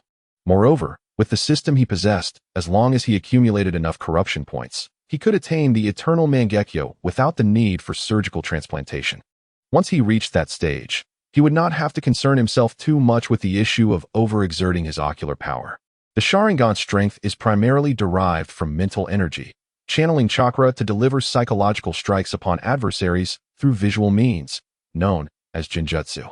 There exists another aspect, wherein one can alter reality through mental influence, but that is something you have yet to encounter. When the opportunity arises, you will understand. Fugaku continued to elucidate the principles of the Sharingan, and Mu Feng attentively absorbed the information. In essence, the Sharingan is an immensely powerful gift that has contributed to the Uchiha clan's strength. Even during the Warring States period, before the establishment of the hidden villages, the Uchiha were among the most formidable clans. Mu Feng, as a member of the Uchiha clan, you should take pride in your heritage. Undoubtedly, your current performance has already proven worthy of the Uchiha name. Keep striving.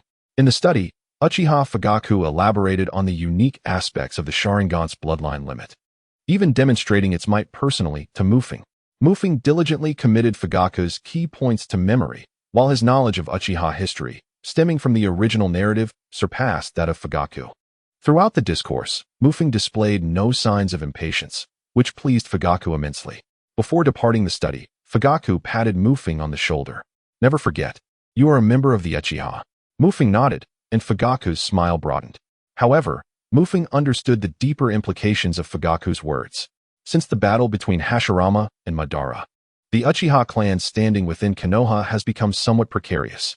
Particularly after Hashirama's demise and Tobarama's ascension to Hokage, the Uchiha clan's situation has been precarious at best. For Tobarama was never fond of the Uchiha. The clan's plight within Konoha during his tenure is all too apparent. Even with Tobarama's passing, the Uchiha's environment has seen little improvement. It is worth noting that Hiruzen Sarutobi was Tobarama's disciple, and thus, Tobarama's influence would inevitably extend to him, not to mention Danzo, who was also affected by Tobarama's legacy. Ultimately, the most significant issue facing the Uchiha clan lies in the Sharingan. This powerful bloodline limit, while formidable, carries with it considerable drawbacks. This has been a prevailing theme since the time of Indra, a fate that even Madara could not alter. Mukfeng's sense of belonging to the world of Hokage is rather tenuous, let alone his connection to the Uchiha clan. Nevertheless, in critical moments, he is still inclined to support the Uchiha, as he is, to some extent, influenced by the memories of his former self. Having concluded their discussion, I prepared ramen for them to savor. Fugaku and Mukfeng exited the study in succession, where Uchiha Mikoto awaited them with a warm smile directed at Mukfeng. Stay and have a bite. You cannot leave the clan leader's home on an empty stomach. Their conversation was amicable, and Fugaku sensed Mukfeng's recognition of the Uchiha clan surpassing that of Konoha, which brought him joy. You must eat, he urged Mukfeng, who hesitated but ultimately succumbed to his hunger, as his stomach growled, eliciting hearty laughter from Fugaku. It must be said that Uchiha Mikoto's culinary skills were commendable, rivaling those of Uncle Irika, although each prepared ramen with a distinct flavor. Mukfeng relished 2 bowls in quick succession. then glanced at the sleeping Itachi before departing Fugaku's home amid warm farewells from Mikoto and Fugaku. "Dear, do you think Itachi will grow up to be like Mukfeng?" Mikoto inquired, watching Mukfeng leave. "Haha, if Itachi possesses even half of Mukfeng's strength at this age, it would certainly bring honor to me as the clan leader." Fugaku chuckled merrily. Subsequently, Fugaku and Mikoto returned to their room. 10 minutes later, Mukfeng returned to his own quarters. The first thing he did upon arriving home was to find a scroll and meticulously record all the knowledge and insights he had gathered regarding the Sharingan's ocular powers. This habit of note-taking had been cultivated in his previous life. Through his conversation with Fugaku, Mukfeng had gleaned a general understanding of the usage and precautions of the Sharingan. Yet he had yet to put it into practice. Thus, the system had not provided him with any relevant prompts. However, having grasped the method, Mukfeng felt that mastering it would not be particularly challenging. He resolved that he would destroy the scroll once he had initially mastered the ocular powers and genjutsu capabilities of the Sharingan. The criteria for assessing this would be straightforward. He would heed the system's prompts. Unlike others, Mukfeng possessed a clearer understanding of his own strength's enhancement, which served to ignite his motivation to continue training. There is nothing more worthy of anticipation and effort than witnessing one's gradual ascent in strength. The sole source of frustration for Mukfeng was the limited time at his disposal. He had yet to fully master the ninjutsu inscribed on the Forbidden Technique scroll, and he had only a rudimentary understanding of the Flying Thunder God technique. As for swordsmanship, Mukfeng intended to continue honing his skills, while he had temporarily set aside taijutsu, having reached a level sufficient to confront most adversaries. With these various abilities, Mukfeng knew he would need to dedicate a substantial amount of time to his training. Now he has embarked on yet another venture into the realm of traditional illusion, while simultaneously delving into the intricacies of the Sharingan technique. Indeed, being a polymath is no easy feat. Ruffling his hair, Mukfeng retrieved a blank sheet of paper, sketching and jotting down notes as he began to formulate his training regimen. Meanwhile, in the village hidden in the sand, a red-haired youth marveled at his mechanical puppet, excitement gleaming in his eyes. With a slight movement of his fingers, chakra threads unfurled and connected to the puppet. Suddenly, the once limp wooden figure sprang to life, executing a series of intricate movements. The red-haired boy observed the puppet with keen scrutiny. Compared to the creations of other puppeteers in the Sand Village, his was remarkably refined and formidable. However, after a series of manipulations, a hint of disappointment flickered in his gaze. It was, after all, still insufficiently powerful. With a flick of his chakra thread, it sliced through the air with a sharp whoosh before snapping. The once vibrant puppet collapsed into a heap on the ground. This time, the red-haired youth did not gaze upon the fallen puppet. Instead, he pushed open the door to his room. Outside awaited the Sand Village, cloaked in the shroud of night. His eyes drifted to the heart of the village, where a distinctive edifice stood, the Kazekage Tower. At this moment, light spilled from the Kazekage's office, and as he fixated on that beacon, a spark ignited in his eyes, as if he were devising a grand scheme. "Sasori, are you still awake?" A voice interrupted his thoughts. "Chiyoba, I'm merely contemplating some matters," he replied. "What matters?" "I am pondering how to craft the most powerful puppet." His gaze sharpened. He was none other than the most formidable puppeteer of the original tale, Sasori of the Red Sand. Time passed swiftly. Amidst his diligent training, a week elapsed. During this period, Mukfeng refined his swordsmanship and had begun to grasp the fundamentals of the Sharingan technique, although it was rated merely 1 star. Nevertheless, the potential of the Sharingan was immense, and with Mukfeng's gradual usage and adaptation, it would undoubtedly become his ace in the hole. This morning, Mukfeng chose not to train but arrived early at the base of the Hokage Tower. Just yesterday, he had received orders regarding a new mission. This time, Mukfeng would not operate under the guise of the Umbu, but rather as himself. However, this did not imply the cancellation of his Umbu status. Rather, it was a temporary situation due to the absence of a suitable team for him. Following the dealings between Saratobi Hiruzen and Danzo, Mukfeng had been assigned to the Umbu. After the incident in the Land of Lightning, with one teammate deceased and another injured, his Umbu identity had been temporarily shelved. Mukfeng, approaching the Hokage Tower. He had yet to enter when a voice called out to him. Turning, he found Kakashi standing nearby. "Kakashi, are you here to receive a mission as well?" Mukfeng inquired, a hint of surprise coloring his tone. Simultaneously, an ominous premonition surged within. "You are here for a mission too." Kakashi furrowed his brow. Throughout the week, He had frequently engaged in battles with Mu Feng, yet each encounter culminated in his defeat. Additionally, under Mu Feng's influence, Kakashi had begun to dabble in illusion techniques. Though it was evident that his aptitude for such arts was lacking, the title of genius, which had long been a source of pride, now weighed heavily upon him. Let us proceed together. Mu Feng's words had barely settled when a figure appeared behind them, none other than Minato Namikaze. With a beaming smile. It was apparent that he was in high spirits, having spent some time recuperating in Konoha due to the presence of Mu Feng and Kakashi. During this interval, the bond between Minato and Kushina Uzumaki had deepened significantly, invigorating Minato's demeanor. After exchanging greetings, the trio ventured into the Hokage building, arriving at Sarutobi Hiruzen's office. In that moment, both Kakashi and Mu Feng had already surmised the nature of their impending task. Indeed, they were to become teammates for the forthcoming mission. Now that everyone is present, let us proceed directly to the assignment. Sarutobi Hiruzen scanned the three of them before continuing. This time, you are to travel to the Land of Wind, specifically Sunagakure. He continued, your previous mission in the Land of Lightning was commendably executed by you and Mu Feng, Minato. Currently, the situation with the Cloud Ninja has stabilized significantly, diminishing their influence in the Land of Fire. However, unrest has emerged in Sunagakure. It appears that Iwagakure has sensed the instability in Sunagakure and has dispatched ninjas to infiltrate their territory. Minato, you will lead Mu Feng and Kakashi with the objective of investigating Sunagakure's movements, which may be intricately linked to the tailed beasts. Upon hearing this, Minato's expression turned grave. In the current ninja world, very few could afford to toy with tailed beasts, and any matters related to them signified major events. Minato's sensitivity towards tailed beasts stemmed from a personal connection. His wife, Kushina Uzumaki, was the host of the Nine Tails. Involving Sunagakure indicated that the tailed beast in question could only be Shikaku, the One Tail. As he absorbed Sarutobi Hiruzen's words, Mu Feng was momentarily taken aback. Clearly, at this juncture, Gaara had yet to be born, and Shikaku was sealed within a man named Fu. Fu had become the One Tail's host during the era of the second Kazekage. He was a monk of pure heart and kindness, even earning Shikaku's recognition. However, upon becoming a Jinchuriki, Fu was kept confined within a temple in Sunagakure, serving as a war weapon. Therefore, the task assigned to Minato, Mu Feng, and Kakashi was relatively straightforward.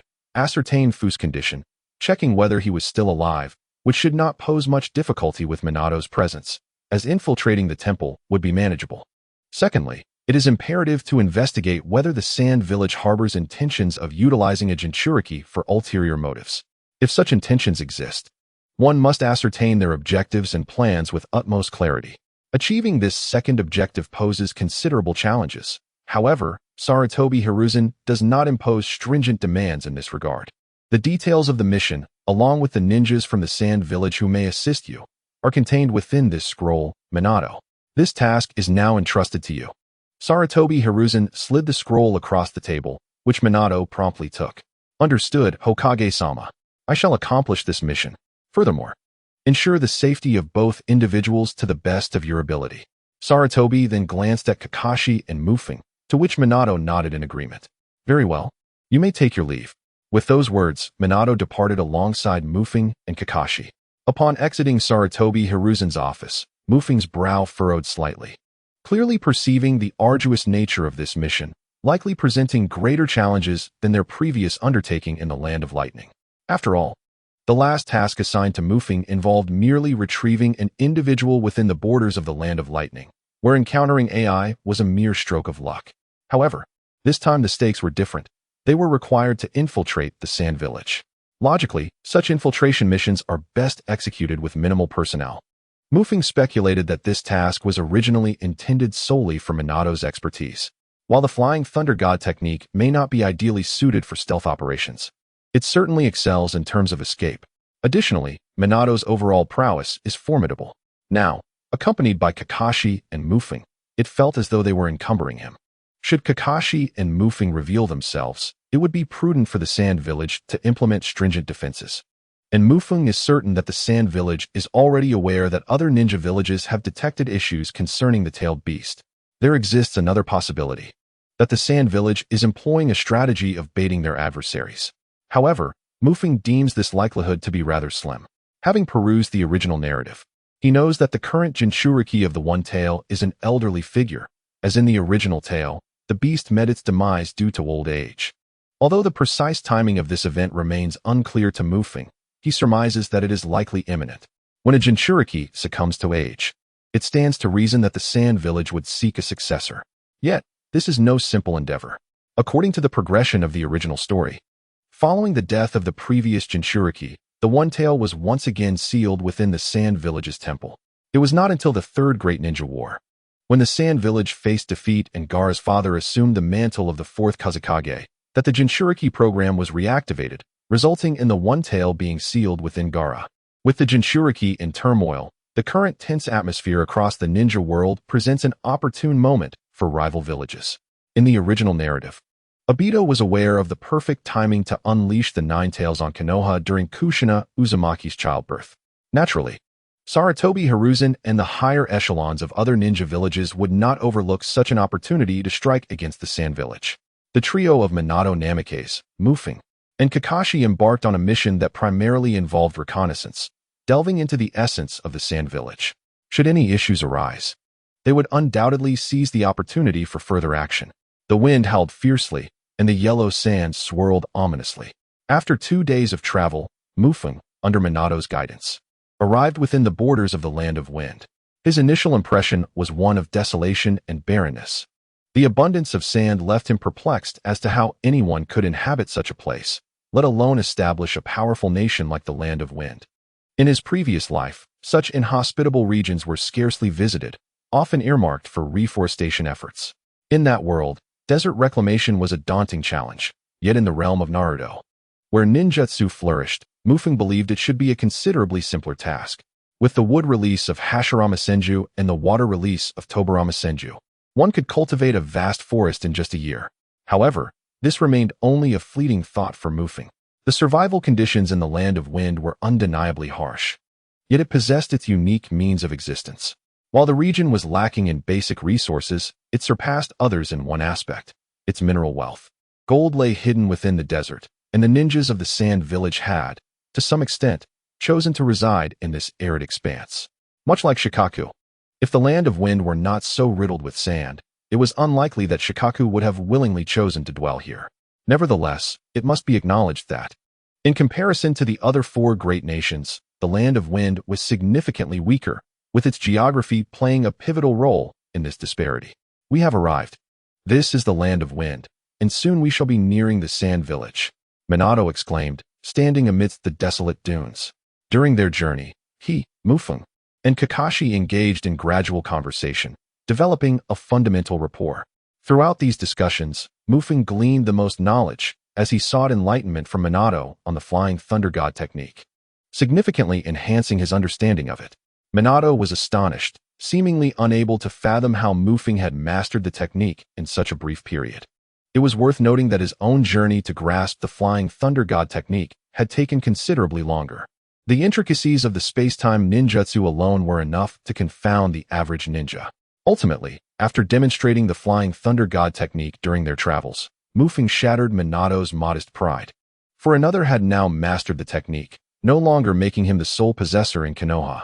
Though he felt a sense of regret, Minato was unreserved in his teachings, answering Mufeng's inquiries with complete candor. Witnessing this exchange, Kakashi felt a twinge of envy. One night, seizing the opportunity during their rest, Kakashi discreetly approached Minato, hoping to solicit his guidance in mastering the Flying Thunder God technique. Upon hearing the news, Minato Namikaze was filled with joy and handed Kakashi a scroll. Consequently, the following day, Kakashi returned the scroll and ceased to inquire further about the Flying Thunder God technique. This brief interlude rendered their 2-day journey considerably less monotonous. As they now entered the Land of Wind, the trio arrived near Sunagakure, where Minato retracted his customary amiability and adopted a more serious demeanor. Both Mufeng and Kakashi understood that they were not far from the enemy's stronghold and likewise began to take the situation more seriously. They slowed their pace, cautiously making their way towards Sunagakure. On the 3rd day, the trio encountered a squad of Sunagakure ninjas. Fortunately, Minato noticed them in time, preventing their exposure. After spotting the Sunagakure team, they retreated and, after an hour, continued their reconnaissance, only to soon discover a second squad of Sunagakure ninjas. Ultimately, under Minato's leadership. The three decided to abandon the notion of a direct infiltration. It was evident that Sunagakure was indeed well guarded. It seemed that relying solely on the three of them would not suffice for a successful approach. In a makeshift outpost on the desolate plains, Minato unveiled a map. Mufeng and Kakashi leaned in closer, observing numerous red dots scattered across the map, amounting to over 20 in total. While you were resting, I conducted further surveillance in the vicinity. This marks the location of Sunagakure. Minato indicated a dot among the red markings, denoting the village's position. These red dots represent the Sunagakure ninjas I have encountered in recent times. This time, they have dispatched many ninjas, all dispersed around the village. If the three of us attempt to move, we are likely to be detected. As Minato's words resonated, both Kakashi and Mufeng were momentarily taken aback. After entering the land of wind, neither had sensed Minato's absence. He had seemed to be with them the entire time. However, during this period, they had only encountered 2 squads of Sunagakure ninjas, while the map indicated over 20. Could it be that he had taken advantage of their slumber? Mufeng pondered internally. Kakashi, perplexed, furrowed his brow, feeling increasingly that his title as a genius was becoming less and less valid. Mufeng became increasingly convinced that this mission was originally intended solely for Minato, and he could not fathom why Hiruzen Sarutobi had insisted on including both of them. Although Mufeng had reached the level of a jonin and Kakashi was no weakling, capable of self-preservation, their youth and lack of experience were unmistakably evident. Collaborating with Minato on this mission felt akin to a god leading 2 burdens. Yet, there was little to be done. This was simply the way Konoha trained its ninjas. In the original narrative, Kakashi was even seen guiding Naruto and Sakura in search of a lost kitten, a task that seemed trivial compared to his abilities at that time. Ninjas require meticulous training. This time, Minato Namikaze has taken it upon himself to cultivate both Mufeng and Kakashi. As their current performances suggest, they will undoubtedly become formidable forces for Konoha in the future. It is quite possible they may even engage in covert operations to infiltrate enemy villages. Thus, the present circumstances have arisen. Were it not for Mufeng and Kakashi, Minato would likely have already infiltrated Sunagakure on his own. However, he harbors no objections to bringing along Mufeng and Kakashi. After all, he too was once guided in a similar manner. You have now grasped the basic situation. I shall now assign the tasks. Minato turned to Mufeng and Kakashi. Speaking with authority, let us delineate our responsibilities. The mission to infiltrate Sunagakure for intelligence gathering is perilous.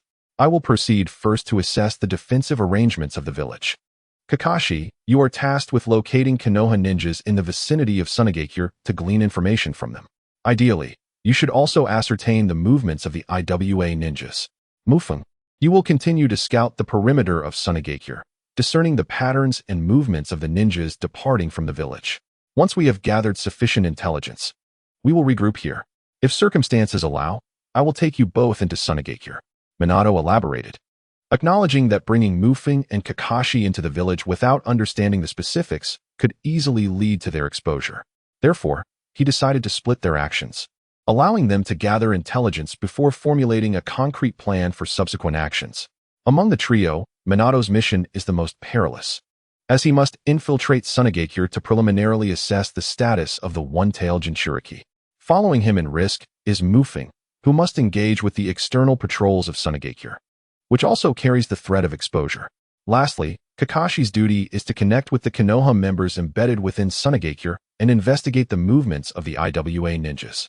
In this regard, Hiruzen Sarutobi has already prepared, and Kakashi merely needs to meet with the Konoha operatives at a designated location. His primary challenge lies in discerning the activities of the IWA ninjas.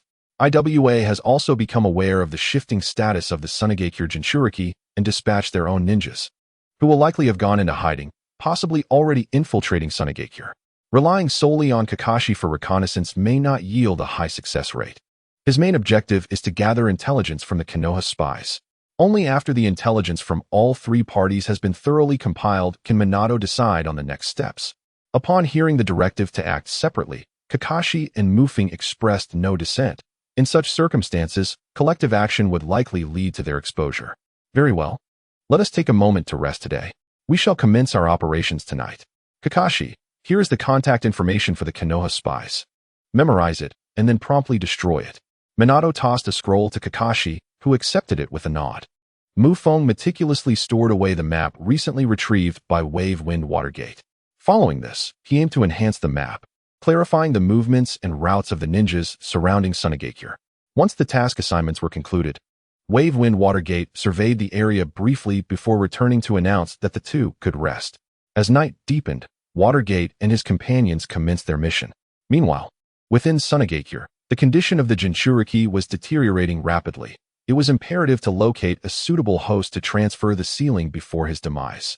Indeed, failure to act could unleash calamity upon the entire village. However, finding a suitable candidate to serve as the Jinchuriki was no trivial matter. Not just anyone could fulfill that role. The focus then shifted to the urgent need to reseal Shikaku. Resealing? That seemed implausible given the current state of the ninja world. If other villages were to learn about the resealing of a tailed beast, the repercussions could be dire. We have ninjas, and with the Kazekage at our helm, what is there to fear? The daimyo has already curtailed the expenditures of the ninja villages. How much worse could our situation become? If Konoha or Iwagakure dares to come, let them understand that Sunagakure is not easily trifled with. Within the Kazekage Tower, the higher-ups of Sunagakure convened to deliberate on the matter of the tailed beasts. However, opinions were far from unanimous. The third Kazekage, seated at the head of the table, furrowed his brow, feeling ill at ease in the current circumstances. He had always advocated for utilizing the tailed beasts to forge weapons, but regrettably, there were no suitable Jinchuriki available. With the host's condition worsening by the day, death loomed imminent. Should the Jinchuriki perish, the tailed beast would undoubtedly break free from its seal. At that juncture, Sunagakure would face the threat of Shikaku, whose combat prowess in the Land of Wind would be formidable. Thus, it was crucial for Sunagakure to prepare for the sealing of Shikaku before the Jinchuriki's demise. This was ostensibly an internal matter, yet inexplicably, the information had been leaked. Aware of the breach, the higher-ups promptly initiated an emergency meeting, only to descend into disputes concerning the handling of the tailed beast. Some advocated for the continued development of Jinchuriki, creating tailed beast weapons to intimidate other ninja villages and display their might. Others contended that searching for a temporary Jinchuriki was excessively risky. If the host could not withstand Shikaku, it could lead to catastrophic consequences for Sunagakure. Enough. The third Kazekage banged his hand on the table, silencing the clamor between the factions. Let us temporarily set aside the discourse on the tailed beasts. Since there are differing opinions, we shall pursue both avenues. Seek a suitable Jinchuriki while simultaneously instructing the temple to be ready to seal Shikaku at a moment's notice. After all, our host is still alive. The pressing matter at hand is to discuss the situation with Konoha and Iwagakure. The abnormal intelligence regarding the Jinchuriki has already leaked. They are surely aware of part of the situation and will not let this opportunity slip by. The rock shinobi have already mobilized. Just yesterday, signs of their activities were discovered within the village, and Konoha is likely to follow suit soon. The third Kazekage has revealed explosive news. Rock shinobi have infiltrated Sunagakure. Is this information credible, Lord Kazekage? A look of shock flickered in Chiyo's eyes, while the other high-ranking sand shinobi furrowed their brows, falling silent. There can be no doubt. The rock shinobi have indeed infiltrated our village. Chiyo, you must ensure the safety of the Jinchuriki. We cannot allow any mishap to befall them. They will undoubtedly employ every tactic to approach and ascertain the Jinchuriki's condition. However, should we manage this situation with sufficient prudence, it may also present us with an opportunity, a chance to issue a warning to both Konoha and the rock shinobi. The third Kazekage spoke, having already grasped the movements of the rock shinobi just the previous day. Yet, he refrained from immediate action, seeking to convey a message to the rock shinobi, hoping to dissuade them. Afterward, he intended to permanently detain one of their ninjas within Sunagakure. As night deepened, the temperature in the desert plummeted.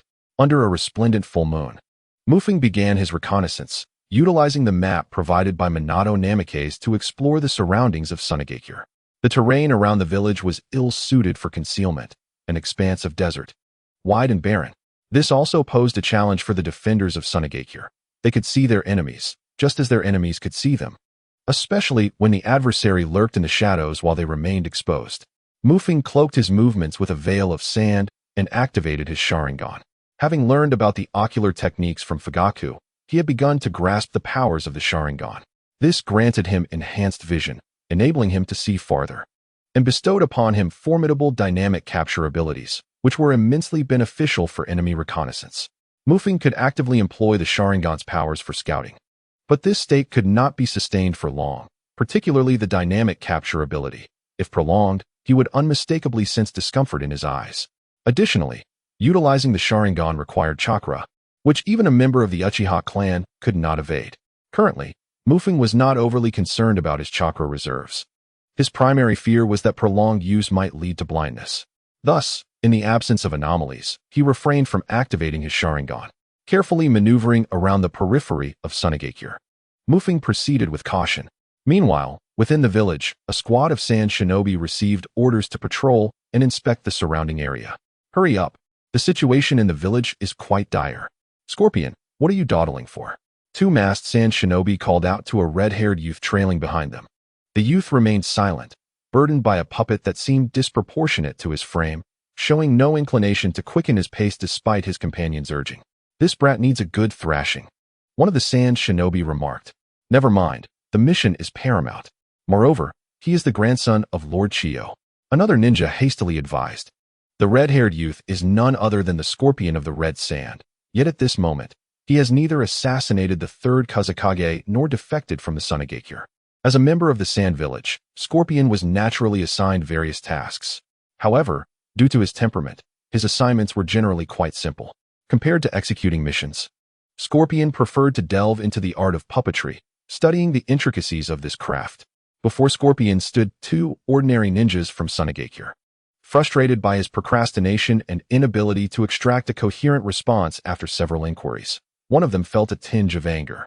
The relationships among ninjas and Sunagakure were not as harmonious as those in Konoha. The reason was straightforward. Konoha enjoyed the support of the Land of Fire and, as the most formidable ninja village, received numerous commissions. This abundance resulted in plentiful resources, allowing even those without remarkable achievements to live comfortably. In contrast, Sunagakure faced challenges due to the arid geography of the Land of Wind, leading to scarcity and a smaller population, which consequently reduced the number of commissions available. Additionally, the feudal lord of the Land of Wind was dissatisfied with the combat prowess of Sunagakure, further limiting resource allocation.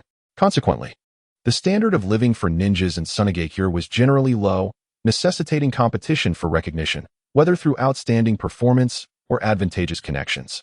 This situation fostered a lack of harmony among ninjas, particularly between common ninjas and those with connections. Evidently, the two ninjas in front were commoners, while the Scorpion of the Red Sand behind them appeared to be a favored individual. The disparity in status and temperament led the two to harbor feelings of discontent towards Scorpion. However, as ninjas of the village, they had not descended to the point of mutual slaughter. Their conflicts remained personal, with the village's interests being a shared concern. Scorpion paid little heed to the attitudes of the two ahead. He had witnessed such behavior frequently in Sunagakure. They looked down upon him, and he regarded them as foolish in return. It is essential to note that Scorpion's privileged status was not without foundation. His parents had perished on the battlefield for Sunagakure when he was young. This loss ignited his fascination with puppetry, as he believed that immortality represented the pinnacle of artistic expression, a quality that puppets could embody. Yet, Scorpion had grown increasingly dissatisfied with the cold, lifeless puppets. They remained mere objects. His gaze shifted towards his two teammates ahead, and a thought began to take shape in his mind. Scorpion quickened his pace to catch up with them. For once, a smile graced his lips as he looked at them. The two ninjas from Sunagakure, evidently unaware of the change, relaxed their furrowed brows upon seeing Scorpion's cooperation. Why didn't we do this sooner? Let us complete the patrol swiftly and return before dawn. One of the sand ninjas urged, for even the indigenous residents of the desolate night were reluctant to linger. The howling wind swept through the sand ninja village, stirring up clouds of sand and dust. In the midst of the desert, Feng was caught off guard by a gust, filling his mouth with sand, prompting him to quickly stick out his tongue in distaste. Simultaneously, the rising dust caused discomfort to his eyes, making him reminisce about the protective goggles once worn by Uchiha Obito. He hastily unraveled a roll of bandages, wrapping them around his face, leaving only his eyes exposed. At that moment, his visage bore a striking resemblance to the second Kazekage. Feng continued to wander near the Sand Ninja village, diligently marking special locations for his flying thunder god technique. Following his recent training, his mastery of this technique had significantly improved. His marking capacity had surged from 10 to 40, and his ability to enter the spatial state had accelerated, allowing him to sense his marks from a distance of up to 30 kilometers. Such a rapid advancement was impressive, and as he delved deeper into the intricacies of the technique, his progress only quickened. By his estimation, within 2 years, he could traverse directly from Kanahagakure to the Wind Country. Of course, this was without the aid of any system. With such assistance, Mu Feng found it difficult to predict how swiftly he could advance. Perhaps, the next time he could undertake specialized training in the Flying Thunder God technique, propelling it to new heights. While contemplating, he surveyed his surroundings. Just as he planted another mark and prepared to move to his next location, a series of violent sounds erupted from ahead. Instantly alert, his pupils morphed into a vivid crimson, three-tomoe slowly materializing. Scorpion! A piercing, shrill scream echoed across the desolate landscape. A middle-aged sand ninja glared ferociously at a red-haired youth behind him, his face trembling with rage, his eyes brimming with murderous intent. If looks could kill, the scorpion would have met his demise countless times over. Though the sand ninja was engulfed in fury, he was in no condition to fight. His body quaked, waves of weakness surging through him as he sensed an anomaly within. This strange force coursed through him, siphoning his strength and chakra with each heartbeat. At that moment, a gash on his arm oozed dark blood. Scorpion, do you intend to betray the Sand Ninja village? The middle-aged ninja forced himself to speak through his weakness, his eyes wide with disbelief as he gazed at the Akasuna no Sasori before him. His words were utterly futile. By the time his ally was pierced through the heart by a puppet controlled by Sasori, the betrayal had already transpired. The reason behind the middle-aged ninja's question was to awaken the sentiments of the scorpion, hoping to salvage his own life. You, a person like you, cannot represent the Sand Ninja, Sasori replied, his gaze tranquil, akin to a still pond, as he spoke with an air of indifference. As the eerie sound of kata-kata echoed, an oddly shaped puppet began to ascend beside the scorpion. This puppet, possessing 4 arms and a head with 3 eyes, was none other than the creation of the red sand scorpion, known as Crow. The puppet emitted the unsettling noise and swiftly darted towards the ninja of Sunagakure. The middle-aged sand ninja was evidently poisoned, his strength waning and chakra inaccessible. At that moment, he was incapable of defeating even a 3-year-old child. Faced with the imminent threat of Crow, he could only raise his voice in a desperate cry. The anguished scream reverberated across the nearby sand dunes, where Mu Feng lay concealed, witnessing the entire process of the red sand scorpion eliminating 2 sand ninjas. Under the moonlight, aided by his Sharingan, Mu Feng observed the scene with clarity. He recognized the puppet Crow immediately. It had once been wielded by Kankuro in the original narrative. However, Mu Feng was acutely aware that the one controlling Crow could not be Kankuro, as he currently resided within the bodies of Mu Feng's parents. Upon noticing the flash of crimson hair, Mu Feng instantly identified the ninja before him as one who harmed his compatriots. The red sand scorpion? A flicker of surprise coursed through Mu Feng. He had not anticipated encountering the scorpion in this location. As a member of the Akatsuki in the original story, Mu Feng possessed considerable knowledge about the red sand scorpion. He regarded him as a ruthless individual willing to transform himself into a puppet for the sake of art. Yet now, it appeared that the red sand scorpion still retained his physical form. Given the current timeline, the scorpion had not yet assassinated the 3rd Kazekage. Thus he could not yet transform him into a puppet. Consequently, Mu Feng began to assess his chances of prevailing against the present red sand scorpion. A 1 in 9 chance. Mu Feng calculated his odds as 9 to 1 in his favor. Were it not for witnessing the reaction of that poisoned sand ninja, Mu Feng might have been less inclined to engage. Although the red sand scorpion's puppet technique was formidable, he was still employing Crow, indicating that he had not yet mastered his art. Moreover, having read the original narrative, Mu Feng was well acquainted with Crow's methods of defeating enemies, which relied primarily on ambush and poison. The puppet contained numerous traps, but if the enemy was forewarned, their effectiveness would diminish significantly. Despite his confidence in defeating the red sand scorpion, Mu Feng chose to remain inactive, aware that he was on the territory of Sunagakure. Should the situation escalate, it was likely that more sand ninjas would converge. Concealed behind the sand dune, Mu Feng continued to observe the unfolding drama. After the red sand scorpion dispatched 2 more sand ninjas, he did not retreat. Instead, he began to rummage through the bodies. He removed an arm from Crow, revealing a sharp blade within, and astonishingly, he commenced dissecting the two sand ninjas. This scene left Feng utterly astounded. It was important to note that the red sand scorpion's true age was not vastly different from his own. Even in the world of Naruto, children were not typically devoid of emotion after taking lives, much less engaged in post-mortem examinations. Feng could not help but inwardly lament. This child is doomed. As Feng sighed, the scorpion of the red sand suddenly seemed to sense something amiss. With a rustling sound, a cluster of puppet crows scattered on the ground suddenly took flight, racing directly towards Feng. Startled, Feng had not anticipated the acute perception of the scorpion of the red sand. This was, in fact, quite normal. Puppet masters relied on their puppets for combat rather than their own bodies. They not only required exquisite chakra manipulation, but also possessed an extraordinary level of perception and reflexes. After all, while a physical body would feel pain from a wound, a puppet would not. If a puppet master's perception were not sharp, he would be unable to assess the condition of his puppets or gauge the strength of his enemies, let alone operate them from the shadows. With a thud, the crow descended from the air, striking the sand dune and sending a cloud of yellow sand swirling. Feng soared forth from the sand, not retreating but charging directly towards the scorpion of the red sand. Placing a hand upon his cursed blade, Feng intended to avoid using ninjutsu at such close range, as it would create too much commotion. When blade cut, with a swift motion, a flash of white light streaked past, and a translucent wind blade hurtled towards the scorpion of the red sand. Unbeknownst to him, another adversary lay in wait nearby, one who now appeared formidable. As the wind blade approached with a piercing whistle, the scorpion's pupils constricted in realization of the impending danger. However, the scorpion of the red sand clearly lacked extensive combat experience.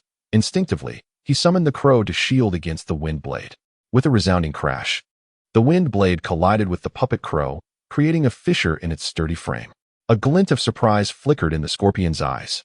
Though the crow appeared to be crafted from wood, the material was exceptionally resilient, even surpassing steel in durability. Yet now, it had been cleaved open by a mere stroke of light. Realizing this, the scorpion immediately thought of one person, Konoha's white Feng. Instinctively, he sought to flee. He was an artist, not a fool. The chakra threads trembled as he attempted to retract the crow, but it was too late. Seizing the moment when the wind blade struck the puppet crow, causing it to become rigid, Feng leaped towards the crow's side. As the blade shimmered, the wind attribute combined with the cursed blade's sharpness, rendering the puppet crow as fragile as paper under Feng's strikes. The scorpion's gaze deepened, yet the chakra threads in his hand remained intact. Although the crow had been forced to disassemble, many components were still usable. With a flick of his wrist, he launched several chakra threads to reconnect the scattered pieces of the crow, commanding multiple components to mount an assault against Feng. Just then, a crisp chime resonated in Feng's mind. Ding! Host has encountered a significant plot character in this world, triggering a storyline quest. As Feng prepared to determine the outcome of his confrontation with the scorpion of the red sand, the sudden announcement from the system echoed in his mind, causing him to momentarily pause. Seizing the opportunity, Sasori of the red sand executed his counterattack, linking the fragments of the crow while retreating to a safe distance from Muke's. Damn system! Muke's cursed silently as he surveyed the floating fragments of the crow, then glanced at the gap between himself and Sasori. He stepped back, stowing away his demon blade, and drew a kunai with his left hand, fixing his gaze upon Sasori. Sasori did not immediately launch an assault. Instead, he scrutinized Muke's. At that moment, Muke's face, wrapped in bandages, obscured his features. Yet, by his height and physique, Sasori quickly deduced that this was not a ninja from Sunagakure. Relieved by this realization, Sasori felt a sense of ease. He was uninterested in which village Muke's belonged to, as long as he was not from Sunagakure. After all, he had just slain two Sunagakure ninjas right under their noses, an act that had already betrayed the village. Neither Sasori nor Muke's took action. For Muke's mind was preoccupied with the persistent notification from the system. Detected that Sasori is a strong plot task. You have triggered the plot task, the death of the third Kazekage. Plot task, the death of the third Kazekage. Task description. Sasori, shaped by the misfortunes of childhood, fell in love with the art of puppetry. His reclusive thoughts, coupled with the environment of Sunagakure, have deepened his contemplation of life and art. Now, Sasori teeters on the brink of darkness. Task requirements. Intensify Sasori's descent into darkness. Task objectives. 1. Shatter Sasori's ordinary puppets, completed. 2. Sever or damage parts of Sasori's body, not completed. 3. Showcase eternal beauty to Sasori, not completed. Hint: this segment can be utilized with illusion techniques. Task rewards. 10,000 points of darkening. Chakra refinement level 1, 1 black seed. Task penalties. 1. Lose all darkening abilities within 6 months. 2. System authority reduced by 1. Note: 1. It is currently impossible to slay the strong plot character Sasori. Note: 2. This task is a plot task. Upon completion, system authority will be increased by 1. Description: only eternal existence embodies the beauty of life. A stream of information floated by, and Mukase gazed in astonishment at the task rewards. 10,000 darkening points. Indeed, it was 10,000 darkening points. Even amidst battle with Sasori, Mukase was taken aback by such a reward.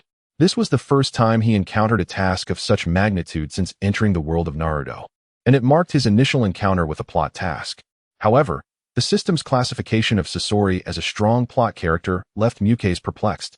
While Sasori had a notable role in the original Naruto narrative, it paled in comparison to figures like Hiruzen Sarutobi and Kakashi, especially regarding Kakashi. He is a character woven throughout the entirety of the original narrative. If Deidara is deemed a formidable plot character, then Kakashi would undoubtedly be an invincible figure, akin to a spiraling explosion. However, during Feng's interactions with Kakashi, no such hints were given. This perplexed Feng somewhat. Nevertheless, he soon came to realize that the system's interpretation of strong plot characters might diverge from his own understanding. Moreover, from a conventional perspective, Deidara is indeed a character who has succumbed to darkness. Yet, Feng found himself devoid of time to ponder such matters. The crux of the situation lay in how to confront Deidara before him. Feng had initially intended to eliminate Deidara. Although this would alter the trajectory of the Naruto world, he harbored no fear regarding this outcome. Even if he refrained from killing Deidara today, his subsequent actions would inevitably transform the Naruto world into something markedly different from its previous state. Feng's original plan was twofold. First, by slaying Deidara, he would accumulate substantial dark value. Second, with Deidara out of the picture, the third Kazekage would likely evade assassination, potentially delaying the onset of the Third Great Ninja War, thereby affording Feng time to develop his capabilities. However, the system had now issued a task, and the penalties associated with this task were rather severe. For 6 months, he would be unable to utilize the system to enhance his strength, and his permissions would also be curtailed. In Feng's view, the reduction of permissions seemed an even graver punishment than the former. Yet, upon the successful completion of the task, the rewards promised would be substantial. Judging by the nature of this task, it was evident that executing it would likely accelerate Deidara's descent into darkness. It might not be long before Deidara turned his attention toward the third Kazekage. Moreover, if the task were completed, Feng could leave a significant psychological impact on Deidara, a shadow that could rival the unique bond shared between Itachi and Deidara. As Feng contemplated these matters, Deidara launched his attack. Several shards of crows whistled through the air, piercing toward Feng from various directions, their gleaming blades coated in a purple toxin, a deadly concoction applied by Deidara himself. Instantly, Feng activated the power of his Sharingan, enhancing his dynamic visual acuity. In that moment, the trajectories of the airborne crow shards materialized in his vision, allowing him to predict their movements with clarity. Fire style, Phoenix Fire technique. With his cursed blade sheathed, Feng swiftly formed hand seals, creating distance. He was compelled to employ ninjutsu. A series of fireballs flickered and surged through the air toward the crow shards. The clash was thunderous. The fireballs detonated. Yet the crow shards surged forth from the fiery explosion, their blades' toxic coating already dried. Deidara clenched his jaw, intent on swiftly dispatching Feng. With a deft movement, Feng evaded, tracing an arc through the air to perfectly dodge all the incoming crow shards.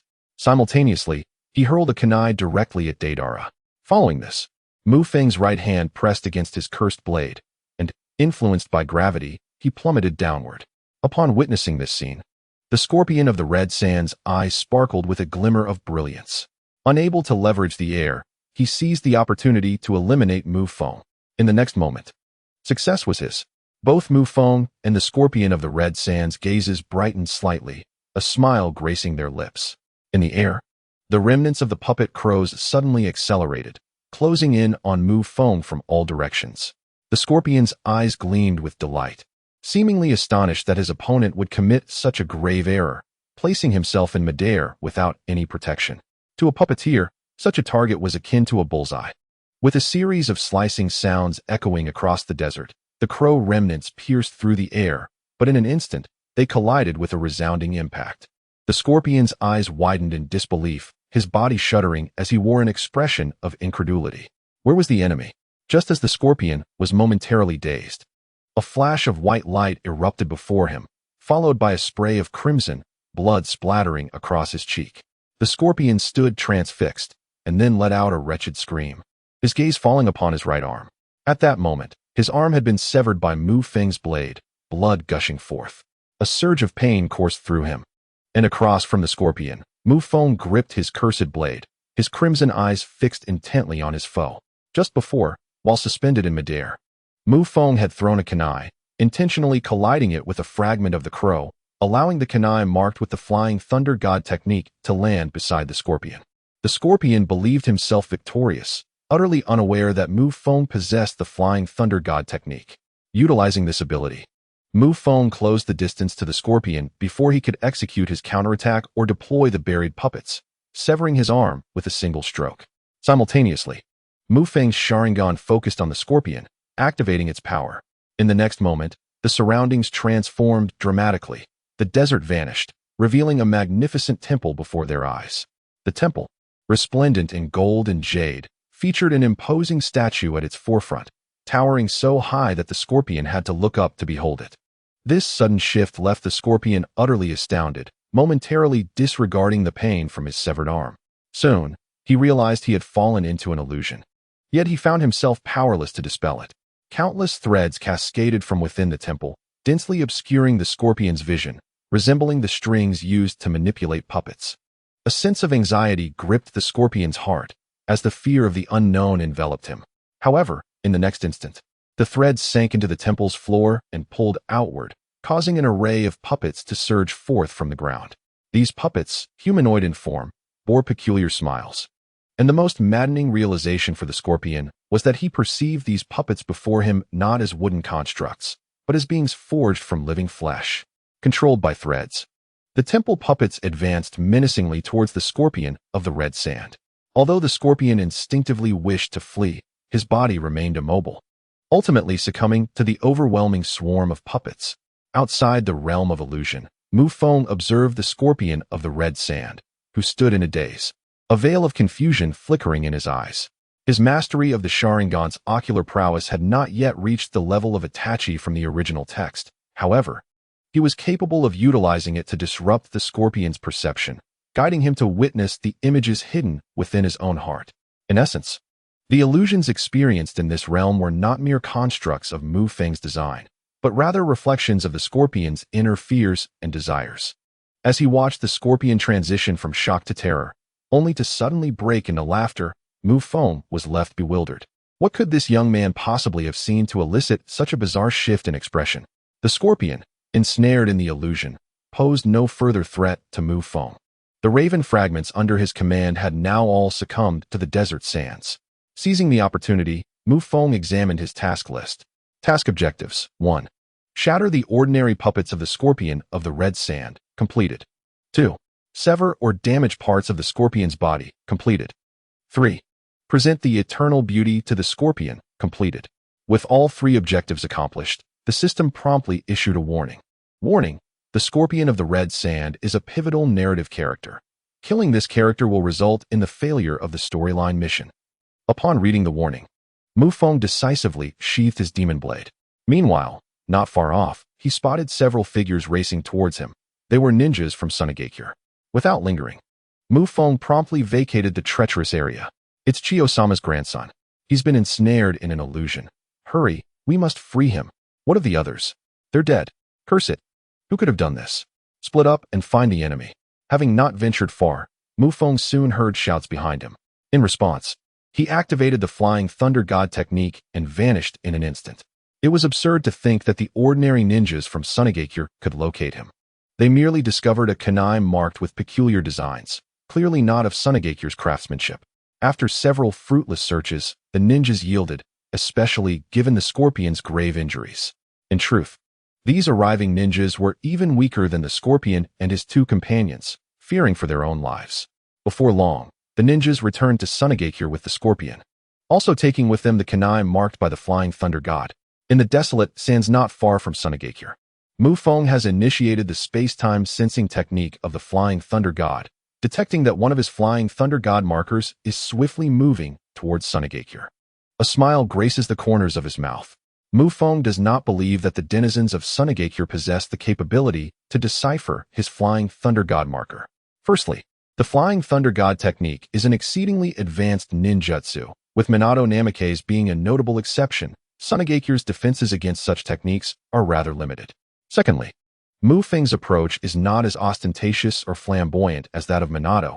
His kunai appears almost indistinguishable from an ordinary one, with the only distinguishing feature being the bandages wrapped around it, bearing the mark of the flying thunder god technique.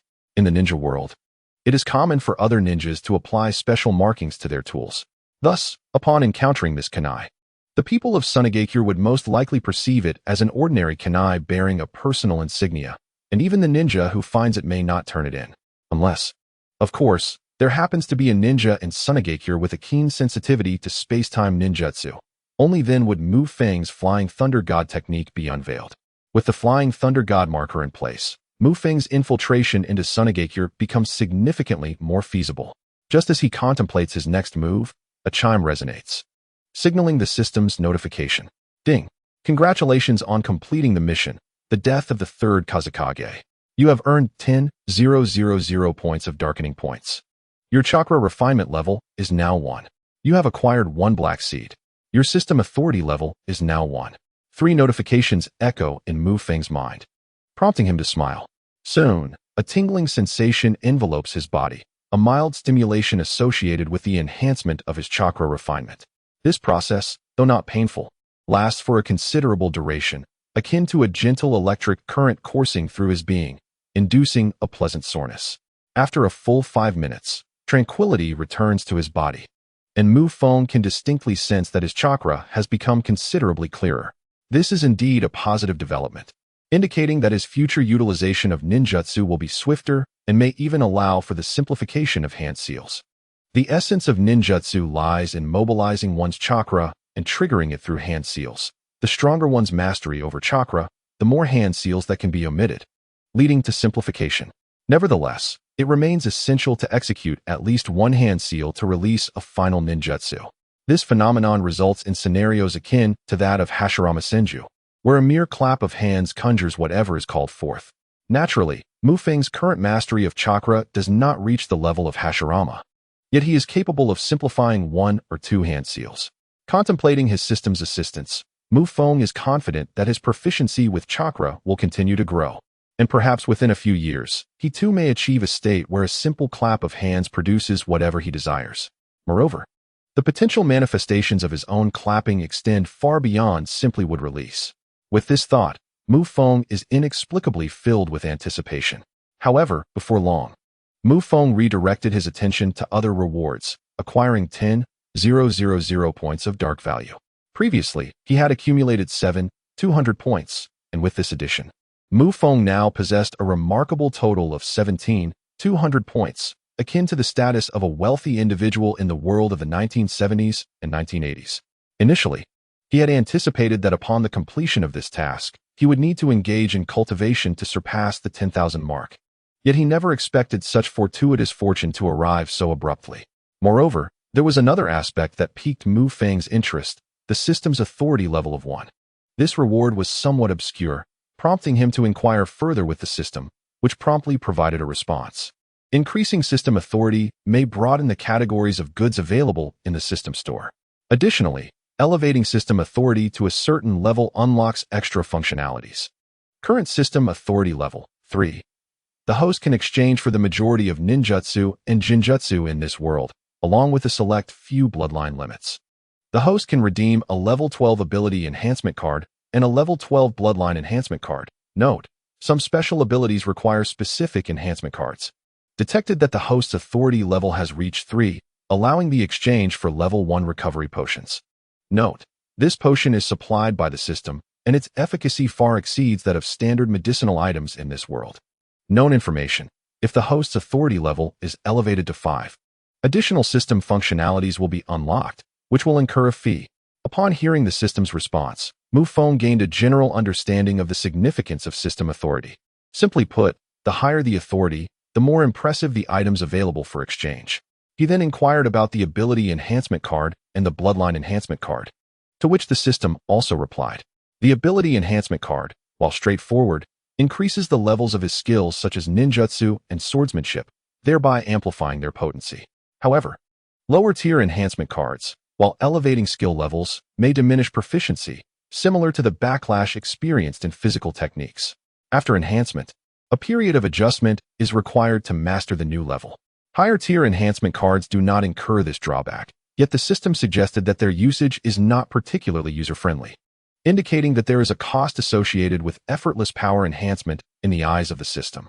The use of ability enhancement cards is not restricted in frequency, allowing Feng to make his own choices. However, the bloodline enhancement card holds significant importance. The disparity between high and low tiers is substantial, and the enhancement is limited in terms of usage.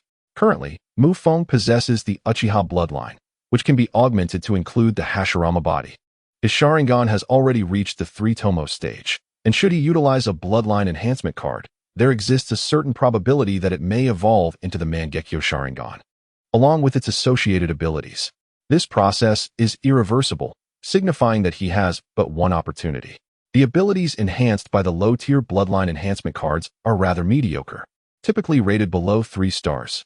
Only the level 45 bloodline enhancement card can guarantee that the awakened abilities attain a rating above 3 stars. Currently, Feng finds himself in a predicament. Not only does he lack the necessary permissions for a level 4 enhancement card, but even if he did possess the required authorization, he still could not exchange for it due to its exorbitant cost. He distinctly recalls having seen the Sharingan in the system store, priced at a staggering 100,000 dark value points. It is important to note that this corresponds to a level 2 enhancement card. A level 4 card would require at least 300,000, or even 500,000 dark value points. At that moment, Feng felt impoverished despite his status as a wealthy individual. However, opportunities were not entirely absent. He learned from the system that if his permissions were increased, the items in the store would be subject to price reductions and discounts. A bloodline enhancement card costing 500,000 could be acquired for a mere 50,000 with a discount. Alas, even 50,000 was beyond his means. Feng shed tears befitting a destitute soul. Subsequently, he ceased contemplating the matter of dark value points. Previously, he had wished for a delay in the Third Great Ninja War, but now he found himself yearning for its swift onset. His attention then shifted to the final reward presented by the system. Black Seed, an exclusive reward for powerful characters in the Naruto world, can be sold or used. Selling to the system grants 10,000 dark value points.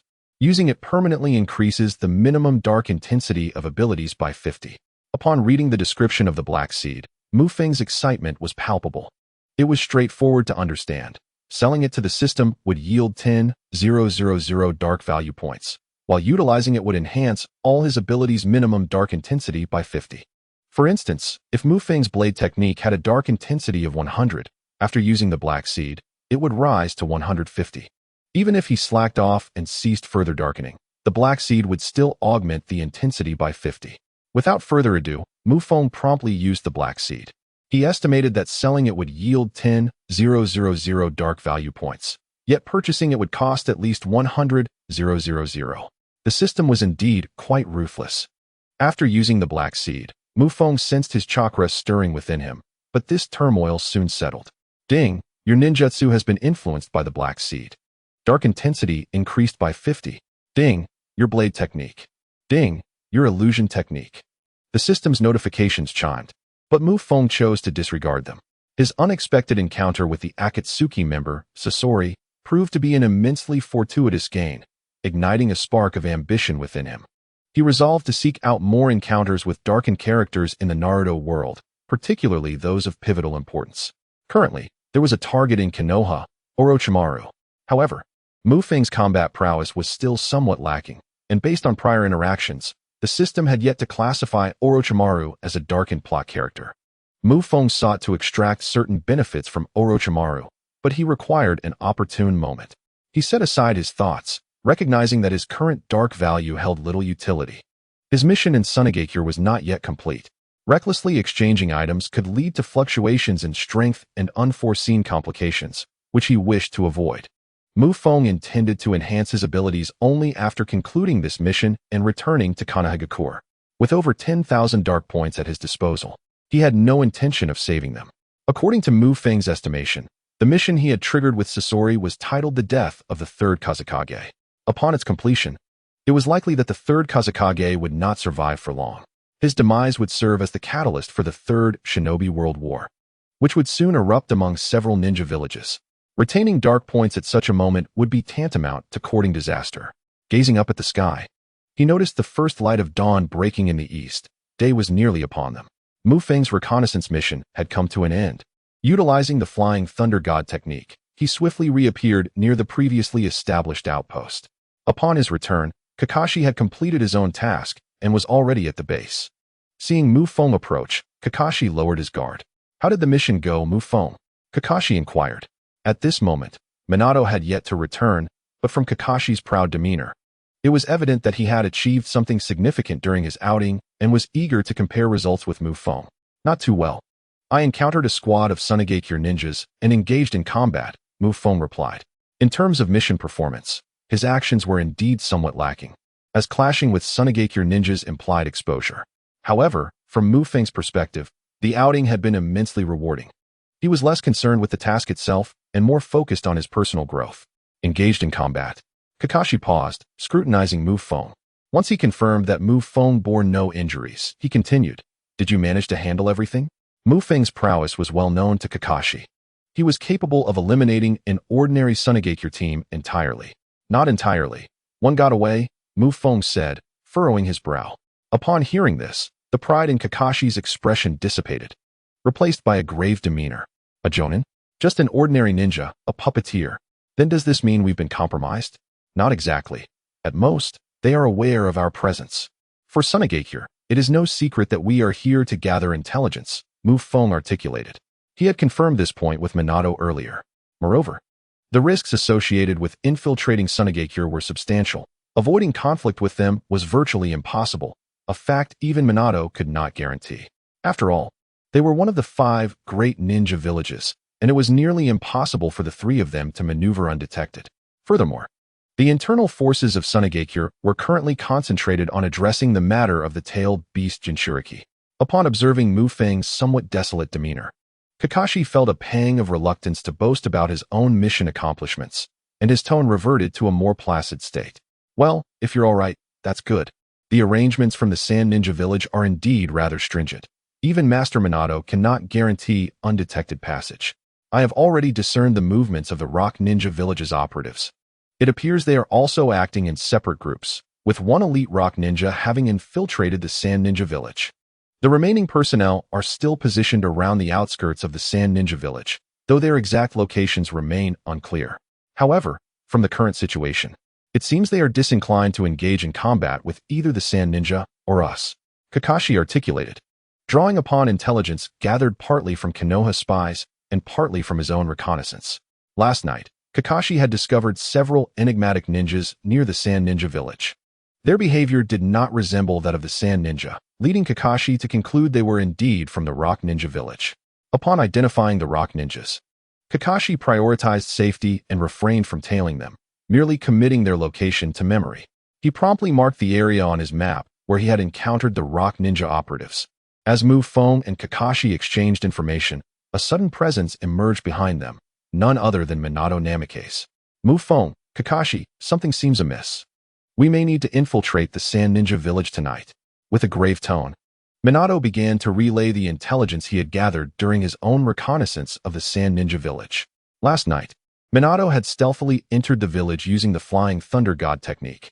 Initially, he had gone unnoticed, but as he approached the village's temple, he sensed the formidable defenses in place. Undeterred, Minato continued his covert investigation. Through overheard conversations among several ninjas, he learned that the Sand Ninja Village planned to completely seal off the temple in 2 days and secretly relocate the one-tailed Jinchuriki. While the destination of this transfer remained unknown to him, it was clear that once the Sand Ninja Village moved the one-tailed Jinchuriki, further reconnaissance would become exponentially more challenging. Therefore, Minato resolved to ascertain the situation of the one-tailed Jinchuriki that very night and had begun formulating a plan, albeit one that would involve some risk for both Feng and Kakashi. Subsequently, Minato briefly outlined his strategy to the two. Upon hearing it, Kakashi furrowed his brow, while Feng shrugged his shoulders. "I can manage. I already possess a kunai marked with the Flying Thunder God technique within the Sand Ninja Village. Following that, I can infiltrate the village. However, I must first ensure the precise location of the Flying Thunder God mark." Upon Feng's declaration, Minato's eyes brightened slightly, casting a look of commendation toward him.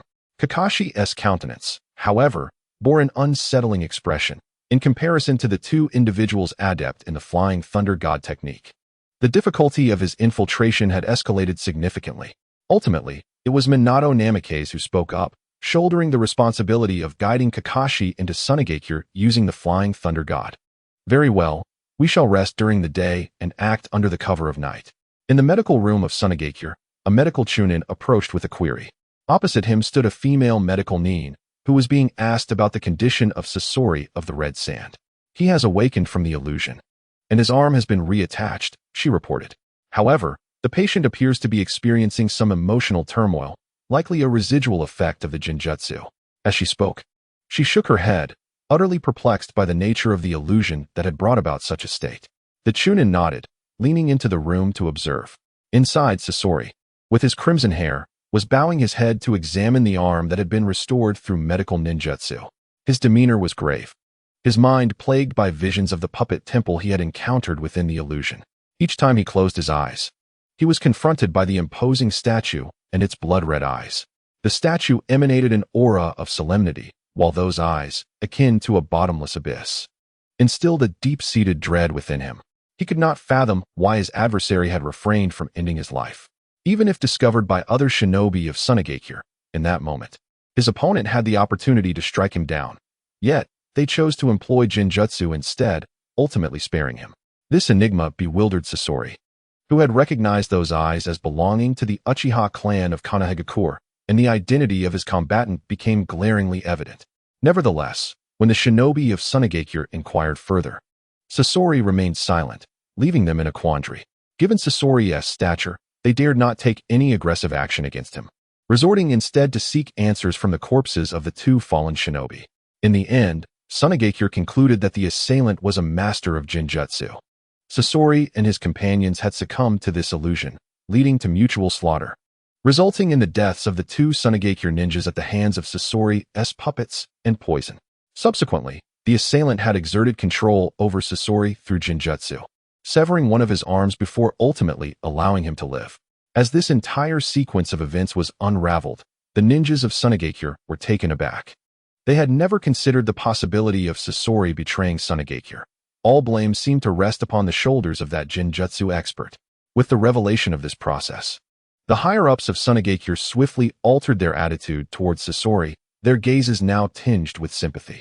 When the topic of the Jinjutsu master arose, all present gritted their teeth, filled with disdain for the cruelty and filth of their methods. One might ponder the profound psychological trauma experienced by a ninja who awakens from an illusion, only to discover that his comrades have tragically perished at his hands. Moreover, the young Sasori, still in his adolescence, could easily have been slain by his adversary. Yet, for reasons unknown, the assailant refrained from delivering the fatal blow, instead compelling Sasori to endure a life burdened by guilt. Such an individual is truly terrifying and utterly despicable. Upon the news reaching the medical facility, the demeanor of the staff towards Sasori softened considerably, interpreting his silence as a manifestation of existential doubt following the loss of his comrades. Sasori had transformed into the most significant victim of this assault, appearing lost in thought, resembling someone who has been thoroughly manipulated, evoking feelings of compassion. Meanwhile, the illusionist, Feng, bore the brunt of the blame, with all malevolence attributed to him. However, the reality was far more complex.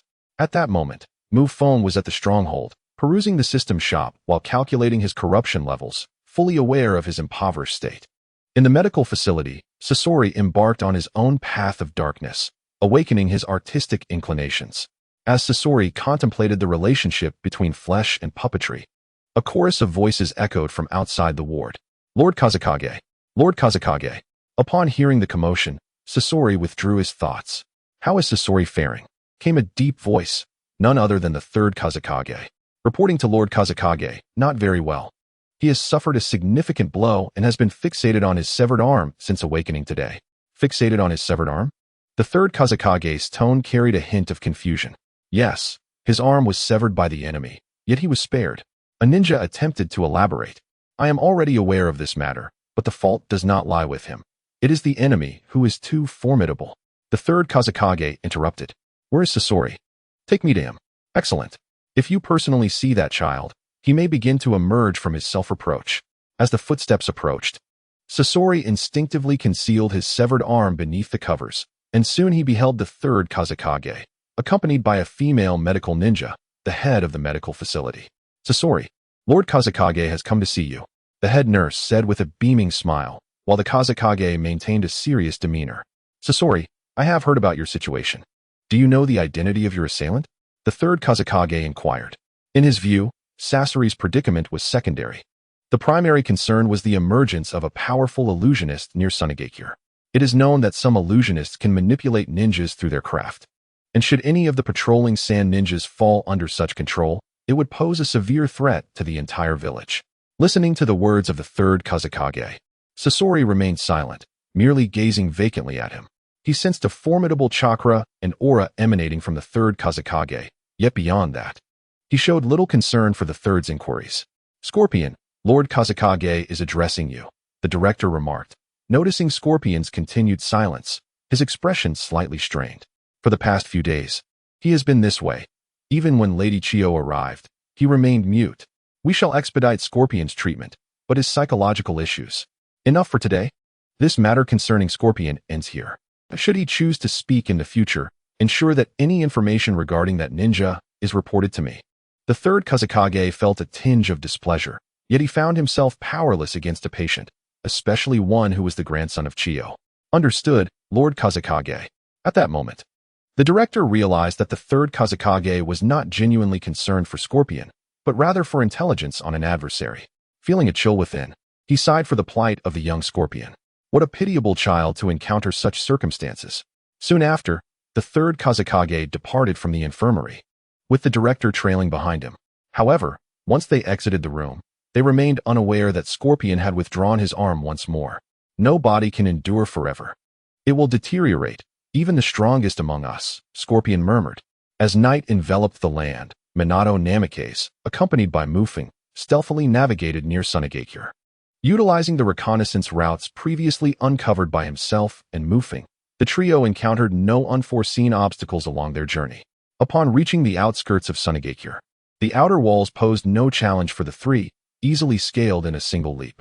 However, avoiding detection by the sensory ninjas stationed atop the high walls proved to be a more daunting task. In any of the 5 great shinobi villages, infiltrating them was fraught with peril. Even individuals of the Hokage's caliber had to tread cautiously to avoid mishaps. Minato had already infiltrated Sunagakure the previous evening, leaving behind his flying thunder god seal. Are you prepared? Minato inquired, glancing at Feng and Kakashi. Feng furrowed his brow. Having entered the realm of spatial perception linked to the flying thunder god, during his confrontation with Scorpion yesterday, he had intentionally left behind a kunai marked with the flying thunder god seal, allowing it to be taken into Sunagakure by the sand ninjas. Now, Feng was attuned to the presence of that kunai. Yet, he found it peculiar that the kunai seemed to be in motion within his perception. Could it be that those ninjas did not deliver it and instead kept it for themselves? He pondered, a slight crease forming on his forehead. If the kunai might be in someone's possession, I cannot use the flying thunder god to enter Sunagakure. Feng communicated to Minato. No worries. I will take both of you across shortly. Feng, once we breach Sunagakure, adhere to the plan. Additionally, since you have mastered the flying thunder god technique, Leave a mark here for retreat purposes, Minato instructed. His flying thunder god technique has now reached a stage of great proficiency, enabling him to teleport alongside others, albeit with a restriction on the number of individuals. However, for Minato Namikaze, the pressure posed by Feng and Kakashi is rather negligible. Ready? Let's go? As he placed his hands on the shoulders of Feng and Kakashi, Minato's voice resonated, and the scenery before them swiftly transformed. Feng, having undergone numerous flying thunder god transfers, was well acquainted with the sensation, while Kakashi felt a mix of curiosity and apprehension. After a brief moment, their vision stabilized. An overwhelming stench of decay and dryness soon enveloped them. For Minato's destination, this time, was the underground waterways of Sunagakure. Due to the unique geography of the village, the area was not damp, yet the odor was far from pleasant. Kakashi, still reflecting on the recent experience of the flying thunder god technique, found himself yearning for such a convenient skill. However, the complexities of the space-time ninjutsu knowledge made him hesitate, casting a glance at Feng laced with envy. Surveying the surroundings, Feng could only describe the environment with a level of politeness that belied its disarray. They were in the abandoned underground passage of Sunagakure, often littered by civilians tossing refuse. Fortunately, it was somewhat secluded, with an exit leading to the vicinity of the village's temple. Let us go. I'll lead you out, Minato declared, taking a step forward. Yet, after only a few paces, he suddenly halted, raising his arm to signal Feng and Kakashi to remain silent. Feng promptly stopped, and soon, he detected voices emanating from deeper within the passage. What is going on? Lord Kazekage has us cleaning the garbage dump. Couldn't we just grab a few civilians for this? One voice complained. Hurry up. I can't believe there's such a disgusting place in Sunagakure. The smell is unbearable. Another voice echoed, followed by a retching sound, accompanied by a stream of colorful local dialect. Minato turned to Feng and Kakashi, gesturing for silence before cautiously advancing towards the source of the noise. Feng and Kakashi remained where they were, awaiting his return. Moments later, a dull thud reverberated through the air, and before long, Minato reappeared before them, now clad in the garb of a Sunagakure ninja, evidently pilfered from the two earlier ninjas. His iconic golden hair was concealed beneath a headscarf, rendering him indistinguishable from any ordinary Sunagakure shinobi, provided one did not look too closely. Regrettably, Feng and Kakashi could not replicate this disguise due to their physical stature, which rendered them inapt for such attire. However, their distinctiveness could work to their advantage. In the eyes of the village's civilians, they would merely appear as unfamiliar children, assuming Feng and Kakashi engaged in some form of disguise. All set, let us depart. Master Minato, Kakashi exclaimed in astonishment at the sight of his mentor. It's merely to minimize the chances of being discovered. Both of you must don disguises after you exit, Minato Namikaze instructed. Very well, Kakashi replied, furrowing his brow, seemingly reluctant about the idea of changing his attire. Yet, deep within, he resolved that regardless of the disguise, his signature mask must remain intact. Following Minato, the trio swiftly located the exit. However, just as Minato ascended, accompanied by Feng and Kakashi, a shout echoed from the adjacent street. Hey, you there. How is the situation down below? Turning to look, Minato observed a robust ninja from the sand village regarding him with disdain. At that moment, Feng, peering out, was momentarily taken aback upon recognizing the situation. Fortunately, Minato had already donned the attire of a sand village ninja, otherwise, he would have been immediately exposed. Kakashi, hearing the shout from the tunnel below, felt a pang of anxiety. Upon discovering two rascally youths had transformed the area into a secret base, he thought, I'm currently escorting these two out. Minato reacted swiftly, uttering the words while pulling Feng from the tunnel. Suspended in midair, Feng wore a look of bewilderment. The sand ninja, witnessing this, appeared even more displeased. Whose unfortunate child is this, crawling into such a foul place? Hurry, make him leave. This area must be sealed off by 10 o'clock. The sand ninja frowned, as even he could detect an unpleasant odor in the air. Minato promptly agreed, quickly retrieving Kakashi from within. Once the three emerged from the tunnel, they hastily made their way towards a nearby street. Just then, the burly sand ninja seemed to have a realization. Wait a moment. He gestured. But when he turned to look, the trio had already vanished from sight. Damn it. I have to go down there myself. The robust sand ninja scowled, muttering under his breath as he pinched his nose and approached the tunnel entrance. Phew, that was close. In a shadowy alley near the Sand Village Temple, Kakashi patted his chest. When the Sand Ninja had called out, both he and Feng feared they would be exposed. Yet, they never anticipated that the Sand Ninja would be so oblivious. Having narrowly escaped, it meant they could temporarily avoid conflict with the Sand Village ninjas and proceed with their plan smoothly. However, at that moment, Minato wore a frown, his expression betraying his unease. We must act swiftly. We have already been discovered by the Sand Ninjas, Minato declared. How could that be? Just a moment ago. Didn't they seem oblivious? Once they realize, they will undoubtedly notice something amiss. Minato continued. Moreover, if they enter the tunnel, they will quickly discover our two companions. After hearing Minato's words, Feng and Kakashi nodded in agreement. Do you remember the plan? Minato inquired. Feng and the others nodded. And then Feng Shui Min turned his gaze towards Feng. Can you sense the mark now? Yes, it seems to be in that direction. Feng pointed casually towards an area on the outskirts of Sunagakure, devoid of any notable buildings. That area was residential. They should not encounter particularly troublesome individuals there. Feng Shui Min followed his gaze and spoke.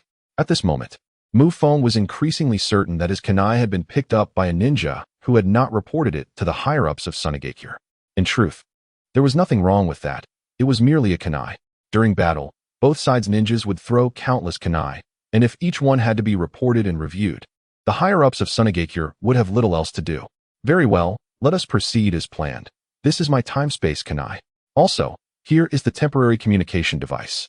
If you encounter an emergency within Sunagakure that you cannot resolve, activate this, and I will arrive immediately. As he spoke, Feng Shui Min handed a flying thunder god dagger and what appeared to be an amulet to Feng and Kakashi, respectively. Both tucked the items close, and even Feng understood that these two items were their lifelines. The task ahead carried a significant risk of exposure, and being discovered within Sunagakure would invite an immediate onslaught from its ninjas. Furthermore, Feng might even confront figures such as the third Kazekage or Chio. Although Feng believed himself to possess considerable strength, he acknowledged that he was still inferior when facing such formidable opponents. All right, let us commence our actions. 30 minutes from now, I will attempt to breach the temple within Sunagakure. During this time, do whatever you can. Have you brought the explosive tags? Feng Shui Min reiterated emphatically. The plan of the three was quite straightforward. The Jinchuriki of the tailed beast in Sunagakure had encountered an issue, and naturally, the temple housing the Jinchuriki had become a focal point of defense for the village. Sunagakure not only needed to guard against invading enemies, but also had to prevent the tailed beast from breaking free from its seal.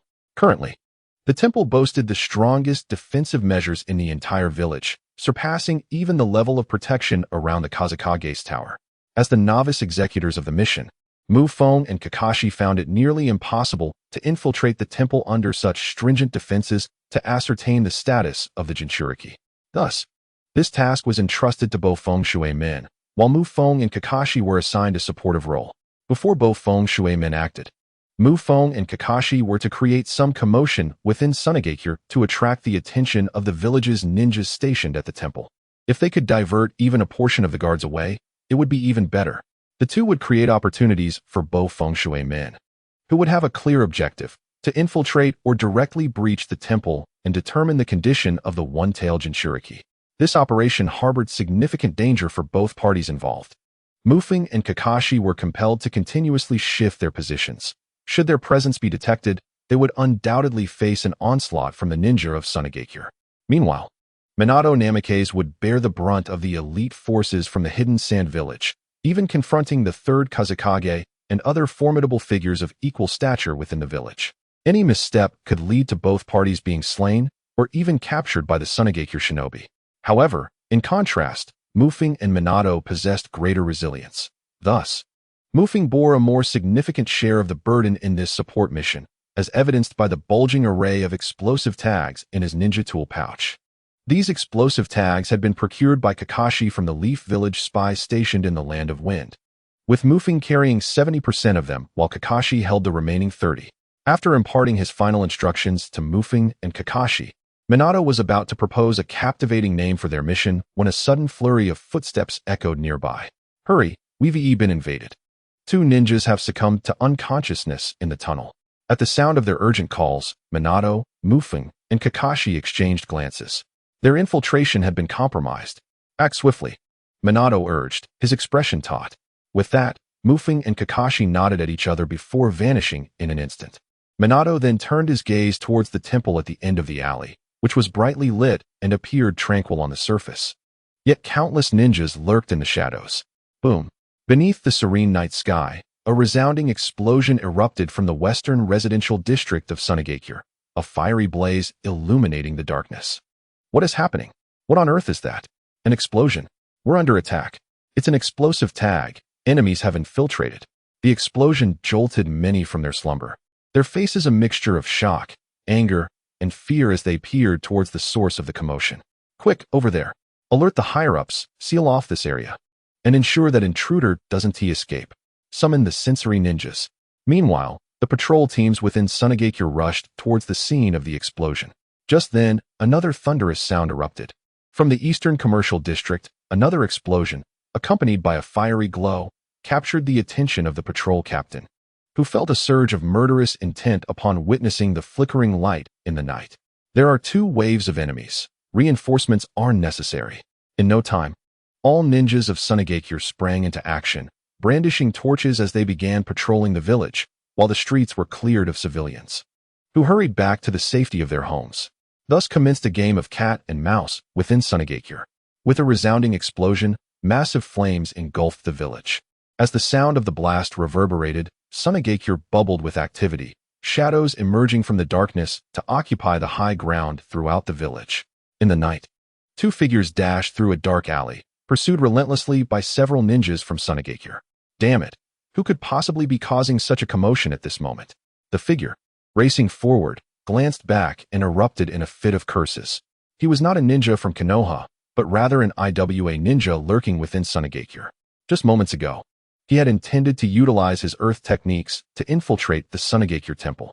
However, unbeknownst to him, someone had laid several explosive tags nearby, and even more infuriatingly, that person vanished into thin air after detonating them. Indeed, it was as if they had disappeared in an instant, like a specter. The explosion echoed, immediately attracting numerous sand ninjas, leaving the IWA ninja feeling quite unlucky. Although he could easily handle the surrounding low-ranking sand ninjas, this was Sunagakure, and he could not afford to engage them in a real fight. Should he become entangled, he was certain he would not survive the night. After cursing once more, just as he had anticipated, he found himself being targeted. The pursuing sand ninja squadron was growing larger, and the IWA ninja felt as though he had been marked. Even when he utilized a secret technique to meld into the walls, it was only a matter of time before he would be discovered. This realization filled him with dread, for he was now certain that there were exceptionally perceptive ninjas among the pursuers from Sunagakure. All he could do was exert himself to escape. His hopes of investigating the temple had been dashed, and merely surviving the escape from Sunagakure had become his primary objective. Damn those bastards! He gritted his teeth, vowing inwardly that if he ever discovered who was responsible for this uproar, he would not let them go unpunished. Swish, swish, swish. The IWA ninja darted through several narrow alleyways. Capture him. Just ahead, keep up. There's only one of him. He can use earth techniques. He must be one of those from IWA. Behind him, the pursuing sand ninjas shouted fervently, with a few enraged ones hurling insults. As he listened to their vile remarks about his family and village, the IWA ninja felt his veins throb. He was certain that those foul-mouthed ninjas would not stand a chance against him in combat. Yet, in this predicament, he found himself powerless, being driven like a dog.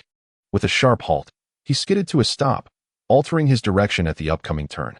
His body twisted to the right, but at that moment, a diminutive figure emerged in his line of sight. The IWA ninja's pupils constricted as he beheld the silhouette. The individual appeared quite young, yet their entire face was wrapped in bandages, giving them an odd appearance. Upon noticing him, this figure did not charge forward like the other sand ninjas, but instead paused in surprise, mirroring his own astonishment. The two locked eyes for a fleeting second, as if time itself had frozen. But in the next instant, "It's you." The IWA ninja roared in fury, recognizing the figure as Feng, or rather deducing that Feng was the very ninja who had ensnared him. The pent-up fury from being relentlessly pursued erupted suddenly, as the chakra within the IWA surged forth, charging directly at Feng, selected by the IWA village to undertake infiltration missions. This Iwanin possessed considerable strength. While he may not rival the likes of Minato Namikaze, he certainly surpassed the average Jonin by a significant margin. The Iwanin propelled himself forward like a cannonball, a layer of reddish-brown rock enveloping his right arm. Should he collide with Feng, it may not be as lethal as an attack from A, but it would undoubtedly be quite painful. Observing the opponent's display of ninjutsu, Feng, who was preoccupied with setting up explosive tags, momentarily paused. In the next instant, he activated the Flying Thunder God technique. A vibrant red line connected him to safety. He paid no heed to the Iwanin's village affiliation, focusing solely on his escape. As he fled, he formed hand seals with one hand. Explode, he commanded in a low, thunderous voice. In the blink of an eye, a brilliant fire ignited at the site, the nearby houses erupting in a cacophony of destruction. Rocks and debris scattering as smoke enveloped the area. The Iwanin's gaze darkened with a fierce resolve. Here he was, meticulously executing his plans, only to have his circumstances altered by such explosions, which had led to him being pursued by the entire Sunegakure's ninja for the past half hour. Now, witnessing the perpetrator of these crimes before him, his rage reached a boiling point. He plunged into the thick smoke, unleashing a furious roar. With a resounding crash, the Iwanin collided with a sandy wall, the sheer force propelling him through the barrier, startling an elderly woman inside a nearby house. Emerging from the cloud of dust, the Iwanin shook his head. The sensation of the impact had already alerted him. Once again, his adversary had mysteriously vanished from his sight. A flicker of malice danced in the Iwanin's eyes, frustration etched upon his face. But soon, shouts from the sand ninjas behind him pierced the air. How dare he return? That unscrupulous Iwanin. You are surrounded. Let us take him down, echoed the voices, prompting the Iwanin to spit in disdain as he glanced at the trembling elderly woman cowering in the corner. Damn it, he bellowed, resuming his desperate escape. With a mighty kick, the Iwanin shattered the wooden door, sending it flying. Yet, in the next moment, the shifting sands beneath him surged to life, gently catching the door and setting it aside. Realizing the gravity of the situation, the Iwanin's pupils constricted as he spotted a figure standing before him outside. Recognizing the attire of his opponent, the Iwanin suppressed his rage, drawing forth a kunai, his expression transforming into one of solemn determination.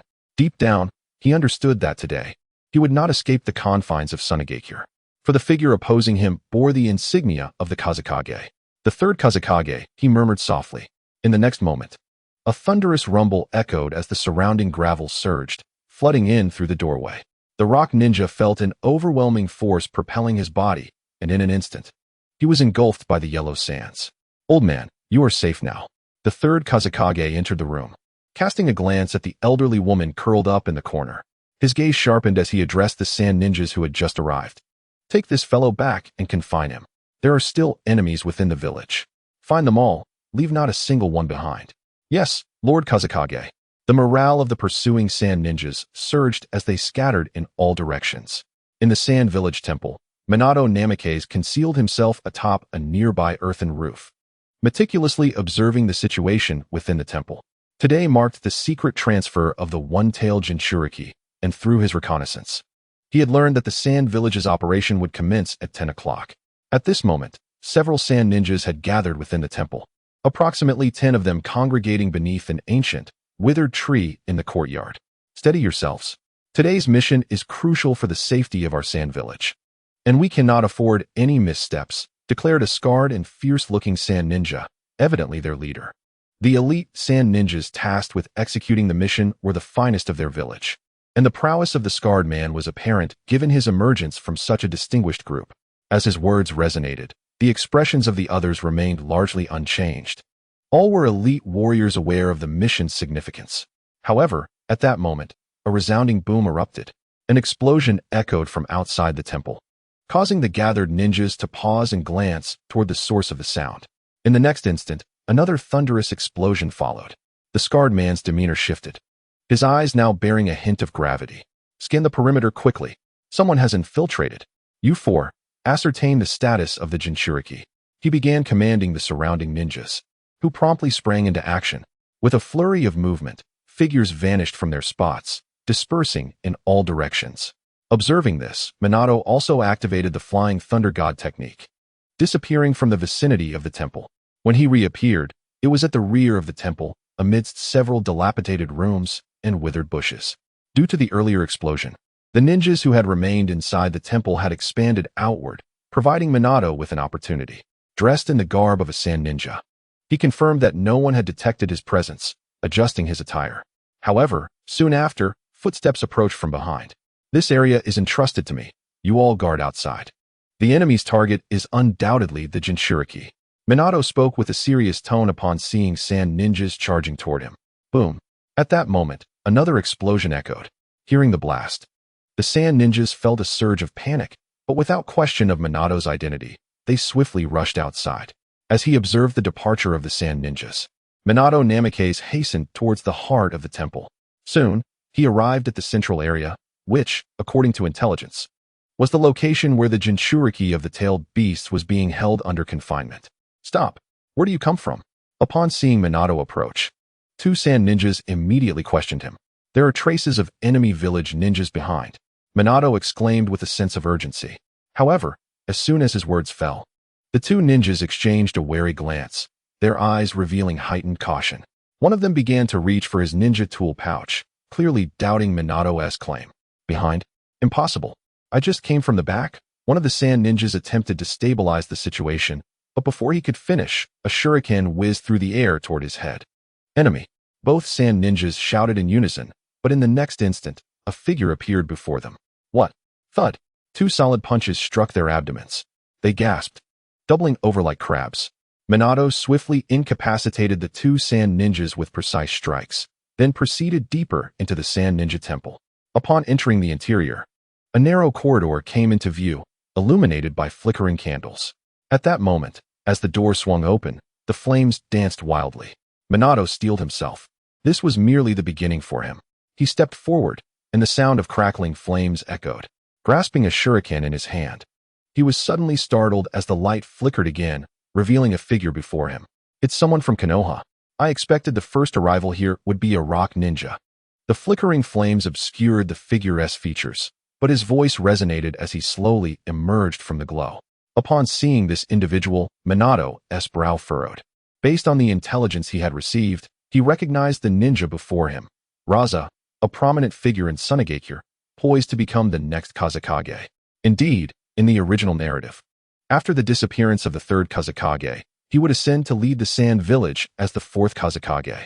Raza was quite renowned not only in Sunagakure, but throughout the entire shinobi world, holding a status akin to that of Jiraiya in Konoha, thus representing a senior figure to Minato. While Minato was not yet as celebrated, Raza was a household name among the elite ninjas of various villages. Seeing Raza here made Minato uneasy. He had never engaged him in combat and could not ascertain his strength. However, one thing was certain. The power of the sand ninjas was significantly elevated in this instance. Furthermore, this confined environment was not particularly advantageous for Minato, and the opponent's abilities could also be somewhat restrained. Return. The ninjas of Konoha, the tailed beast of Sunagakure, is not something you can meddle with. Lord Rasha gazed at Minato Namikaze without making an immediate move, instead opting to speak. The fact that the opponent had infiltrated this place demonstrated Minato's prowess.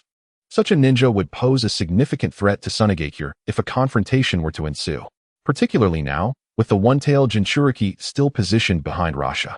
Any altercation could potentially yield dire consequences. Indeed, the one-tailed Jinchuriki was still within the confines of the temple, but there were also two teams of sealing specialists on high alert in Sunagakure. The higher-ups of Sunagakure were already aware of the enemy village's impending infiltration. Thus, they deliberately orchestrated this trap. However, they understood that one must risk losing a child to catch a wolf. Executing the plan necessitated the presence of the one-tailed Jinchuriki, even if it meant embracing a degree of peril. Had they relocated the one-tailed Jinchuriki prior to setting the plan in motion, they might have inadvertently leaked their intentions, making it more challenging to ensnare the ninjas from the enemy village. To conceal their strategy, the number of guards on the Jinchuriki could not be excessive, for if the tailed beast were to rampage, the repercussions would be catastrophic. Thus, considering all of this, Sunagakure employed an overt strategy this time.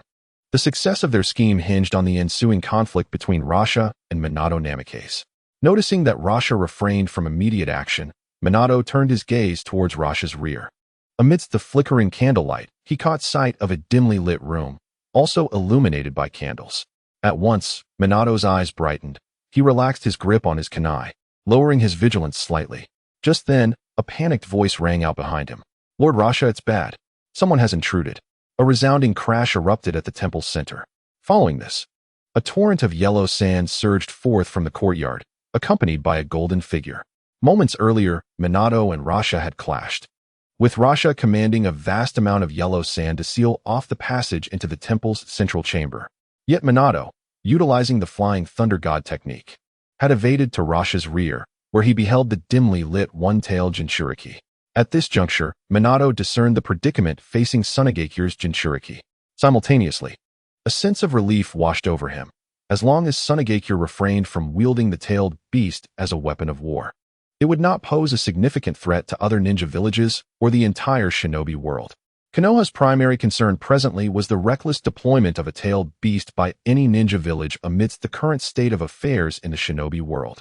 Such actions would undoubtedly provoke other villages to unleash their own tailed beasts and Jinchuriki, leading to devastating consequences. Now, having witnessed the dim demeanor of the one-tailed Jinchuriki, Minato confirmed that the disturbances within Tsunagekyu's tailed beast were due to a change in Jinchuriki.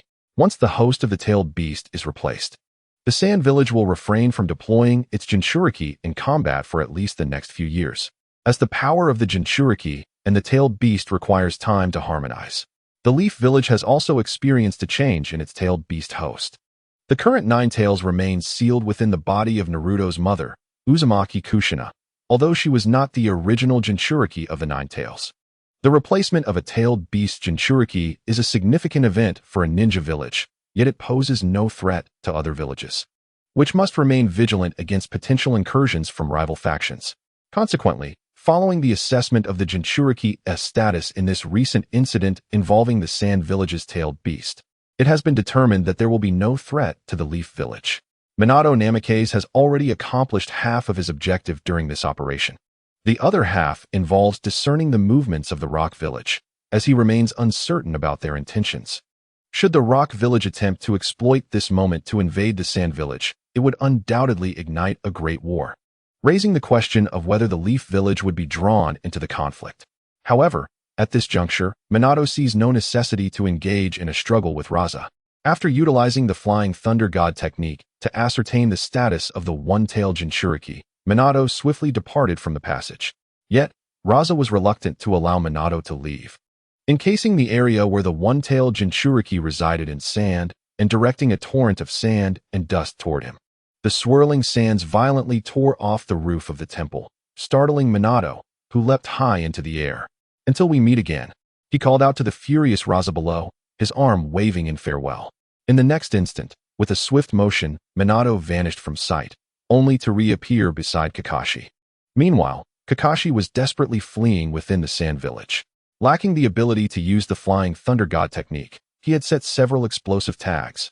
But it wasn't long before he was discovered by the Sand Village's shinobi. Fortunately, the elite ninja of the Sand Village were primarily concentrated near the temple, allowing Kakashi to maintain a safe distance from the pursuit. Despite a significant number of pursuers, few managed to close in on him. Additionally, the firepower from Mufing's side effectively diverted attention, ensnaring several ninja from the Rock Village in the process.